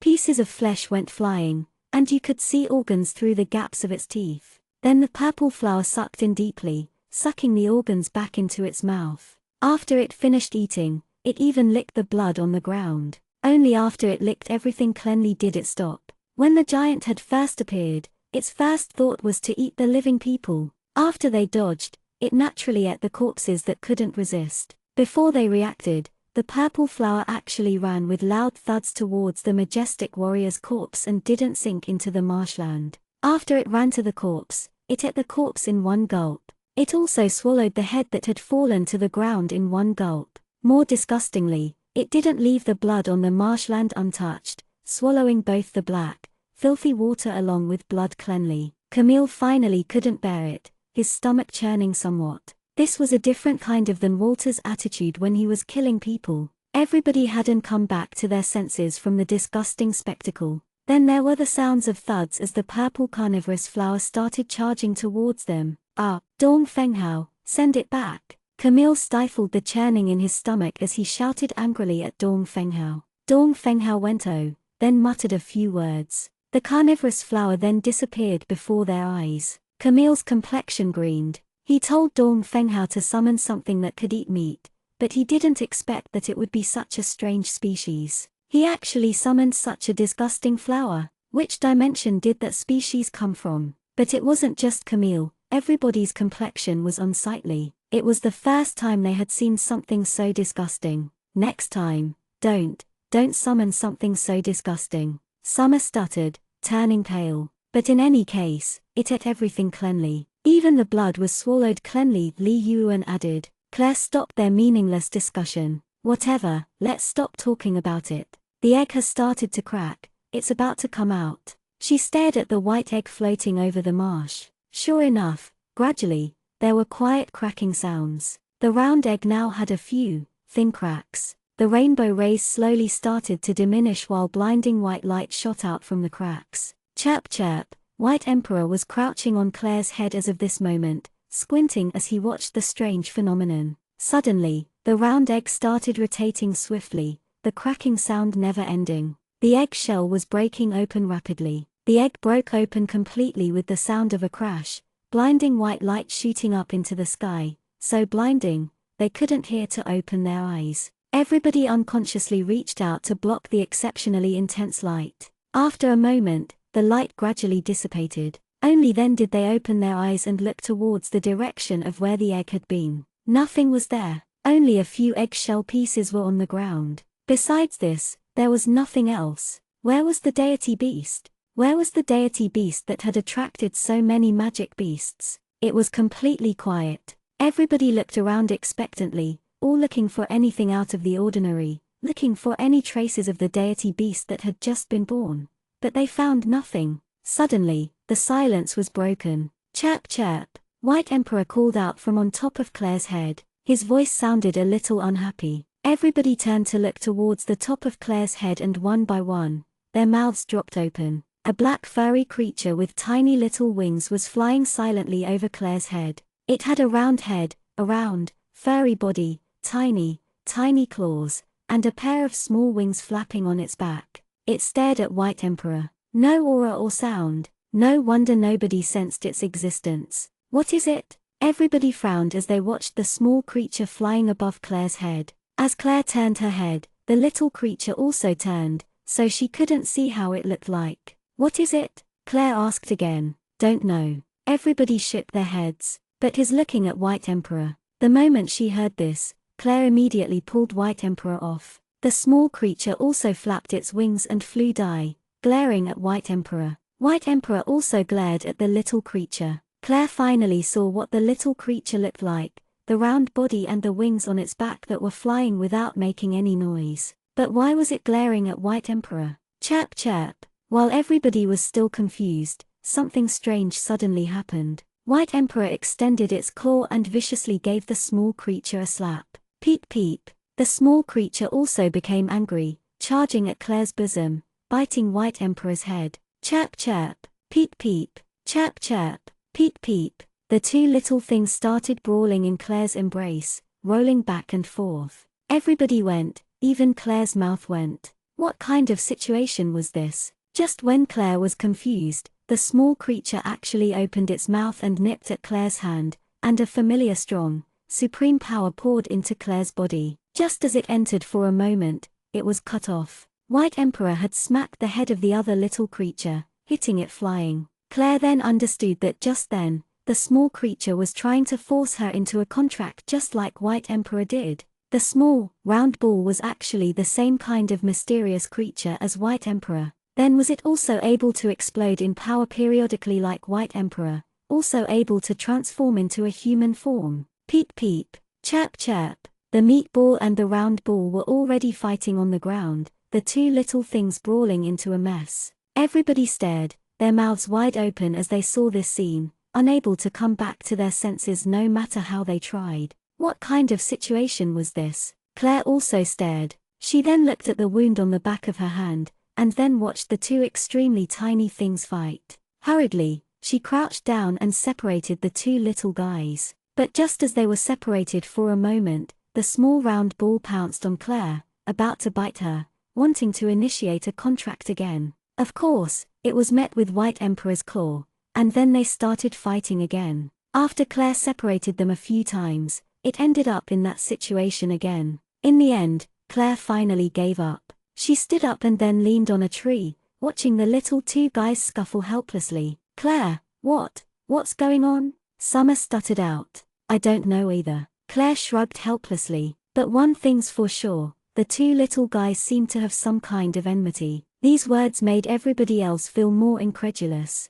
Just when the small round ball had been born, it seemed to recognize White Emperor and even seemed to have some kind of shared, deep hatred. The two started fighting immediately. How could it be explained? Then what do we do now? Camille was also somewhat helpless. On the ground, one small white creature and one small black creature were having a scuffle. Let's go. Claire shrugged. leading them away. Everybody was confused. Was it okay to just leave behind White Emperor and the so-called deity beast or small creature whose species they didn't really know? Claire walked without glancing back even once while everybody else was confused as they followed her from behind. White Emperor and the round ball stopped what they were doing when they saw everybody leaving. One hopped as it chased after Claire while the other flapped its wings. The two little things quickly raced forward, each taking over one of Claire's shoulders. They glared at each other, both looking like they were itching to get it on, about to fight at any time. This is a deity beast. Summer frowned and humphed. Everybody ignored her, but the meaning in their eyes was clearly no. Only Claire knew that the black, little round ball was definitely not simple. After the group returned to the camp and Summer saw the situation, she was so angry, she started kicking things. Even when they had been fighting so intensely, they never saw the uneducated black dragon. It turns out, he had actually plugged his ears and was sleeping. Summer dashed over and started shouting, "You uncivilized dragon!" She grabbed Ben's shoulders and started shaking him awake with courage even she didn't know she had. What is it?" Ben's voice was like thunder as he asked in a loud voice while opening his eyes. Summer pulled out the things Ben had used to plug his ears and snarled at him, "You actually just slept here. Do you know that just then, we almost died?" Claire also got injured seriously and almost died. "What?" Ben gave a start. He turned to Claire in shock, but then calmed down. "Isn't she fine?" "That's because we had a healer, learnenglish, there." Summer was even more angry when she saw Ben's attitude. Claire stopped Summer from continuing her rampage. She sat down and said quietly, "All right, Summer, we already had the agreement that he couldn't do anything lightly. Although just then it was very dangerous, everybody is fine right now." "Oh, Claire, where did that little black ball on your shoulder come from?" "One black, one white, how amusing," Ben asked curiously, suddenly noticing the two little things on Claire's shoulder. "Just picked it up somewhere," Claire said casually. "Peep peep." The black ball waved its little claws, seeming like it was very unsatisfied with the way Claire spoke. Just when the black ball called out, White Emperor chirped threateningly, waving its own claws, like he was giving a warning.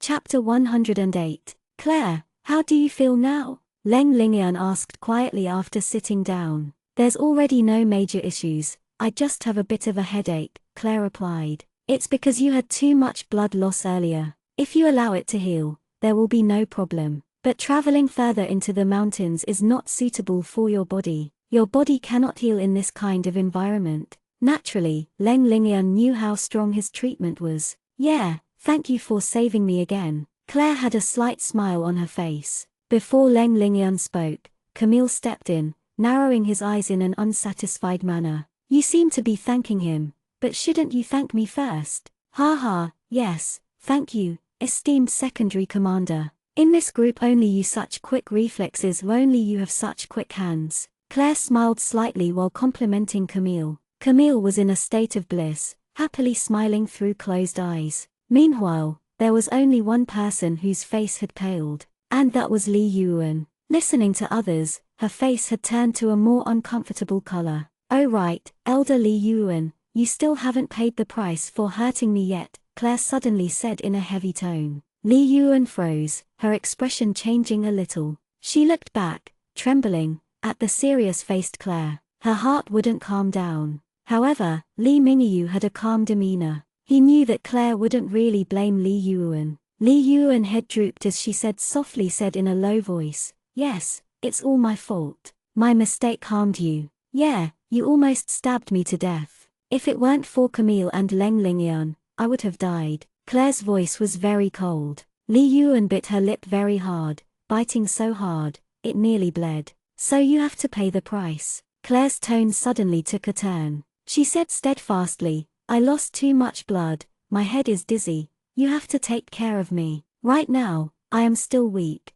so I cannot continue practicing. Let's go back now and after being fully rested, then I can go to your family's training ground to train. Also, don't pull any pranks in the middle of the night, let me have a nice sleep. My eye bags are getting heavier." And so, Claire's words came in a long and windy stream. Li Yuan looked up, gaping at Claire. This was her payment. "What? You think I'm too harsh?" Claire frowned at Li Yuan as she asked Li Yuan. No, not at all. Li Yuan shook her head wildly like a string drum. Okay, then tomorrow, let's return to our country. We'll slow down our pace, and I'll take care of you throughout the trip and stop pulling pranks on you in the middle of the night. Hee, you said so don't come in the night. I haven't slept properly recently at all. Claire yawned as she confirmed, satisfied. You think I'll go back on my word? Li Yuan raised her brow, let out a hump while asking. No,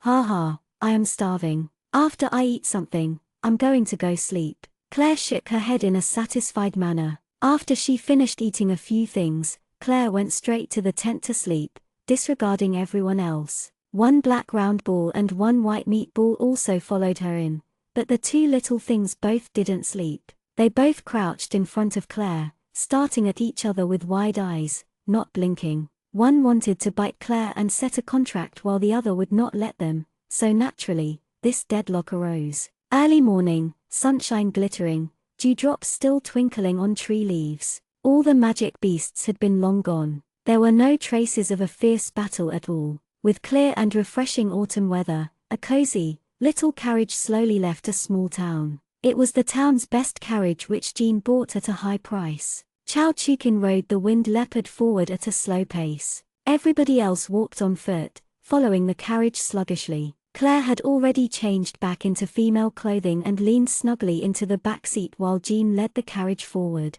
Only Claire was enjoying the carriage. 1. Because the carriage could only seat 2 people and no matter who got on, it didn't seem right. 2. Claire was enjoying it with no qualms, relaxing satisfyingly. It seemed like the young miss of a rich family traveling while a few mercenaries were hired for her protection. The journey was naturally very smooth. No robbers would blindly attack them. There was obviously a 7th grade magic beast and cold couchman, actually a sword strapped to his body. Who would attack this kind of lineup? And like so, they traveled for 3 days, arriving at the closest city, Fenghua City. This city was flourishing but also chaotic because it was the closest major city near Wandering Mountain. Many adventurers would come here and sell their gains from adventuring in Wandering Mountain: ores, magic cores, young magic beasts, valuable herbs. So the city was exceptionally bustling. However, the people who came here to sell their goods were all unordinary people. They were all people who had come out of Wandering Mountain alive, so naturally, they were all not simple. If there was a conflict of any sort, there was no way it could be resolved with a little chit-chatting. The busiest place in the city was the public order office. Often, they would be running around until their legs gave out. Therefore, how prosperous and how chaotic the city was directly proportional. Also, this city didn't require an entrance fee. Instead, there was a fee for leaving the city. And like so, Claire's group entered the city easily. The city was bustling with noise. All sorts of shops on the street, magic cores were sold, weapons, clothes, every shop had customers. There were many different people on the street. There were the local residents but also adventurers covered in dust. The city was built with layers of large rocks, including the city wall, houses, and the pavement on the street. Claire laid down inside the carriage, her eyes half closed, satisfied. Soon, their party would arrive at a clean inn in the city. Miss, we've arrived. Jean stepped off, opened the door for Claire, and extended his hand. Claire naturally supported herself off the carriage with Jean's hand. Wow, today we can finally wash a hot shower. Summer approached Claire happily and said while clasping Claire's hand. Last time we ended up not washing, but this time you will, Claire said to Summer, smiling. Hurry. Summer pulled Claire's hand, dragging her to the inn's entrance. Everybody else followed closely from behind. Just as they arrived at the entrance, an unknown object flew out the inn's door. The object rolled around on the floor. After rolling around a few times, they arrived at Claire and Summer's feet. Claire and Summer looked down to see that surprisingly, it was a person who had rolled to their feet. F***ck, you group of thugs, you actually treat your leader like this, the person on the ground cursed as he gathered himself up. Looking up, he faced Claire and Summer. After he froze for a second, a smile appeared. He laughed. Beautiful miss, it's you. Who are you? Summer asked as she frowned with annoyance seeing the burly man smile mischievously. Such a scoundrel was actually hitting on Claire. "Are you Mrs. Friend? I am Jackson, the leader of the 17th Squad of the Iron Blood Mercenary Corps and also Miss Claire's friend." The burly man called Jackson was surprisingly someone Claire and Jean had met long ago at Gale Gorge. He still remembered Claire clearly. "Really?" Summer looked at the frivolous burly man doubtfully. This kind of guy was Claire's friend. Perhaps it was his own wishful thinking. That's right, that's right. "Ha ha, Miss Claire, how have you been?" Jackson said to Claire while smiling. Claire nodded slightly. "Fine, we're tired now," Claire said faintly. Right after Claire finished speaking, she went directly past the burly man with Summer through the door. Jackson scratched his head, smiling awkwardly. Suddenly, he spotted Jean. He immediately approached him, laughing heartily. "Brother Jean, you're here too. Ha ha, what a coincidence. We actually bumped into each other here." "Yes," Jean said stiffly, not wasting any breath. "Ha ha, where are you going?" Jackson asked. He followed Jean from the side, curiously watching the large group of people behind him. They passed to two, following Claire in the door. "To Lagark." Jean didn't want to reveal too much, so he only spoke tersely. "Oh, really? Wonderful, we're also planning on going to Lagark. Why don't we go together?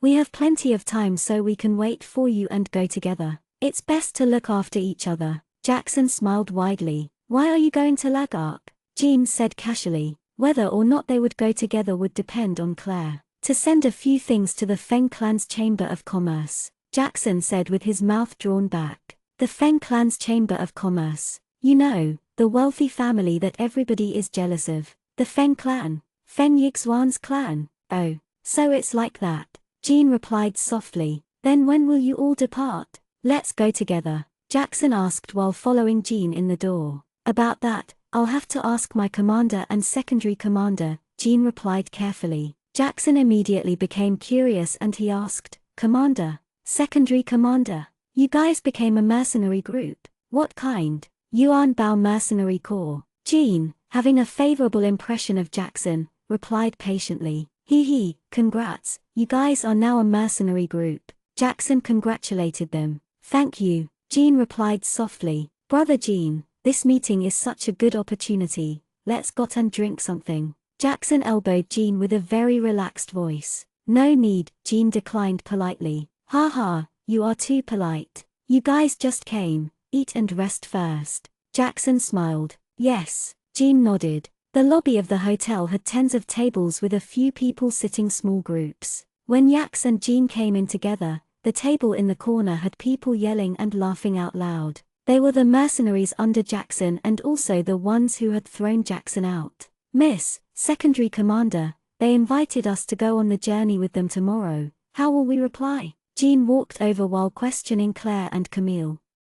Chapter 109. "Our secondary commander can decide," Claire replied, looking completely exhausted. It was simply too uncomfortable to sleep in the carriage. Strangely, she felt even more tired. She longed for a hot shower. "Then tell them we'll go together tomorrow," Camille said quietly. Even after Claire's group went upstairs, Jackson was still staring at Claire's figure from behind. "Perverted wolf, come back already. You ruffian, what are you looking at? Your eyes are about to fall out." The ruckus in the corner were Jackson's underlings. F***CK, you group of animals, I still haven't gotten back at you guys yet," Jackson shouted as he ran over and then grabbed one of their necks tightly. "Commander, why does that golden-haired green-eyed girl look so familiar? I feel like we've seen her before." "She was a bit far, I didn't see clearly," one of the young Megikians asked. "It was the beautiful miss we met at Gale Gorge." Jack smiled.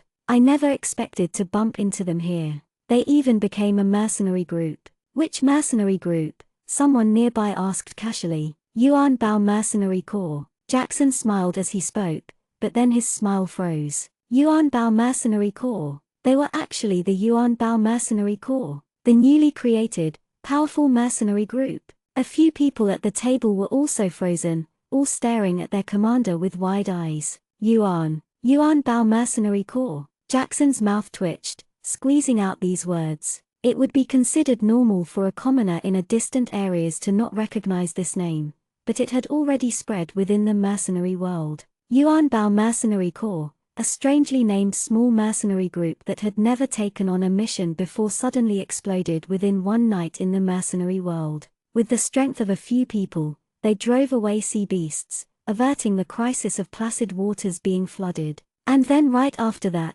they eradicated the notorious Red Skull pirates with one attack. The problem: the Imperial Army was powerless again. The headache for mercenaries, the Red Skull pirates, was actually eradicated. Although later on it was said that the captain escaped successfully, there was absolutely no way he could revive to such a level ever again. What Jackson never expected was, the Yuan Bao Mercenary Corps was Claire's group. "Sir, I think you shouldn't even think about it. Careful that they might pierce you through with holes like a honeycomb. Also, with this bear-like body of yours and your old age, TSK, she's a petite little girl," after all, the nearby group member said, eliciting nods of agreement. Seeing this, Jackson became angry. The lounge became louder than before. At night, Claire held her breath as she drank the blood-enriching medicinal drug Li Yuan had been pestering her to drink recently, about to go to sleep. Only after Li Yuan left Claire's room and her room was fully shut off did Claire calmly look down towards her right hand.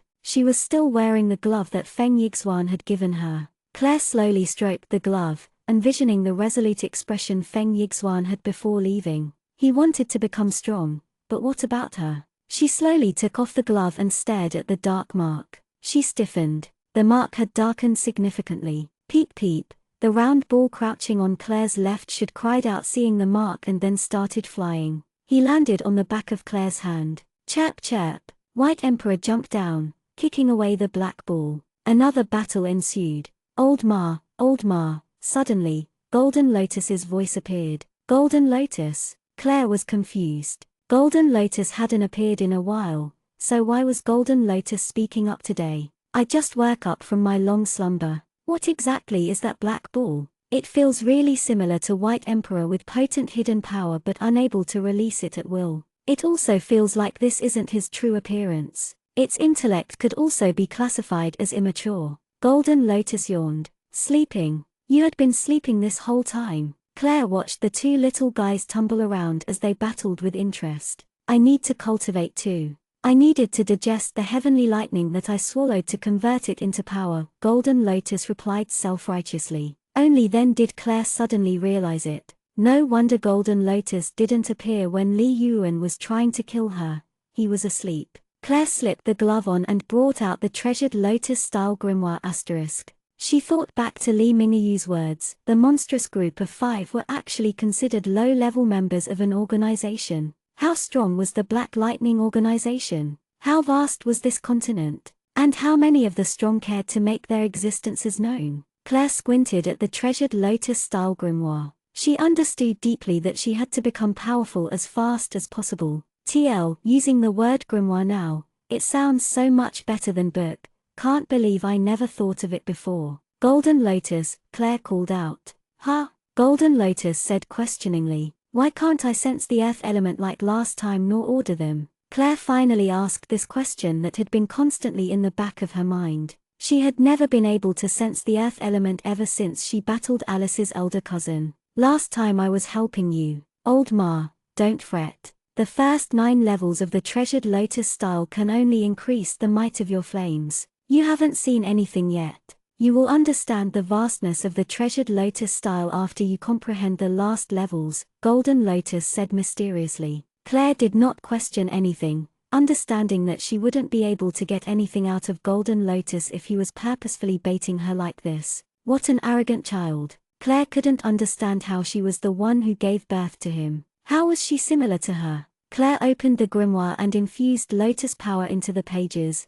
starting to practice the 4th level of the treasured lotus style. Claire truly wanted to learn to the 7th level in one go. However, there was heavenly lightning. The lotus power traveled through her body energetically. She smoothly arrived to the highest point of the 3rd level, stopping just from reaching the 4th because of heavenly lightning. "Old Ma, let's go out of the city. Might as well cultivate to the 7th level all at once. Fortunately, I've already absorbed all of the heavenly lightning from last time," Golden Lotus chuckled. "Don't worry, just focus on breaking through. Leave the rest to me. I won't let you get hurt at all." The amount of magic and chi you have right now is more than enough to help you learn to the 7th level. Then you'll understand how profound the treasured lotus style is. Claire thought about it. Yes. Even though she was feeling a little tired and unwell, there weren't any major obstructions. Becoming strong as fast as possible was her greatest desire. Claire rose. The meatball and round ball who had been wrestling with each other immediately stopped and leapt onto Claire's shoulders. Claire went to Jean's room and knocked on the door. Jean opened it with surprise, not understanding what Claire came to see him for. I'm going out of the city. Do you remember how when we battled with the golden dragon and after I ascended in power there was lightning? I'm going to break through again. Guard me, Claire said plainly. Jean was frozen, but internally, he was filled with indescribable joy. Claire came to ask him to protect her. Yes, Jean said concisely, and nodded. He immediately prepared to leave with Claire. Cold wind blew outside the city. Claire and Jean both rode the wind leopard, bounding out of the city. The wind lifted Claire's long hair, and a sweet scent drifted into Jean's nose. Jean rigidly watched Claire before him, falling into a daze. The wind leopard casted wind magic on its feet, dashing out quickly. A bright, full moon hung in the sky, occasional bird calls sounding in the distance. When they arrived at a desolate area, Claire glanced around. Right ahead was a precipice and the area was empty. Claire looked up towards the bright moon. This place will do. Claire dismounted. She was very satisfied with the surrounding terrain. The precipice was surrounded by an endless abyss, deathly dark. Nobody would be able to come up from there, so Jean wouldn't need to cover as much ground. I'll guard over there. I won't let anyone close, Jean said quietly. Promptly, he turned back towards the area leading to the precipice. His low voice was filled with resolution and determination. The wind leopard lapped its tongue, preparing to leave. You two should also go. Claire tossed the two little guys on her shoulder towards the wind leopard. The two landed on the wind leopard's back stably. Then the wind leopard left with Jean. Old Ma, now it's up to you. You just need to break through. Give me a feast. Ha ha, Golden Lotus urged impatiently. In truth, Claire longed to break through even farther than that. How mysterious was the treasured lotus style? What kind of surprise would it give her? Claire stood serenely on the high precipice. A cold wind blew, lifting up her golden hair, her sleeves rippling in the breeze. She looked ahead calmly. Slowly, she sat down in the lotus position and started to use lotus power. She broke through into the 4th level immediately. The cloudless, refreshing night sky instantly changed. Dark clouds surged from all directions, lightning flashing from within as they speedily amassed overhead more and more. The moon was immediately covered by dark clouds, the surrounds now all dusky. Meanwhile, the moon shone still everywhere else. Seeing the strange scene from far away, Jean's expression was somewhat complex. What was Claire training in? Why would it instigate such a strange scene? At this moment, lying on a bed far away, Lingyan suddenly opened his eyes. He swiftly made his way to the window and saw the black clouds assembling in a direction outside of the city. There was even lightning flashing within them. This strange scene compared to what he had seen when he had just arrived back at the capital was exactly the same. Then, Lingyan immediately went to knock on Claire's door. But there was no response. Claire, Lingyan called out in a low voice as he knocked the door. But again, there was no response. As expected, the strange scene in the sky was caused by Claire. Claire wasn't inside. Lingyan frowned. He thought about it for a while and then turned around, preparing to leave, but was faced by Li Yuan, Li Mingyu, and Camille, all with their doors open and looking towards him. Chapter 110. What is it? Camille asked. Claire isn't inside her room. She's outside the city. Lingyan frowned, his expression dark because although Claire's body seemed fine, in reality, it still hadn't fully healed yet. There had been too much blood loss at the time. What? That brat left at such a late time. Where did she go? Li Yuan cursed out angrily. That brat, does she understand the state of her body? I'll go find her. Lingyan left, flying out the window. Li Yuan and Li Mingyan froze. It was the first time they had seen Lingyan fly. Was it the wind element? No, Lingyan only used light magic. How was he able to fly? It's an ancient technique. You Li siblings also hold an ancient name. You should have your own techniques too, Walter said quietly, seeing Leng Lingyan's open window. He had also appeared, unbeknownst to anyone. Leng Lingyan's figure disappeared into the distance. Li Yuan and Li Mingyu suddenly understood with Walter's explanation.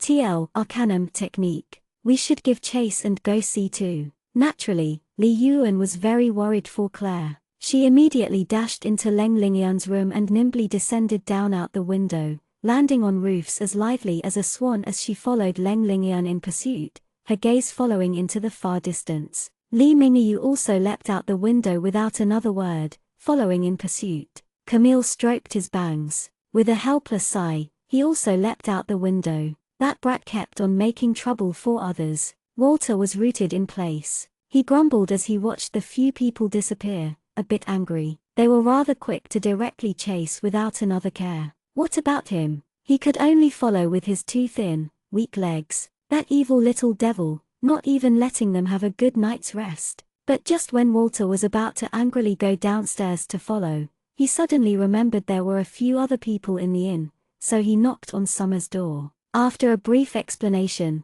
they dashed downstairs. During this time, Claire was sitting in lotus position on the precipice, her body glowing a faint golden hue. Currently, golden lotus was slowly taking shape, gradually wrapping around Claire. Claire's beautiful face was also covered by a faint layer of golden light, looking incomparably holy. The giant golden lotus petals gradually enclosed Claire tightly. Claire closed her eyes, entering an indescribably empty state of existence. A warm feeling flowed through her body, spreading through every limb and bone. It was incomparably comfortable. Meanwhile, dense, dark clouds hung overhead, thunder rumbling threateningly. Jean gripped the sword at his waist, watching the precipice tensely. His heart was already very tight. Although he had already known that this would happen, facing this situation would still make one's heart tremble. He was even more worried for Claire, who would be facing the lightning. Rumble, rumble, rumble. 3 incomparably large lightning bolts struck down in succession, no pauses in between. The pure white lightning lit up the surroundings, ripping apart the dusky night, looking like a malevolent face. As Jean watched the 3 berserk lightning bolts strike in a daze, his heart almost stopped. The lightning had struck Claire's golden lotus so furiously. Would Claire be okay? Would Claire be all right? Jean's fist was already clenched tightly. He stared fixedly at the dazzling bright golden lotus, resisting his urge to charge over. But just when Jean almost couldn't handle it anymore, the golden lotus opened gradually. Claire's calm face appeared from within. She slowly opened her eyes, her gaze crystal clear. Claire, Jean called out softly. Claire slowly turned to Jean and nodded, indicating for him not to worry. Only after seeing this did Jean calm down. Claire frowned slightly. The painful burning on her back told her another petal was unfurling. Old Ma, quick, quick, continue. This amount of lightning isn't even enough to chew, Golden Lotus urged Claire. Claire suddenly frowned once more, feeling something had changed. With a slight wave of her finger, a small mass of flames appeared at her fingertip. It was actually white. Claire was shocked. White flame, different the golden flame from before. What kind of flame was this? With another flick of the finger, a mass of golden flame appeared. Claire stared at the 2 different colored flames, a bit at a loss for words. Old Ma, stop playing, first finish up with your breakthroughs, test out changes after breaking through. It's even more interesting later on, Golden Lotus urged impatiently. Claire extinguished the flame. She took out the treasured Lotus-style book and infused Lotus power while reading speedily. How is it, Old Ma? It goes so smoothly, ha, ha ha. Magic and Duchi can help you reach the 7th level of the treasured Lotus style. The farther you go, the more you'll realize that the treasured Lotus style is the most important. Magic and Duchi is useless, Golden Lotus bragged arrogantly. Claire put away the book, concentrating as she closed her eyes and started to use Lotus power once more. Old Ma, hurry up, ha ha, quickly. Get to the 7th level in one go, Golden Lotus cried out excitedly. Claire still had her eyes closed, concentrating as she infused the Lotus power throughout her entire body, applying as it had been recorded in the book. Just as Golden Lotus said, there were no obstructions. She finished exceptionally smoothly. While Jean watched in shock, Claire's entire body started glowing a golden hue once more and the giant Golden Lotus slowly encircled Claire within. The thunderclouds that had just started to disperse gathered quickly once more, but there were still more clouds from even farther away flying over. The thunder was even more clear. Every time lightning flashed, the surroundings would instantly turn pure white, making one extremely uncomfortable. The loud thunder sounded again. The crazy lightning bolted towards Claire inside the golden lotus as if mad. This time, there was one more lightning bolt. Exactly 4 giant lightning bolt brimming with berserk energy struck, each strike more frantic than the last, each strike sooner than the last. But once they struck the golden lotus, they would silently disperse without any resistance. But Jean frowned and stared steadfastly at the giant golden lotus, extremely worried. Was this going to continue? How many more lightning bolts? Would the golden lotus still be able to support it? Suddenly, there was a quiet sound from behind in the far distance. Jean gripped his sword and turned around abruptly, but then he saw it was Leng Lingyan dashing forward. Leng Lingyan stopped beside Jean and quietly looked towards Claire, whose entire body was faintly glowing golden. He knew that the strange situation before him was caused by Claire. Soon, Li Yuan, who had been close behind, rushed to the scene looking extremely worried. Not far behind was Li Mingyu and Camille. "Jean, what's going on? What did that brat do?" Li Yuan asked worriedly, about to run to Claire's side. Clang! It was the clear sound of sword clashing, a sword blocking Li Yuan's path. "Jean, what are you doing?" Li Yuan turned and was faced with Jean's handsome yet icy cold face. "Until Miss has finished, nobody can come close, including you." Jean's voice was ice cold, lacking any warmth of feeling. He blocked Li Yuan's way without any intention of moving aside. "Humph, you think you can block me?" Li Yuan's expression had also hardened, about to attack. Before Leng Lingyan even opened his mouth to speak, another voice stopped Li Yuan. "Yuan, stop!" At this moment, Li Mingyu, who had been chasing from behind, immediately called out to stop Li Yuan. "Elder brother, this guy actually dares to block me," Li Yuan said furiously. "If you go now, not only will you be in danger, perhaps Claire will be in danger as well." Li Mingyu said in a low voice, his expression serious as he watched the golden lotus slowly open to reveal Claire. Li Yuan froze for a moment, then frowned as she looked towards Claire with her shocked and worried gaze. What was that giant golden lotus? And what was the golden hue around Claire all about? Also, how could the lightning and thunderclouds be explained? In spite of the burning sensation on her back, Claire quickly infused lotus power into the treasured lotus-style book and speed through the pages. After she broke through the 5th level, Claire could clearly feel another different sensation in her body, but it wasn't the right time to deal with it. She had to ascend to the 7th level before people gathered. "Old Ma, haha, I feel so good, it tastes so good, continue, continue," Golden Lotus called out gleefully. "Quick, let me eat enough. I'll cultivate afterwards. Will Claire be all right?" Li Yuan looked up with worry at the strange scene in the sky, her heart already tight. Li Mingyu frowned as he watched the giant golden lotus wrap around Claire. "This is an ancient technique," he said in a low voice. That was all he could surmise with his current knowledge. After all, it wasn't magic or qi, so it could only be explained with an ancient technique. How would Claire have an ancient technique? Li Yuan was even more confused. Li Mingyu turned to look at Camille. Camille shrugged. "Don't ask me, I don't know." At this time, the sky was becoming more and more dark. A few people looked up towards the sky and were frozen with fear at the shocking, abnormal scene in the sky. The thunder rumbled incessantly, like a marching drum. The thunder and lightning rolled within the clouds. The scene of pure bright white on one side and dark nothingness on the other was a bizarre sight to behold. Li Yuan watched the giant golden lotus anxiously, resisting the impulse to dash over. And there was no way anyone else was not worried. With golden lotus's urging, Claire broke through with all her might. 4th layer, 5th layer, 6th layer, all the way to the 7th layer. Meanwhile, the lightning bolts that had started with 3 strikes became 6 strikes in the end, and the lightning bolts had become more powerful with each strike. Jean and company's hearts had tightened and tightened, but once the last 6 lightning bolts struck, the dark clouds dispersed immediately, not gathering as they had before, disappearing out of sight. They understood that it was finally over.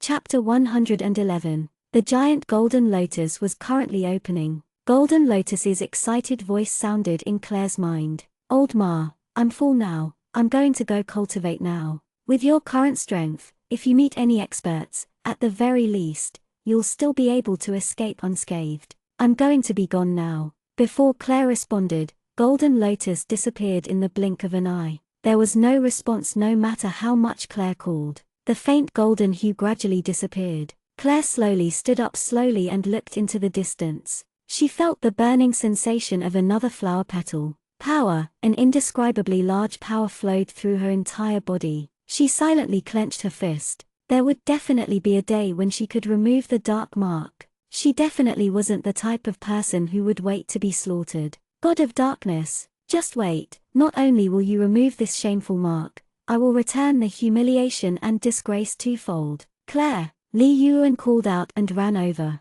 Her clenched heart finally calmed down. Claire slowly turned around. Seeing the group of people behind her, she suddenly smiled a strange, faint smile. Under everybody's alarmed gaze, Claire extended two arms, smiling as she fell backwards. But behind Claire was a bottomless abyss. Claire! Multiple alarmed voices rang out at the same time. Everybody moved instantly. What was Claire doing? Was she crazy? Suicide? Their hearts beating crazily, they charged madly to the edge of the precipice. Lingyan had already thrown himself over, preparing to fly off the cliff to save Claire. But just when they reached the edge, boiling hot aura blew at them, making their entire body stiffen. Whoosh! There was the quiet sound of airflow. Golden light, dazzling. Claire flew up slowly, smiling sweetly. She just floated gently. Everybody stood rooted in place, eyes wide as they stared at such a scene. Behind Claire was a pair of golden flames. Mold flames. The golden light shined on their faces. Their eyes were affixed to the beautiful scene, all dumbstruck and at a loss for words. It was the first time they had seen such a technique. Flames could actually be molded into wings. And Claire's clothes were still perfectly intact. The wings hadn't damaged her clothes at all. Claire flapped her wings and slowly flew upwards. She looked down towards them, a faint smile appeared on her face. Sorry, I have worried you all. You brat. Li Yuan came back to her senses. She angrily berated Claire. You came here to mess around instead of sleeping. Don't you know your body still hasn't fully healed yet? I'm sorry to have worried you. Claire smiled and was about to fly down when she spotted a white figure approaching. Lingyan also sensed it and turned around and saw the quickly approaching white figure. It was a human and their power was rather strong. The people on foot also followed the two's gazes and saw the white figure speedily approaching.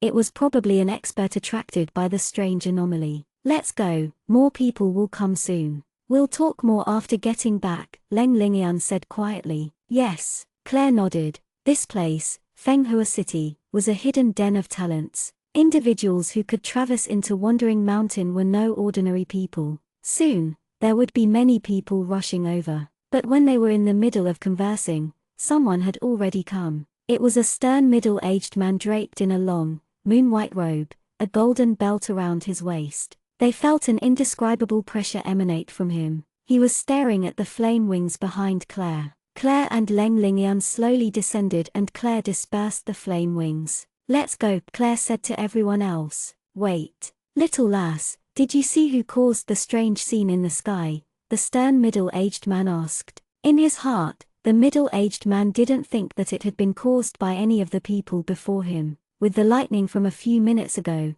whoever was bearing it must have been injured whereas the people before him were perfectly fine. Clearly, they must have been attracted to the scene like he was and were just fortunate enough to be near at the right time so they were able to get here earlier than him. We didn't see. When we got here, there was already nobody around. Claire shook her head slightly, calm. They were just about to leave, but the middle-aged man wasn't willing to let them go just yet. Wait, little lass. What is it? Claire asked faintly. Are you from an ancient clan? The middle-aged man asked. His question was reasonable because of Claire's flame wings. They were definitely not magic nor do chi. Claire shook her head. She didn't plan on getting involved with the middle-aged man. She turned around, about to leave. But the middle-aged man quickly stopped Claire. Wait, what else is it? Claire frowned, a little annoyed. Do you know of a hidden sect on this continent? When the middle-aged man said this, a proud expression surfaced. Claire stopped for a moment, shook her head, then looked towards Camille. Hidden sect asterisk, a formidable secret sect, a powerful force towering at the peak of the continent. All disciples of this sect are unordinary, all people of ancient clans with their own ancient techniques. Hidden sect has over 1,000 ancient techniques. Many people wish to join and find an ancient technique suitable for them. After all, Qi and magic has its limits, but there are countless variations of ancient techniques. Also, once you join you must follow the regulation of not interfering with the outside world. Camille's words made them apprehensive because Camille never exaggerated. Since he had already described the secret sect this way, it could only be imagined how powerful it was. *TL, there's no way to tell when they are referencing a hidden sect or the hidden sect. I asked my native Chinese friends, but still, note. Leng Lingian's expression also shifted slightly. He knew a little about them. Even the Pope avoided the subject, but because the hidden sect paid no attention to the outside world, the Pope never worried that it would become a threat to the Temple of Light. But just because the hidden sect didn't pay attention to the outside world didn't mean they weren't capable. Rather, on the contrary, the hidden sect could decimate a country if they wanted to, and quite easily at that. Not bad, you actually know about our secret sect. The middle-aged man smiled proudly, then said to Claire, I am Elder Huo Ziyu of the hidden sect. Today, I was impressed by you, little lass, and I felt you were worthy. Are you willing to join our hidden sect and become my direct disciple? Elder means a high position in the sect B/C filial piety Chinese culture, and Huo means fire. Tiny spoiler, he specializes in fire. Becoming the direct disciple of an elder of the hidden sect was definitely an opportunity many people would yearn for. Becoming part of the hidden sect would mean having an extra shield. Not even the Temple of Light would be able to harm the shield. It would mean walking the path, Dao, of the strong. But Claire refused without any hesitation. No. Thank you for your kind intentions. We are currently engaged in business and will be taking our leave. Huo Ziyu's expression changed. It was the first time he had offered to take on a disciple. Never did he think that this would be the result. The young girl had actually refused. Understand that by joining the hidden sect, your prospects will be limitless, Huo Ziyu started to explain, holding back his temper. He felt that perhaps, the little lass didn't understand how formidable the hidden sect was. I'm not interested, Claire once again refused coldly. She did not wish to be bound by shackles, and she already had a master. Not interfere with the outside world. There was no way she could ignore the Hill family, her warm mother and headstrong yet likable Lashia. She had been craving to join Claire on her journey, but in the end, stayed behind to protect mother. Huo Ziyu finally could not control his temper. Ignorant fool, do you know how many people want to join the hidden sect but are unable to join? Even though you are not from an ancient clan, I was going to make an exception and accept you as my disciple, but you foolishly refused. Huo Ziyu was finally angered. To his understanding, making an exception and accepting as someone who was not from an ancient clan was already a earth-shattering favor. But this girl before him actually dared to refuse such kindness. Hearing this, Claire frowned and retorted, there must be mutual agreement for a master-disciple relationship. So what if I'm unwilling? Besides, I already have a master. But Huo Ziyu didn't care. Instead, he flew up, reaching out with the intentions of grabbing Claire unreasonably. Your talents will grow best under my teachings. Come with me right now. Clang! Jean stopped him with his sword and brandished it towards Huo Ziyu, but a terrifying power suddenly exploded. Huo Ziyu was scowled and immediately waved his hand. A visible qi energy attacked towards Jean. Jean's expression changed. Qi bursted out as he parried with his sword. Swoosh! Jean had been pushed back very far. A visible straight line trailed on the dirt ground. Huo Ziyu laughed coldly and said disdainfully, Humph! A trifling sage warrior, an ant. In one moment, he had discovered Jean's true strength, but his tone was disdainful. Don't be unreasonable. Claire's expression hardened. According to Camille, the hidden sect was not simple, standing at the peak of the continent. How could a sect that even the narcissistic Camille praised be simple? She wanted to avoid any conflicts if it were possible. Making an exception and accepting you as my disciple is already a great favor. Go! Huo Ziyu said coldly and arrogantly. He reached out to grab Claire again, Unreasonable and self-aggrandizing. What bullshit hidden sect, actually daring to force someone to become a disciple? Is the hidden sect such a trashy sect? Li Yuan proclaimed angrily. She had already pulled out her dagger and was in front of Claire to protect her. No. But before Claire could protest, Huoziyu had already exploded with fury. You dare! Huoziyu roared. With one wave of his hand, a violent, large chi energy attacked at Li Yuan. Leng Lingyuan immediately created a barrier, but Claire still pulled Li Yuan behind her. The barrier wouldn't be able to withstand the blow. The chi attack would smash and pass through the barrier and attack straight at Claire. Chapter 112. Seeing this, a frantic expression flashed through Huoziyu's eyes. He didn't want Claire to die. Whoosh! Bang! Flames scattered in all directions. A flash of happiness gleamed in Huoziyu's eyes. In an instant, Claire had constructed a giant flame shield to block his attack, and the color of the flame was white. Unique fire. The girl could use another unique flame. Before, she had used moldable golden flame, and now she was using white flame. Such a rare talent. And most importantly, the girl did not look to be more than 15. Coupled with her age, the girl's prospects were unmeasurable. Good. Very good. Today, you must come with me. Whoever obstructs me will die. The hidden sect is not supposed to interfere with the outside world and stand aloof from worldly affairs. Since when could they such lowly things such as forcefully abducting disciples? Camille said coldly. Now, both Camille and Li Yuan had agitated Huoziyu. Humph! I'll kill you all, who would know? Huoziyu's eyes flashed venomously, already filled with killing intent. Their words made him lose face, and what happened today could definitely not be spread. Everybody's expressions shifted because they could tell with his last attack that his strength far surpassed theirs. None of them were his match. Claire looked coldly at Huoziyu, who was so furious he was emitting killing intent, and then slowly clenched her fist. One needed power to speak out. Today, if Huoziyu didn't die, then they would all die. In a moment, even more people will come. Will you be able to kill everybody in the city? Li Yuan said hatefully to the stubborn man. Humph! Huoziyu sneered. Suddenly, he clasped his two hands together before his chest and shouted, "Enclosed sky." As he separated his two hands, blue flames burst forth. Speedily, the flame formed into straight lines and then turned, becoming a giant quadrilateral. Afterwards, the flame rose up, forming walls that completely trapped them within. Blue flame. Everybody watched with amazement. It was the first time they had seen a flame this color. What kind of unique flame was this? Barrier? Was it a barrier? They were completely trapped by flames. Compress. Huoziyu smiled coldly as he floated in midair. The flames surged inward, closing in on everybody inside. The boiling hot aura came closer and closer, bringing unbearable heat. And the land the flames passed over became scorched into nothingness. No matter if it was grass or trees, even rocks, they all turned to dust. Even the dirt smelled burnt. It was obvious what would happen once it reached them. Jean frowned and prepared his sword. With a low grunt, he burst forth with silver du chi, exerting all of his strength for this one attack. The powerful sword chi left a long trail on the ground and reached the blue flame. But, this attack that Jean had used all of his strength on only created a tiny seam in the blue flame before the seam disappeared.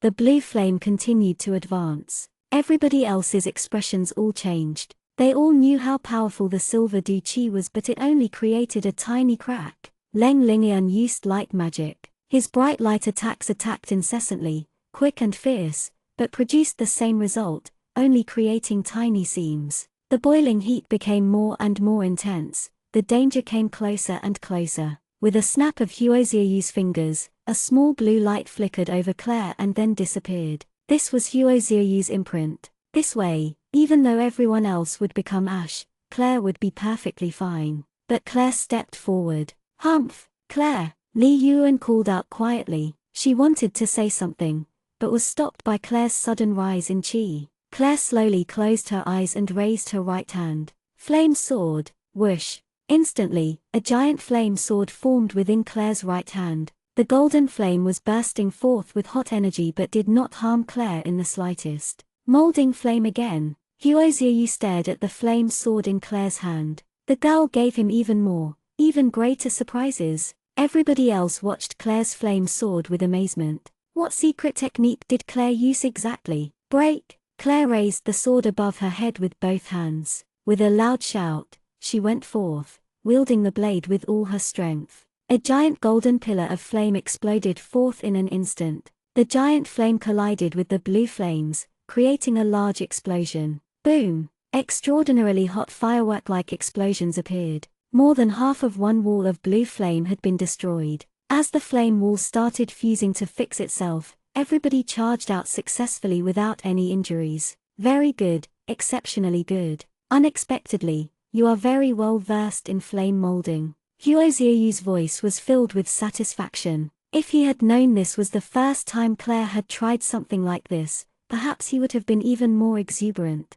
The surrounding dirt gave off a hard-to-describe scorching smell. The environment had already become a bare patch of land. In the distance, you could hear sounds approaching quickly. It was the sounds of people attracted by the strange scene in the sky. But Huoziu only tilted his head cockily. With a snap and of his fingers, a small blue flame ball appeared from the tip of his finger. The blue flame whistled as it rapidly soared through the air. Before Claire's party could react, the blue flame ball gradually expanded, accompanied by cries of alarm. Then the blue flame ball landed on the ground and exploded. There were no more cries of alarm because where the group of people had been was now a large, deep crevice, so deep and dark you could not see any corpses. You, how evil! Li Yuan cried out hatefully. Those people were unrelated to you, but you killed them all. Huoziu snorted coldly, his eyes filled with disdain. They were just a group of ants after all. Even though the hidden sect had a rule of not killing innocents, everybody here was going to die anyways.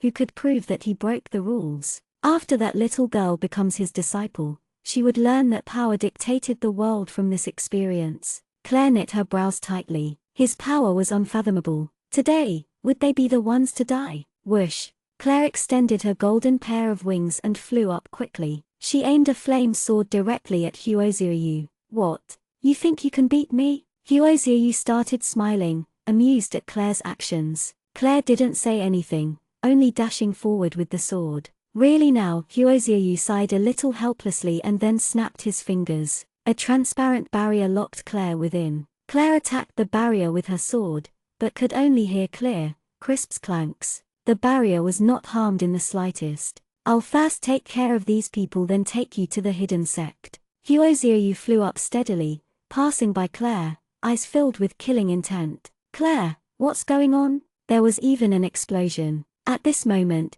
Ben, who was already in his original form, appeared, flying over. He had burns of various sizes, looking very pitiful. He was hugging a few people: Summer, Chao Chukin, Walter, and Feng Donggu. Walter made a big fuss. What's happening? I almost got killed. If it weren't for Ben transforming back at the right time to protect us, we would have ended up like those other people who have turned to ashes. You guys shouldn't have come, Li Yuan said anxiously through gritted teeth. Huoziu raised a brow seeing the giant black dragon. Who would have thought he would see a dragon here? But it didn't matter. Huh? Walter didn't understand. Before he could even ask, a boiling hot aura surged over, a fatal attack nearing once more. What the? Walter called out in alarm, immediately about to make a countermeasure. But chanting a spell required time. The blue flame could be seen reflected in his eyes, it was so close. Whoosh! A strange magic beast suddenly appeared,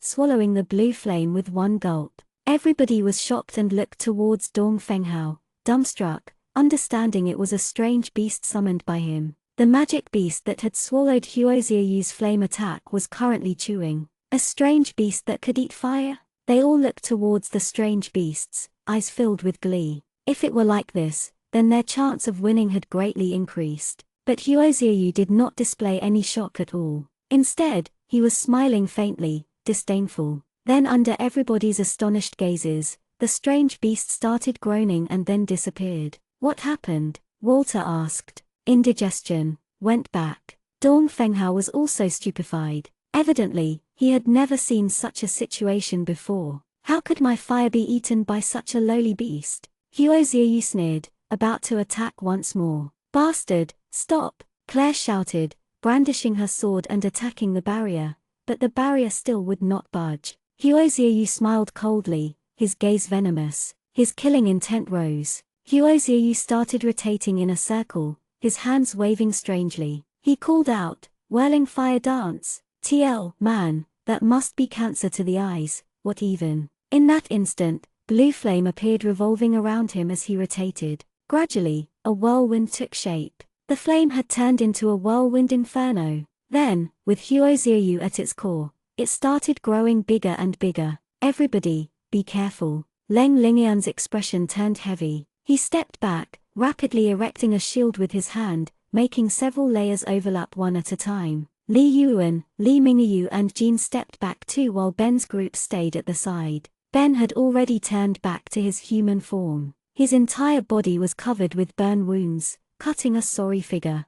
Chapter 113. Leng Lingyun watched the whirlwind inferno grow and approached them apprehensively. He understood that just some shields wouldn't do to defend against his attack. Wherever the whirlwind inferno passed though, only ashes were left behind. Leng Lingyun's erected shield was destroyed in an instant, its power not even on the same level as the whirlwinds. If they were touched by such terrifying fire, the result would be too horrible to imagine. Even Ben's durable body had been burned to such an extent, then it was obvious what would happen to their normal, human bodies. Leng Lingyun could have flown away and escaped, but there was no way he would leave anyone behind. Their worries were a bottomless pit. White Emperor clenched his little claw, chirping at Claire, anxious because she was trapped inside the barrier. However, the black ball just watched on with its head tilted. "Ben, bring them away," Claire bellowed. "This is the first promised order, carry it out now. Turn back to your original body, fly away with them immediately, right now, roar." Ben bellowed into the sky and turned back to his original form. He grabbed everybody with his two claws and threw them on his back. They started flapping his wings, rising to the sky. Currently, he was at the point where it didn't matter, he was losing dignity for the dragon race by running away nor breaking his vow that he would never let lowly humans ride on his back. "Want to run? Humph!" Huozhiyu sneered. With a wave of his finger, the blue whirlwind inferno started rising and following Ben. "Bastard!" Claire's grip was so tight, her knuckles lost color. She made the sword disappear instantaneously, then brought both of her hands to her chest, desperately trying to draw out power. As she separated her palms, one hand emitted golden flame while the other emitted white flame. Then, she rapidly brought the two flames close, fusing them. Huozhiyu's gaze landed on Claire. "What are you doing?" His expression changed greatly. What Claire was currently doing was extremely dangerous. She actually wanted to fuse two types of unique flame then blast open the barrier. The space of the barrier was limited, so she would definitely be injured. Without a word, Claire fused the flames together then blasted it towards the barrier. The barrier broke open. Claire's flame shot towards Huozhiyu. Huozhiyu was caught unawares, so when he had finally gotten back to his senses, his arm had actually been burned. Claire extended her wings in mid-air, staring coldly at Huozhiyu without any warmth in her eyes. You actually predicted I would open the barrier. It was only because of that you were able to injure me. From the very beginning, you had never thought of opening the barrier. Instead, you planned on forcing my hand," Huozhiyu said through gritted teeth while covering his arm injury. Just then, Huozhiyu had been burned by Claire's unique flames the moment he opened the barrier. Claire didn't say a word, only glaring at Huozhiyu coldly. Because Huozhiyu had been distracted, his mental waves had been disconnected and the whirlwind inferno had disappeared. Ignorant fool! Feeling the exceptional pain from his injury, Huozhiyu's face twisted and he cursed, "You're so ignorant, you might as well die." Claire clenched her right hand into a fist, a strange smile appearing at her lips. She said coldly, "What a pity, I'm not going to die. You're going to die instead." Such audacious words. Evidently, Claire's words had angered Huozhiyu. Huozhiyu's expression darkened. He humped coldly, then grabbed the air with one hand. A net of blue flames appeared around Claire. Huozhiyu sneered, his eyes full of malice. "Let's see you boast now." Claire was smiling strangely and only stared coldly at Huozhiyu. Seeing Claire's calm indifference at the face of death, he became more furious. "Ignorant fool. It's too late for you to beg now. Go die." Huozhiyu spat out harshly. He clenched his fists, about to tighten the flame net. Just looking at Claire made him sick. Claire suddenly called out angrily to the air, "How long are you going to wait? Are you going to appear only after I die?" Huoziyu froze for a moment, stopping what he was doing. Who was she talking to? Was there someone there? There was not a soul in sight, only air. Was she bluffing? "Humph, if you think you can trick me in order to escape, you're rather naive." But before Huoziyu finished his words, his expression changed greatly. An incomparably powerful pressure suddenly appeared, but there was still nobody around. The terrifying pressure made it almost impossible for him to fly. His legs were already shaking, almost on the verge of kneeling facing this immense pressure. Who was it? Who was it? Huoziyu just stared intensely at Claire as she smiled strangely. The next moment, Huoziyu was shocked to find that he couldn't move at all. What did you do?"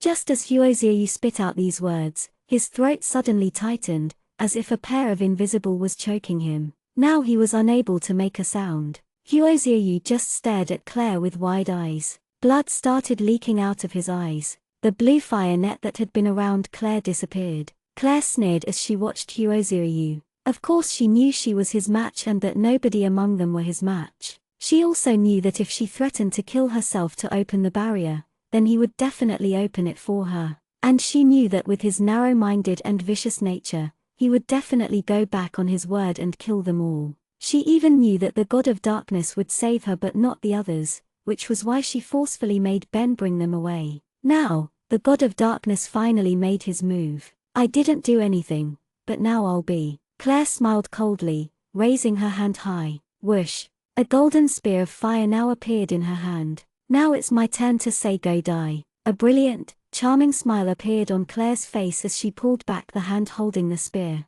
Huoziyu's complexion turned ashy pale. His eyes were full of terror and despair, his body becoming ice cold. He didn't understand at all how the situation had come to this. Who exactly was it that he was completely unable to contend with to the point that he was powerless? "Thank you for killing all the people who had come to see what was going on. Now nobody will know how you died." Claire smiled icily. She used all of her strength to throw the huge, golden spear of fire at Huoziyu. The golden spear of fire whistled through the air and ran through Huoziyu's body. Huoziyu's incredulous and despairing gaze landed on Claire and then he slowly started burning. The golden flame spread across his entire body and turned him to ashes. The flames slowly disappeared into the night sky. Even after he died, Huoziyu didn't know what was the cause of his death. Claire descended to the ground then looked up towards the night sky, smiling brilliantly. She said quietly, yet clearly, one word, "Thanks."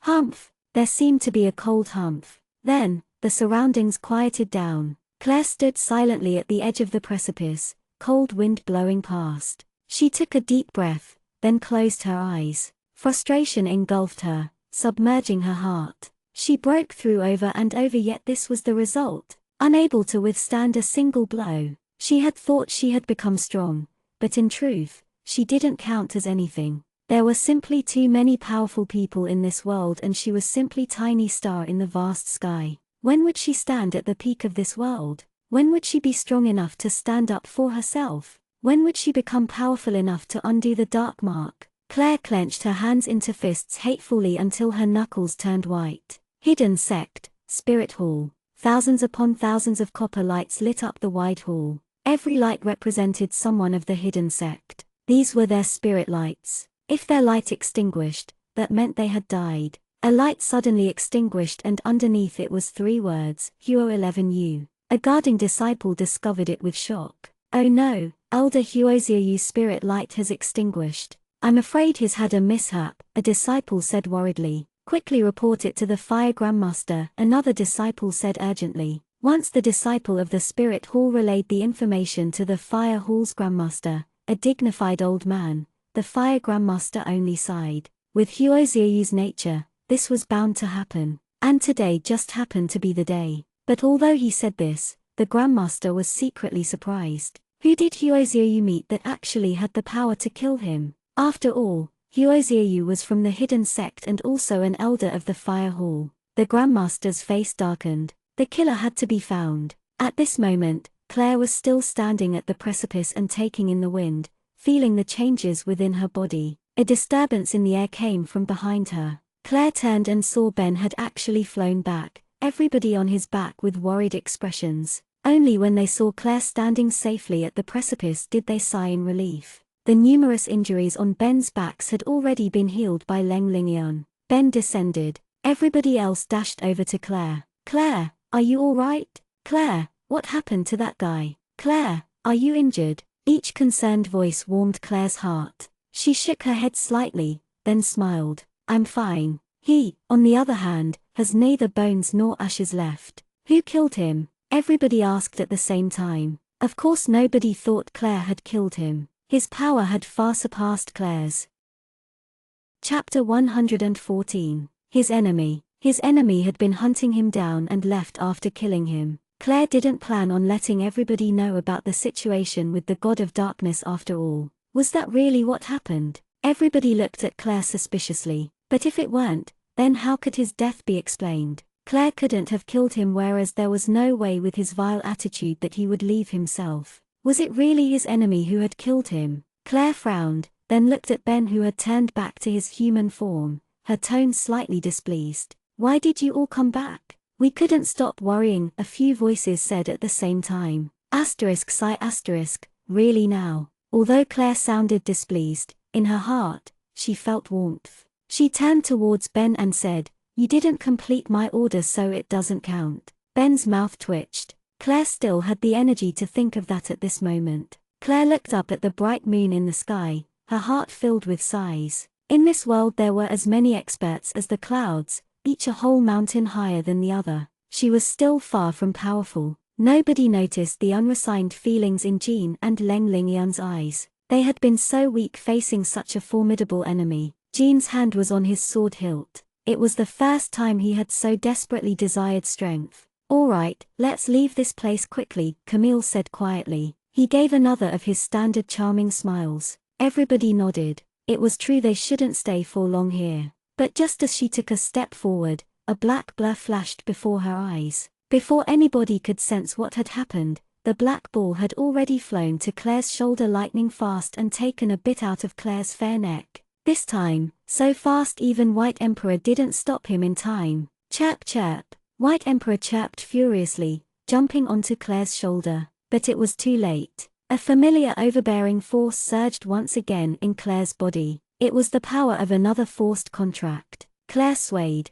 She was on the verge of being unable to stand. Jean, who was closest, supported her immediately. "Claire!" everybody cried in alarm. It truly was, as the saying goes, a new problem arising before the old is resolved. A cocky voice invaded Claire's mind forcefully. "My name is Blackfeather." Claire understood immediately that it was the Black Bull's name. It turns out his name was Blackfeather. A wave of dizziness hit Claire. The overbearing power was surging within her body aggressively. Also, he was trying to break her and White Emperor's contract and replace White Emperor. Two overbearing and powerful forces started clashing within Claire, both unwilling to give in. But it was Claire who suffered. The two similarly powerful forces wreaked havoc, each trying to drive the other into submission. Meanwhile, Claire's expression turned more and more pained. She felt like her body was about to explode. It was so painful. "Claire, what's going on?" Lengyan's expression changed.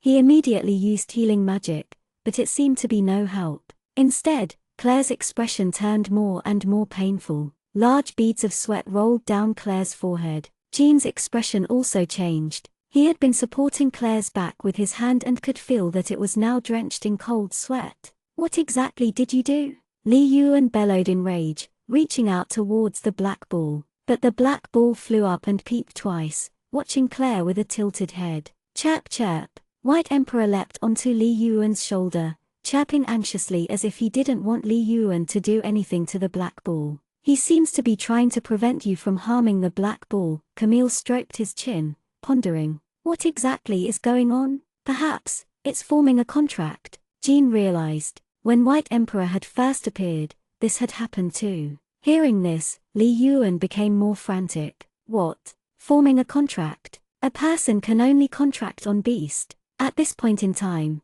she was already well aware that White Emperor was Claire's contracted beast. Summer was also frantic. What do we do now? Will Claire die? What are you talking about? Of course now. Chao Chukin immediately retorted. Claire will definitely be fine. We can't touch the black ball right now because we don't know what will happen to Claire if we harm him. Even White Emperor is trying to stop you from attacking. He should understand the situation better. Don't do anything for now. We'll talk more after leaving first, Jean said in a low voice. After he finished speaking, he scooped up the pained and nearly unconscious Claire. Li Yuan came back to her senses and said hurriedly, right. First return to the inn to get Claire some rest. Why go back to the inn when we can go to our next destination? In any case, all of our belongings are in Claire's interspatial ring. Ben turned back to his original form and turned to say unwillingly, I'll make another exception to let you humans ride on my back, but never again. Come on quickly. Thank you, Summer thanked Ben with relief, seeing Claire turn more and more pale. It's best if I hold you so you don't throw up on my back. Ben swiped Summer with one claw. Ah, you damned uncultured dragon, Summer yelled in fear, but was unable to break out of his clutches. Once everybody was seated on Ben's black and black feather also flew and landed on Jean's shoulder.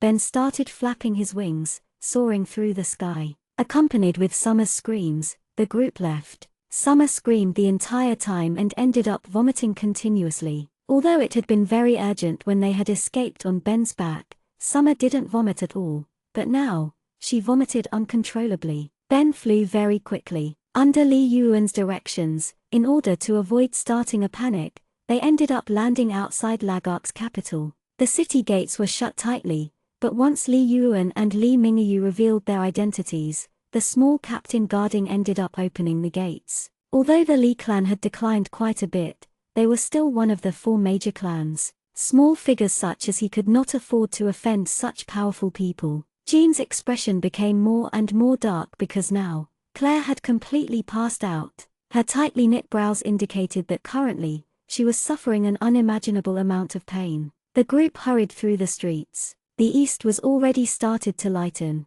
The sky was about to turn bright. Li Yuan and Li Mingyu led the group to an ancient and wide residence. 2 young men were guarding at the door. When they saw the 2 siblings, their eyes lit up with joy. Young master, second miss, you have returned. Those old fools keep on trying to make things difficult for us every day, one of the young men said happily to Li Mingyu. Millimeter, let's talk later. I will deal with them. Right now, my friend needs rest. Li Yuan gestured impatiently. Tutu's gazes landed on Claire who was in Jean's embrace with a little bit of shock. Friend. It was the first time they had ever heard second miss say this word. The cold, arrogant second miss actually had friends. Were all these people her friends? She actually brought back so many people at once. Li Yuan didn't waste any time on words, leading everybody away. Everybody followed closely. The 2 young men stood in place, watching the group disappear. They glanced at each other,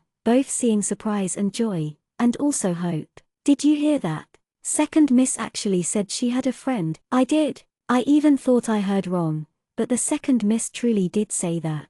Also, second miss seemed very worried for that young lady. Did you notice that there were quite a few experts among them? Is it to help master and second miss? I hope so. Ah, I forget to ask master and second miss how their journey went. They must have been successful. Those old fools are always thinking of ways to force master off his position of patriarch. Humph, a group of ignorant old fools. Soon, Claire was settled on a large, warm bed, caring expressions surrounding her. Leng Lingian sat at the side of the bed, examining Claire. Everybody's worried and hopeful gazes watched Leng Lingian, hoping Leng Lingian would say something to ease their hearts. There are 2 powerful forces battling within Claire's body, which is what is causing Claire pain. Leng Lingian frowned. What? Everybody cried out in alarm. They understood that the 2 powers were the 2 magic beasts fighting over the contract. A person could only contract 1 beast. Claire's body was now a battlefield. What do we do now? Kill that black ball bastard. What exactly is this black ball anyways? Walter asked a bit anxiously. He stared venomously at the black ball crouched next to Claire's bed. No, otherwise Claire will be in danger. Leng Lingian shook his head, his expression severe. Then what do we do? Is there nothing we can do now? Walter asked angrily. We can only wait. Leng Lingian looked at Claire's pale face and said helplessly, the only thing we can do now is wait. Wait for one of the 2 magic beasts' power to overpower the other. Then isn't Claire in great danger? Li Yuan asked anxiously. Just wait. I believe in Claire. She will be fine, Camille said softly. Chao Chukin was crouching next to the bed. She grasped Claire's hand tightly, her voice resolute. Right, Claire will be fine. She will definitely be fine. Won't die. If die, nobody give food. Dong Fenghao's unclear voice came. After he said this, everybody looked at him coldly. He stared back blankly, not understanding what he had done wrong. Chapter 115. You all should go rest. I'll take care of her, Li Yuan said to everybody else, then continued, Elder brother, bring the others away to rest. I'll keep watch over her here until she wakes up. I believe in her. She wouldn't die that easily. Li Mingyu wanted to say something, but when he made eye contact with Camille, Camille nodded. It's no good waiting here anyways. Let's just get some rest. Maybe by tomorrow this kid will be bouncing around, wanting me to make tea for her. Besides, she needs some peace and quiet. The last sentence made everyone agree to first leave the room to rest. Everyone else left with only Jean standing by the entrance, waiting. Seeing Jean silently standing there, Li Mingyu couldn't help but say, go and rest. You'll be in the room next door. If anything happens, you can come over quickly. No need, I will wait here until Miss wakes up, Jean said a bit indistinctly, but his tone was incredibly resolute. Seeing this, Li Mingyu could only leave. Master, the three elders wanted to meet you after hearing of your return. They're already waiting in the main hall. A young maid hurried over, her tone a little worried. Everybody knew that those three old men had been eyeing the position of patriarch since forever, waiting for an opportunity. What were they going to try now? Li Mingyu's expression darkened. Of course he knew that those old foxes were looking for him for. He had spent a lot of energy and money on the journey to find the Azure Ripple blade, but had come back empty-handed. It would be tricky this time without a proper explanation. Li Mingyu nodded slightly. I understand. You may leave. Tell the elders I will arrive immediately. Yes, master, the maid replied with worry, then turned and left. Li Mingyu looked back at the room at both Claire, who was lying on the bed, and Li Yuan, who was sitting nearby. He sighed, then turned and left. Nobody knew, but at this time, Claire was battling the two forces within her body. Master-servant contract. Nice try. Li Mingyu sighed quietly, then headed to the main hall. The main hall was well lit. Giant silver candlesticks hanging from the ceiling, all lit. Triangle candle holders also decorated the walls, each holding a lit candle. The Li clan could not afford beautiful ores anymore, using candles for light instead. The formerly glorious Li clan was no more. Three finely dressed old men sat at the top of the main hall, looking from above. Their clothes were decorated with beautiful, precious jewels, but they were from the past. They wore rings of all kinds of gemstones and sat with solemn expressions. Their appearances were all similar, as they were all brothers of Li Mingyu's grandfather. And sitting beside them were their sons and grandsons, all glowering at Li Mingyu. Li Mingyu sighed in his heart. These people, they just would not let go of Li clan's former glory and all eyed his position. Until when would they accept reality? Mingyu, I trust you haven't disappointed us with the results of your journey. The eldest elder, who was sitting at the foremost, smiled and said, but his smile was clearly fake. And his form of address was belittling Li Mingyu's status, as if his status was higher than Li Mingyu. Li Mingyu was already the patriarch, but none of the elders addressed him like so. And they had such fake attitudes with all their niceties. That's right, Mingyu, I believe you've returned with the Azure Ripple blade, second elder said, also with a fake smile. You vowed that you would definitely find the Azure Ripple blade. That was the only reason why we lent you the Azure Ripple bronzeware, to find the Azure Ripple pearl. The third elder smiled smugly, gazing profoundly at Li Mingyu. The people standing next to the first elder all watched Li Mingyu coldly, malice flashing through their eyes. They had seen Li Mingyu walk in without a sword, and Li Yuan didn't have the sword either. With their personalities, there was no way the artifact would be stored in an interspatial ring.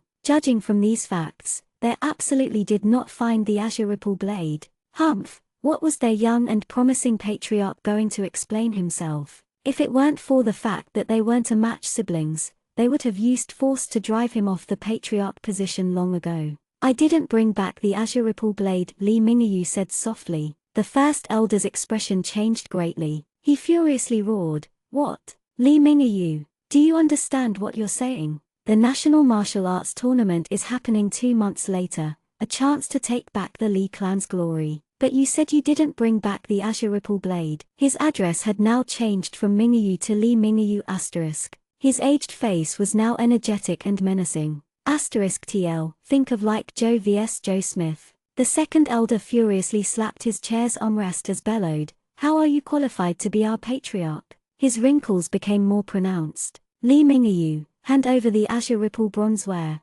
hand over the patriarch seal. The third elder even stood up to yell. His entire body was shaking, as if he was doing a heroic deed. But Li Mingayu was unaffected. Forgive me for not being able to do so, he said coldly. What? Everybody's expression changed. They never expected Li Mingayu to be so bold even though he had failed his task. Li Mingayu, not only did you fail your task, are you going to let the Li clan's thousands of years of foundation be destroyed in your hands? If your dead grandfather and father knew, perhaps they too wouldn't agree. The first elder said viciously, his wizened face now twisted into an ugly sight. His words had been a slap to the face. It is because I don't want the Li clan's thousands of years of foundation to be destroyed that I cannot leave the patriarch position, Li Mingayu said insipidly. He swept his disdainful gaze over the elders and the people around them. These people, they were all thoughtless and cared about material goods. If the patriarch position was left in their hands,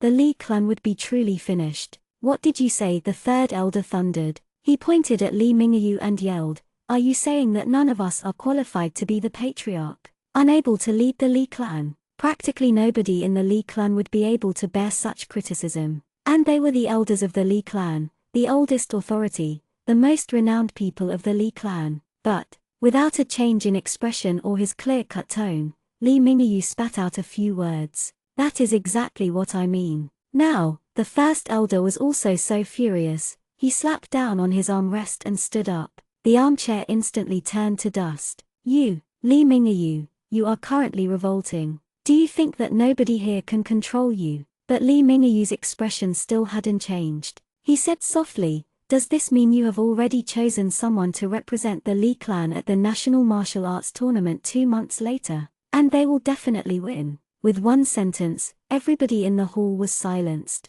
If they all faced him at once, then perhaps they could beat him. But for the martial arts tournament, there was nobody in the Li clan who was Li Mingayu's match one-on-one. Don't think you can threaten us with this. Do you think that besides you, there's no one else in the Li clan? The fact that you failed your task is true. You must hand over the position of patriarch. As for the tournament 2 months later, it is your duty to participate as a member of the Li clan. The first elder's face was completely distorted. He thundered, come, arrest him and search his body for the patriarch seal. But just as they were about to arrest Li Mingayu, the unexpected happened. A powerful, frightening sword chi attacked. It passed by like a tornado, destroying everything in its path. Whether it were the tables, the chairs, or the floor, they were all destroyed. A terrifying crack appeared in floor and started expanding rapidly, heading straight to the elders. Their complexion paled because there was absolutely no way for them to contend against the terrifying power.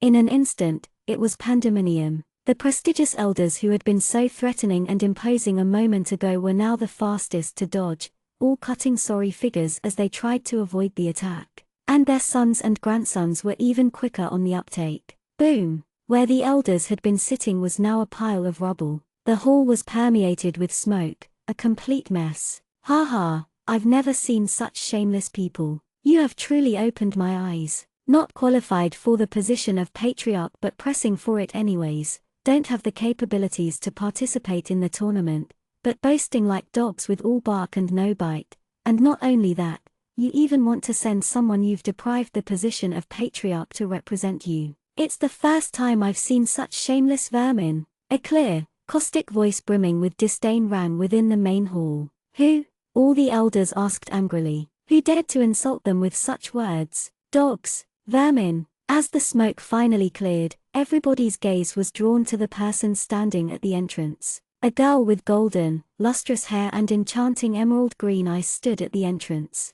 She looked on coldly and arrogantly, a sword in her grip that she had stabbed casually into the ground. Standing next to her was Li Yuan, who was completely furious. Where did a little b asterisk tch like her come from, so rude and daring to insult the Lee clan? A member of the Lee clan cursed angrily. Claire glanced coldly at the young Lee clan member. With just one glance, he shivered as his blood ran cold as if he had been locked inside a freezer. He felt utterly powerless, his entire body going weak. Should I cut off your tongue? Or maybe one of your hands? Claire had a conflicted expression, as if she didn't know which one of the two options was better. Even though you are a member of the Lee clan, you still deserve punishment. The next moment, Claire raised her sword and waved it slightly. A visible sword chi shot towards him like lightning. Bam! There was a giant sound. The rude young men slammed into the wall behind him, creating web-like cracks, a shocking scene. The young man's body slid down weakly. He spat out blood.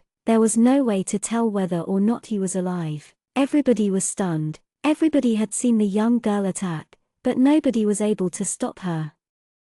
Chapter 116. Asher Ripple Blade. The first elder stammered out in surprise. The Lee clan's library had a recording of the Asher Ripple sword, so naturally, he was able to recognize it at once. But how was the precious sword that could only recognize someone of the Lee clan as its owner land in the hands of this foreign girl? What? The Asher Ripple blade. Everybody else was now also shocked. Their tone made Claire sneer disdainfully. You bunch of trash. Do you think it's only because I have the Asher Ripple blade that I'm able to overpower you all? Claire smiled coldly and threw away the sword casually. A giant flame sword materialized in her hand. She laughed. Why don't I massacre the Lee clan and kill you all today? Everybody's blood ran cold hearing this. It was the first time they had seen someone mold flames, and although the young girl was smiling, she gave them an incomparably ruthless and cold aura. She wasn't joking around. Also, she had such power. She had the power to kill everybody there.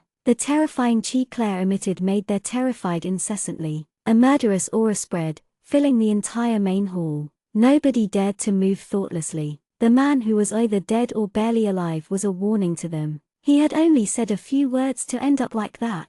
Who exactly was this terrifyingly powerful girl? Patriarch, the first elder spoke hurriedly, pleading. Now he wasn't calling him Mingayu or Lee Mingayu, but calling out Patriarch respectfully. Patriarch, save us. Second Miss, save us. You are also members of the Lee clan. Will you just watch on as an outsider kills us? The third elder begged, his voice shaky. She isn't an outsider. Lee Yuan coldly humphed. Her sentence made everybody freeze. Lee Mingayu was also shocked. He whipped his head towards Lee Yuan, not understanding why Lee Yuan chose to spill it at a time like this. Was it the right time? Even Claire herself didn't know yet. Claire also paused. What did she mean by that? She is Auntie Rui's child and has the Lee clan's blood. The fact that the Azure Ripple Blade accepted her as its owner isn't strange at all. Also, she will be the one to participate at the tournament 2 months later. I believe that none of you dare to say you are more powerful than her, Li Yuan said calmly. The main hall started heating up. Claire frowned at Li Yuan, completely confused. Your mother's true name was Li Ruiwan, our father's younger sister. In order to marry your father, she left our clan, Li Yuan said to Claire in a low voice. Her voice was clearly filled with resentment towards Claire's father. Claire stared at Li Yuan with shock, but Li Yuan was serious. Claire knew that she wasn't lying. Suddenly, she understood why the Li siblings had always given her a faint feeling of familiarity and warmth. This was why. In other words, Mother was from the Li clan, but left the clan and country because she fell for father. Mother renounced her entire clan for father. That was the reason why Li Yuan was so resentful towards her father. So Li Yuan was her cousin asterisk. And Li Mingayu too. Claire's head spun. Such a change in identity was too much to absorb at once. She's Li Ruiwan's daughter. The first elder's expression turned unsightly. His tone was filled with deep hatred and disdain. Everybody else also had similar expressions. That woman had abandoned her entire family, thrown away her cultivation and power, and married into another country just for one man. And this girl was actually her daughter. Now that they looked more closely, they did seem to look similar. No. How can we let that woman's child represent our Li clan? The second elder immediately protested. His disdainful address that women revealed great loathing. Ha ha, you've got something against my mother. Claire raised her sword towards the second elder and sneered. No matter what, Claire wouldn't allow anybody to disrespect her warm and gentle mother. That woman destroyed her cultivation base just for a man. She's already banished from the Lee clan. She doesn't have the face to return, which also means you don't have the qualifications to represent our Lee clan. Even if there was nobody left in the Lee clan, there's no need for the daughter of a traitor to represent us, the first elder roared. Shut your bird beak. What Claire said next not only made the first elder's face grim, everybody else's expressions darkened too. She spoke unhurriedly, neither fast nor slow. Represent the Lee clan? What a joke. You think that the Lee clan is so prestigious that I would want to represent you? Take a look at your thick face. How revered is it? Listen up, you trush. I'm only participating in the tournament for cousin Lee Yuan and cousin Lee Mingyu. It has nothing to do with your Lee clan. If you feel unwilling, then you can challenge me to a fight. If I lose, you can just go participate in the tournament yourself. But if I win, you will pay with your life. I will not be merciful anymore. Near the end, Claire's voice was incomparably icy. Her ruthless voice pierced through their ears, pierced through their hearts. On the other hand, hearing Claire calling them cousin, Lee Yuan and Lee Mingyu felt warmth surge in their hearts. You, the first elder gnashed his teeth with clenched fists, wanting to curse out. But facing a wave of boiling hot energy, he swallowed back his words. The rest were also furious yet too cowardly to speak. The overbearing and ruthless girl could take their lives and without even blinking. Practically a heartless monster, a demon. Li Ruiwan had actually given birth to such a terrifying daughter. Am I being unreasonable? Claire sneered, knowing what the first elder was on the verge of saying. Before the first elder replied or anyone else spoke, Claire dispersed her flame sword and crossed her arms. She tilted her head as she watched everybody, spitting out each and every word clearly. So what if I'm being unreasonable? So what if I'm forcing you weak people? If you feel unsatisfied, then go out and cultivate. Then when you become stronger than me, you can also oppress the weak. Right now, you're just like dogs with tails in between your legs. Unreasonable, unreasonable. Everybody clenched their fists, but not a single person dared to say it out loud. Because one needed power to speak out. Li Yuan raised a brow slightly, but her heart throbbed with warmth. This girl was completely different from her mother, so vile and evil. But she liked it, she liked the vile aspect of the girl, ha ha. She felt so good. These old things had never been insulted like this before. Today was the day they would experience humiliation. Li Mingyu's expression was complex. His heart was filled with joy, but also worry. The sky is bright now. Beat it, do what you're supposed to do. What, have you not had enough? Claire gave a cold hump and stepped forward 2 steps, materializing the flame sword again. The golden flame sword ignited more intensely than before, its boiling aura making their hearts shudder. The moment Claire had stepped forward, they had hurriedly backed away. Their expressions were completely fearful. Currently, in their hearts, the girl was an unpredictable devil, able to take their lives away at any moment. All right, disperse, Li Mingyu said quietly. Act as if today never happened. I hope our Li clan will never experience infighting again. They left quickly, all with differing expressions. The heavily injured man on the ground was also carried away. In the blink of an eye, the main hall was tranquil. Everybody had left. Only they 3 were left, along with Jean, who was waiting at the entrance. Li Yuan turned stiffly, surveying the main hall. Seeing the terrifyingly messy hall, she whipped around and grabbed Claire's through, saying angrily, "You damn brat, I'll murder you. Look at what you've done. Do you know how much this place costs? We're broke right now, broke. It's just a bit of money, you can get money easily." Claire started sweating. Just then, she was only thinking of shocking the old things. How would she be able to consider this? Pay up, pay up. Li Yuan was still angry. Li Mingyu stopped her. All right already, Li Yuan, stop shaking with anger. Claire still hasn't recovered yet. Only then did Li Yuan let go, letting Claire go frantically and immediately. Claire, what happened? How did you wake up so quickly? What happened to the 2 little things who were trying to form a contract with you? Li Mingyu's mind was filled with questions. The moment he raised the topic, Claire revealed a soft yet proud smile. Li Mingyu blinked. He didn't see wrong. The always emotionless Claire was currently smiling proudly. I contracted both of them. Claire smiled widely. One other thing she couldn't tell them was that the master-servant contract had been altered into an equal contract. The relationship she had with White Emperor and Black Feather was like a triangle, and she was even at the higher tip of the triangle, controlling and balancing the contract's powers. Relatively speaking,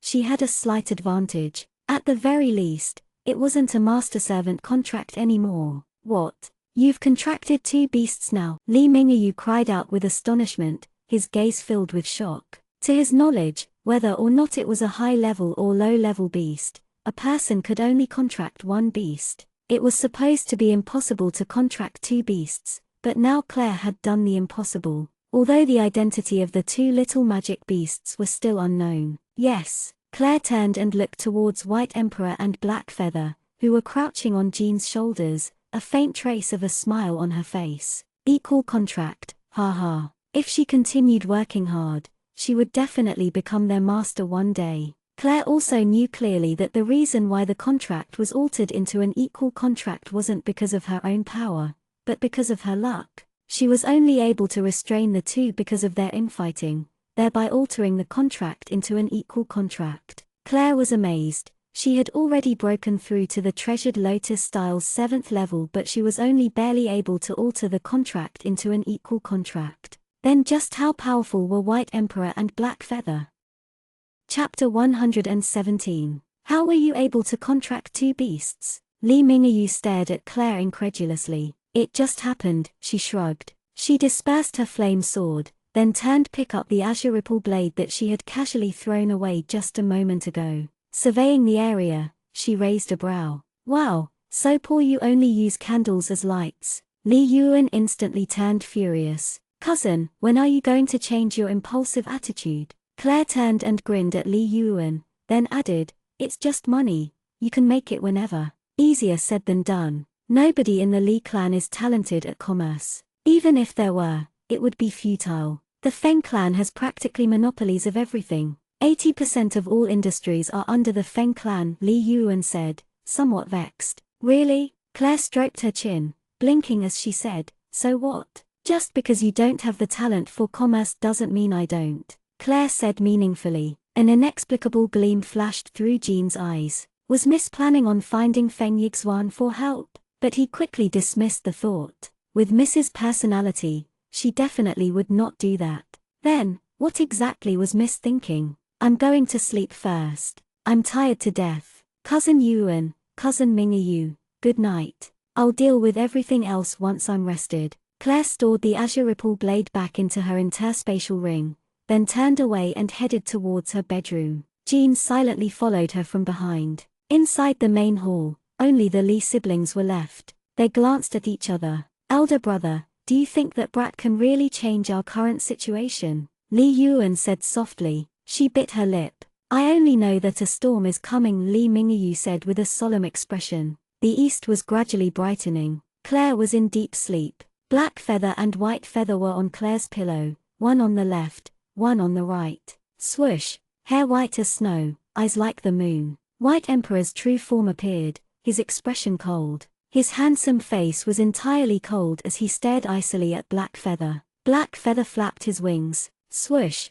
hair black as ebony, eyes like the night. A man clad in black emerged. His handsome face carried a trace of arrogance, as beautiful as a masterful painting. He glared coldly towards White Emperor. White Emperor waved his finger. Claire's fluttering eyelashes stilled. Once again, she was in deep slumber. It's been a long time since we last saw each other. Black Feather smiled icily, his cocky attitude distinct in his provoking tone. White Emperor was silent, still staring at Black Feather coldly. Don't look at me like that. Lucky for you, we have the same contractor at the moment, although the little girl is a bit weak currently. Black Feather laughed coldly as he watched the sleeping Claire. I never expected you would have chosen such a weak little girl as your contractor. Didn't you also choose her? White Emperor said coldly. As long as you want something, I want it too. Black Feather smiled madly. And you ended up being restricted by the girl, White Emperor said coldly, his mocking tone clear. Sure enough, Black Feather's expression changed. Anger and a wild look passed through his eyes. Not for long. Yes, not for long. But whether or not you become the master, or the little girl you speak of becomes our master remains undecided. White Emperor coldly watched Black Feather's expression change. Black Feather frowned. I really am curious whether or not she can truly become my master. Then wait and see. White Emperor nodded lightly, watching the deep asleep Claire. An ineffable gleam flashed through his eyes. He reached out and stroked Claire's face gently. What, do you feel something for this little girl? Black Feather watched White Emperor with ridicule in his eyes. You really think she's a little girl? White Emperor didn't look up, still looking deeply into Claire's face. Black Feather's expression changed once more. He also lowered his head to look at Claire, saying in a low voice, "This body's soul is beautiful, and her original form is actually doubly black, black hair and black eyes." White Emperor was silent, acknowledging Black Feather's words. Is this why the God of Darkness shamelessly took a liking to her, and marked her? Black Feather grabbed Claire's right hand roughly. No. If it were only this, the God of Darkness wouldn't have chosen her. White Emperor shook his head. Black Feather pulled off the glove on Claire's right hand, asking as he stared at the black mark, then why? In any case, the current owner of the body was his contractor. Of course he had to understand clearly. She is the perfect union of darkness and light, evil and righteousness, White Emperor said solemnly, looking at Claire's peaceful face. What? In other words, she will become an offering for that. Black Feather's expression finally changed drastically. White Emperor was silent, but his serious expression revealed that Black Feather's conjectures were right. F***CK. Just been reborn and found a contractor, but it's already such a nuisance, Black Feather cursed in a low voice. Once my power returns, I will stop it. White Emperor grabbed the glove from Black Feather and carefully slipped it onto Claire's hand. Whatever. Black Feather clicked his tongue in annoyance. I can't stay in this form for long, and my power hasn't recovered completely either. Black Feather floated back next to Claire's pillow. With a swish, he turned back into the black ball. He laid down on the pillow and started sleeping again. White Emperor watched Claire calmly, quiet for a while. Finally, with a swish, he turned back into a white ball, curled up next to Claire's pillow, and also started sleeping. Murkiness and darkness surrounded her. Underfoot was an uneven stone path. Claire raised her head, but it was a field of darkness. She couldn't see anything, not a soul in sight. The Lee siblings weren't there, Jean wasn't there, Walter wasn't there, Summer and Chao Chukin weren't there, Camille was also not there. All there was deathly silence. Where was she? Claire took a few steps forward on the stone path and stepped on a sharp shard, injuring her foot. Blood slowly flowed out of the wound. Instantly, the darkness around her slowly condensed into a mass of black gas with a pair of blood-red eyes within,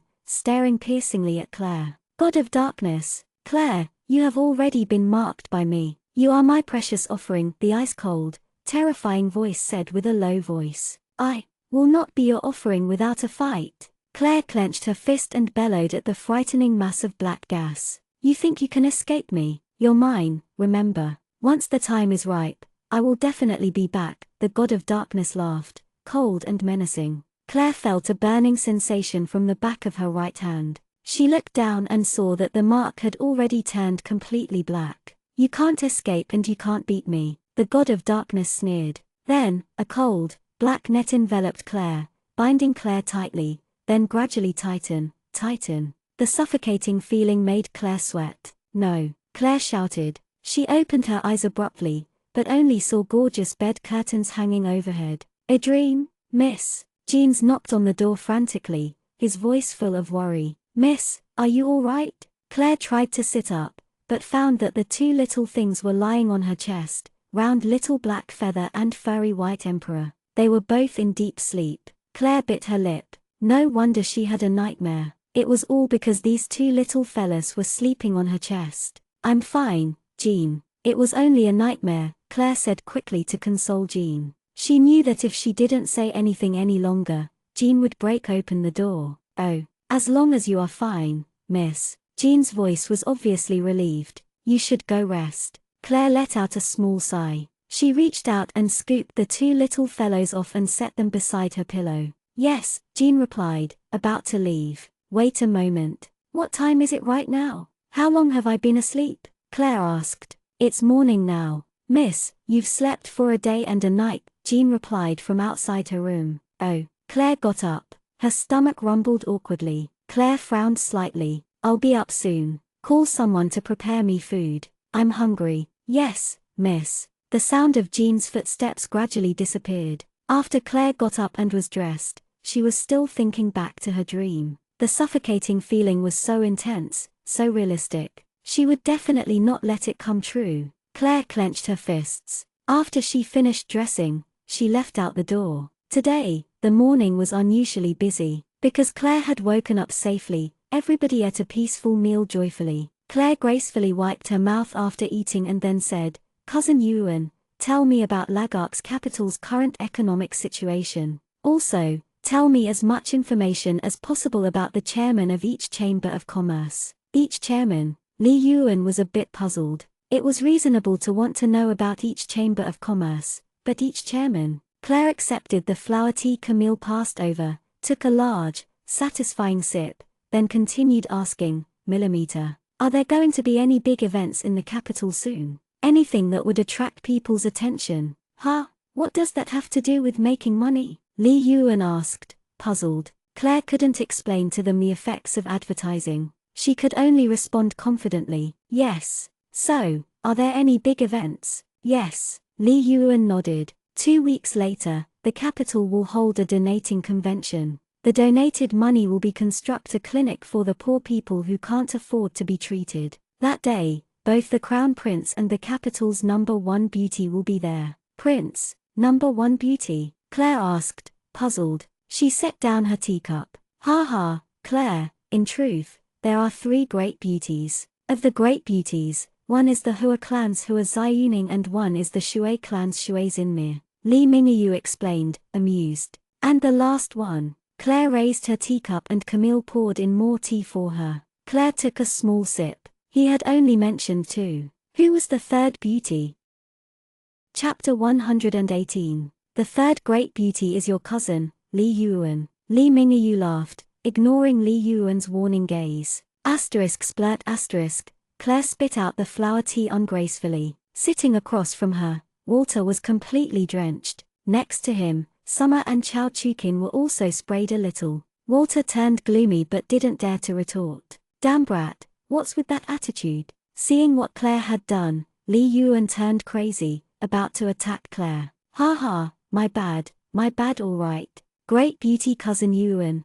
Claire begged for mercy while laughing. Then, great beauty cousin Yuan, are you going that day too? No, Li Yuan humphed coldly. We don't have money to donate, in any case. That's right. Nowadays, out of the 3 great beauties, Shui Xinmei has already been married into the Feng clan, whereas your cousin, Yuan, rarely appears in public, so currently, Hua Ziyuning is taking the spotlight, Li Mingyu said with a low voice, his gaze complex. Claire understood Li Mingyu's feelings. The Li clan was declining every day, its glory gone. Hua Ziyuning has the spotlight. Claire stroked her chin, deep in thought. Right. Think about it. That day, that woman will take the spotlight again, meaning the Hua clan will also take the spotlight. Li Yuan humphed coldly. The Hua clan and Li clan had always been rivals. Just thinking about it made Li Yuan unpleasant. Cousin Yuan, don't be so angry. Claire laughed, her eyes turning to slits.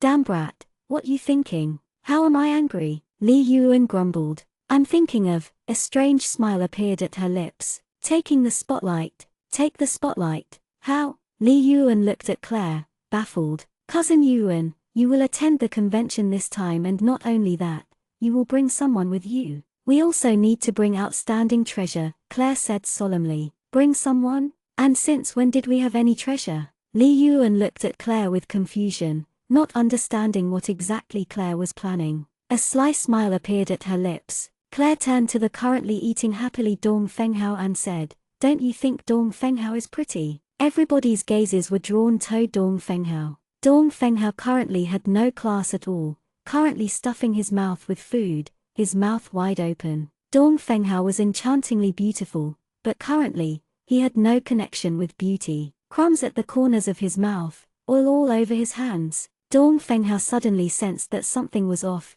looking up to see that everybody's gaze was directed at him. What? Dong Fenghao mumbled. Although he was slow, he was still able to sense that there was something unusual with Claire's gaze. No, he's too stupid and his words are unclear. Even if he was disguised as a beauty, he wouldn't be able to act as one. Camille saw through Claire's plan and refuted it. Everybody suddenly understood what exactly Claire was planning on doing. If Dong Fenghao was dressed as a girl, then he would be devastatingly beautiful. Saying that thousands would fall for him wouldn't be an exaggeration. If he appeared in the convention like that, then he would definitely attract everybody's gaze. But Dong Fenghao only knew how to eat. What else could he do? Everything would be ruined the moment he opened his mouth. That's true. Claire stroked her chin, nodding a bit unwillingly. She almost forgot that the charming, devastatingly beautiful youth was like a pig. There was no way he could attend. Claire's gaze shifted to Summer and Chao Chukin, but rejected the idea. These two little girls, their appearances were both delicate and innocent, not capable of seducing anyone. Walter, Leng Lingian, Jean, Claire automatically rejected them all. These people would prefer dying before cross-dressing. *TL Nuyua. Then what should they do? Claire was conflicted. The best candidate, Dong Fenghao, wouldn't work. Then who else would work? Are you trying to find someone even more beautiful than Huo Ziyuning? That won't be easy. Huo Ziyuning is truly beautiful. Li Yuan walked through the loopholes of Claire's plan. Huo Ziyuning has a very high goal. She has always been aiming for the crown prince in order to become the crown princess and in the future, the empress, so she's always been searching for chances to meet the crown prince. But she hasn't succeeded. Claire smiled coldly. How did you know? Li Yuan asked, a bit surprised. The crown prince has never declared anything. If she succeeded, then you wouldn't have such a tone, Claire teased, raising a brow. Damn brat, you dare to mess around with me? Li Yuan was finally able to sense the hidden meaning of Claire's words. Actually, there is a suitable candidate. Camille stared at Claire, smiling. Everybody else's gaze shifted to Claire. Claire frowned, a bit displeased. Really now, do you really think my petite frame can beat those seductive and mature women? Beauty potion, Leng Lingian suddenly said, then continued on eating breakfast with his head down low. Everybody looked at him. His facial expression didn't change, completely calm and tranquil as he drank juice, as if the person who just spoke wasn't him. Right, beauty potion. Heh, Claire, even with your petite frame, you can become a curvy beauty. Before Walter finished his words, he had already fallen out of his chair, crying out miserably. Claire threw a piece of bread at him, but it wasn't as simple as that. She even used a bit of duqi. How could a weak dark Megikian contend with such strength? And so he tumbled brilliantly onto the ground with this blow. Claire sent a murderous gaze, as if saying serves you right. But when she turned, she saw everybody eyeing her. I'm telling you right now, don't even think about it. I won't agree. Claire stood up, about to leave. Come on Claire tilde, are you just going to cold-heartedly watch our Li clan fall? Are you going to just watch on as your mother's relatives are in dire straits? Li Yuan pulled Claire by the arm, her tone almost sickeningly gentle. She gazed profoundly at Claire, eyes glittering. Claire felt goosebumps rise. She pulled back her arm, her lips trembling in disgust. Elder cousin Yuan, has anyone ever told you that tone and gaze does not suit you at all? You're looking for a beating. Li Yuan immediately turned to back true self, becoming angry. Claire sat down and continued, all right, let's not talk about this for now. First, let's settle the matter of treasure. How would we have treasure? Li Yuan frowned. The only things they had of worth were the magic beast cores that Claire had given, but she had been planning on selling them to repair the main hall Claire had wrecked and save the rest for later. Ben. Suddenly, Claire called out Ben's name, who had been sitting quietly. What? Ben asked blankly, looking up at Claire. Don't all dragons love treasure? Claire asked Ben. Although she was asking, her tone was not so much as questioning as resolute. No, Ben denied immediately, but the flicker in his eyes gave him away. This kid. Claire bit her lip. It seems he had learned quite a bit from her, but not enough. When he lied, his gaze flickered. She had heard long ago that dragons had such a hobby, collecting treasures, all rare and valuable. It seems it was true. You don't. As the venerable prince of dragons, you don't even have a decent treasure trove. Claire sighed, her tone pitiful. Your life sure has been tragic. You must be the poorest of all dragons. Everyone else kept quiet. Li Yuan stared rigidly at Claire. Would anyone fall for such simple goading? Impossible. Nonsense. My treasures are the most valuable of all, Ben yelled, standing up emotionally. After he said this, the dining room fell silent. They all stared at Ben. Li Yuan's jaw dropped to the ground, staring incredulously at Ben. It couldn't be. Someone would actually fall for such simple goading. This stupid dragon. Summer shrugged, as if this was to be expected. This uncultured dragon. Not only was he rude, he was stupid to the point of insanity. So this was completely expected. Ben noticed the crafty glint in Claire's eyes and suddenly felt an urge to cry. Claire, that fellow, truly was the craftiest. Like Walter said, how could she be human? She was a little devil. His treasure, all of his treasure. He couldn't let them all land in her hands. Don't think that getting a few is enough. Claire's next words shattered Ben's hope. What do you need treasure more? You can't eat it and it can't bring you joy, status, increase your strength or fulfill your wishes. Ben, just listen to me. They're worth as much as clouds. Ben turned glum. He knew all that, but gathering treasure was a dragon's second nature, yet she wanted to rob him of all the treasure he had spent his life on gathering with just one sentence. But in his heart, Ben made a decision. Yes, just as Claire said, the treasure couldn't benefit him. But when the days he had spent with Claire, he had experienced everything. The feeling he had with Claire and everybody was very good, very warm. And when he was protecting someone else, he also felt a sense of satisfaction. He had never known the helping someone would bring such happiness. When Claire was blocking before him, he discovered that the feeling of being cared by others was so warm, so moving. He had never experienced these before. He hoped such feelings would continue forever. Plus, he had a strange feeling towards the skimpy little thief girl. Every time he saw her, he wanted to tease her. What was this feeling? Then that's settled. We'll wait for you to come back with all your treasure. Claire smiled widely, sealing the deal. How could she know Ben's feelings right now? She was focused on extortion.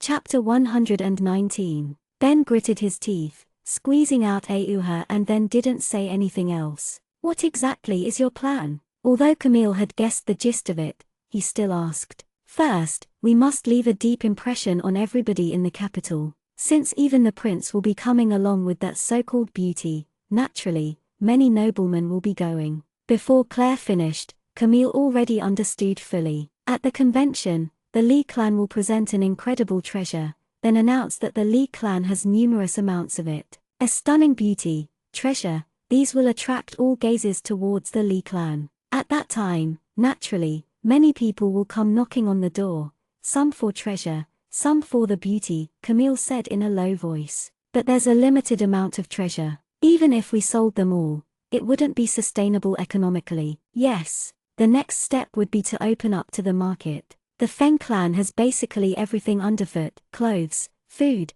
appliances, decorations. The Li clan is known best for its forging weapons, right? But then that position was taken by the Feng clan, so your smithy was closed down, Claire said with low voice. Then let's first focus on forging weaponry. There are many adventurers, so the demand is high. Also, if we're able to obtain the right to be the supplier of the royal army, then as one can imagine, the profits would be huge. Li Yuan and Li Mingyu sucked in a deep breath. How ambitious! Right to be the supplier for the royal army. This was originally the right of the country's own weapon forgers, but later, the Feng clan had obtained the right through unknown means. Would it be so easy to take away from the Feng clan? That seems too difficult, a bit improbable. Li Yuan bit her lip. The Li clan's forging is worse than the Feng clan's. Claire sneered. That's impossible. Even if our Li clan sunk any lower, we would still be the country's #1. Li Yuan stood up emotionally,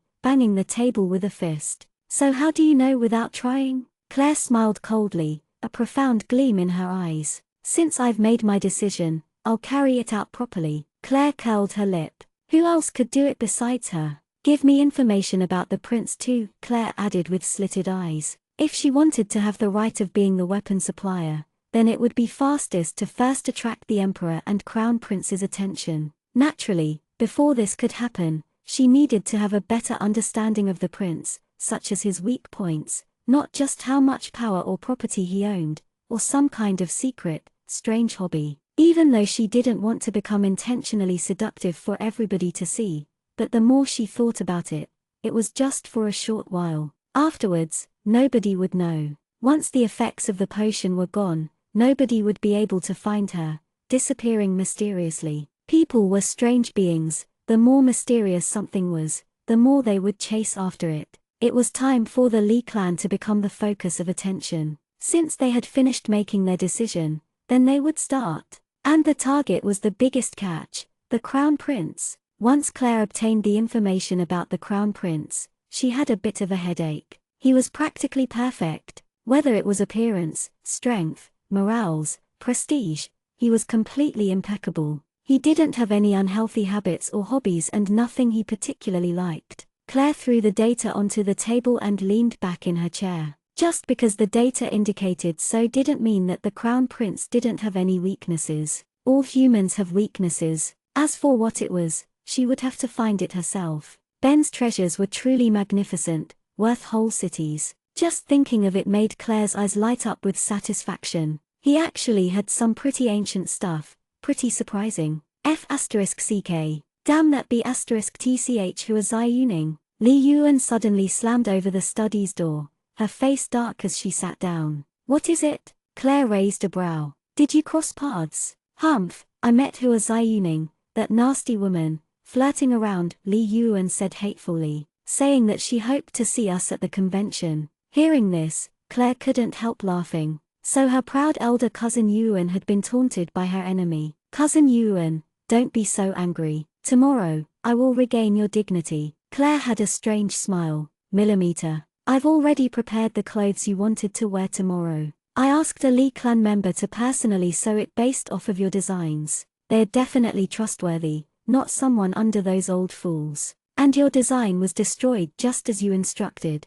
Li Yuan had come specifically to talk about this. Millimeter. Is everything else ready? Claire rapped the table and asked. Everything has been prepared as you instructed. It cost quite a bit of money, Li Yuan said a bit painfully. That's nothing, cousin Yuan. You must sacrifice for the greater good. When the time comes, your gains will make up for it by the thousands, Claire said, a little annoyed. Sacrifice for the greater good. Li Yuan digested the words carefully, nodding. TL, literal, give up the child for the wolf. An ancient proverb. You know what, it's a proverb. It shouldn't make sense at all, Varick. Alright already, cousin Yuan, you should go rest. The coming days will be busy, Claire said. Tomorrow, the Lee clan will once again take the stage in history. Let us welcome this moment together. Millimeter. Li Yuan stood up, but was internally perturbed. Would tomorrow go smoothly? The next day, the autumn day was cool. Many large carriages were heading towards the same place in the early morning, the capital's square. The large convention was to be held there today, hosted by the emperor with the crown prince attending. Who of the nobility wouldn't want to appear to show loyalty to the empire, reverence towards the emperor and benevolence to the commoner? It was a chance for aristocrats to show off. Everybody appeared, leaving the streets empty. Not only the noblemen, but the commoners could also go to the square to witness the elegant crown prince and number one beauty. When the crown prince appeared with luxurious, ivory clothes, a clamor started. Long live the prince! May the prince be blessed for 1,000 years! Energetic cheers arose. In the commoners' hearts, the crown prince was benevolent and magnanimous. The crown prince smiled, waving at the crowd from above on stage, fueling more cheers. The crown prince sure is awesome. Summer and Chao Chukin were at a corner of the square. Summer was eating some street food Chao Chukin had bought. The commoners love him so much. Chao Chukin took a bit of her food and said seriously, no, Claire is. Claire said before, commoners are the foundations of a country's strength. There's a reason why Lagarde grows stronger by the day. Claire's also said that relationship between the emperor and the commoners is akin to a boat with water. Water can keep a boat afloat, but can also flip it over. Of course, Claire's intelligence is beyond human. Summer chewed. If she wasn't so good, then how would she be able to control them so well, without leaving any room for them to resist? The two's conversation was very quiet, so normal people wouldn't be able to hear them. But for experts, it was different. An old man dressed in fine, black clothes glanced at them. He had heard the words they had just said clearly. Claire. Who was she? She had such insight, able to create such a fitting analogy for the relationship between the emperor and his people. The people were the foundation of the empire's might. There was someone else who had spoken these words and also deeply influenced their current emperor, which was why Lagark was prospering by the day. Lady Hua has arrived, a voice announced suddenly out of nowhere. Then a luxurious carriage stopped at the entrance. The Hua clan has arrived, the chamberlain announced. Everybody's gaze turned that way. Commoners craned their necks, wanting to see the capital's #1 beauty. The door opened slowly. A jade white hand reached out. The butler, who was already waiting outside, hastily supported her out. Wearing a snow-white, luxurious dress, a glossy black pearl necklace around her neck emphasized her grandeur.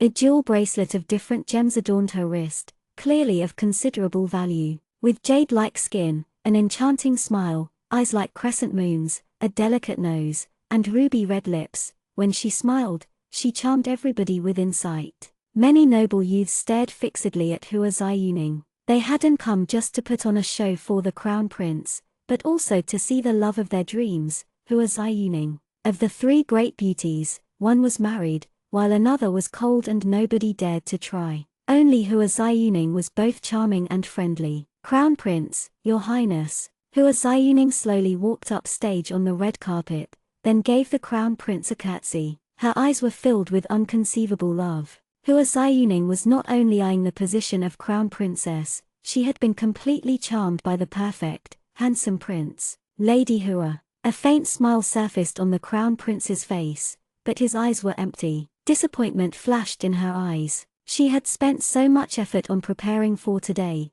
yet the Crown Prince's gaze didn't linger on her, not even for a second. Why? Donating convention, commence. A voice announced, their voice drawn out. The convention had finally begun. The convention was very simple with no ceremonies. Because it was a donating convention, naturally, there wasn't any wasteful spending for appearances. Sake. The aristocrats started coming up stage one by one to donate. Some donated money, others donated gifts. The butler of the Feng clan straight up donated 10 million gold coins, supplying half the cost of what it would take to set up the clinic. Naturally, there were many cheers. This man was the old man who had overheard Summer and Chao Chukin talk about Claire. Your Majesty, the Hua clan will be donating. Hua Ziyuning smiled gently, quietly speaking to the Crown Prince, just about to order the person behind her to bring up a decorated box when she was interrupted. The Li clan has arrived. Li clan. Astonishment flashed in the Crown Prince's eyes. The Li clan, one of the four main clans, had already been gone from the public eye for so long. Why were they here today? Chapter 120. An unnoticeable trace of rage flashed through Hua Ziyuning's eyes. She also turned to look towards the entrance, her heart full of disdain. Internally, she laughed. The Li clan actually dared to show their face here. An incomparably luxurious carriage stopped at the entrance. The first to come out of the carriage and jumping off as she did was the well-known Li Yuan, a rose with thorns. Who knew how many people had tried to pluck this flower but were pricked miserably? Today, Li Yuan donned extravagant clothes, dazzling and brilliant, making quite a few people gasp, deserving of being called one of the three great beauties. Li Yuan? Humph! A profound and vicious look flashed through Hua Ziyuning's eyes. Li Yuan, was yesterday's humiliation not enough? Are you trying to destroy yourself? But Li Yuan did not then go to walk up the red carpet. Instead, she extended her hand to someone in the carriage. Everybody was puzzled at Li Yuan's action. Who was worthy of Li Yuan supporting off the carriage? A slender, jade-white hand slowly reached out the carriage. In a split second, everybody's gaze was sucked over. Just her fair-skinned, beautiful arm already made them unable to shift their gazes away. Who was she? Gradually, slowly, the person Li Yuan was supporting stepped out of the carriage gracefully. Under the sunlight, in an instant, every single person in the square froze. During this moment, their breath was stolen away, minds blanking out, completely losing their capability to think. She was a completely magnificent, stunning beauty. Her silky long golden hair was like sunlight, with gentle folds. A lock of hair hung down over each of her smooth cheeks. Her fair, thin neck aroused them like no other. The pure white flowers above her ears enhanced her stunning and unique appearance. Her emerald green eyes were like whirlpools, sucking one in so deeply they wouldn't be able to break free. With her jade-like features,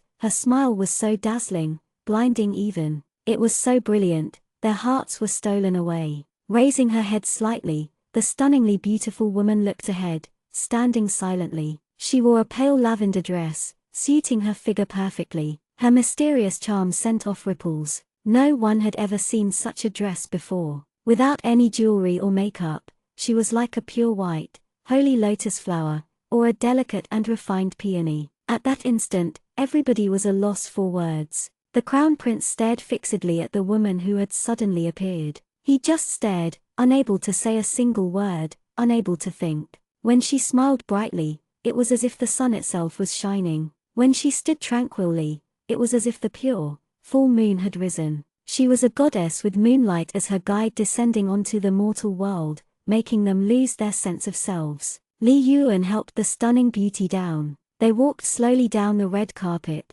step by step.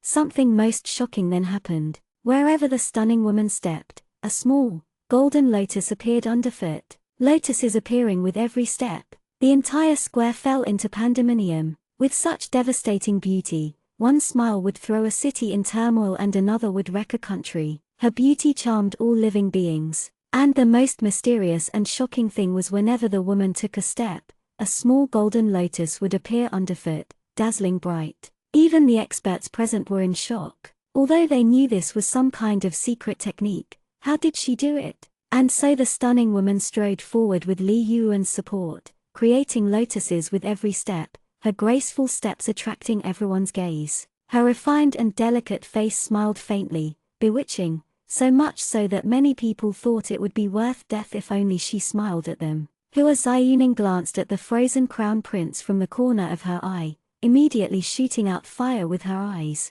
Where did this woman suddenly appear from? Currently, in the presence of this stunning woman, two of the capital's great beauties lost their luster. The stunning woman's brilliance far surpassed everyone else. And so, Li Yuan supported Claire as they slowly made their way upstage. Camille followed with 2 boxes from behind. "Greetings, Your Majesty," the crown prince. Li Yuan gave a slight curtsy. The stunning woman spoke, her voice as melodious as the sound of pearls landing onto a jade plate. "Greetings, Your Majesty." All the surrounding male aristocrats gazed dreamily at the stunning woman who had suddenly appeared, completely unable to come back to senses. Even when their female companions pinched their arms fiercely, they were still not responding. As no ordinary person, the crown prince regained his senses quickly. He smiled elegantly at the stunning beauty. "Miss Li, may I have an introduction?" After he asked this question, everybody perked up their ears, all wanting to know who the stunning woman was. They had never heard of such a beautiful person in the Li clan, not to mention having seen her. The eyes of the aristocrat youths were glued to the stunning woman. "Your Highness, this is my younger cousin, Lan Ling." Li Yuan smiled, but everyone was confused. The crown prince also watched Li Yuan with confusion. Younger cousin? Li Yuan had such a cousin? Such a devastatingly beautiful person. Why hadn't they heard of her before? Could it be? Is she the daughter of the woman who had shattered her cultivation and renounced her clan? Nearby, Hua Xiaoning spoke out, her voice filled with clear disdain. She was trying to provoke the woman, hoping the woman would break out in anger. "Today, I have finally seen the grace of Lagark's #1 beauty." Under the alias Lan Ling, Claire smiled faintly. Her voice was gentle but to the point. Everybody's gaze shifted to Hua Xiaoning, glaring. Some had the urge to explain that Hua Xiaoning was only the capital's #1 beauty, not Lagark's. Now, the so-called #1 beauty had angered many people by criticizing the stunning beauty. Hua Xiaoning's expression changed greatly, her face instantly reddening. She hurriedly looked towards the crown prince. Sure enough, she saw a flash of disgust in his eyes. In an instant, Hua Xiaoning was regretting, truly hating that she had said such words thoughtlessly, forgetting about her surroundings. Li Yuan wasn't someone who would take a beating lying down. She retorted with words even more hurtful, leaving Hua Xiaoning unable to protest. "Hua Xiaoning, please watch your language. The Li clan's private matters are not to be discussed publicly. Also, my cousin's true last name is Lan, but you automatically assumed she was from Amparklan's Hill clan. How inconsiderate. Hua Ziyuning was so angry, she almost gnashed her teeth. She wanted to retort with even harsher words, but with the crown prince nearby, all she could do was hold back. Your Highness, my cousin came recently to visit the Li clan. Hearing about this convention, she wanted to come. Li Yuan smiled towards the crown prince. I heard long ago that your Highness is magnanimous and caring. I see the rumors are justified. Claire smiled, looking at the crown prince gently. Although it was just a polite remark, the crown prince started smiling. The rumors are exaggerated. I'm only doing my duty. Not only is your Highness caring, you are also humble. Claire smiled gently and continued, today, the crown prince is working for the benefit of the people. Our Li clan will also naturally follow suit. Your Highness, please accept our gifts. Claire motioned toward Camille to bring the boxes upstage. Before the crown prince could ask, Claire had already reached out her jade white hand and opened a box. When the box was opened, Hua Ziyuning revealed a look of disdain, quietly muttering, "What is that? Just a stupid, an ordinary sword." Hua Ziyuning had finally learned her lesson, switching from stupid to ordinary. Li Yuan smiled at the crown prince. Your Highness, may I borrow your sword for a moment? Without any hesitation, the crown prince handed over the sword from his waist. Holding the prince's sword in one hand and the ordinary-looking sword in the other, Li Yuan gently crossed the swords in mid-air. With a clang, the crown prince's sword had instantly shattered, but the ordinary sword was left perfectly intact. The crown prince's expression shifted. His sword was specially designed, forged by the country's best craftsmen, but today, with just a slight touch, it shattered. Hua Ziyuning was dumbstruck.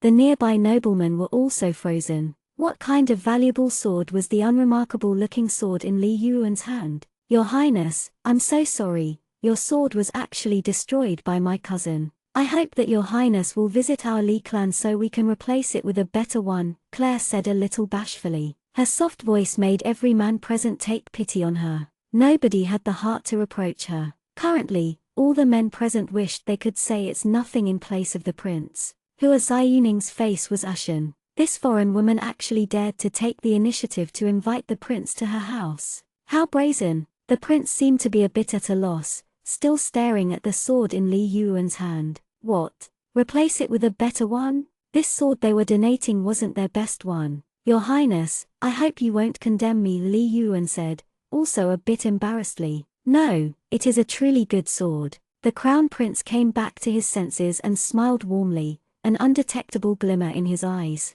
A good sword, a truly good sword indeed. If the royal army was all equipped with such swords, then, we have another item to donate. Li Yuan walked up and opened the other box. It opened gradually. When the box was opened just a crack, countless rays of golden light shot out. What was it? Everybody craned their necks to look. The box finally opened completely. The Andline crown, the crown prince exclaimed in a low voice.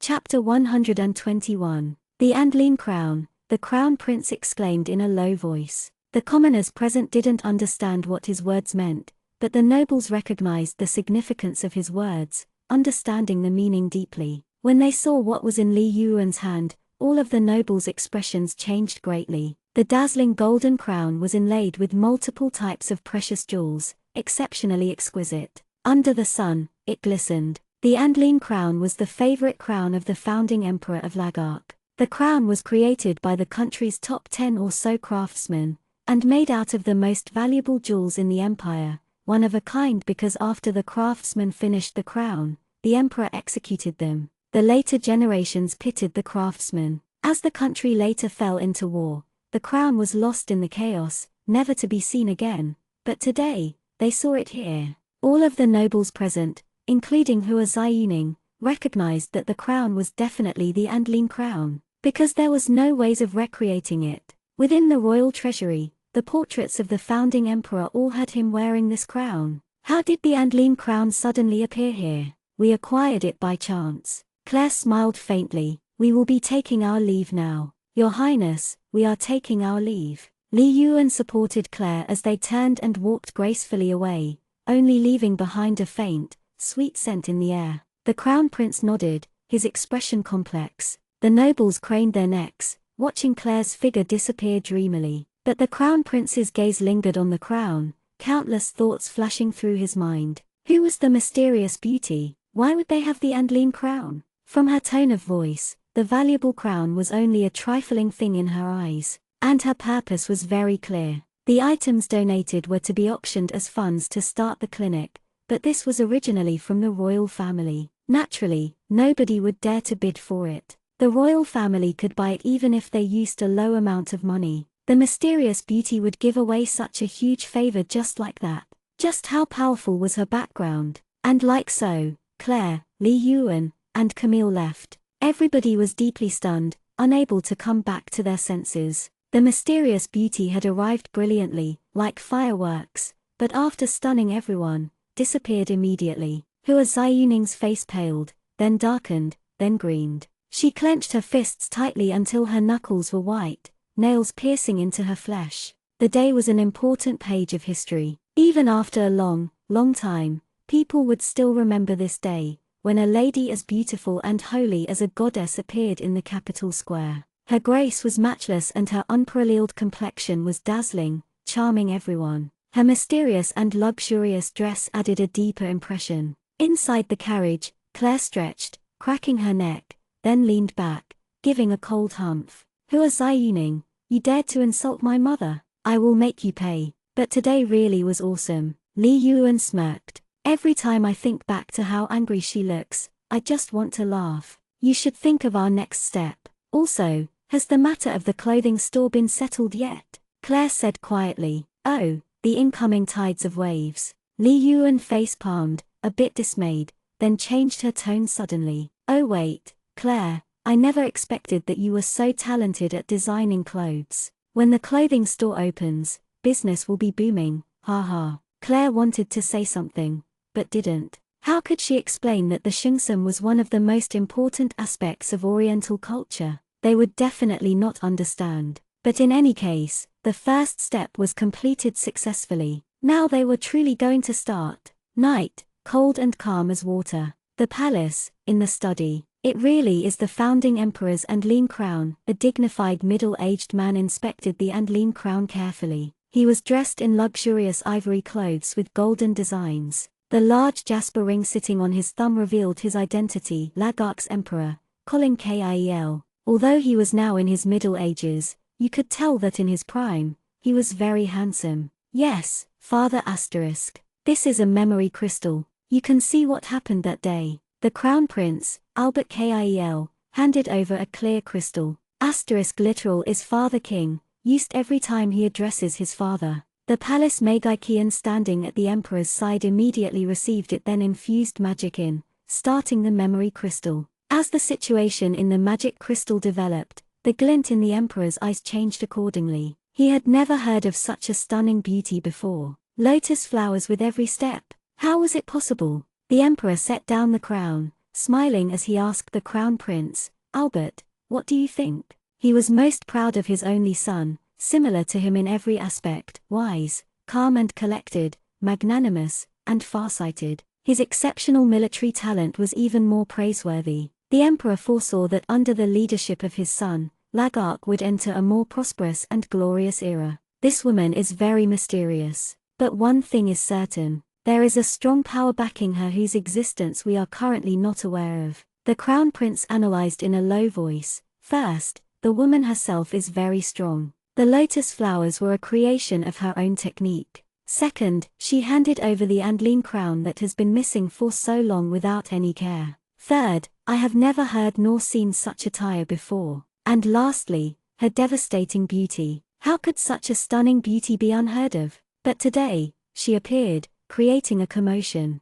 She must have been raised secretly for her own protection. Not bad. A flash of admiration glinted in the emperor's eyes, but he paused and reverted back to a heavy tone. Albert, your analysis is logical, but it is not enough to be sure she has a powerful backing. You know what I am most interested in, not this crown or treasures more valuable than this either. Yes, father, I understand. The crown prince smiled. Father must be thinking of the ordinary-looking sword. Yes. The emperor nodded in approval. Worthy of being my son. You understood immediately what I was thinking about. I have already sent people to investigate. The weapon was actually forged by the Li clan. Much more time, effort, and materials were spent than for an ordinary sword. Although such a weapon cannot be mass-produced, a slightly inferior version could be. If our soldiers were equipped with such weapons, the Crown Prince's eyes were shining. Albert, go. Didn't that woman say she was going to gift you another weapon?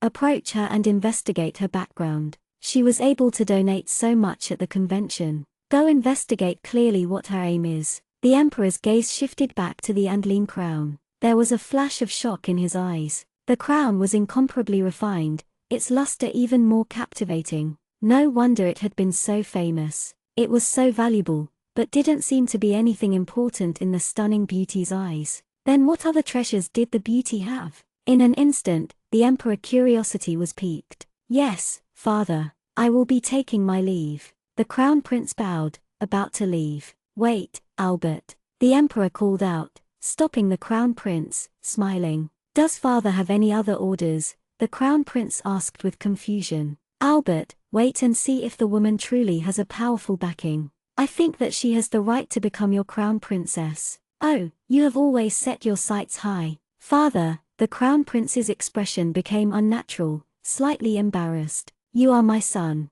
How could I not understand? Go. The Emperor smiled. The Crown Prince left with a bit of embarrassment. Only after the study door closed did the Emperor rub his temples a little helplessly. Lisa, can you come down now? With a whoosh, a woman in fiery red appeared before the Emperor's eyes. She seemed no more than 30 with a beautiful countenance, an imposing aura about her, fiery red hair, jet black eyes staring at the Emperor. Her entire being emitted grandeur. Lisa, don't look at me like that. The Emperor rubbed his temples with a bit of a headache. Of course he knew why the fiery beauty was displeased. You want to hand over the right of supplying the royal army to the Li clan from our Feng clan. The woman slammed a fist onto the desk, causing it to shake violently. At the side, the palace Magikian was not surprised at all. The woman was the only person in the entire country who dared to be so rude to the Emperor without any worry of being punished. She was Lagark's current Minister of Defense. Lisa, listen to me. If the Li clan can forge weapons like the one at the convention, no, even half as good as that and equip our army with them, then think of how might it would be. The Emperor explained patiently, obviously a little afraid of the fiery woman. The woman's beautiful eyes slitted, staring at the stunning beauty in the memory crystal as she humphed. We can consider it, but I need to meet this woman. That woman, humph, is not simple. What kind of support did the Li clan find to lean on? She wanted to see for herself. What do you think? The Emperor seemed to be interested in the woman's opinion, but the woman only said, not simple. Yes, I can't see her through either. I've already sent Albert to investigate. The Emperor said, I know, I heard everything just now. I need to congratulate your majesty. Your son has finally fallen for a woman. The woman raised a brow, teasing as she said, at the time, you had even thought there was something wrong with your son. Enough. Didn't you think there was something wrong with your son too and even sent people to examine him? Oh right, how is Feng Yixuan doing right now? Chapter 122. Enough. Didn't you think there was something wrong with your son too and even sent people to examine him? Oh right, how is Feng Yixuan right now? The Emperor asked casually. Only before this woman could the Emperor be relaxed. That damn brat, he went mad and tried to undo his seal and almost died, unconscious for 3 days and nights. But when I thought he was going to actually die and was preparing to cry at his funeral, he woke up. The fiery woman rolled her eyes, shrugging. Is that how a mother should talk about her son? The Emperor was a bit flabbergasted. From the way she spoke, she sounded almost like it was a pity her son didn't die. That damn brat deserves it. He's never tried to so hard for his own mother or protect me, but for a woman I've never seen before, he was willing to risk his life to become strong, saying some bullshit that he was going to protect her. The fiery beauty gritted her teeth, not caring that she had cursed right in front of the Emperor.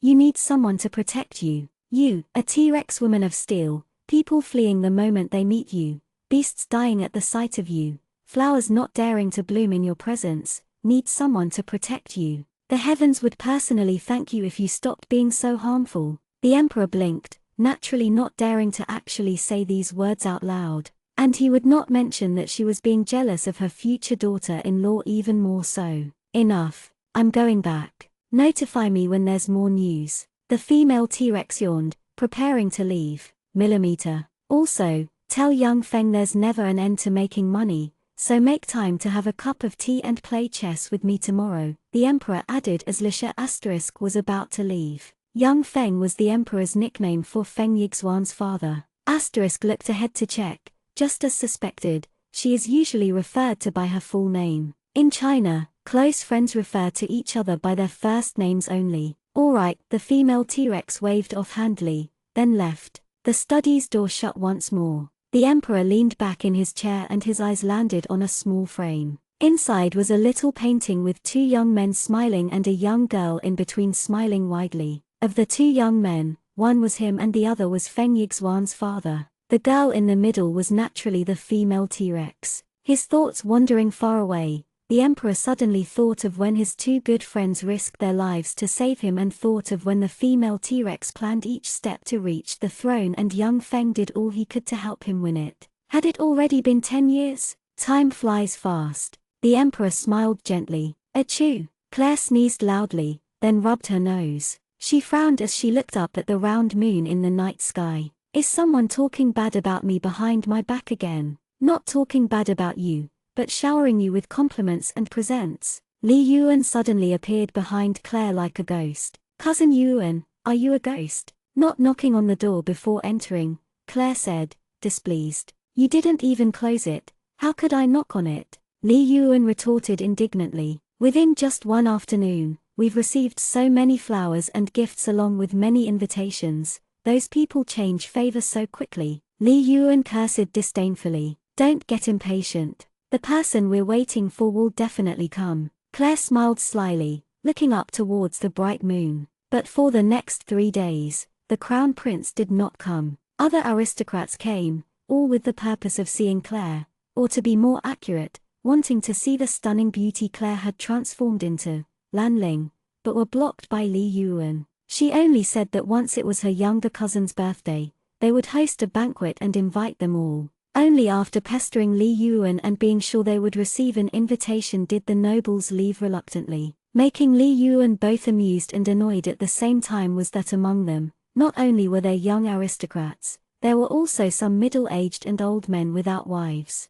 Inside the study, Li Yuan finally could not hold back and asked Claire, who was sitting at desk, Claire, why hasn't the crown prince come yet? You yourself have said that the crown prince is unordinary. If he rushed over like those other lowly nobles, I would find it surprising. Don't worry, he will come soon, Claire replied casually. She was flipping through an account book. Cousin Yuan, there's something strange about expenses. How come we've only used half of what I expected? Heh, Li Yuan smiled slyly. After the convention, the original price we had set for buying the store previously dropped by half. Claire's face fell. She immediately understood what was wrong. Since when was her cousin competent in business? Then did they have any conditions? Claire twirled the fountain pen in her hand, her tone displeased. A feeling of unease arose in her heart. The store is the Intman clan's. They specialize in furniture and magic beast pelts. They hoped that they could send a set of their high-class furniture.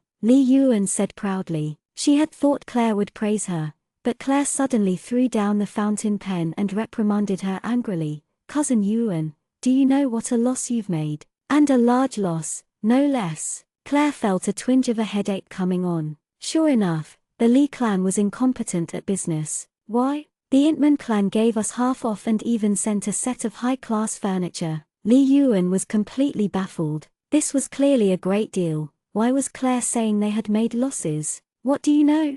Claire said helplessly. That shop's original price was 30,000 gold. Half off means a profit of 15,000, but they gave us a set of furniture. If they advertised that the stunning Lanling used their furniture, what do you think will happen? Will the Intman clan only profit 15,000 gold? Before Claire finished speaking, Li Yuan's expression had already changed. She finally realized that not only did she incur losses, but it was a huge loss. If they really did as Claire just said, then many people would buy their furniture. Would their profit be just 15,000 gold? Of course not. Perhaps it would even be more than 1.5 million. Go and set a contract with them. Make them send their best furniture and make sure we get 5% of the profits. Only then can they advertise that Lan Ling used their furniture. Claire starting flipping through the account book again. 5% of their profits? And what about paying for the store? Are we really going to ask for 5% of their stock and pay nothing?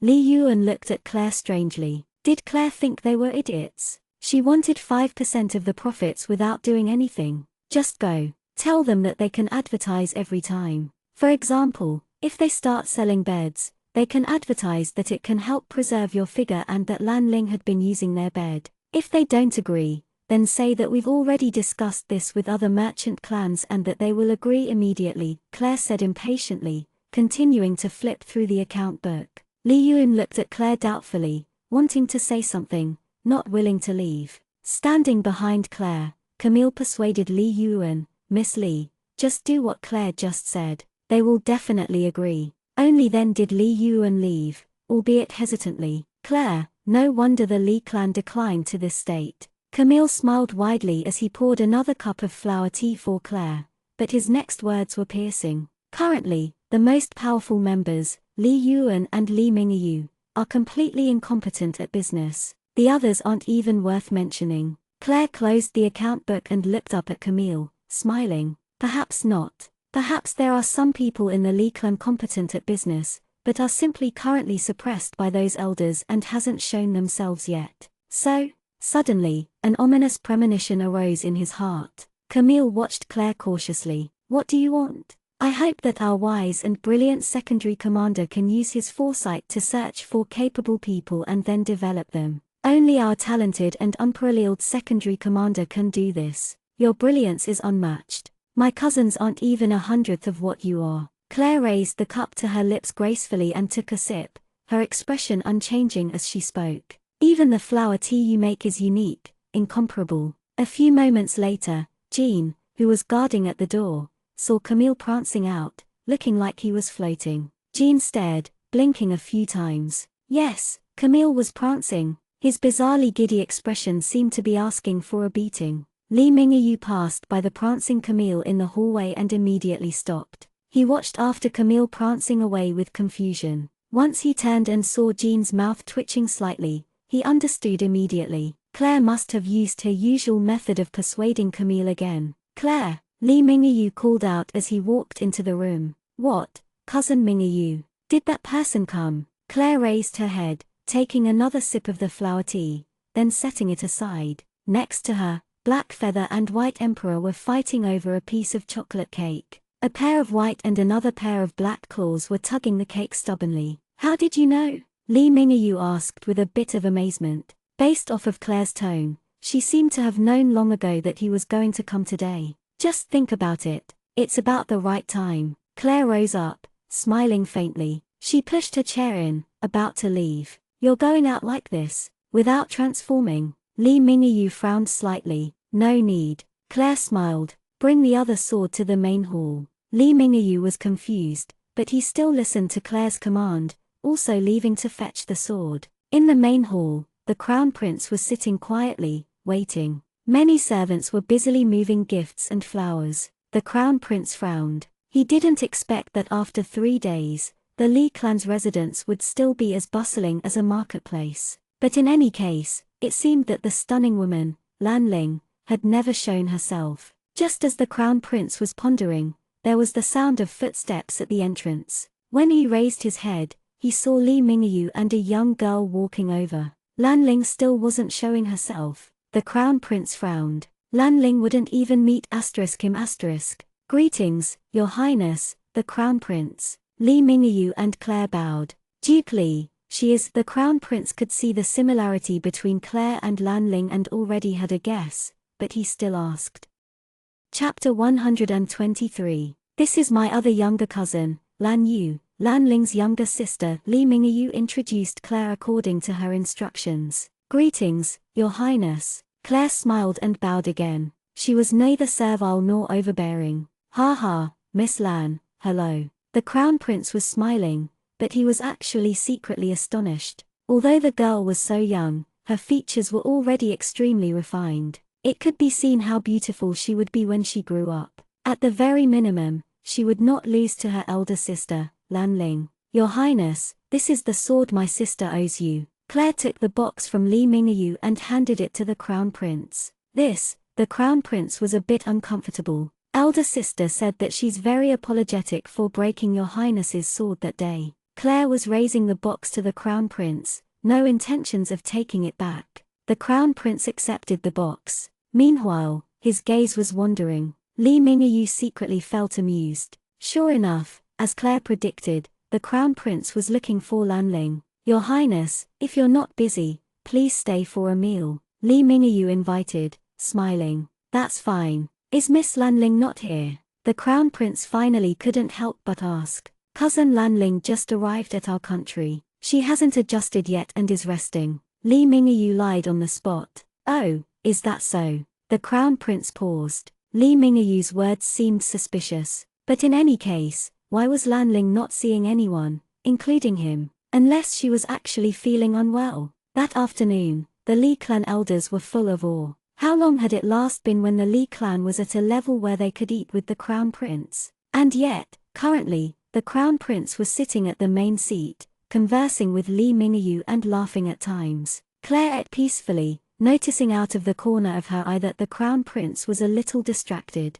Of course, she knew what he was thinking about. She sighed inwardly. Who would have thought that the Crown Prince was also ordinary, actually fascinated by Lanling? Although it wasn't very obvious, it was already beginning to show. But Claire wasn't too worried. She could see that the Crown Prince was no simple figure. He knew how to see the big picture. Even if he was very pleased with Lanling, if it came down to it, he could sacrifice Lanling for the greater good of the country in a heartbeat. Such a person was a true ruler. After lunch, the Crown Prince still hadn't met who he had came to see, but he couldn't say it either, so he just left. The Li clan was still as busy as a marketplace, flowers and gifts continuously sent in. Even Li Mingyu felt a little bit of a headache. Meanwhile, the Li clan elders were extremely excited. How long had it been since the Li clan had been so active? Could the Li clan reclaim its radiance? Their gazes towards Claire were now completely different.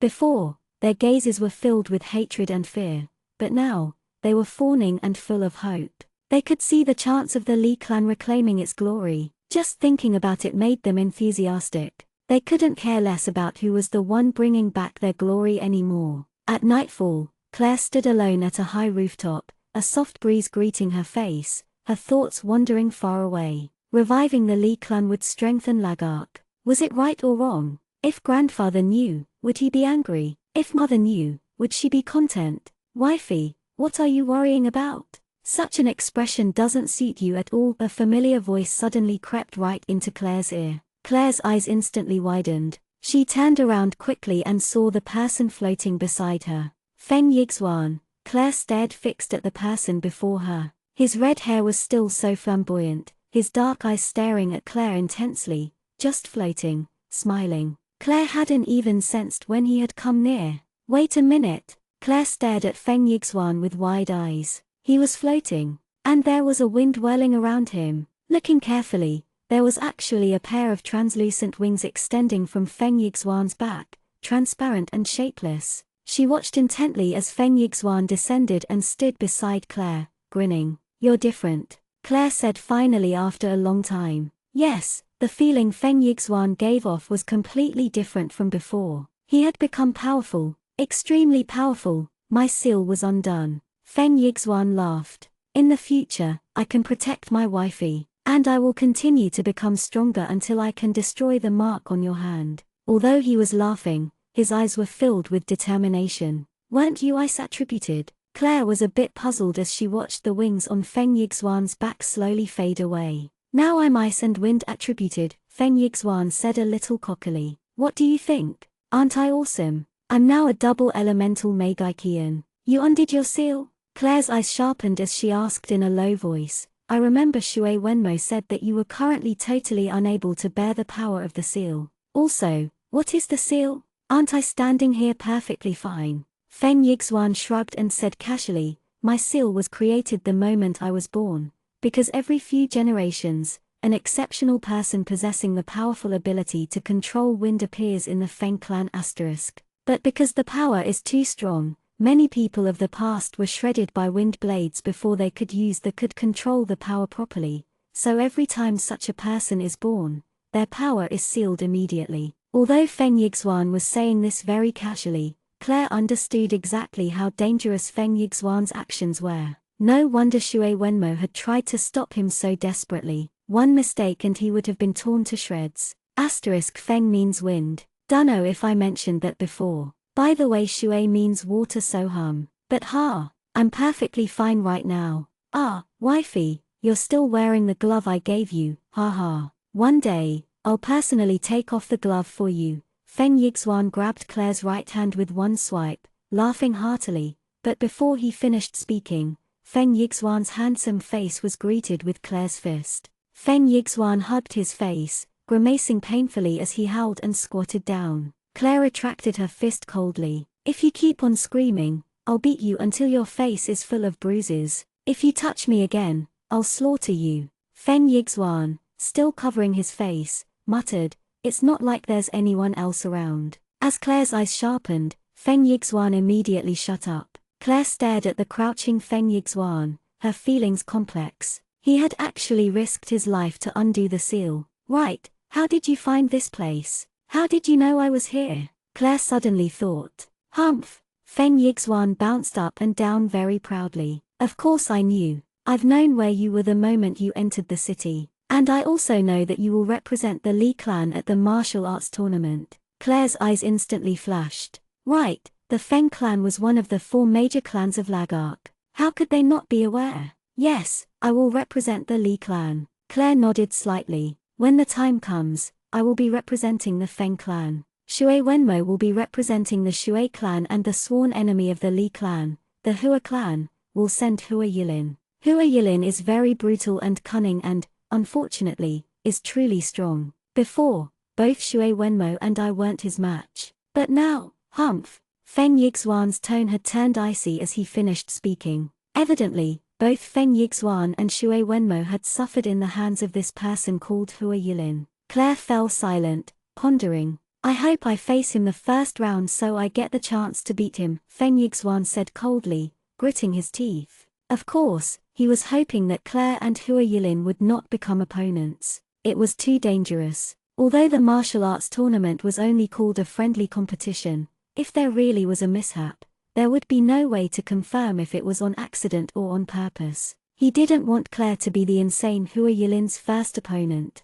Is he a Meigaikian or a warrior? Claire inquired. Both. Actually, he shouldn't be classified as a warrior or Meigaikian. He can control water with his ancient technique and mold water. He's so proficient, he can condense water from air, difficult to deal with. Feng Yixuan was completely serious. I understand. Claire nodded. Fortunately, she had learned about him beforehand, for if she drew lots and faced him in the first round before witnessing his capabilities. Claire, I need to go back. I only have half an hour. See you 2 months later, wifey. Take care of yourself. Feng Yixuan flew up immediately with a swoosh, fast enough so that Claire couldn't react in time and punch him again. He glanced meaningfully at Claire, then left, flapping away. Claire watched as Feng Yixuan disappeared into the night, silent for a while. How thoughtful of him. He came specially just to tell you about Hua Yilin. Li Yuan's voice suddenly appeared behind Claire.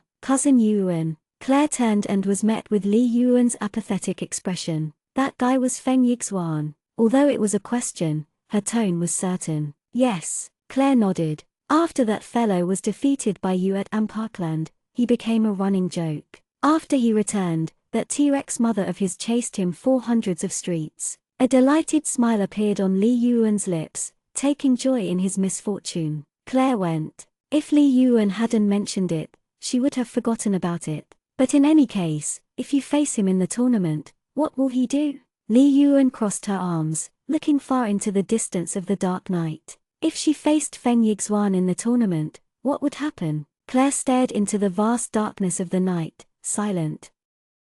Chapter 124. Oh right, Claire, the Intman clan actually agreed to give us 5% of the profits without us doing anything. How unexpected. Li Yuan suddenly came back to her senses, smiling radiantly. Of course, Claire said, a little displeased. This cousin of hers was so talented in many aspects yet completely incompetent at business. Claire, you're formidable after all, Li Yuan praised sincerely. The more she knew about this younger cousin of hers, the more impressed she was. Oh right, has the weapons shop been opened yet? How about the clothing store? Has Camille selected anyone yet? Claire sat down simply. It's opened. Many people are paying attention. The first day it opened, there were many orders, all seeking the type of sword showcased at the donating convention. As for the clothing store, just as you instructed, we first sent a set of clothes for the princess and have changed the styles of the month accordingly, Li Yuan reported.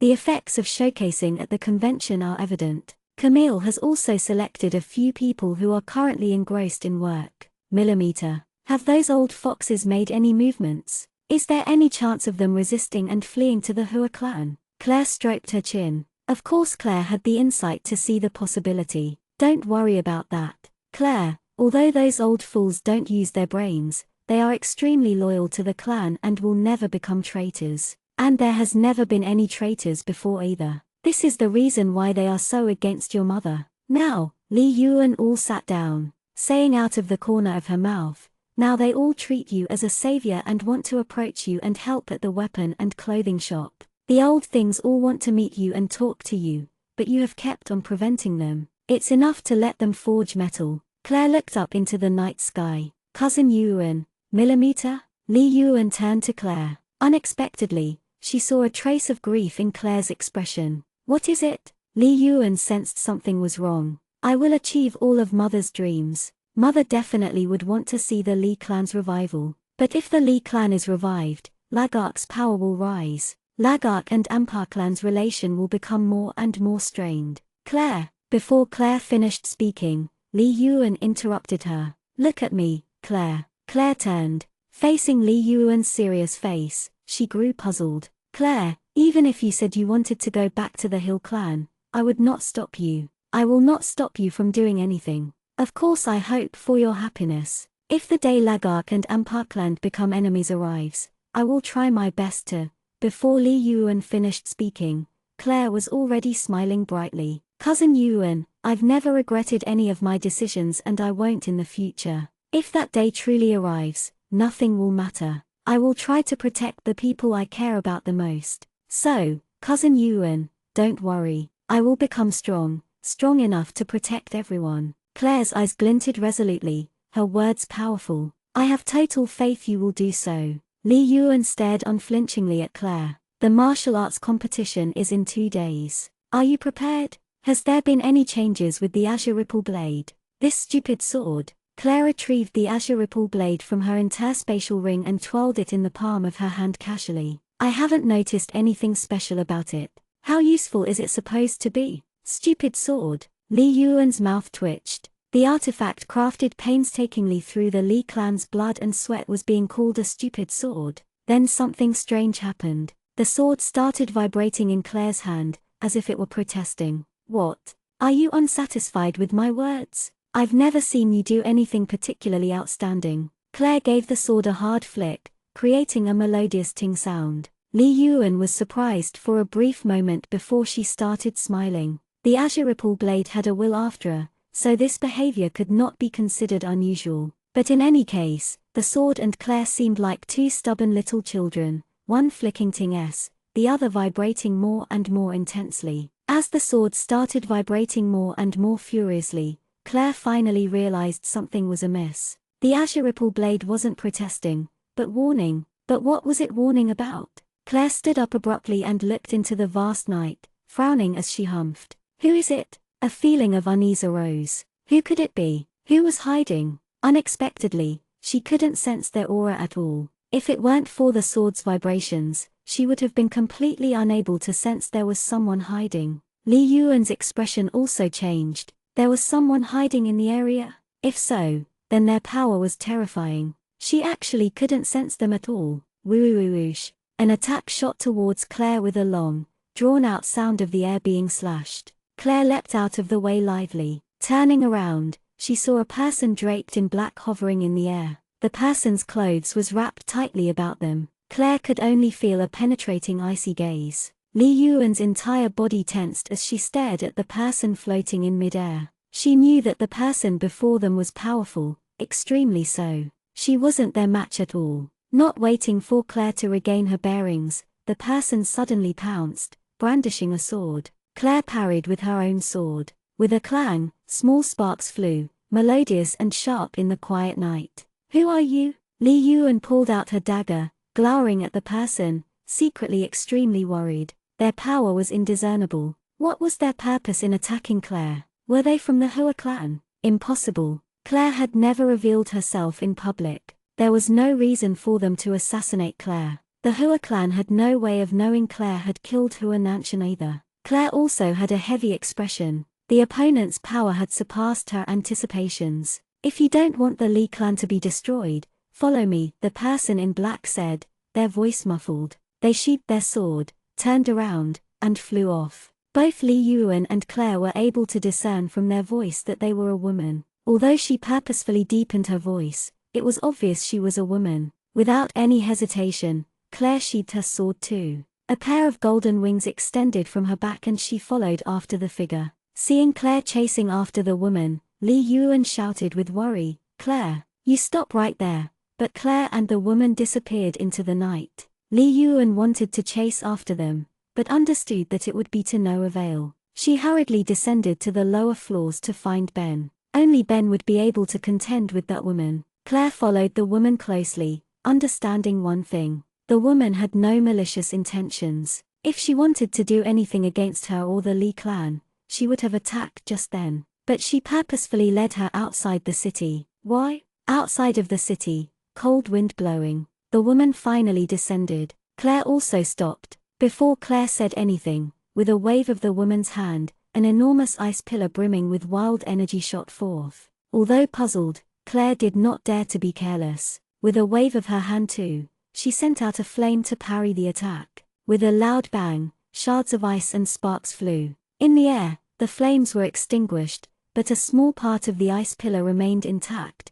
shooting at Claire. With another wave of her hand, Claire brandished her sword of flames, slashing through the remains of the ice pillar. The ice pillar instantly disintegrating and the air was filled with a fiery aura. "Aho!" the woman exclaimed softly, as if surprised by Claire's actions. The next moment, Claire was already in front of the woman, about to slash with her sword. Swish! With a wave of her hand, an ice sword appeared in the woman's hand. The two swords clashed in midair, ice and fire. Gradually, the ice sword entered into the flame sword. To be more accurate, it was about to cut Claire's flame sword in half. An inevitable difference in strength. Once again, Claire experienced that there were many hidden tigers and dragons in the world who simply chose not to display their strength. "Ha!" Claire suddenly uttered in a low voice. Instantly, white flame arrows shot out of the flame sword aimed directly at the woman's face. Shocked, the woman instantly applied more pressure, forcing Claire back,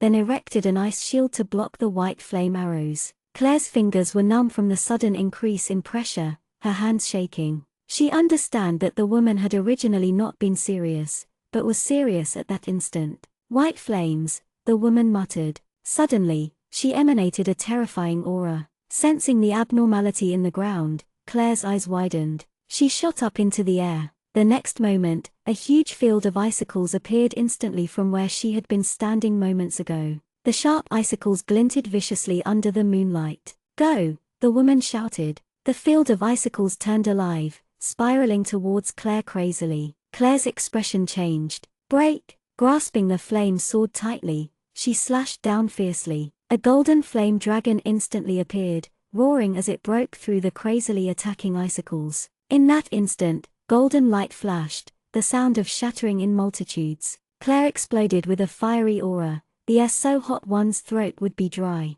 The icicles were destroyed, glowing from the intense heat before they disintegrated.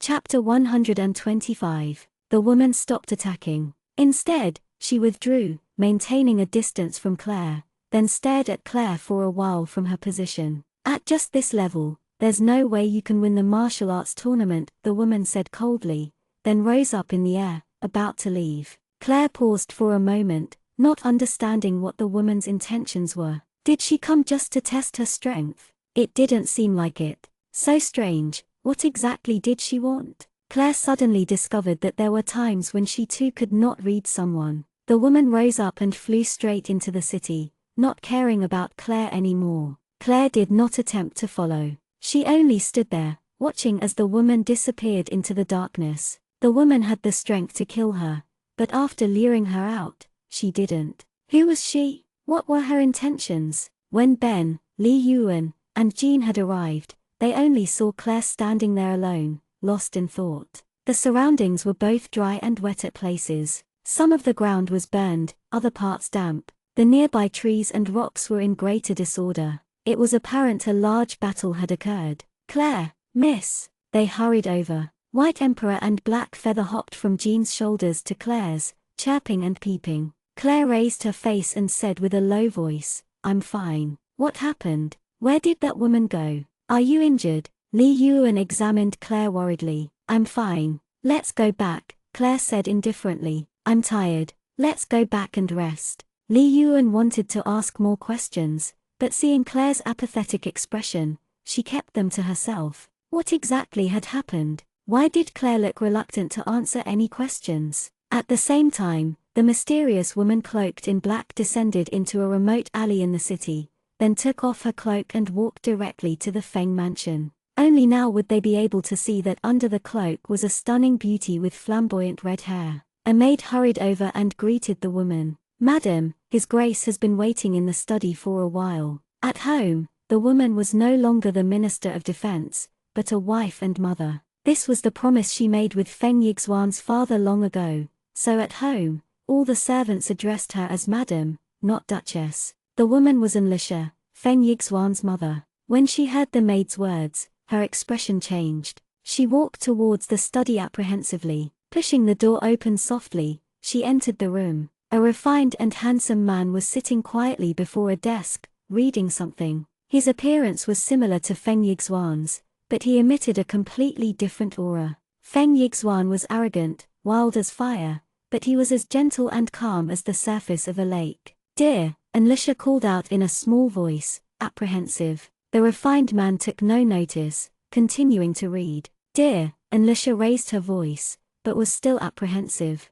The fiery woman feared nobody, nothing except this refined man who didn't know any magic or do qi. The refined man closed the account, but he had been reading and looked up towards his beloved man and said quietly, "In the end, you still followed our son." The refined man was the talented moneymaker, chairman of the Feng Clan Chamber of Commerce and Feng Yixuan's father, Feng Yuhan.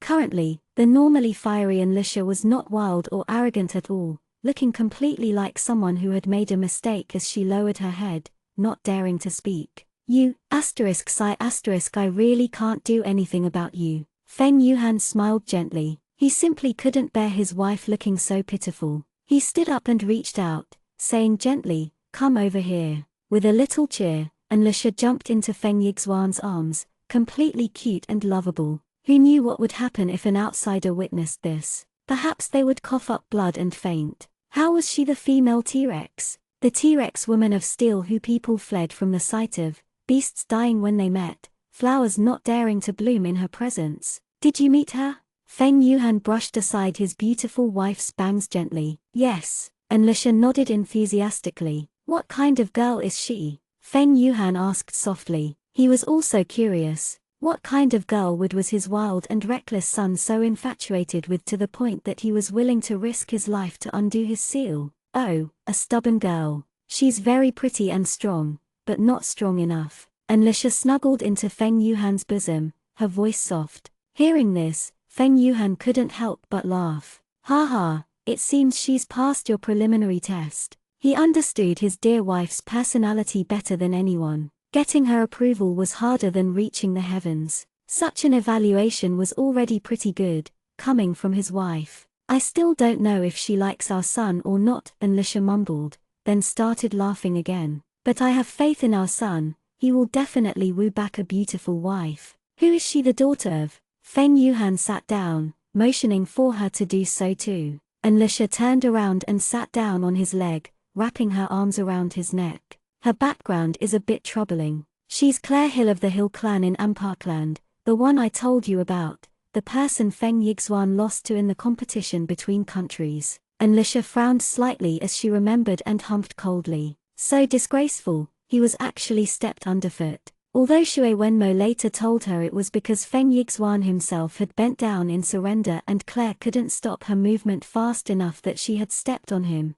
the truth of the matter was, Feng Yixuan was still stepped underfoot and made a fool of himself. Oh, that child again. Evidently, Feng Yuhan had not forgotten. You already chased him over hundreds of streets and gave him a sound beating. Let nature take its course then. The situation will resolve itself in the end. Dear, let's first not think about it. And Lisha lowered her head, her enticing red lips meeting Feng Yuhan's warm lips. Then the study was filled with tender feelings. At this time, Claire had already returned to her room. She was sitting cross-legged in the lotus position, starting to cultivate the treasured lotus style. She had already passed the 7th level, but made no progress with the 8th. Just as Golden Lotus said, breaking through to the 7th level was easy, but reaching the 8th would be difficult. Claire was still thinking back to what the woman cloaked in black had said. At just this level, there's no way you can win the martial arts tournament. With her current strength, she still couldn't win.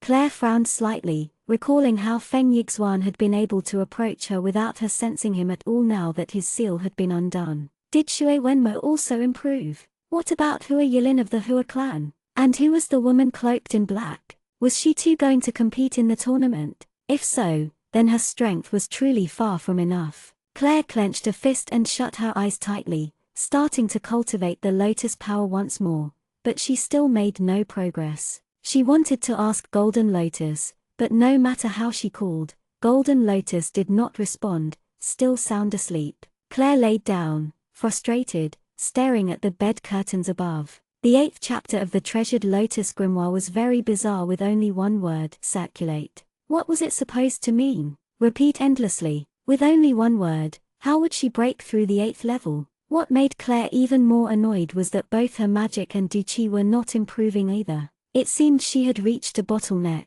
She lacked the last step to break through. The next morning, after breakfast, Claire went straight to the Li clan training grounds. When she reached the training grounds, she discovered that there were already quite a few children training there. The moment they saw Claire, they started crowding around her, wanting to give their greetings. Cousin, you've come. Everybody surrounded Claire and called her cousin affectionately with hopeful expressions, eyes full of gratitude. Claire looked at all of their faces but could not remember a single one. She only knew that they were all children of the Li clan. Elder cousin, thank you. Before, whenever I ventured out, I would always be looked down upon. Now nobody dares to. A little girl with black hair squeezed to the front, her gaze full of adoration. Everybody else echoed her words, their collective voices indiscernible. Claire smiled faintly. She patted the little girl's head. Then do you know why they don't dare to anymore? Yes, it's all because of Cousin Claire, the little girl said firmly, raising a fist.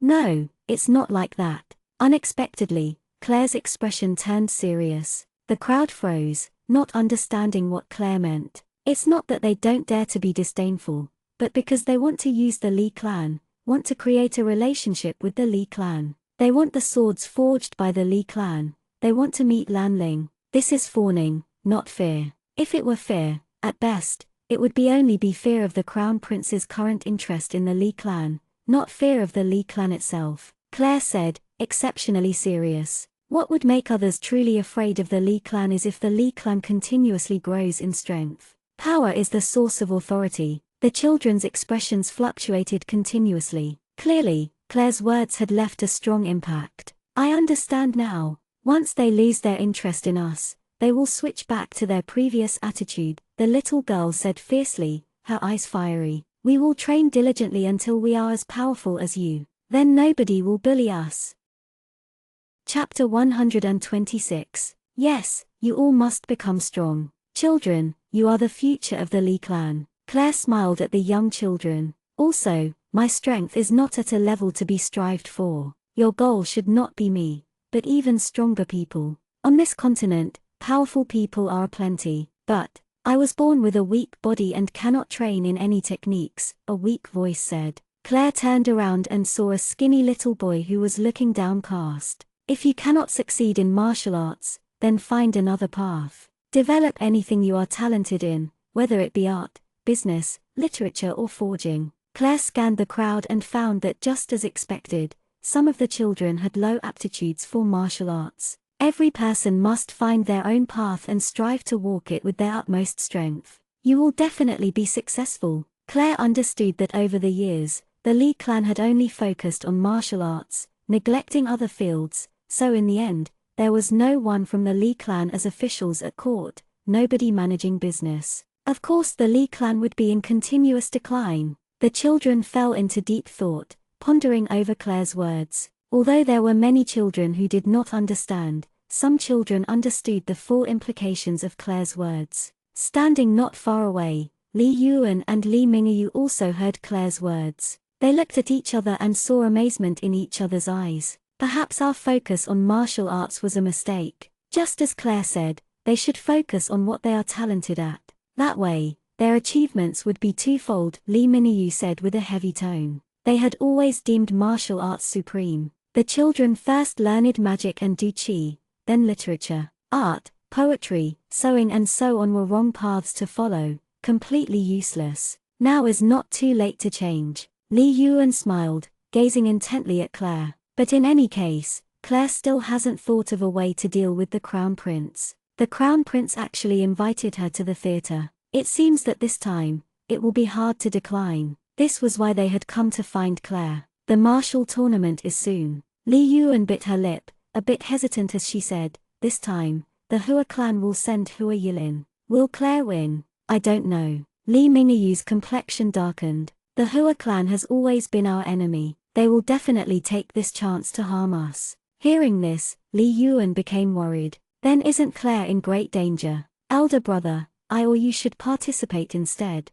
No need. It is for this very reason that Claire must participate. Li Mingyu frowned. Although Claire's identity will be discovered sooner or later, they will not be able to figure out Lan Ling's background. Also, they will be sure that Lan Ling and Claire have a close relationship. Because of the Crown Prince's interest in Lan Ling, the Hua clan will not be able to kill Claire, Li Mingyu analyzed. Having heard this, Li Yuan calmed down. Phew, good. What are you two chattering about? Claire walked over slowly, frowning at the two siblings as she asked. We were discussing what a great babysitter or teacher you would be. Those children actually listened to you, Li Yuan joked. Since you heard what I said, you should implement what I said as soon as possible. Don't bury their talents. Claire could not say the Chinese idiom in every trade, a master appears. You also heard what we said. For your own safety, you should have a good relationship with the Crown Prince. So, stunning Lan Ling, prepare yourself. The Crown Prince is coming to pick you up soon. Li Yuan smirked. Many people were trying to investigate Lan Ling's background. Even some young men from the Li clan wanted to know where this relative of theirs had appeared from. But the stunning beauty was like the short-lived blossom of the never had appeared since, mysterious and beautiful, making many crazy for her. Just this once. Claire waved offhandedly impatiently. Once the matter of the right to forge for the army is settled,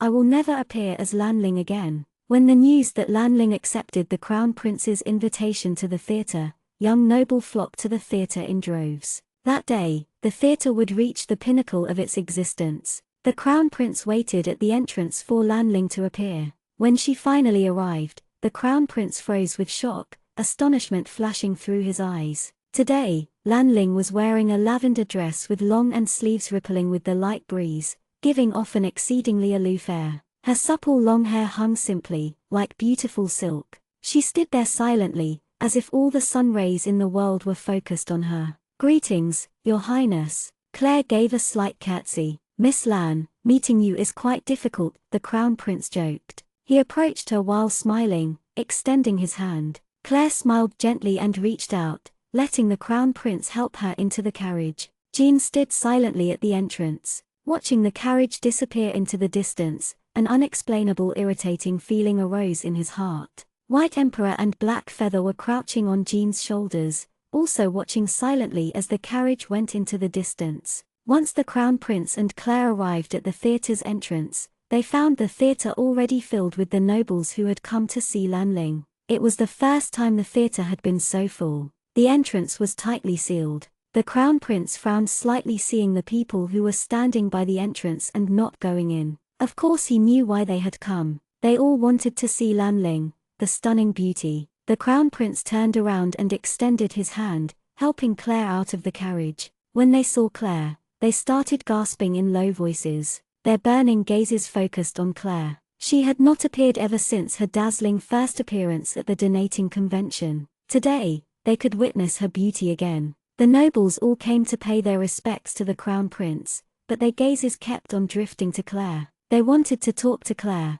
but fearful of the Crown's warning dark expression, none dared to speak rashly. "Okay, let's all go in. No need for formalities, we're simply here to watch a show." The Crown Prince finally could not hold back, contempt in his voice. He waved offhandedly, indicating for the nobles to all go in. The nobles reluctantly withdrew their gazes slowly, about to go in. Just at this moment, a carriage suddenly appeared and stopped abruptly at the entrance. There was the sound of urgent footsteps. "Wait, Your Highness." The urgent footsteps grew louder as they approached. The Crown Prince stopped in his steps and turned. It was Hua Xiaoning running hurriedly, her skirt raised. Because the Crown Prince had stopped, Claire also stopped in her steps. Thus, everybody present stopped. Hua Xiaoning scanned the surroundings first. Almost every prestigious noble of the capital was there, even the Prime Minister's son. This was good. A gloating light glinted in her eyes. Everybody turned towards Hua Xiaoning, sighing in their hearts. Once with the status of being one of the three great beauties, she lost all her radiance before the stunning beauty Lanling. "Miss Hua, do you need anything?" the Crown Prince asked quietly. "Your Highness, I understand that I should not disturb you," Hua Xiaoning apologized insincerely. She shifted her gaze to Claire, raised her chin, and said in a gloating manner, "But, Your Highness, there is something I must report. I cannot let you continue to be deceived." Hearing Hua Xiaoning's words, there was a ripple in the crowd. Hua Xiaoning had dared to say such words in the current situation. What were her intentions? The Crown Prince frowned slightly. He watched Hua Xiaoning without a word. The reason he had always stayed away from this woman was because her eyes were filled with too much greed and ambition. Claire was also watching Hua Xiaoning. Hua Xiaoning shot Claire a provocative glance, then turned back to the Crown Prince and said loudly, "Your Highness, this woman is not from the Li clan at all. Li Yuan does have younger cousins without surname Li, but are of surname Hill, not Lan, of the Hill clan from Amparkland. Her younger cousins are the daughters of Li Ruiwan, the woman who betrayed the Li clan. But that woman only had two daughters, Claire Hill and Lashia of ages 14 and 13 respectively. Lanling's mother is not from the Li clan. A Lanling of the Li clan does not exist in the first place. The children call her cousin too, but they are not actual cousins. It's like calling a man about the age of your dad uncle in Chinese." Hua Xiaoning's voice was loud enough to let everyone hear her voice clearly. It seemed from the sound of her voice that she cared deeply for the Crown Prince. The ripple in the crowd grew bigger. They all shifted their gazes to Lanling. Hua Xiaoning became to gloat. This woman of unknown origin, humph, she actually dared to deceive His Highness, deceive everyone, saying she was Li Yuan's younger cousin. Now she would pay for it. Claire's eyes glinted coldly. The stupid woman was too ignorant. It was the second time she had insulted her mother in public. She would definitely pay. "So?" the Crown Prince asked indifferently. He seemed completely unsurprised. So, Hua Xiaoning was a bit taken aback. She completely hadn't expected the Crown Prince's calm reaction. Calming herself, she said in a low voice, "She is of unknown origins and deceived Your Highness, deceived everyone. When did I say my mother is from the Li clan?" Claire smiled gently, her voice quiet as she said, "Since when did I say my mother is from the Li clan?" After she said this, there was another ripple in the crowd. Everybody looked worriedly towards Claire. What did she mean? Currently, many were starting to get worried for the stunning beauty. Would His Highness really punish her for deceiving him? He wouldn't, would he? Such a stunning beauty, who could bear to see her suffer? In the worst-case scenario, they would plead on behalf for the stunning beauty. These thoughts flashed through many nobles' minds.